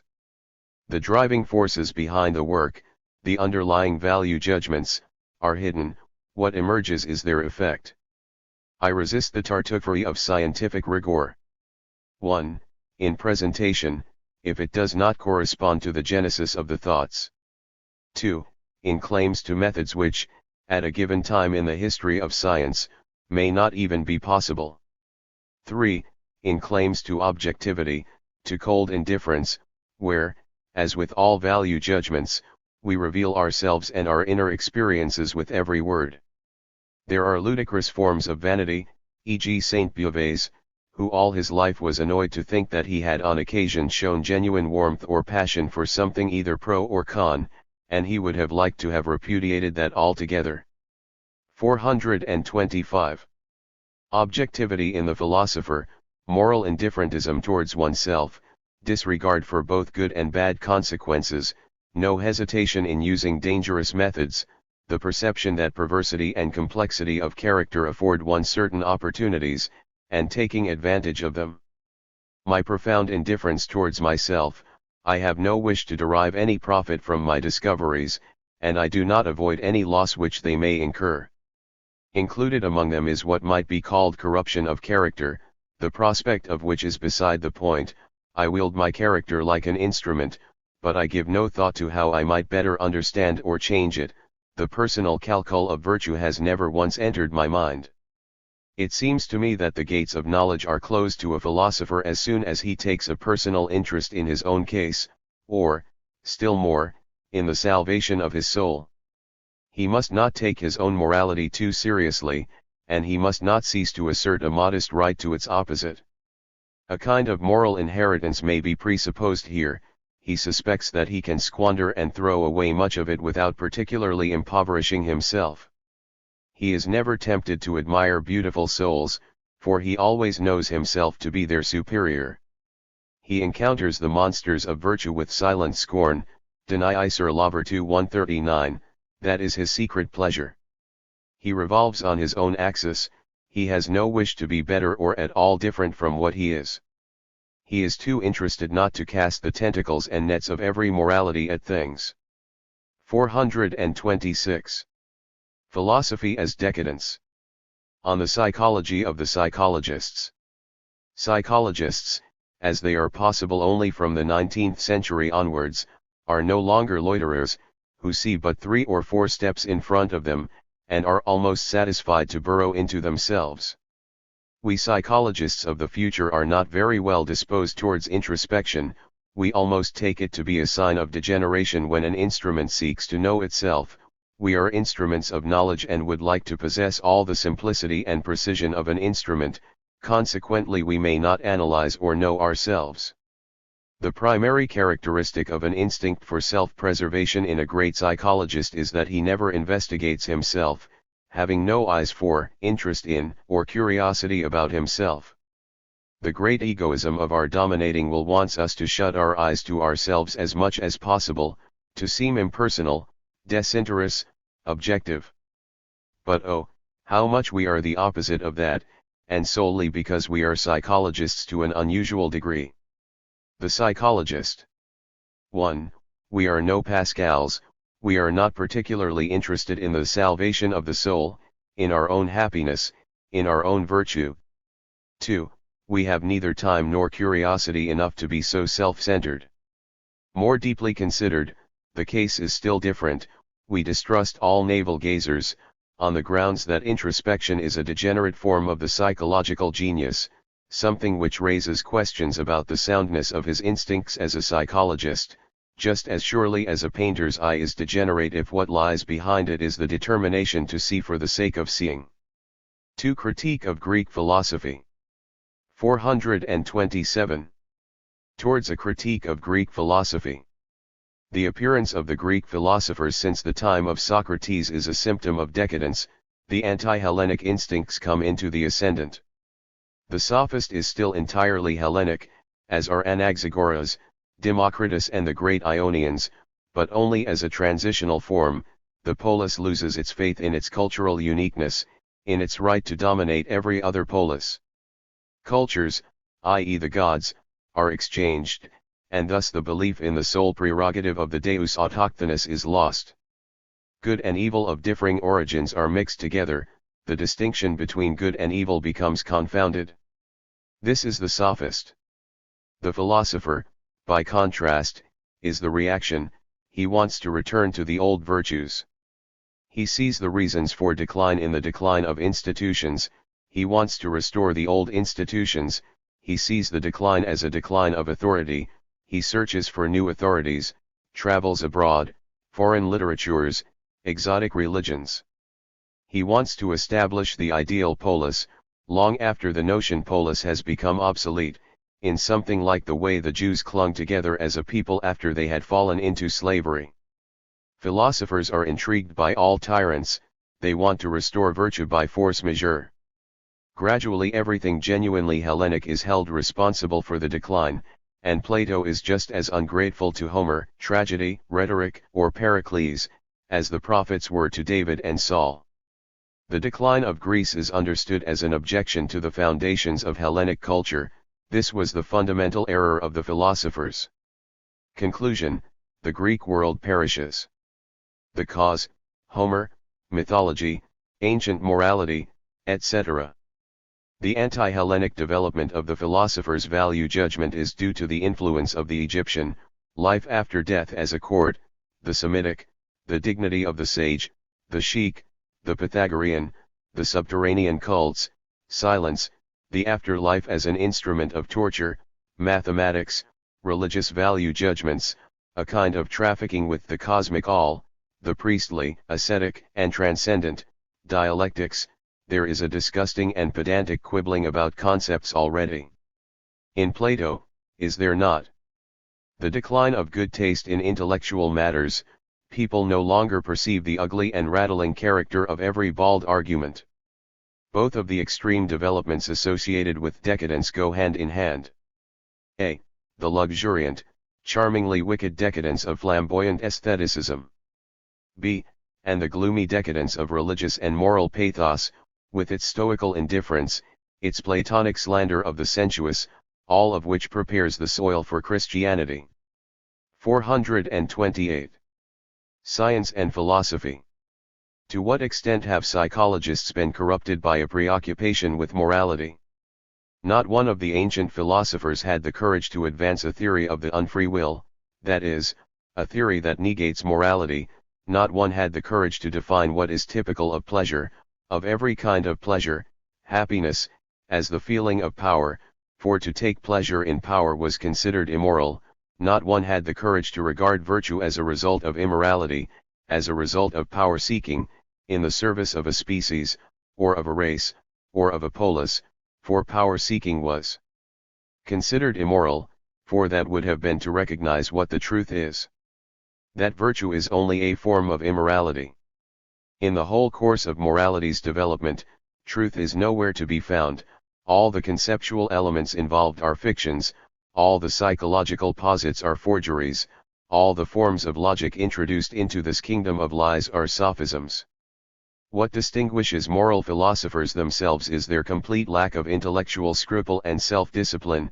They regard fine sentiments as arguments, their heaving bosoms seem to them the bellows of the Godhead. Moral philosophy is the scabrous part in the history of the intellect. The chief and most noteworthy example, in the name and under the auspices of morality, philosophy perpetrated an outrageous piece of mischief, in fact, a piece of decadence in every respect. Philosophy as decadence. One cannot insist strongly enough on the fact that the great Greek philosophers represented the decadence of Greek excellence in all its forms, and made it contagious. This virtue made wholly abstract was the greatest temptation to make oneself abstract, i.e. to become detached. The moment is quite curious. The sophists had touched upon the first critique of morality, the first insight into morality. They compared moral judgments with each other, noting their plurality and their dependence on local conditions. They gave us to understand that any morality admits of dialectical justification, that it makes no difference, that is, they surmised that every justification of morality must be of necessity sophistical, a proposition which was subsequently confirmed in the most striking manner by the ancient philosophers from Plato onwards, up to Kant. They postulated that there is no such thing as an intrinsic morality, an intrinsic goodness as a primary truth, and that it was a swindle to talk of truth in this area. Where was intellectual integrity to be found in those days? The Greek culture of the sophists sprang from all the Greek instincts. It is part of the culture of the Periclean age, just as surely as Plato is not. It has its predecessor in Heraclitus, Democritus, and the scientific types of ancient philosophy. It finds expression e.g. in the high culture of Thucydides, and it ultimately proved to be correct, All progress in epistemological and moral knowledge has restored the position of the sophists. Our modern way of thinking is, to a great extent, Heraclitean, Democritean, and Protagorean. Suffice it to say that it is Protagorean, because Protagoras combined within himself the qualities of both Heraclitus and Democritus. Plato was a great Cagliostro. Bear in mind how Epicurus judged him, how Timon, Pyrrho's friend, judged him. Is Plato's integrity unimpeachable? At the very least, we know that the doctrines he wished to have taught were in fact doctrines he regarded as not even conditionally true, namely the separate existence and immortality of the soul. 429. The struggle for science, the sophists. The sophists are nothing more than realists. They put into words the ends universally pursued, the practices universally followed, and raise them to the rank of values. They have the courage common to all powerful intellects, the courage to face the truth about their own immorality. Are we to suppose that these little Greek city-states, which would have gladly devoured each other out of rage and jealousy, were guided by principles of philanthropy and righteousness? Are we to reproach Thucydides for the words he puts into the mouths of the Athenian ambassadors in their negotiation with the Melians over their destruction or surrender? 140. Only the most accomplished Tartuffes would have found it possible to speak of virtue under the terrific strain of that situation, or else those living apart from the world, hermits, and other emigrants or exiles from the realities of life. All of them people who denied the world, that they themselves might live. The sophists were Greeks. When Socrates and Plato joined the party of virtue and justice, they were Jews or I know not what. Grode 141 pursued the wrong tactics in his defense of the sophists. He wished to extol them as men of honor and moral exemplars, but their honor consisted in not perpetrating any swindles with big words and virtues. 430. Philosophy as decadence. The most important reason for all moral education has always been to achieve the certainty of an instinct, so that one need not be aware of the goodness of one's intentions or means per se prior to action. A man should learn to act in just the same way that a soldier drills. In fact, this unconsciousness is a part of every kind of perfection. Even the mathematician makes his calculations unconsciously. So what did it mean when Socrates reacted by preaching dialectics as the way to virtue, and by expressing derision when people were unable to justify morality logically? But part of its merit consists in this very inability, for without it it is worthless. The shame aroused was a necessary concomitant to perfection. When demonstrability is made a precondition of personal prowess in virtue, what this meant was precisely the dissolution of the unity and strength of the Greek instincts. They were themselves forms of dissolution, all these great virtuosos and windbags. In praxis, it meant that moral judgments had been deprived of their conditional character, that they had been uprooted from the Greek cultural and political soil from which they sprang and in which they had any meaning, and subsequently, under the guise of rarefaction, denaturalized. The major concepts of goodness and justice had become detached from their preconditions, and as liberated ideas became objects of dialectic. A truth was sought behind them, they were regarded as beings or as signs of beings, a world was invented in which they might reside, and from which they came. In summa, the mischief had already reached a climax in Plato. And then it even became necessary to invent the abstractly perfect man, who is good, just, wise and a dialectician, in short, the scarecrow of the ancient philosopher, a plant detached from any soil, a mankind devoid of any particular regulative instincts, a virtuousness which demonstrates itself with reasons. The perfectly ridiculous individual considered in abstraction from everything else. Unnaturalness of the highest order.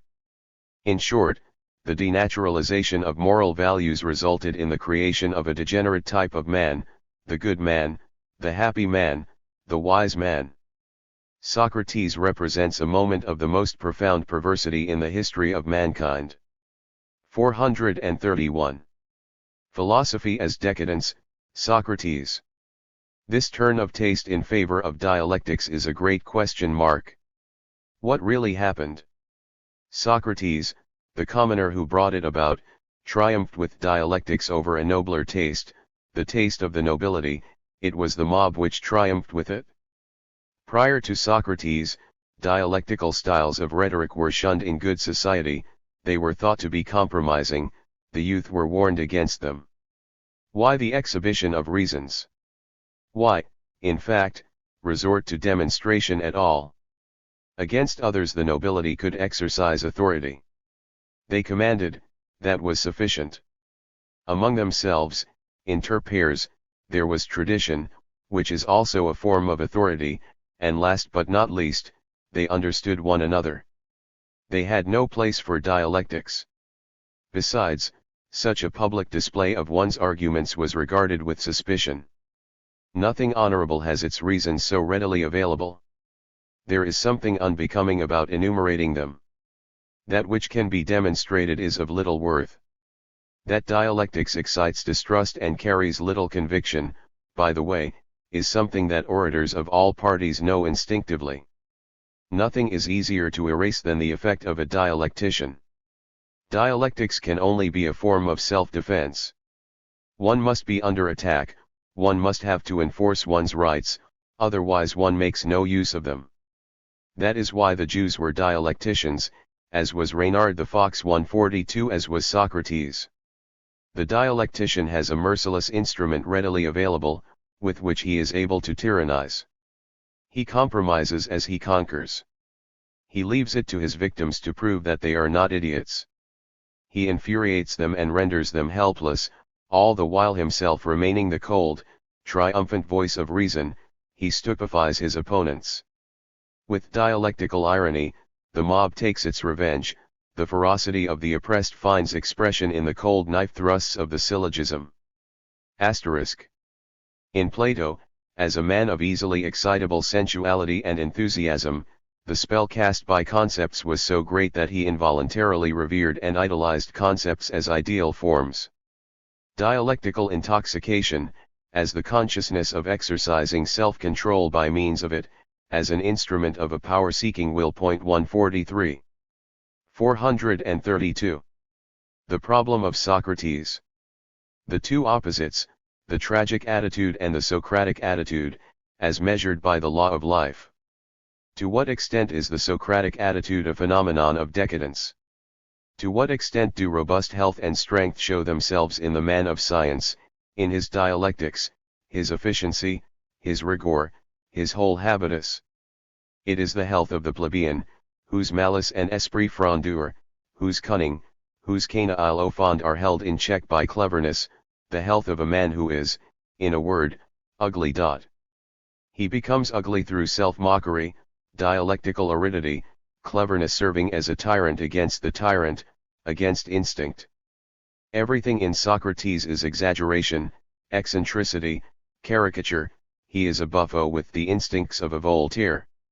He discovers a new kind of agon. He is the first fencing master of Athenian high society. He represents nothing but supreme cleverness. He calls it virtue. He sensed that it was his last resort. He was not free to be clever. Cleverness was de rigueur. He maintains self-control in order to enter the fray with reasons and not with emotions. Spinoza's cunning consisted in the unraveling of the errors of emotion. He discovers that everybody in whom he provokes emotion falls into his trap, that emotion proceeds illogically. He engages in self-mockery in order to injure the roots of his rancorous feelings. I wish to understand the partial and idiosyncratic circumstances from which Socrates' problematic equation of reason, virtue, and happiness derives. Despite the absurdity of identifying them, Socrates enthralled antiquity with this doctrine. Ancient philosophy could not break free. Socrates displays an absolute lack of objective interests, a hatred of science, the hypersensitivity involved in feeling oneself to be a problem. His acoustic hallucinations constitute a morbid element. The intellect's resistance to occupying itself with morality is strongest when it is rich and independent. So how is it that Socrates, of all people, is a moral monomaniac? In an emergency, every practical philosophy immediately steps into the foreground. Morality and religion becoming chief interests is the sign of a crisis. 433. Problem of Socrates. Cleverness, clarity, rigorousness, and logicality as weapons against wild impulses. The latter must be dangerous and threaten destruction. Otherwise there is no sense in cultivating cleverness to the point of tyranny. The goal is to make a tyrant out of cleverness, but for that to be necessary, these impulses must have already become tyrants. This is the problem, and at that time it was a very pressing one. Thus reason came to be equated with virtue and happiness. Solution: the Greek philosophers stand upon the same foundation as Socrates does, the same inner experiences, 5 steps from excess, from anarchy, from debauchery, all of them men of decadence. They perceive him to be a physician. Solution: the wildness and anarchy of Socrates' instincts is a symptom of decadence. Likewise the superfetation of logic and clear reasoning. Both are abnormalities, both go hand in hand. Logic expresses a will to power, to self-control, to happiness. Critique: decadence betrays itself in this preoccupation with happiness, i.e. with the salvation of the soul, i.e. in feeling that one's circumstances are dangerous. Its fanatical interest in happiness shows the pathological condition of the physiological substrate. It is a vital interest. The alternative which they all faced was, be reasonable or perish. The moralism of the Greek philosophers shows that they felt that they were in danger. 434. Philosophy as decadence: why everything was reduced to a charade. Primitive psychology only took account of the conscious factors in men, as causes. It regarded consciousness as an attribute of the soul, and sought a will behind every action, i.e. an intention. It had only needed to answer, what does a man want, first and foremost? Answer: happiness. He was not permitted to answer power, because that would have been immoral. Consequently in every human action there is an intention of attaining happiness through it. Second, when a man does not in fact attain happiness, why is that? Because of errors with respect to the means. What is the unerring means of attaining happiness? Answer: virtue. Why virtue? Because it is in the highest degree rational, and because rationality makes it impossible to err with regard to the means. As reason, virtue is the way to happiness. Dialectics is the abiding vocation of virtue, because it excludes any clouding of the intellect, any emotion. Actually, man does not want happiness. Pleasure is a feeling of power. If we exclude the emotions, we also exclude those states which afford the greatest feeling of power and consequently of pleasure. The highest degree of rationality is a cool, clear state, which is far from affording us that feeling of happiness which accompanies every kind of intoxication. The ancient philosophers combated everything intoxicating, everything which impairs cool and impartial judgment. They were consistent with their false assumption that consciousness was the superior, the supreme state, the prerequisite of perfection, whereas the opposite is true. Any kind of action is imperfect in so far as it is willed or conscious. The ancient philosophers were the greatest bunglers in practice, because they condemned themselves to bungling in theory. In practice everything was reduced to a charade, and anyone who saw through it, e.g. Pyrrho, judged that in goodness and righteousness little people were far superior to philosophers. All the more profound men of antiquity abhorred the philosophers of virtue. They were regarded as nothing but squabblers and actors. This was the judgment about Plato by Epicurus, by Pyrrho.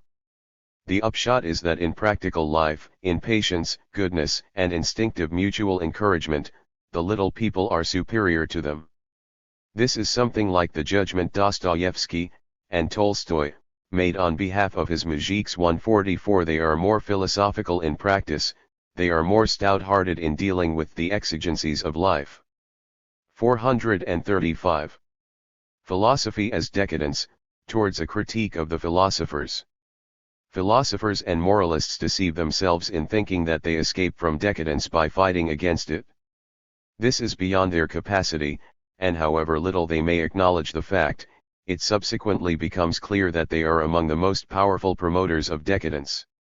The philosophers of Greece are a case in point, e.g. Plato, who was a man of the good, but he detached the instincts of the polis from the contest, from military prowess, from art and beauty, from the mysteries and from faith in tradition and in ancestors. He seduced lay nobles, he himself was seduced by the commoner Socrates.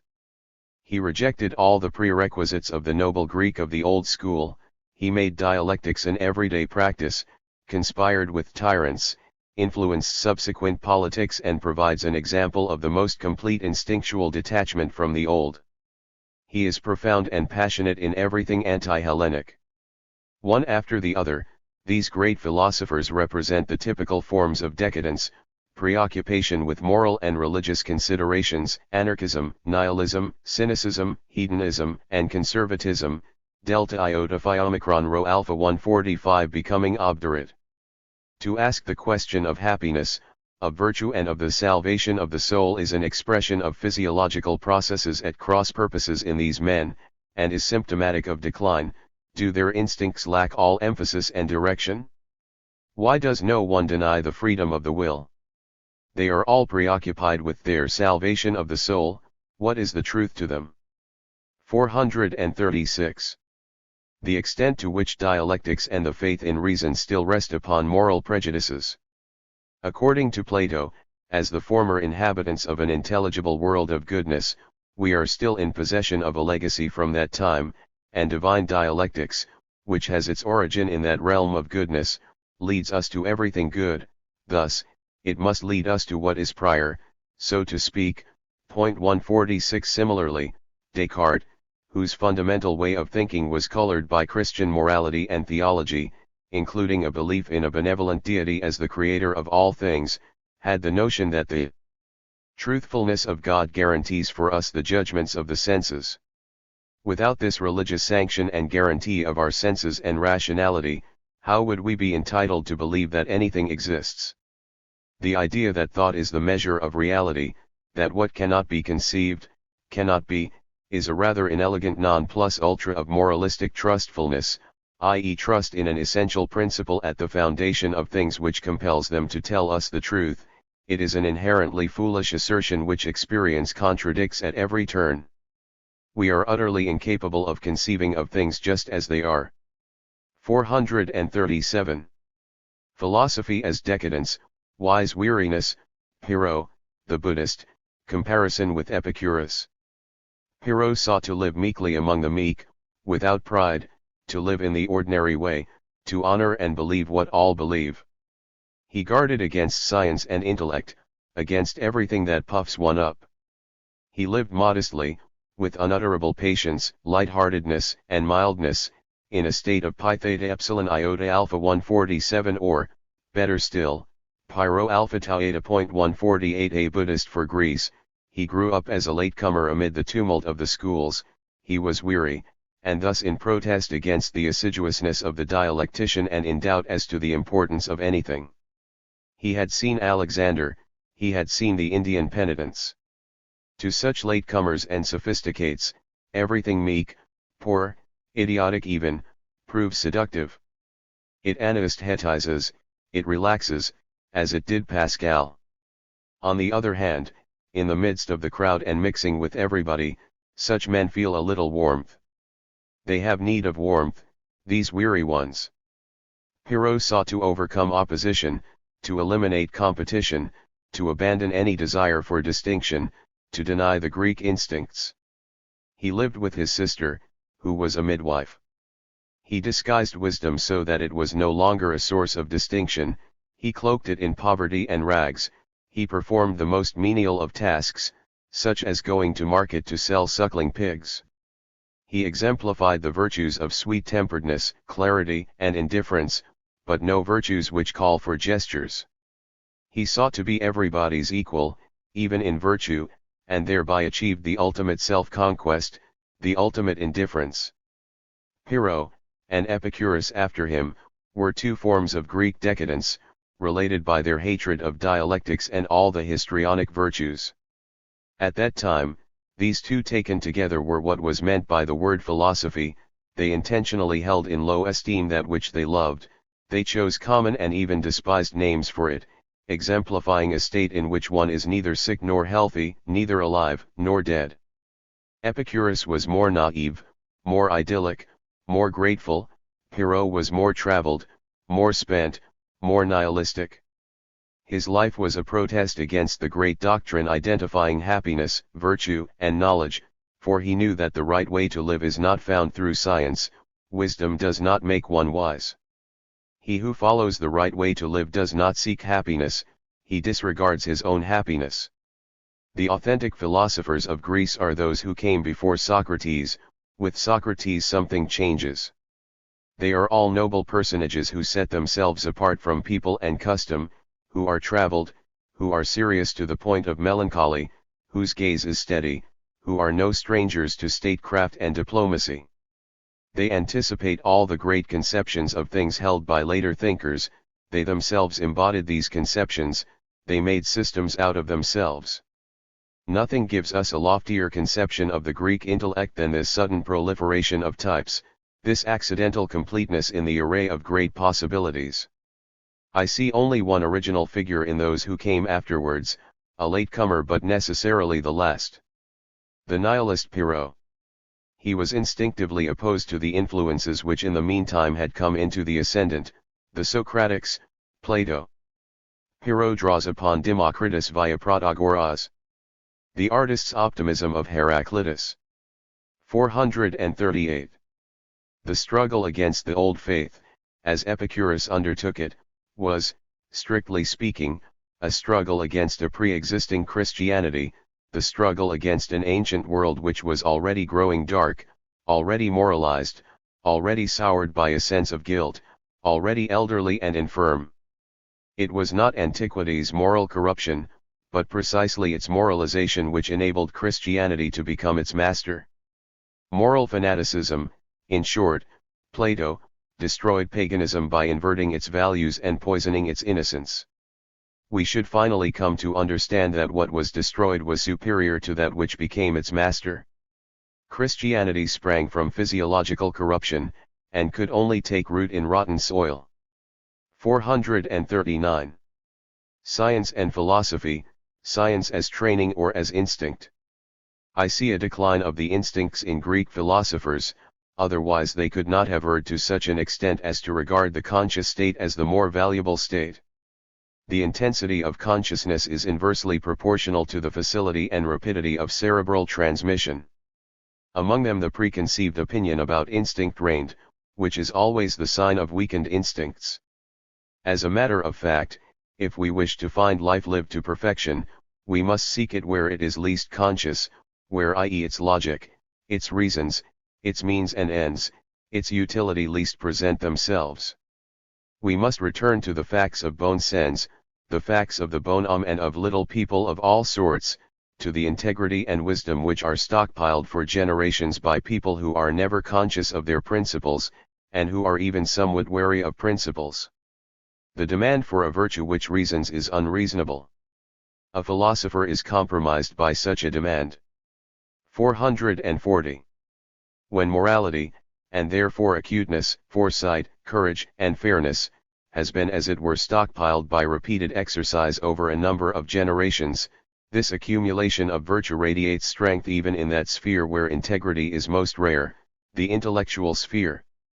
Every form of becoming conscious is an expression of uneasiness in the organism, something new must be attempted, but nothing is quite suitable, there is effort, tension, irritation, and precisely this is what constitutes becoming conscious. Genius lies in instinct, goodness as well.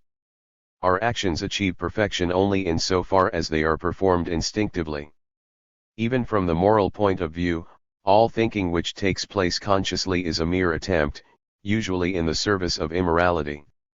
Scientific integrity is as good as suspended when a thinker begins to reason, even the wisest are weighed in the balance and found wanting when they speak of morality. It is demonstrable that all thinking which takes place consciously displays a much lower degree of morality than it would were it guided by instinct. 441. Science versus philosophy.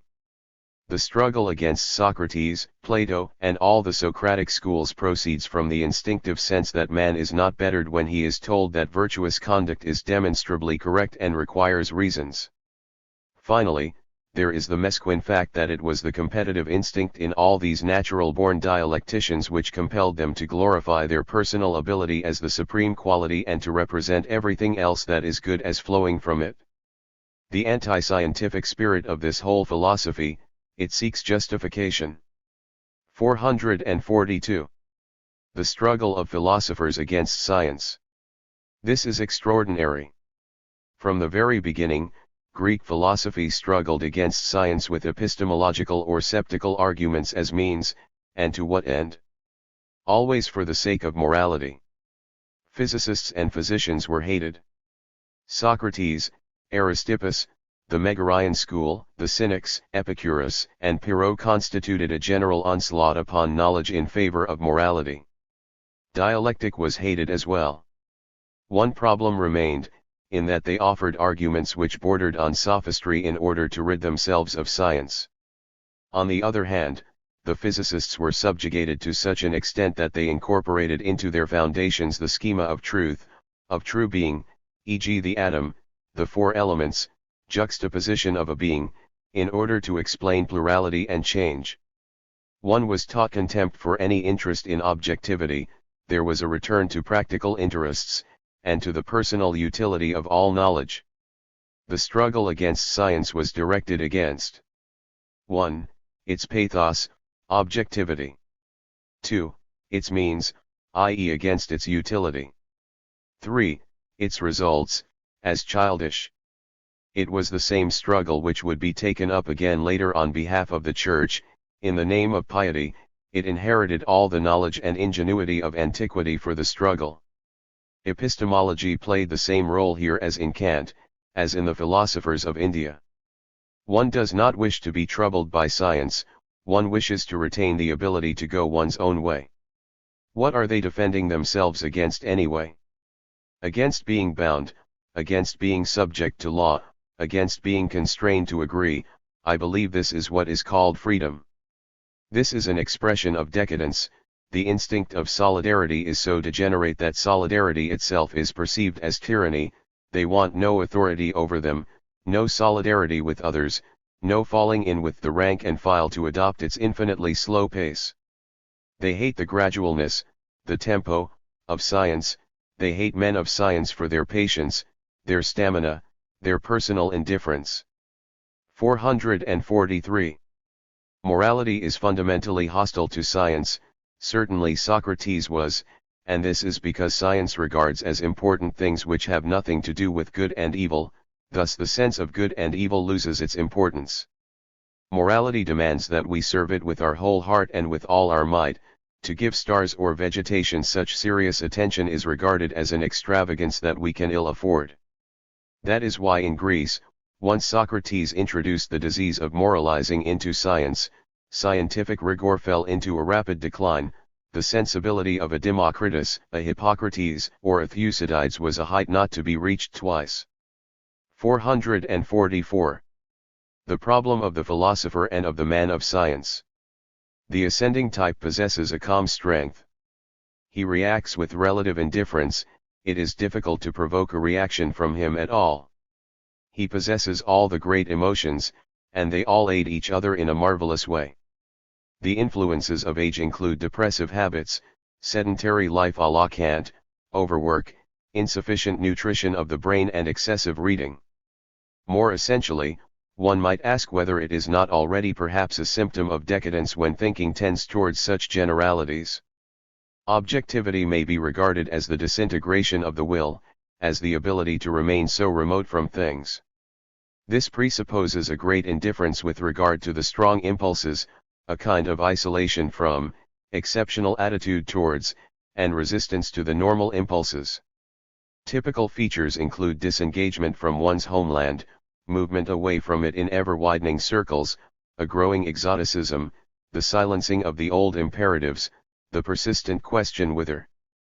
Happiness is a sign of liberation from the forms of organization, a sign of rupture. The problem is whether the man of science is more of a symptom of decadence than the philosopher. The man of science is not entirely disengaged, only a part of him is absolutely dedicated to the pursuit of knowledge, and trained to occupy his niche, his particular standpoint, he is in need of all the virtues of a strong race and robust health, to wit, great rigor, manliness and cleverness. Here we might speak of a division of labor and training, a division which is very useful to the whole and which is possible only where there is a high degree of culture. The man of science is more a symptom of the great diversity of culture than of its exhaustion. The decadent scholar is a bad scholar, whereas the decadent philosopher has been at least hitherto considered the typical philosopher. 445. Nothing is rarer among philosophers than intellectual integrity.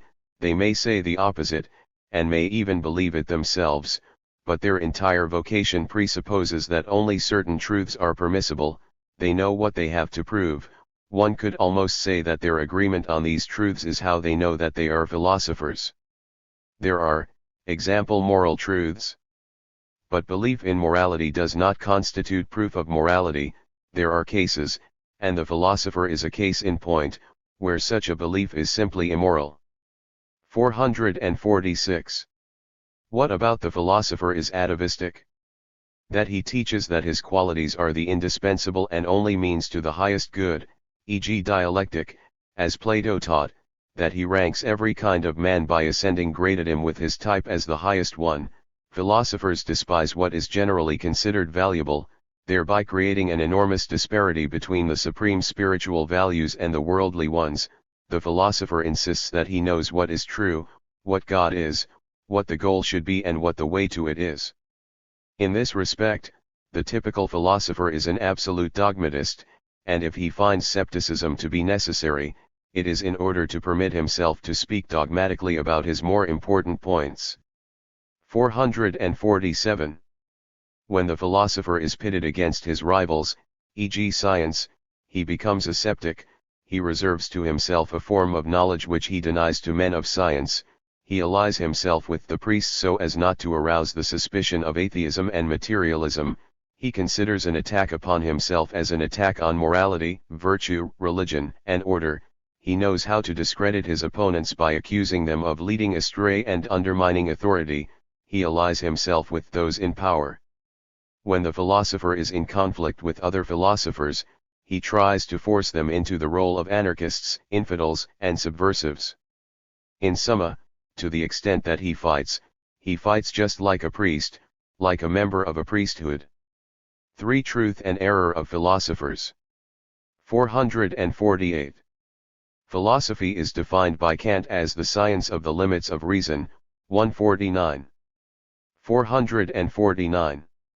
Philosophy is the art of discovering truth, according to Aristotle. 150. By contrast, the Epicureans, who availed themselves of Aristotle's sensualistic theory of knowledge, were quite ironical about, and dismissive of, the search for truth.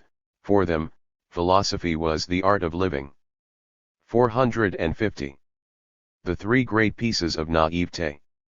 Knowledge, as a means to happiness, as if, as a means to virtue, as if, as a means to the denial of life, in so far as it is a means to disappointment, as if. 451. As if there were a truth which could be approached somehow. 452. Just because something is believed. Error and ignorance are disastrous. The claim that the truth has been found, and that there is an end to ignorance and error, is one of the greatest temptations there is. If it is believed, it paralyzes the determination to examine, to investigate, to be cautious and to experiment. It may even be regarded as sacrilege to entertain doubt as to its truth. Truth is therefore more disastrous than error and ignorance, because it stifles the energies with which we strive for enlightenment and knowledge. The tendency to idleness now sides with truth. Thinking is hardship and misery, likewise a sense of order and regularity, the joy of possession, the pride of wisdom, in a word, vanity. It is easier to obey than to examine. It is more flattering to think I possess the truth, than to be surrounded by darkness. But above all, it fills the mind with calm and confidence, making life easier, and in so far as it allays suspicion, it even betters the character. The peace of the soul, the quiet conscience, are all inventions which are possible only on the assumption that the truth has been found. You shall know them by their fruits. The truth is truth, because it makes men better. The process continues, all goodness and all success is attributed to truth. This is the demonstration of power. The happiness, contentment, and prosperity of a community and of an individual are now understood as the result of the belief in morality. Conversely, ill success is ascribed to a lack of faith. 453. Man's goodwill is just as much a cause of error as his bad. In thousands of cases he distorts reality himself, he falsifies it, so as not to suffer from his goodwill, e.g. by regarding God as the shaper of human destiny, or by interpreting his little fate as if everything were devised and sent for the salvation of his soul. This want of philology, which a more discerning intellect would have to regard as unscrupulous and fraudulent, is ordinarily inspired by the goodwill. Goodwill, noble sentiments and exalted states are just as fraudulent and deceptive in the means they employ as the emotions which morality has repudiated and declared egoistic, such as love, hatred, and vindictiveness. It is mankind's errors which have proved most costly, and for the most part it has been the errors due to goodwill which have done the most damage. The illusion which makes people happy is more pernicious than the illusion which has immediately fatal consequences, for the latter sharpens the mind, renders it suspicious and purges it of error, while the former lulls it to sleep. Physiologically speaking, fine sentiments and sublime passions should be classified as narcotics, for their abuse has precisely the same effect as the abuse of any other opiate, nervous exhaustion. 454. Error is the most expensive luxury that man can allow himself, and when the error is a physiological error as well, things become extremely dangerous. For what, therefore, has mankind so far been obliged to pay most dearly, to atone most grievously? For its truths, for these were all mistakes in physiologicis. 455. For the chapter on the will to truth. Psychological confusions, the desire to believe has been confounded with the will to truth, e.g. Carlyle. But the desire to disbelieve has likewise been confounded with the will to truth, a need to shake off a belief for 100 reasons, to be proven right against any number of believers. What was it that inspired the skeptics? Their hatred of the dogmatists, or a need for rest, a kind of fatigue, as with Pyrrho. The advantages which were expected from truth were the advantages of belief in it, for, in itself, truth could be quite painful, harmful, and disastrous. Dogmatic truths were attacked only to the extent that victory over them promised advantages, e.g. freedom from the ruling powers. The methods employed to establish the truth were not motivated by a desire for truth but by a desire for power, a desire to be superior. How is truth proved? By the sense of elevated power, certitude, faith, by utility, by indispensability, in short, by advantages, that is, assumptions as to how the truth is supposed to be constituted in order to be acknowledged by us. But that is a prejudice, a sign that something is not true at all. What is the meaning of the will to truth in the Goncourts? In the naturalists? We need a critique of objectivity. Why should we know? Why not prefer to be deceived? What was always desired was belief, and not the truth. Belief is created by means utterly opposed to the methods employed in rigorous investigation, and is even incompatible with them. 456. For us, a certain degree of faith is sufficient to constitute an objection to what is believed. More, it raises questions as to the mental health of the believer. Unshakable convictions almost always belong in the madhouse. 457. The will to truth, martyrs. In order to attack anything which is based on reverence, an assailant needs to be possessed of a certain daring, reckless, even shameless disposition. Now, if we consider that for thousands of years mankind has sanctified as truths nothing but errors, and that it has branded any critique of them as a sign of an evil disposition, then we must reluctantly concede that a great deal of immorality was necessary to provide the impetus for the attack, that is to say, the impetus for reason. We should forgive these immoralists for having always posed as the martyrs of truth. The truth of the matter is that they did not reject these errors out of some impetus towards the truth, but out of a desire for disintegration, a sacrilegious scepticism and a love of adventure. In other cases it was personal rancor which impelled them towards a domain of problems. They attacked certain problems in order to vindicate themselves against certain people. But above all, it was revenge which proved scientifically useful, the revenge of the oppressed, who had been forced aside and even oppressed by the prevailing truths. Truth, that is to say, the scientific method, was seized upon and furthered by those who suspected that it could be an instrument of war, a weapon of destruction. In order to make their opposition respectable, they moreover needed a device similar to the devices of those whom they were attacking. They therefore adhered to the notion truth as unconditionally as their opponents did. They became fanatics, or at least adopted a posture of fanaticism, because no other posture was taken seriously. What remained to be done was accomplished by persecution, passion, and the insecurity of the persecuted. Hatred grew, and in turn took away the very thing which remaining on the solid ground of science presupposes. Ultimately all of them wanted to be right in the same ridiculous way as their opponents. The words conviction, faith, the pride of martyrdom, all these things are most unfavorable to the acquisition of knowledge. The opponents of these so-called truths finally accepted again the entirely subjective manner of deciding upon the truth, namely by adopting postures, by making sacrifices and heroic resolutions, i.e. they prolonged the reign of the anti-scientific method. As martyrs they compromised their own act of martyrdom. 458. Theory and Practice. Critique of the value of morality. A dangerous distinction between theoretical and practical can be found, e.g. in Kant, but also in the ancient philosophers. They act as if pure intellect presented them with the problems of knowledge and metaphysics. They act as if practice should be judged by its own measure of value, whatever answer theory may give. Against the first, I pit my psychology of philosophers.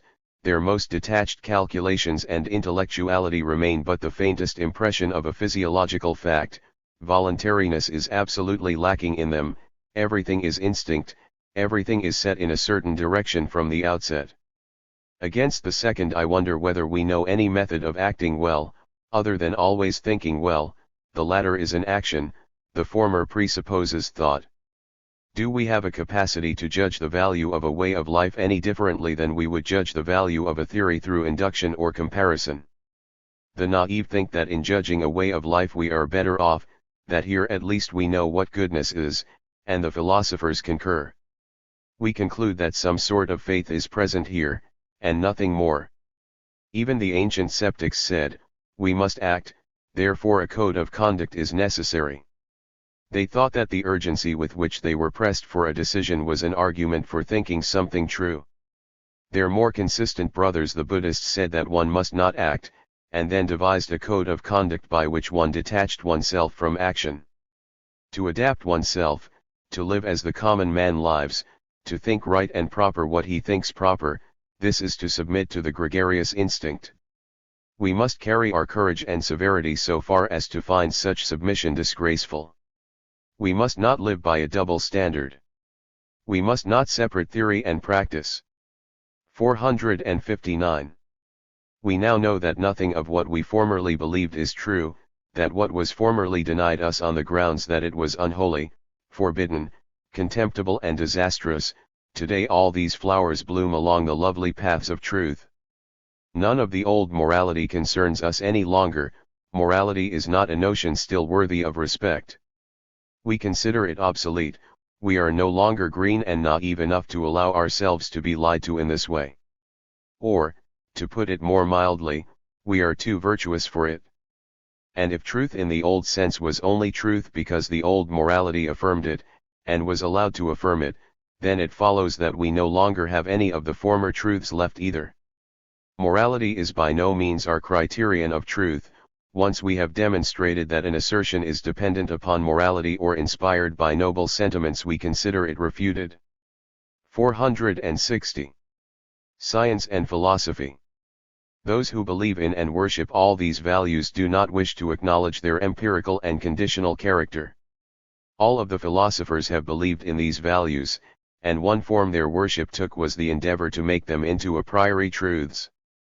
The falsifying character of worship. Worship is the supreme test of intellectual integrity, and yet in the whole history of philosophy there is no intellectual integrity, but rather the love of the good. There is an absolute lack of method for taking the measure of these values. Second, there is a reluctance to examine these values or to regard them as in any way conditional. In the case of moral values, all anti-scientific instincts came together in order to exclude science. Which explains why morality represents an incredible scandal in the history of the sciences. 4 Concluding remarks towards a critique of philosophy. 461. Philosophy as decadence. Why are philosophers slanderers?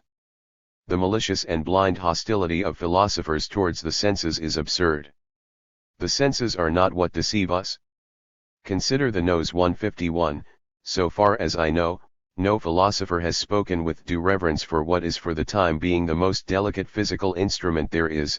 It can still detect vibrations where even the spectroscope is powerless. How much of the mob and of the bourgeoisie there is in all this hatred! The people always regard it as an objection to an abused principle if they feel the bad consequences of its abuse. Every movement in rebellion against some principle, be it in the area of politics, or of the economy, has always argued thus, with the ulterior motive of representing an abusus as inherent in, and necessary to, the principle. It is a sorrowful tale. Man seeks a principle by virtue of which he can despise man. He invents a world in order to slander and besmirch this world.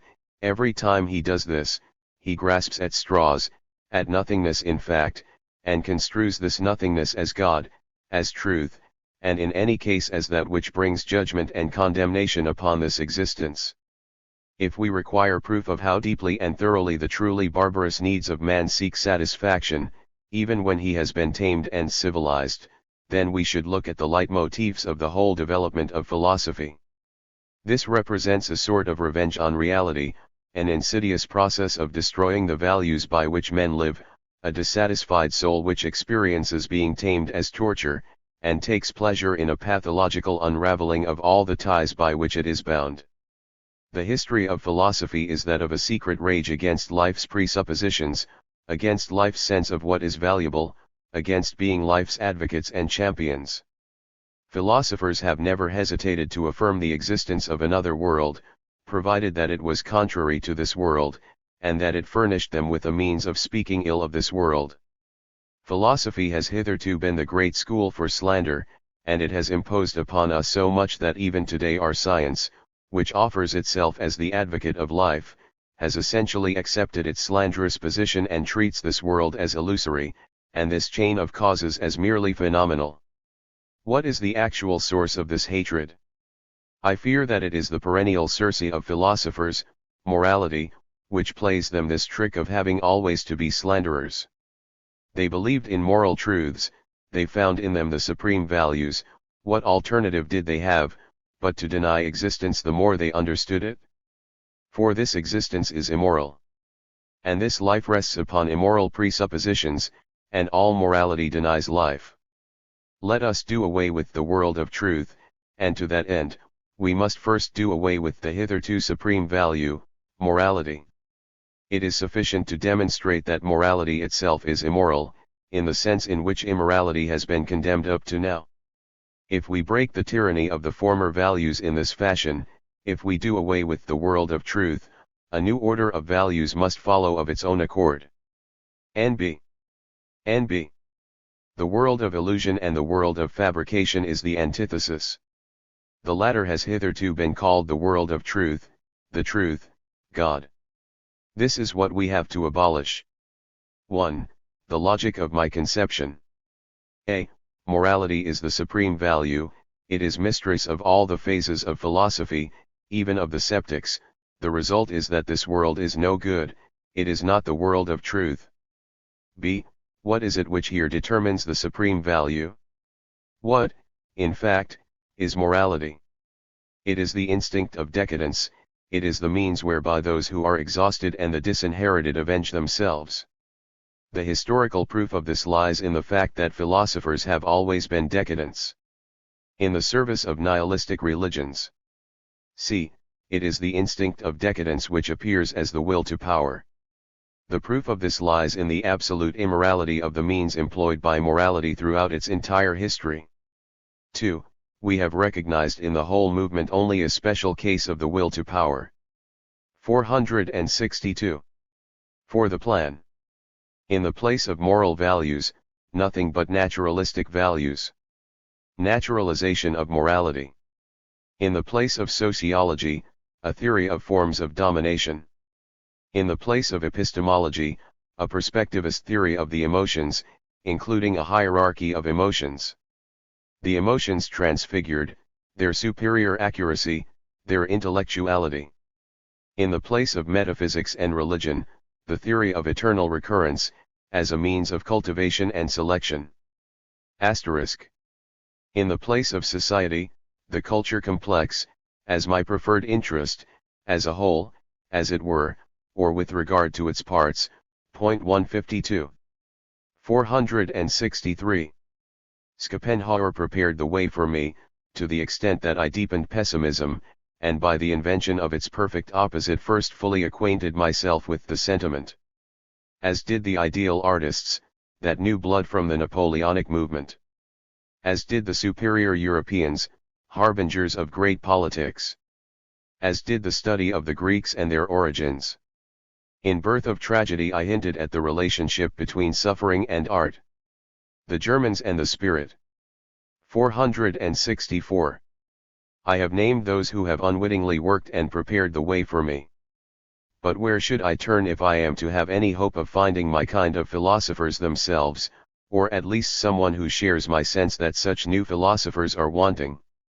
Those in whom a noble attitude prevails, who believe in slavery and many degrees of servitude as the prerequisite for every higher culture, those in whom a creative attitude prevails, who do not regard the enjoyment of tranquility, the Sabbath of Sabbaths, as the world's aim, and who, unlike others, prize peace because of the opportunities it affords for new wars, those who would prescribe laws for the future and who, for the sake of that future, are hard even on themselves and tyrannical towards everything in the present, those who are impetuous and immoral, who want the good and the evil qualities in man developed in equal measure and to the greatest extent, because they have the confidence to accord each its proper place, the place where they depend on each other?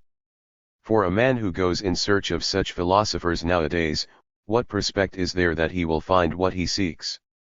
Is it not probable that, even with the best lantern of Diogenes, he will wander about night and day, searching for them in vain? In our age, people have the opposite instincts. What they want above all is comfort. Second, they want what is public and that great theatrical noise, that great rumbling, as befits their fair-ground tastes. Third, they want everyone to grovel in abject submission before the greatest of all lies, the lie known as the equality of men, and honor only the egalitarian virtues, the levelling virtues. But for the emergence of the philosopher as I understand him, this takes us from the very beginning in exactly the opposite direction, even if it is believed in all innocence to be conducive to it. In fact, nowadays all the world bemoans how bad it used to be for philosophers caught between the stake, a guilty conscience and the pretensions to wisdom by the Church Fathers, but the truth is that precisely these circumstances were ever so much more favorable to the development of a powerful, comprehensive, cunning, and audacious intellect than the conditions prevailing today. Today a different kind of intellect, namely the intellect of the demagogue and the actor, and perhaps the beaver-like and ant-like intellect of the scholar, find favorable conditions for their development. But things are even worse for the better artists, for are they not almost all perishing from a want of internal discipline? They are no longer tyrannized from without by the absolute standards of a church or court, and thus they no longer learn to develop the tyrant within, the will. And what applies to artists also applies, in a higher and portentous sense, to philosophers. Where, then, are free thinkers to be found today? Show me a free thinker today. Well, we should keep our voices down. Solitude today is full of secrets, more than ever. In fact, in the meantime I have learned that the freethinker must be a hermit. 465. I understand something very definite by freethinking. It requires that one be 100 times superior to philosophers and other disciples of the truth in severity towards one's self, in integrity, in courage, and in one's absolute will to say no even when it is dangerous to say no. I regard the philosophers that have appeared so far as contemptible libertines hiding under that woman's cloak. Truth. 153. Book 3. Principle of a New Determination of Values. Part 1. The Will to Power as Knowledge. One Method of Inquiry. 466. What distinguishes our 19th century is not the triumph of science, but the triumph of scientific method over science. 467. The history of scientific methods is regarded by Comte as being almost philosophy itself. 468. The great methodologists, Aristotle, Bacon, Descartes, Comte. 469. The most valuable insights are always discovered last, but the most valuable insights are the methods. All the methods, all the presuppositions on which contemporary science rests, were treated with the most profound contempt for thousands of years. Anyone who made use of them was excluded from the society of respectable people, held to be an enemy of God, a reviler of the highest ideal, something of a monomaniac. We had the whole pathos of mankind against us. Their notion of what truth is supposed to be, of what the service to truth is supposed to be, led them to look upon our objectivity, our method, our calm, cautious and distrustful manner, with utter disdain. Fundamentally, that which has most hindered mankind was an aesthetic prejudice. Men believed in the picturesque effect of truth. They demanded that the knowledge seeker make a strong impression on their imaginations. From the above, it would almost seem as if an opposite had been achieved, a leap had been made. In truth, that schooling which the hyperboles of morality afforded gradually prepared the way for that milder form of pathos which itself became incarnate as scientific character. Conscientiousness in matters of detail, the self-control of the religious man, was a preparatory school for the scientific character. Above all, the disposition to take problems seriously, irrespective of personal considerations. 1. 2. The epistemological starting point. 470. A deep aversion to settling once and for all on any comprehensive view of the world, the allure of the opposite ways of thinking, the refusal to be deprived of the stimulus of its enigmatic character. 471. The assumption that things are at bottom so morally constituted that human reason is justified. 3. Is an assumption born of trustfulness and a bourgeois sensibility, the after effect of faith in divine truthfulness, God regarded as the creator of all things. Concepts are thought to be an inheritance from an otherworldly pre-existence. An instrument cannot criticize its own suitability, the intellect cannot determine its own limitations, nor can it determine whether it is well constituted or ill constituted. 472. I am opposed to the notion of the so-called facts of consciousness. Observation here is 1,000 times more difficult, and error is perhaps a condition of observation anyway.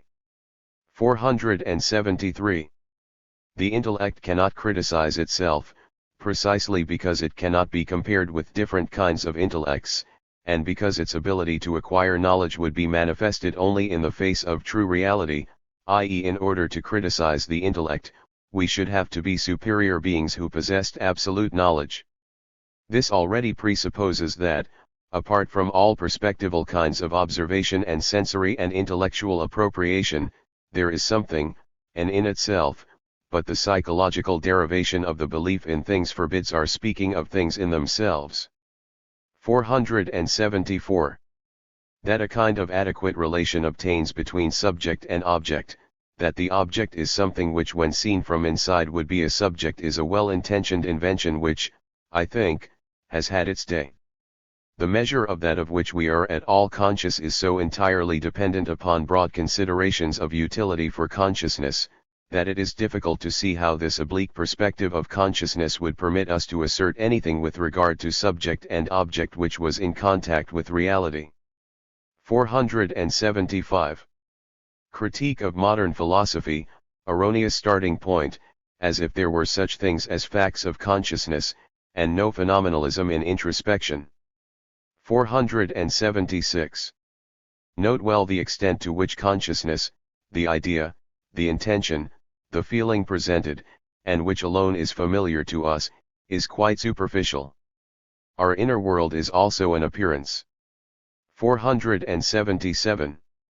On psychology and epistemology. I adhere to the principle that even the inner world is phenomenal. Everything of which we are conscious is first thoroughly arranged, simplified, schematized, interpreted, the actual process of inner perception, the relation of the causal connection between thoughts, feelings, desires, like that between subject and object, is completely hidden from us, and may be purely imaginary. This inner world of illusion is treated with precisely the same forms and procedures as the outer world. We never encounter facts. Pleasure and pain are subsequent and derivative intellectual phenomena. Causality eludes us. To assume the existence of a direct causal connection between thoughts, as logic does, is the result of the most casual and superficial observation. Between two thoughts, every possible emotion plays its game, but the movements are so rapid that we fail to recognize them, we deny their existence. Thinking as the epistemologists understand it does not occur at all. It is an entirely arbitrary fiction, obtained by selecting one element from the process and by eliminating all the rest, an artificial arrangement introduced for the purpose of rendering inner processes intelligible. The intellect, something which thinks, perhaps even, the pure and absolute intellect, this conception is a further consequence of false introspection, influenced by the belief in thinking. First, an act, thinking, is imagined which does not occur at all, and, second, a subject substrate is imagined in which every act of thinking has its origin, and in which nothing else occurs, e.g. both action and agent are invented. 478. We must not seek phenomenalism in the wrong place. Nothing is more phenomenal, or, to be more precise, nothing is more deceptive, than this inner world, which we observe with the renowned faculty of the inner sense. We have believed in the causal efficacy of the will to so great an extent that, in accordance with our personal experience, we have introduced a cause, i.e. intention, into events. We believe that the thoughts in succession within us are linked by some sort of causal nexus. The logician in particular, who actually speaks of cases which never happen in reality, has grown accustomed to the prejudice that thoughts cause thoughts. He calls this, thinking. We believe, and even our physiologists believe it still, that pleasure and pain are the cause of reactions, that the whole point of pleasure and pain is to give rise to reactions. For thousands of years, we have regarded the pursuit of pleasure and the avoidance of pain as motives for every action. On reflection, however, we have to admit that everything would have proceeded in accordance with precisely the same nexus of cause and effect had these states pleasure and pain been absent, and that we are simply mistaken in asserting that they actually cause anything. They are epiphenomena whose function is not to cause a reaction, but something else entirely. Within the reactions which have been initiated, they are already effects of other, prior causes. In summa, each event which becomes conscious is a terminal phenomenon, a conclusion. It causes nothing. Every successive phenomenon in consciousness is completely atomistic. And yet we have tried to understand the world with the opposite conception, as if nothing were effective or real, save thinking, feeling, willing. 479. The phenomenalism of the inner world. A chronological inversion takes place, so that the cause enters consciousness later than the effect. We have learned that pain is projected to a part of the body without being situated there. We have learned that the sensations which we naively supposed were conditioned by the outer world are, rather, conditioned by the inner world, that every real action of the outer world always occurs outside our consciousness. The fragment of the outer world of which we are conscious is the belated offspring of the effect which is exercised on us from the outside, subsequently projected as the cause. In the phenomenalism of the inner world, we reverse the chronology of cause and effect. The fundamental fact of inner experience is that the cause is imagined after the effect has taken place. The same is true of the sequence of thoughts. We seek a cause for a thought before we are even conscious of it, the cause then enters consciousness before the thought itself, and then the thought follows. All our dreams are an attempt to interpret the totality of our sensations in terms of their possible causes, in such a way that a condition only becomes conscious when the invented causal chain has entered consciousness. The whole of inner experience rests on the fact that we seek a cause for an excitation of our nerve centers, and imagine that we have found one. It is only then that the cause enters consciousness. This cause is in no way sufficient to count as the real cause, it is a groping on the basis of previous inner experiences, i.e. of memory. The memory, however, also preserves the habits of the old interpretation, i.e. their erroneous causalities. So that the inner experience has to bear within it still the consequences of all the prior causal fictions. Our outer world, as we project it from moment to moment, is transposed and inextricably bound up with the old error of cause. We interpret it with the schematism of the thing. Very little of the pain in a particular case merely represents the circumstances of that case, but rather a long experience of the consequences of certain injuries, including the errors in the assessments of these consequences.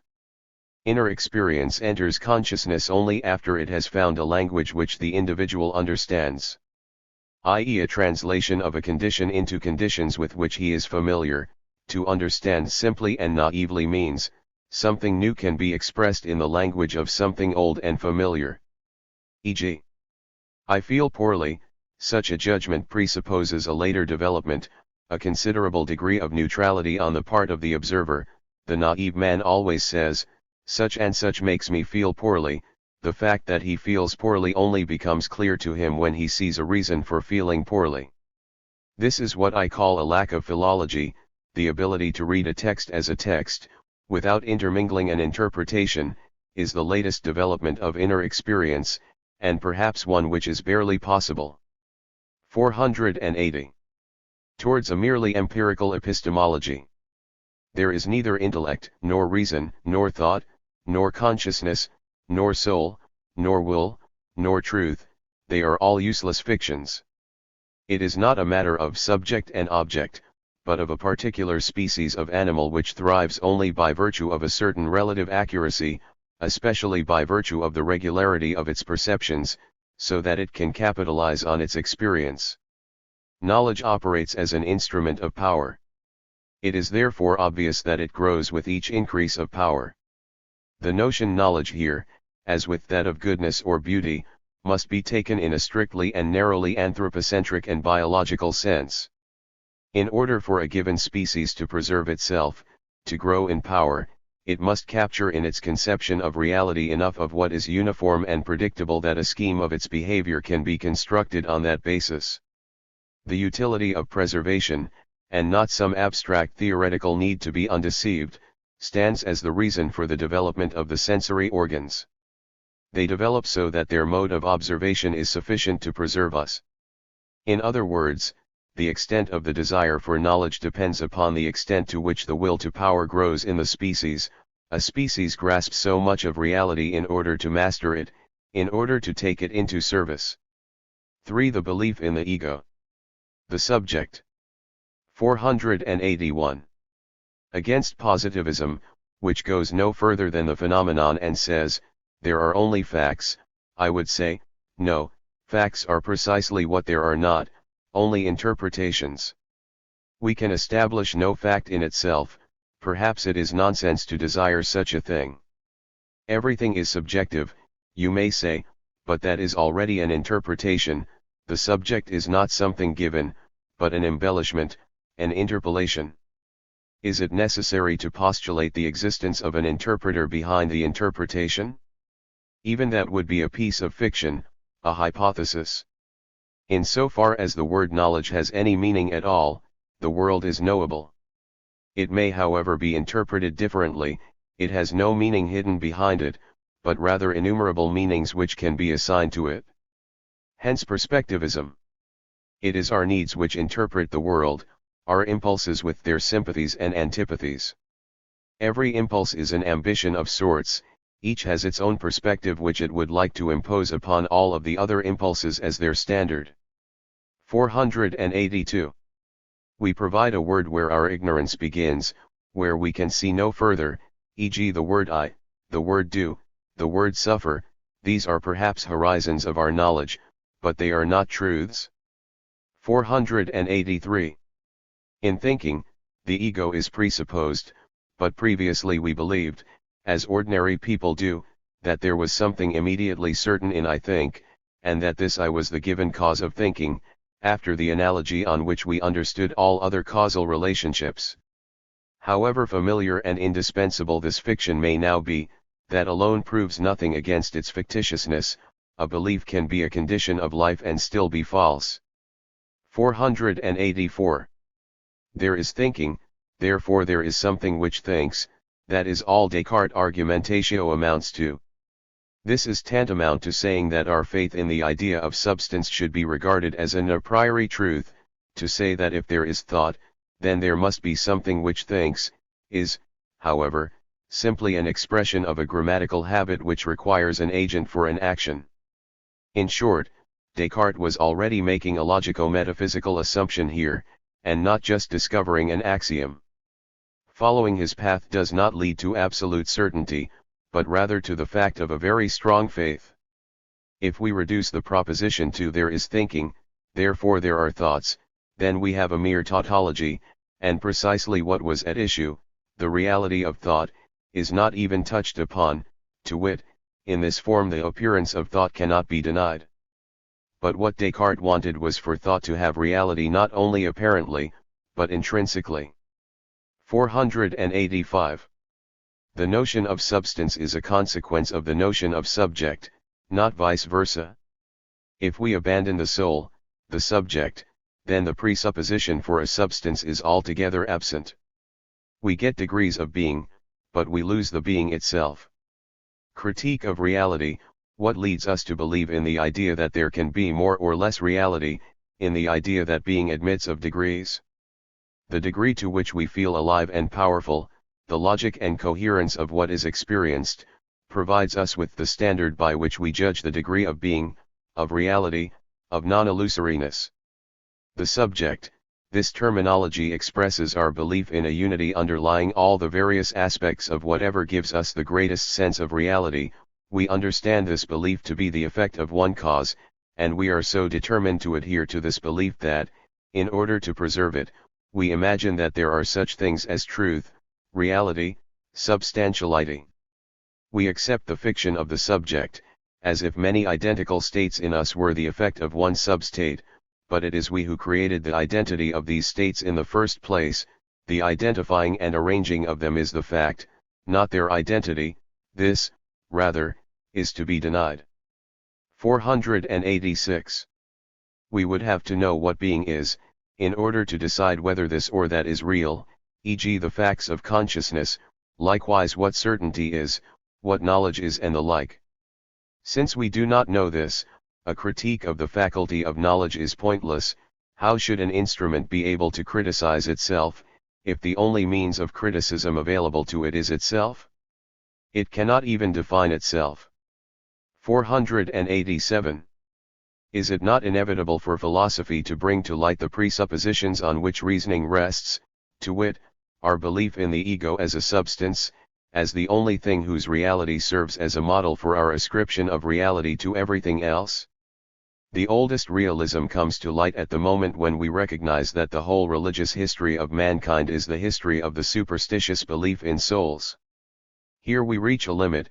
Our thinking itself involves that belief, with its distinctions of substance and accident, action, agent, etc.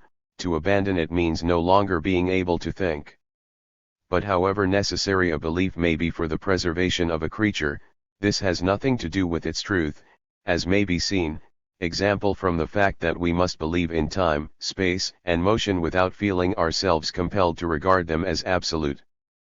488. The psychological origin of our faith in reason.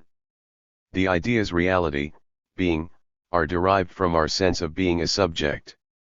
The subject is an interpretation of ourselves according to which the ego is considered a substance, the cause of all action, an agent. The logico-metaphysical assumptions, the belief in substance, accident, attribute, etc., derive their persuasiveness from our habit of regarding all our actions as the consequence of our willing them, so that the ego, as substance, is not assimilated to the multiplicity of changes. But there is no such thing as will. We have no categories which would enable us to distinguish a world in itself from a world as phenomena. All our categories of reason have their origin in the senses, we read them off the empirical world. As for the soul, the ego, the history of this notion shows that even here, the oldest distinction, breath, life, is at work. If there is nothing material, then there can be nothing immaterial. The concept no longer contains anything. There are no subject atoms. The sphere of a subject is constantly increasing or decreasing, the center of the system constantly shifting. In the event that it can no longer organize the appropriated mass, it divides into two. On the other hand, it may reshape a weaker subject into one of its own functionaries without destroying it, and to a certain degree form with it a new unity. This is not a substance, but rather something which in itself strives to enhance its strength, and which seeks to preserve itself only incidentally. It strives to surpass itself. 489. Everything that enters consciousness as a unity is already immensely complicated. We never have anything more than a semblance of a unity. The body is the more extensive, clearer, and more comprehensible phenomenon. It should be given priority for methodological reasons, without coming to any conclusion as to its ultimate significance. 490. The assumption of a single subject may not be necessary. Might we not just as well assume a multiplicity of subjects, whose conflict and interplay underlie our thought and even our consciousness? A kind of aristocracy of cells in which the authority resides? Appears, it goes without saying, accustomed to sharing power and knowing how to command. My hypotheses. The subject as multiplicity. Pain as intellectual and dependent upon the judgment harmful, projected. The effect always unconscious, the inferred and imagined cause is projected after the fact. Pleasure is a kind of pain. The sole force in existence is the same kind as that of will, a commanding of other subjects that change in response. The ever-fading, ever-fleeting character of the subject, mortal soul. Number as perspective form. 491. The belief in the body is more fundamental than the belief in the soul. The latter arose from the aporias of the unscientific observation of the body, something which leaves it. The belief in the truth of dreams. 492. Why take the body and physiology as the starting point? Because in this way we get the right idea of the nature of our unity as subjects, namely as rulers at the head of a community, and therefore not as souls or vital forces. By the same token, we get the right idea of their dependence on the ruled, the conditions of the hierarchy and the division of labor which makes individuals and the whole possible. Similarly, we see how the subject is not eternal, but that these living unities continually arise and pass away. We see that struggle also finds expression in obeying and commanding, and that shifting boundaries of power are a part of life. The comparative ignorance in which the ruler is kept about particular tasks being carried out and even disturbances occurring in the community, is one of the conditions of ruling at all. In short, we come to appreciate even not knowing, seeing things in broad outlines, simplification, falsification and perspective. However, the most important thing to understand is that the Lord and his vassals are of the same kind, all of them feeling, willing, thinking, and that wherever we see or suspect movement in a body, we also are sure to add a subjective, invisible life associated with it. Movement is a kind of visual symbolism. It indicates that something has been felt, willed, thought. All intellectual self-examination and self-absorption poses a threat to the subject because it might be helpful and important to its operation that it misinterpret itself. That is why we interrogate the body and set aside the testimony of introspective faculties. If I may, let us see if the subordinates cannot communicate with us themselves. 4. Biology of the instinct for knowledge. Perspectivism. 493. Truth is the kind of error without which a particular kind of creature could not live. The value for life is ultimately decisive. 494. It is improbable that our knowledge goes much further than what is absolutely necessary for the preservation of life. Morphology teaches us that an animal's senses, nerves, and brain develop in proportion to the difficulty it has in feeding itself. 495. If the morality of "thou shalt not lie" is rejected, the sense of truth will have to establish its credentials in another forum, as a means for the preservation of man, as a power-seeking will, just as our love of beauty is also this formative will. Both senses stand side by side. The sense of reality is the means of obtaining the power to shape things to our liking. The pleasure in fashioning and refashioning, a primeval pleasure. And we can only comprehend a world which we ourselves have made. 496. What is this multifariousness of knowledge? Merely something feeling its relation, or the species relation, to a multiplicity of things, but how does that amount to knowledge of them? For the species to know and to recognize is itself already among the conditions of its existence, but it would be hasty to conclude that there could be no other kind of intellect than that which preserves us. Perhaps it is only an accident, and in no way necessary, that these conditions of existence are the actual ones. Our intellectual apparatus is not particularly suited to acquiring knowledge. 497. N.B. I regard the best believed a priori truths as provisional assumptions, e.g. belief in the law of causation, which is incorporated by thorough practice and habituation, so that not to believe in it would destroy the race. But are they therefore truths? What a conclusion!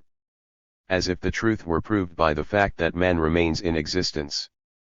498. The extent to which even our intellect is a product of the conditions of existence, we would not have it if we could live without it, nor would we have it in this form, if we could live otherwise. 499. Thinking in a primitive, pre-organic, state is a matter of enforcing a configuration, as in crystals. In our thinking, what is essential is the classification of new material into old schemata, equals procrust-sped, the assimilation of the unfamiliar. 500. Perceptions are projected on the outer world, inner and outer. Does the body command here? The same assimilating and organizing power which holds sway in the idioplasma also holds sway in the incorporation of the outer world. Our perceptions are already the result of this assimilating and equating of all that has transpired within us, they do not follow immediately after the impression. 501. Every thought, judgment, or perception, regarded as kinds of comparison, presupposes a process of equating, and the even earlier process of assimilating. The process of assimilation is the same as the amoeba's incorporation of the matter it appropriates. Memory must be recent, insofar as the assimilating impulse appears to have been harnessed here, differences are preserved. Memory is a process of classification and encapsulation, an activity, but by whom? 502. We need to reconsider our views about memory, for here lies the main temptation to assume the existence of a soul which timelessly reproduces and recognizes, etc. An experience lives on in memory. I cannot help when it comes, as sudden memories, like momentary thoughts, are independent of my will. Something happens of which I become conscious, now something similar comes to mind. Who summoned it? Who evoked it? 503. The whole apparatus of cognition is one of abstraction and simplification. It is not a means whose end is conceptual knowledge of things, but their appropriation. For that matter, ends and means are as far from the nature of this apparatus as concepts are. With ends and means we appropriate a process, an instrumental process is invented which is subsumable. With concepts we appropriate the things which constitute it. 504. Principle of life. Consciousness begins quite superficially, as we coordinate impressions and become conscious of them. Initially it is farthest from the biological center of the individual, but it is a process which deepens and internalizes itself, continually approaching that center. 505. The perceptions of which we are cognizant are the sum of just those perceptions, the consciousness of which was found necessary and desirable, both by us and the whole organic process which preceded us, and therefore they do not include every possible perception, e.g. they do not include the electrical. That means that we have senses only for a range of perceptions, those with which we must be concerned in order to preserve ourselves. Consciousness extends only so far as it is useful. There can be no doubt that all our sense perceptions are thoroughly permeated by value judgments, useful, harmful, and consequently, pleasant or painful. Every particular color simultaneously expresses to us a value. That said, this is something we seldom recognize, or recognize only after protracted and exclusive exposure to a color, e.g. convicts in jail or lunatics. Hence insects react in different ways to different colors, some, they like, e.g. ants. Point 2. 506. First, images, to explain how images arise in the mind. Then words, applied to images. Finally, concepts, possible only when there are words, the consolidation of several images under something which is not visible but audible, a word. The little bit of emotion which accompanies the word, this weak emotion is the common factor, the basis of a concept. The fundamental fact is that weak sensations are all regarded as equivalent, as identical. Hence the confusion of two closely associated sensations when the sensations are registered, but who does the registering? Believing is the very first thing in every sense impression, a kind of affirmation comes first in intellectual activity. Being taken for true is there from the outset. Our task, then, is to explain how being taken for true arises. What kind of sensation lies behind it? 507. The value judgment, I believe that such and such is so, is the essence of what we call truth. In the value judgment, the conditions of preservation and growth find expression. All our senses and faculties involved in the acquisition of knowledge have developed only in relation to the conditions of preservation and growth. The trust we place in reason and its categories, in dialectics, and thus the value judgment we make about logic, only proves that experience has taught us their usefulness for life, not their truth. It is a presupposition of all living things and their survival that there must be a great deal of faith if there is to be any judging at all, that doubt with respect to all the essential values be lacking.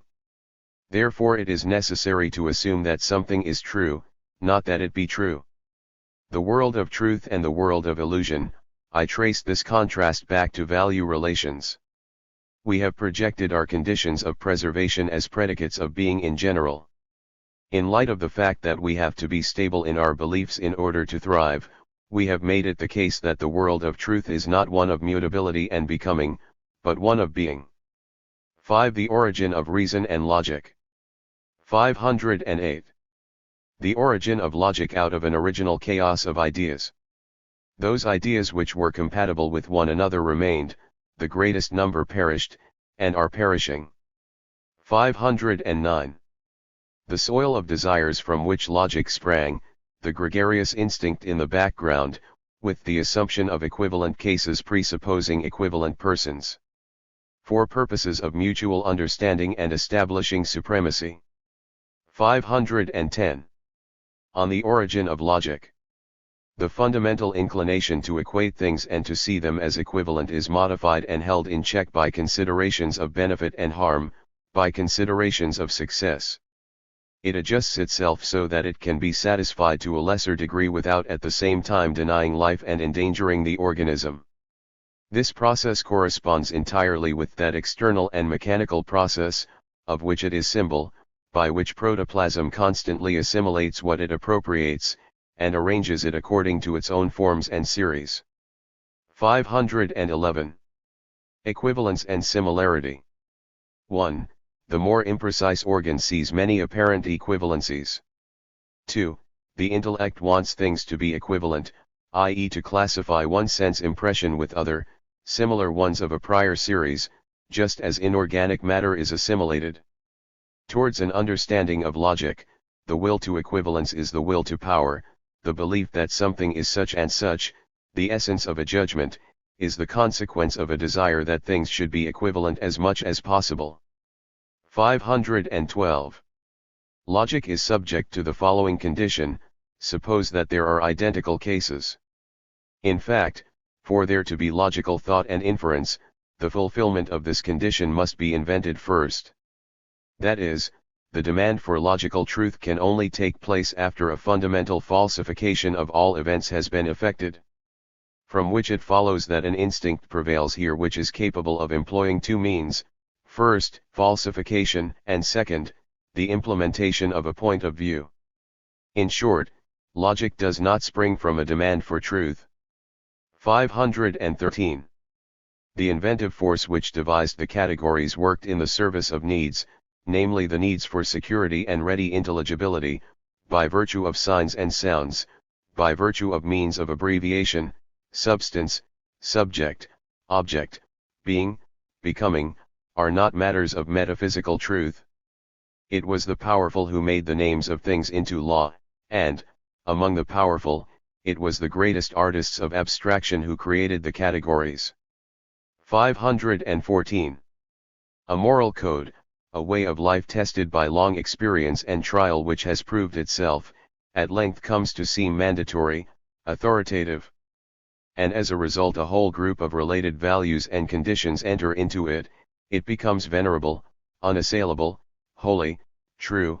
It is a part of this development that their origin is forgotten. This is a sign that the moral code has become master. Exactly the same thing might have happened with the categories of reason. After much groping and fumbling, they might have proved themselves by their relative utility. There came a point when they were gathered together, and brought to our attention as a whole, when they were commanded, i.e. when they acquired the force of a command. From that time on, they were considered a priori, beyond experience, irrefutable. And yet they may be nothing more than the expression of what serves the purposes of a particular race or species, their utility alone constituting their truth. 515. The will to power as knowledge. The object is not to know, but to schematize, to impose as much regularity and form upon chaos as our practical needs require. In the formation of reason, logic, and the categories, it was need which was decisive, not the need to know, but to subsume, to schematize, for purposes of understanding and calculation. The development of reason is nothing but a process of arrangement and invention which generates similarity and equality, the same process which every sense impression undergoes. No pre-existing idea is at work here, but rather utilitarian considerations which dictate that things are predictable and manageable for us only when we see them rendered approximate and equal. Finality in reason is an effect, not a cause. With any other type of reason, the rudiments of which appear constantly, life goes awry, things become too confusing, too incommensurable. The categories are truths only in the sense that they are conditions of living, just as Euclidean space is a conditional truth. Point 3, and between ourselves, since no one would maintain that the existence of man in particular is necessary, reason, as well as Euclidean space, must be regarded as but an idiosyncrasy of one particular species of animal, and one among many others. The subjective requirement that we not contradict ourselves is a biological one. The utilitarian instinct to infer as we do is inherent in us, we almost are this instinct. But what naivete it is to conclude from this that we are thereby in possession of the intrinsic truth. The requirement that we not contradict ourselves proves to be an incapacity, not a truth. 516. Any attempt to affirm and deny the same thing is a failure. That is a subjective empirical principle which is not the expression of a necessity but only of an incapacity. If, according to Aristotle, the principle of contradiction is the securest of all principles, if it is the ultimate root of all demonstration, if the principle of all other axioms lies within it, then we should consider all the more carefully what assertions it already essentially presupposes. Was Aristotle claiming something with it concerning reality and being, as if he already knew the same thing from somewhere else, that is to say, as if contradictory predicates could not be ascribed to it, or does the principle mean that contradictory predicates should not be ascribed to it? In that case, logic would be an imperative, not to know the truth, but to establish and arrange a world which we are obliged to call true. In short, it is an open question whether the axioms of logic are adequate to reality, or are standards and means by which we first create reality, or the concept reality, for ourselves. However, in order to be able to affirm the former, as previously remarked, we must already have a knowledge of being, which is emphatically not the case. The principle therefore is no criterion of truth, but rather an imperative as to what shall be deemed true. Suppose that there were no such thing as self-identical as is presupposed by every principle of logic, and of mathematics, and that A were already an illusion, then logic would have a merely illusory world as its presupposition. In point of fact, we believe in this principle under the impress of a boundless empiricism which repeatedly confirms it, or so it would appear. The thing, that is the real substratum of our belief in things, is the presupposition of all belief in logic. The A in logic is, like the atom, a reconstruction of the thing. By failing to comprehend this and making logic into a criterion of true being, we are well on our way to hypostatizing notions like substance, attribute, object, subject, action, etc., as if they were real, i.e. to conceiving of a metaphysical world, i.e. a world of truth, but this is only the world of illusion all over again. The most primitive acts of thought, affirmation and negation, belief and disbelief, in so far as they presuppose not only a general habit of believing or disbelieving, but a justification for doing so, are already subject to the influence of a faith in the possibility of knowledge, a faith in our judgment's capacity for truth. In short, logic has no doubt of its ability to state something intrinsically true, namely, that nothing can have contradictory predicates. Here vulgar empiricist prejudice reigns supreme, to wit, that perceptual experiences teach us truths about things, that I cannot say of one and the same thing that it is both hard and soft at the same time, the instinctive proof, I cannot have two contradictory sensations at the same time, which is quite vulgar and false. The prohibition on conceptual contradiction is based on a faith that we are able to form concepts, a faith that concepts not only indicate but also capture the essence of a thing. But in point of fact, logic, like geometry and arithmetic, only pertains to invented truths which we have created.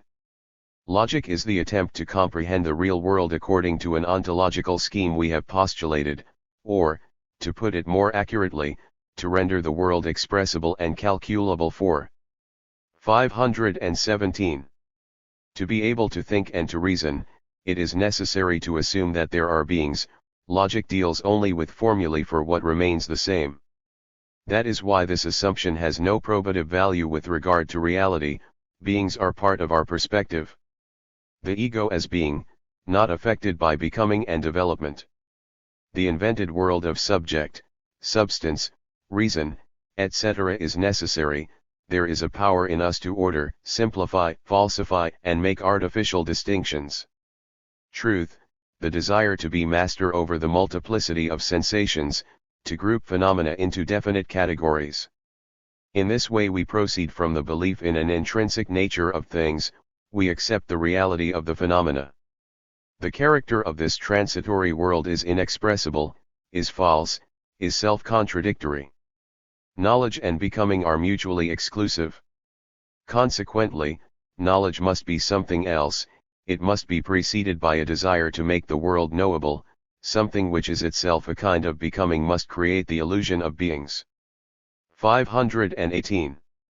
If our ego is the sole being after which we fashion or understand all of being, very good. Then we may well question whether this is not an illusion of perspective, the apparent unity in which everything is bounded in a kind of horizon.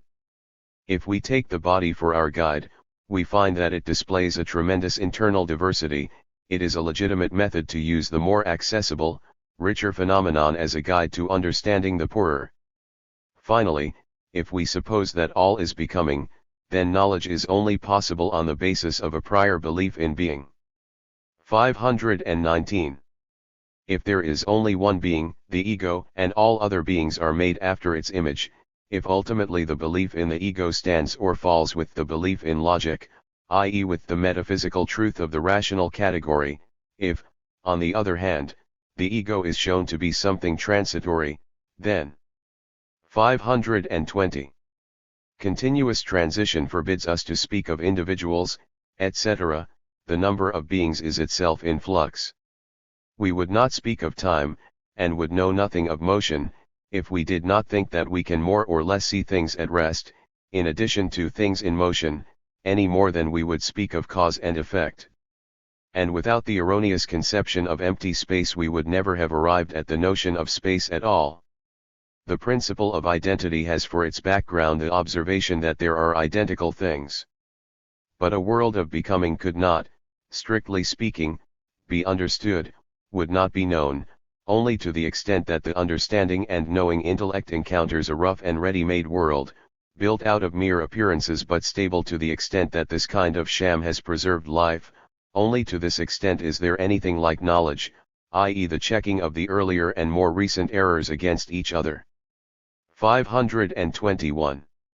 Concerning logical illusion. The concepts individual and species are both false and merely illusory. Species expresses merely the fact that a number of similar creatures appear at the same time, and that the tempo of their further growth and transformation has been almost imperceptible for a long time, so that the minute steps in development and growth that actually occur are scarcely noticeable at all, a phase of evolution in which the process of evolving is not apparent, so that a state of equilibrium seems to have been reached, while also leading to the error of supposing that a goal has been reached, and that evolution had a goal.